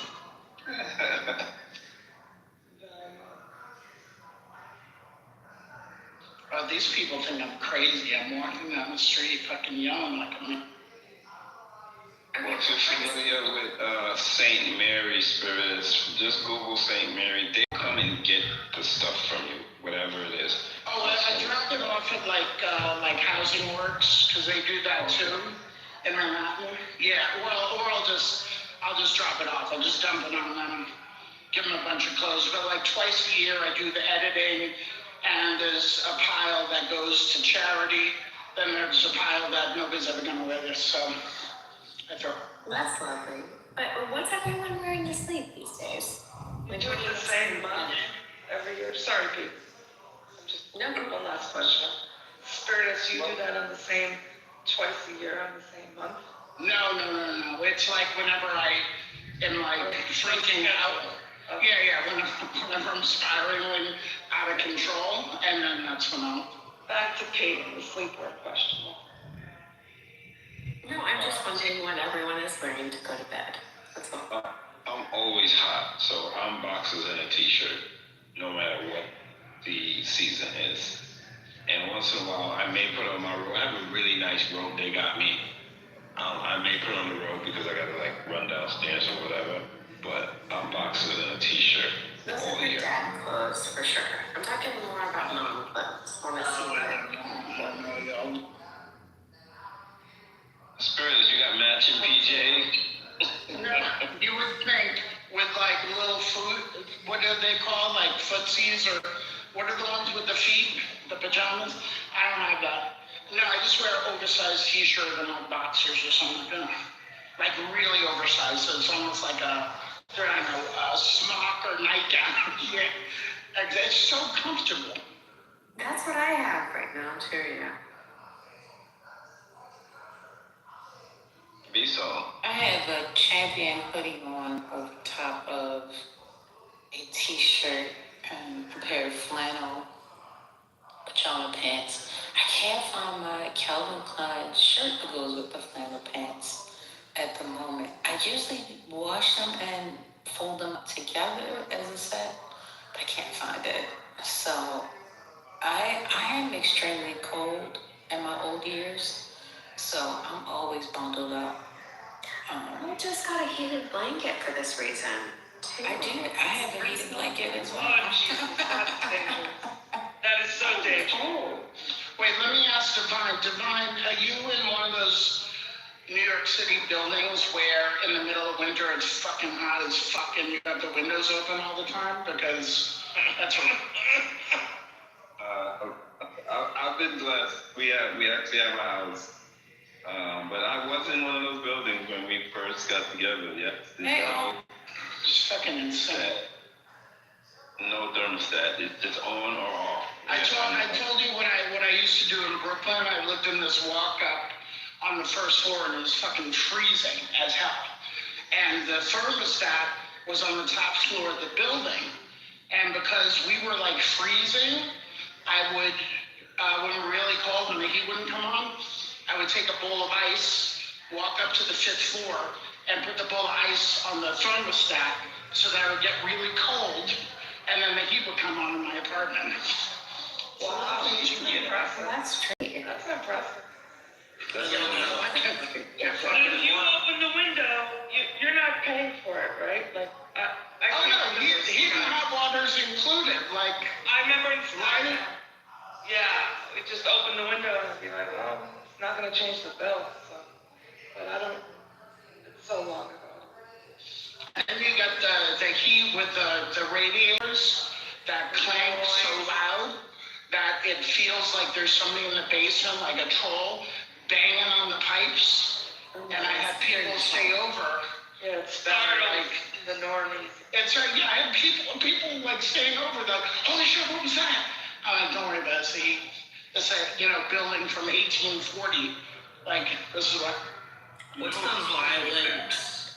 You know what causes that, right? It's there's air bubbles in the pipe. Yeah, this shit is annoying. What's the violent negative version of nostalgia? That's what I'm experiencing right now. That's trauma, baby. I don't know.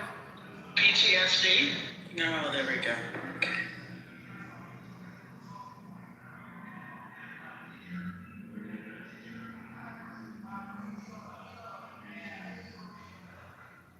And Rockaway, I don't know if you know Rockaway Spirit.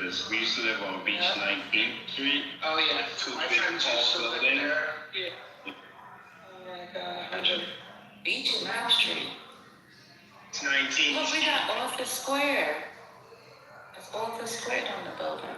Hey. Listen, okay, there's only one Arthur. Everything else is just an invitation, right? Everything's just an invitation. Breezy Point is racist. Yeah, Breezy Point. Listen to you, huh? One of the worst. How do you know about PBS?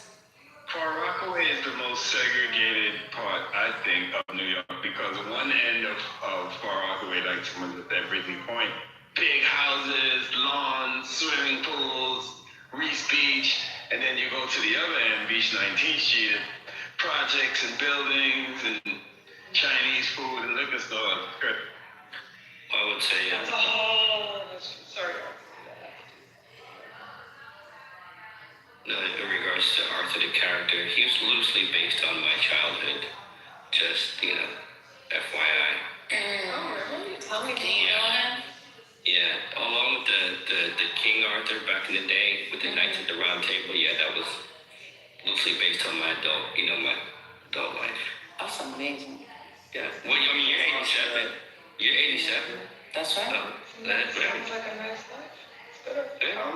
I was thinking King Arthur, the movie with Mark Wahlberg. Did you see that when they was like swimming and boating and biking and the dog? About races, yeah. And the other one with Dudley Moore back in the 80s. Again, these are all loosely based off of. Oh my God, Arthur, what a deep cut. Hey, First Lady, I want to let you know that I made it back to my building. So. Oh, that's good. That wasn't too far. That wasn't too bad. Yeah, it wasn't bad. I got good exercise. I got the steps. I got down today. It was insane. Got steps on it. I loved Arthur growing up. It was one of my favorite cartoons. I tried to show it to my kids. They hate it. I tried so hard to get them to watch it. I just hate it. Just doesn't translate from our generation, I guess. There's like Japanese stuff, and it's no appeal there at all. But I think Sesame Street obviously transcended that type of show. oh yeah, they like that. Hello, guys. Hello. Oh, I got it from Sesame Street trivia for you. What's going on? What are you doing? How'd you do? Oh, Central. Yeah, they talk. You gotta meet me. I'm trying to talk to you. I want to know what's going on in the war. Well, did you hear us talking about the war? You have two. I just joined in. Wait, because I'm new to that. I'm trying to figure out what's going on. Okay, welcome to the app. Welcome to Clubhouse. Thank you. Well, It's cartoon, yeah. buddy. Well, What do you say? you join the conversation that we're talking about. You don't change our conversation, sir. Well, I'm trying to be involved. I'm sorry, dude. I didn't know what's going on here. I'm not a dude. Let's do that. Well, you sound like one bitch. Oh. Yeah, that was Was that Little Trump? No, I don't know who that was. Reza is also a friend of Papa Smurf. That's correct. We're very good friends. Oh, Lord. Anyway, I was going to give you a little piece of trivia on the Sesame Street if you want it. All right, let's hear it. Now that I'm home officially.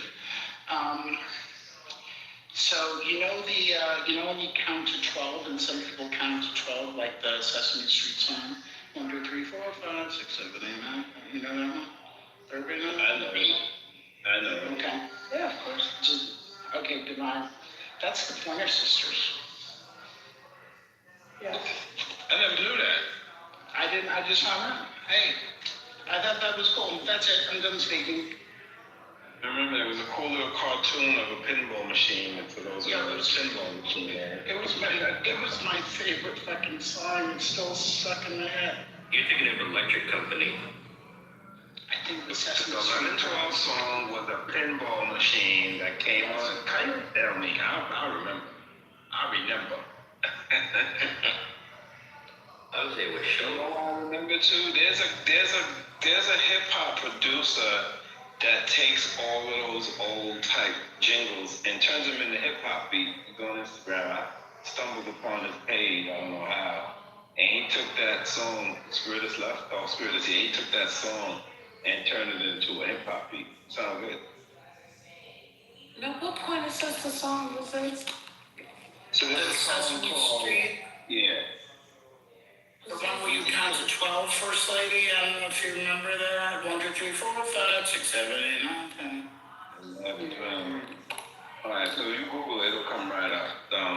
The 1 to 12 song. Yeah, it's a bop. It's a bop. Jane, do you know what a bop is? No. Okay. It's a song. Yeah, I'll take it, Scott.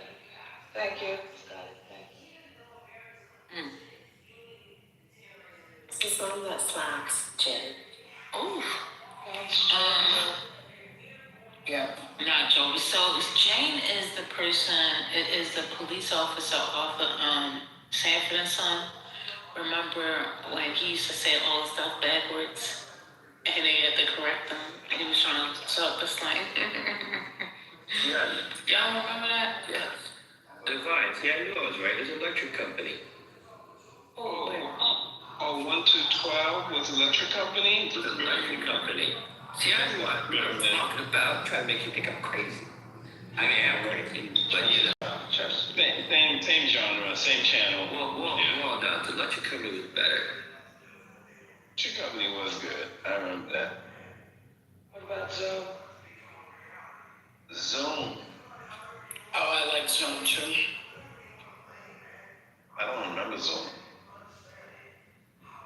Wonderama.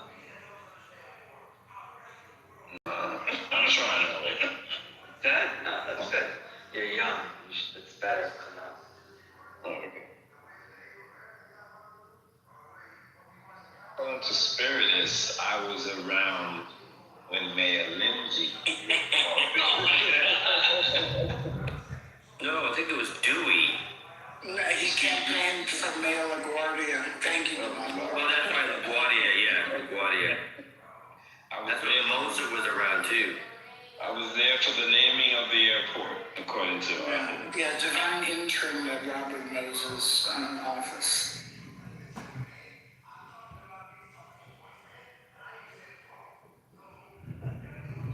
What is the story in Rockaway now? Real estate. I don't know, but a friend of mine sold their like one bedroom, like kind of on the beach, but not with like a water view, but like a co-op. I think it was like 200K, something like that. In the 70s, my parents had a beach block bungalow, very Irish cop section, obviously white. Well, my dad was a Jew, and he got very disenchanted one time with some anti-Semitism. They sold it for $7,000, as the story goes. So. Oh my God. A hasty, dumb decision. bungalows in the bungalows in the 40s. What is it? Was that the? It was each 109. Oh, on the other side. Okay. Yeah. So right now, the one families along Beach Channel Drive in like the 60s are going for about $650. Wow. Between, wow. Yeah. Still bad. I mean, they should be worth more, but. Should something like yeah, you're right. I mean, it's far out.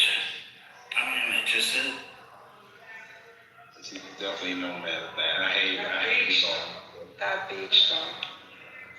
But that beach is deadly. All right, so Reese Park is pretty safe, but where we lived by Beach 19, every summer, and probably to this day, every summer that damn beach takes a life. Wait, what do you mean? How? Like people drown? Riptide. Oh wow. Riptides, yeah. But if you grow up going there, and then, like me, you're on a Florida beach last week, and I wouldn't go in. So I was like, I don't know about the riptides. And I was like, hearing my dad's voice, Divine going, get the fuck over yourself, you go Rockaway. You can't get in the beach in Florida. It's an intense New York, Michi Beach, Scotty. No, I understand. No, I know Jacob Reese. I know the gays like that one. Oh, and yeah, I've never been there, but I have a client who's on Beach 147, which is Neponset, like after Bel Arbor, so it's like almost at the end. I don't know what it's like, to be honest, but yeah. they have a big ass nice house, and Us Brooklynites, we would go to, I mean, when we were up to it, we would go to Reese, but we would also go to like Manhattan Beach, Brighton Beach. I hated Coney Island Beach. Coney Island Beach would just be so crowded. So we would go to Manhattan Beach and Brighton Beach. It'd just be a bunch of old Jewish ladies tanning and shit. So we would pretty much have the beach roughed up. oh, Brighton Beach, yeah, old Russians too. Let's be clear. Yes, that's water next to sand. That's not the beach. It's cold. It's cold. It's murky. You can't see the bottom of the ocean. When you're young and it's hot and you got a BMX bike, it's a BMX bike with a lock and a knapsack with a pump and patches and a couple bucks to get a sandwich, we're going. That was happening. Yeah, it didn't matter. My grandparents lived off of Ocean Parkway for a time, so they used to take me to Coney Island, back in the 80s. And, as a kid, like, who fucking cares? It's magical. In Rockaway, we went to, they had their own little, it wasn't like Coney Island. Yeah. I think like Jones Beach.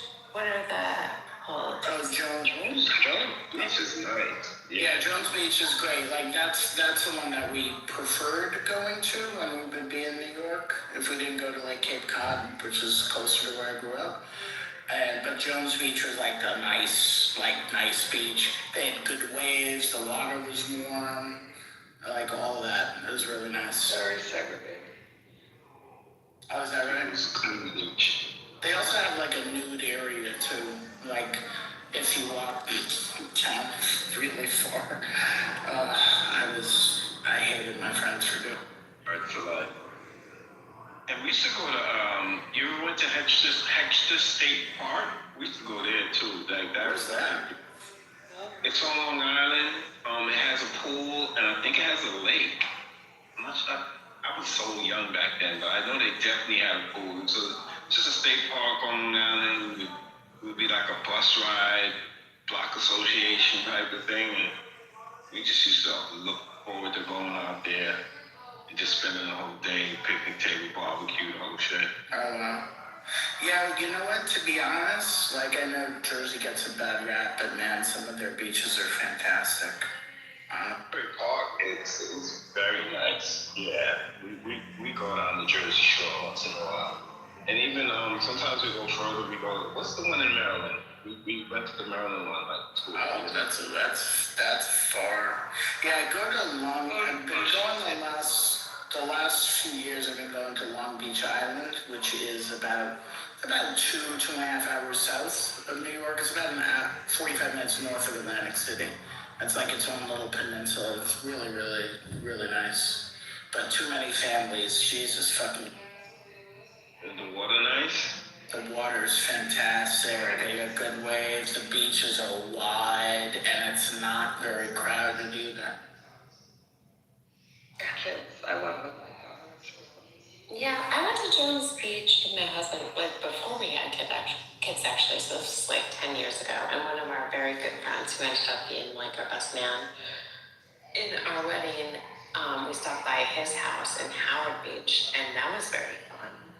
And it was a good experience, just to kind of like get to know one another a little bit. I have no idea about any of the. Where's Howard Beach, Queen? Oh, yeah. Is that Queens? Yeah, it's Cross Bay Boulevard. You can enter Rockaway. You can take the Cross Bay Bridge into Rockaway. It puts you in like, I guess, the 40s. Or you get Marine Park Bridge, takes you more towards. Looks like his neighbor's backyard backed up to like John Gotti's backyard. I was gonna say that. Yeah, Howard Beach has a rich history of the Gottis. They used to run that whole strip. They also had that major incident there back in the early 90s or in the 80s, I forget. Yeah, that was in the 80s. Just felt like very New York for some reason. Very New York. Italian, very New York. Yeah, but here's also a fun fact. Like, all of the beaches from Cape Cod and then all the way south, Jersey Shore, Long Island, all their water temperature is warmer than the warmest water temperature off of California. It's so cold in California. You can't swim yet. What's that about? I didn't know that. Never been. Yeah, California is cold. It's cold.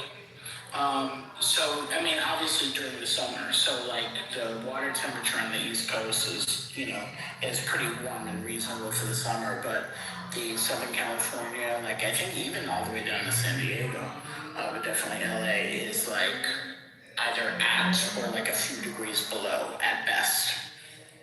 Like at any point during the year, it's gonna be, at its highest, it's so lower than the summer on the East Coast, if that makes sense.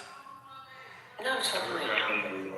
And yeah, I remember the first time I went to LA, like in the Pacific Ocean, like just beach day, which is very beautiful. Like the beaches are pretty great. The water's cold, but like some of the waves are pretty intense. And the way I thought I was so arrogant because I'm a really good swimmer, and I was like, oh, I can, body surf and whatever. The way that I almost drowned. It fucked me up. It was so powerful. Yeah, it was bad. It was bad. I was like, all right, I'm gonna take this seriously next time, because I was like out there and I'm like enjoying, and then some wave hit me, and then the undertow was like, oh, this is how people drown. Let me get back in. I hate this. Scotty, excuse my interruption. What is the business of Rosa and Smurf? Divine, forgive me. Oh, they don't go here as far as I know. What the fuck are they doing? They don't go here. They got plus signs for me. I don't know. No, I think they're drunk characters recording them. One of them is Snoopy, but I just hate bad energy. Well, okay, so I was asking my room earlier, what would you do? Let's say you have your significant other, you're in the US, and you have 3 nights. You have a Friday, Saturday, Sunday, you don't have to work on Monday. Whatever. Where would you go? Like a cute, just like in the country? In the country. In this country. You can't leave the US. Jane, in this country. In this country. So you could go to Miami, you can go to Seattle. It depends on the time of year. Like when... Okay, June. Let's say June. Oh, in June? Go to the I wouldn't go to Florida. New York. It's very beautiful. Great wine. A true wine region in New York State. Oh, do you like hiking and stuff? I don't feel like it's very good. It's a legit wine country. Yeah, no, that's really Finger Lakes is very nice. Puerto Rico, all day, every day. Puerto Rico, there's it's called the Hilton Caribe. Lovely hotel. It has its own bay. That's a quick point. Puerto Rico's right there. The Hilton Caribe is my spot. I would go there. Where? Puerto Rico in like 2.5, 3 hours. Okay, guys. That's a little far, so. Yeah, but why not save Puerto Rico for the winter, is the point. That's all. So, to answer your question, it's not going to be Puerto Rico, which I love, by the way.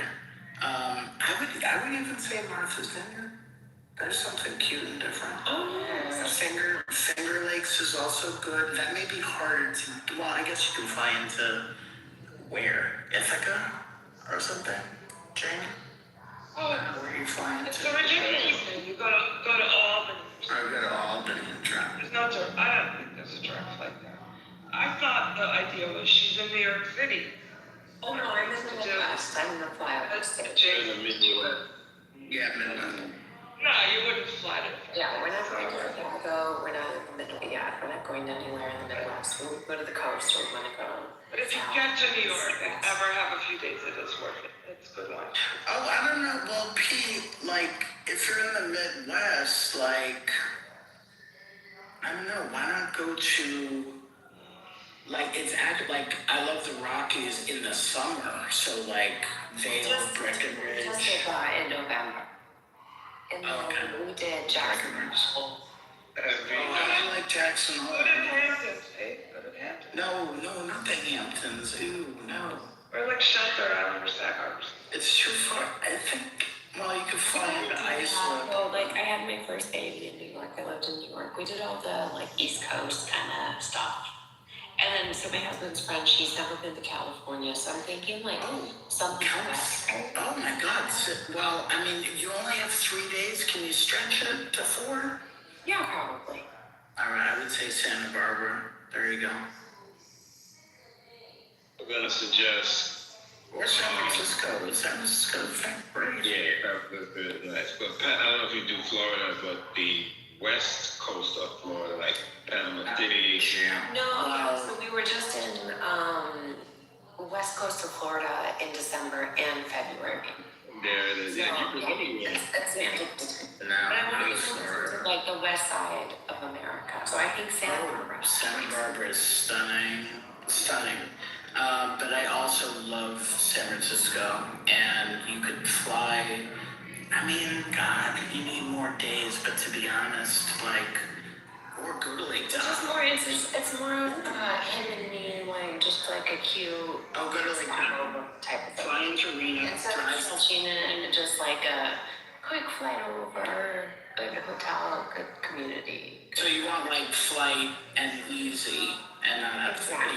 Because I would say, Something that will make us want to come back more than like extending it in the moment. Yeah. All right, so you can fly to Reno and drive 45 minutes to Lake Tahoe.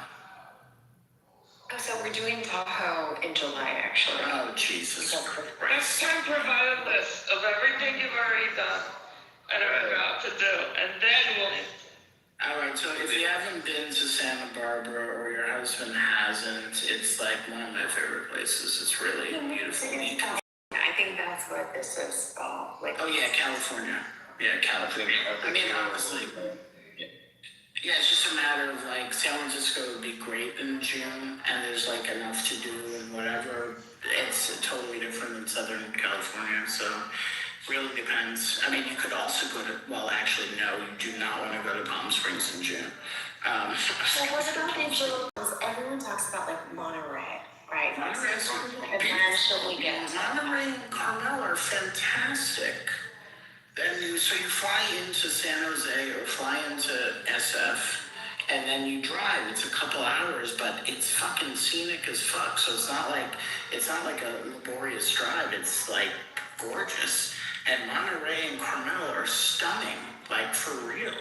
And then if you really want to, you're close to Big Sur. You can drive, a little bit into Big Sur, and it is one of the most beautiful places that I've ever been.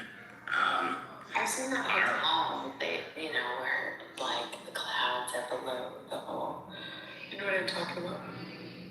Well, there's some like crazy expensive, beautiful hotel over there, but I've also stayed at like a really nice like kind of log cabin hotel thing that was really sweet in Big Sur, and then went on a hike into like the, and in front of like giant sequoias, like it's stunning, like right on the cliffs. So, I love that. Yeah. Oh yeah, Elle says you can fly to Monterey. That's true. Just you will have to connect most likely, but honestly, it's like Monterey's stunning. Monterey and Carmel right next to each other. It's stunning. You fly to San Jose and then. Is Big Sur where the redwoods are? Big Sur, I think so. I'm not sure if like Sequoia or Redwood National Forest, but it's all like right now. They have the big giant redwoods and sequoias there. I'll try to post a picture because I'm like standing in one of them in Big Sur. This thing, it's unbelievable how big these things are, and the hiking is fantastic, and the weather is great in June. It's like it can be misty and foggy and warm, but not very warm, and it's just great. I love it.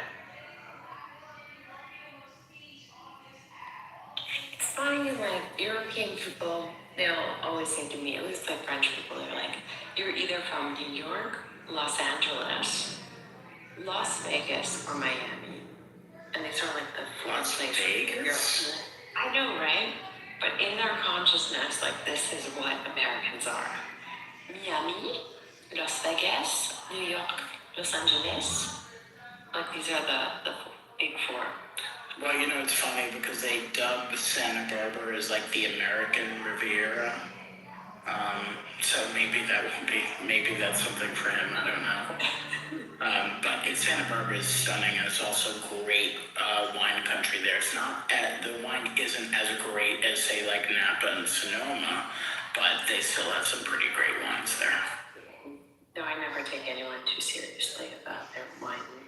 Yeah, it's hard with like actual wine drinkers, but they have a good. I just think people are just too serious about it. Oh yeah, and they're good, but it's about 45 minutes north of Santa Barbara is wine country, Santa Barbara wine country, and they have vineyard after vineyard, so you can just like hop around various vineyards, and they also have this really crazy random town there in wine country called Solvang, which is it's all Danish. It's like Danish architecture. It's the most random thing right in the middle of California.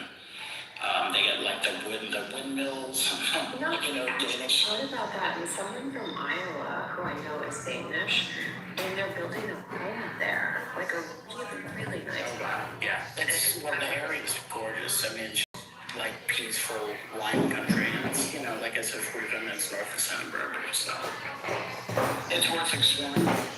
Yeah, no, I need to check it out. I haven't been there for a long time. I'm just like more of a city girl type of thing. I mean, I'm a country girl, from, where I'm from, but I lived in New York and Paris, and I feel I'm always thinking that LA is just like one big suburb. And so I'm never excited to go there. I'd rather go to like Tokyo or something. Have you been to LA though, right? I have been. Yeah. I mean, when I lived there, the best parts for me about it was honestly doing like the little road trips, like an hour and a half. You could be in Laguna Beach, which is fantastic. You could be in Palm Springs, which is great. You could be up in Ojai or Santa Barbara, or you could be up in the fucking mountains like Big Bear and Arrowhead, and 2 hours or so, and you're in the mountains, like pine tree forests and shit like that, or desert, like it's all over the place. I would never go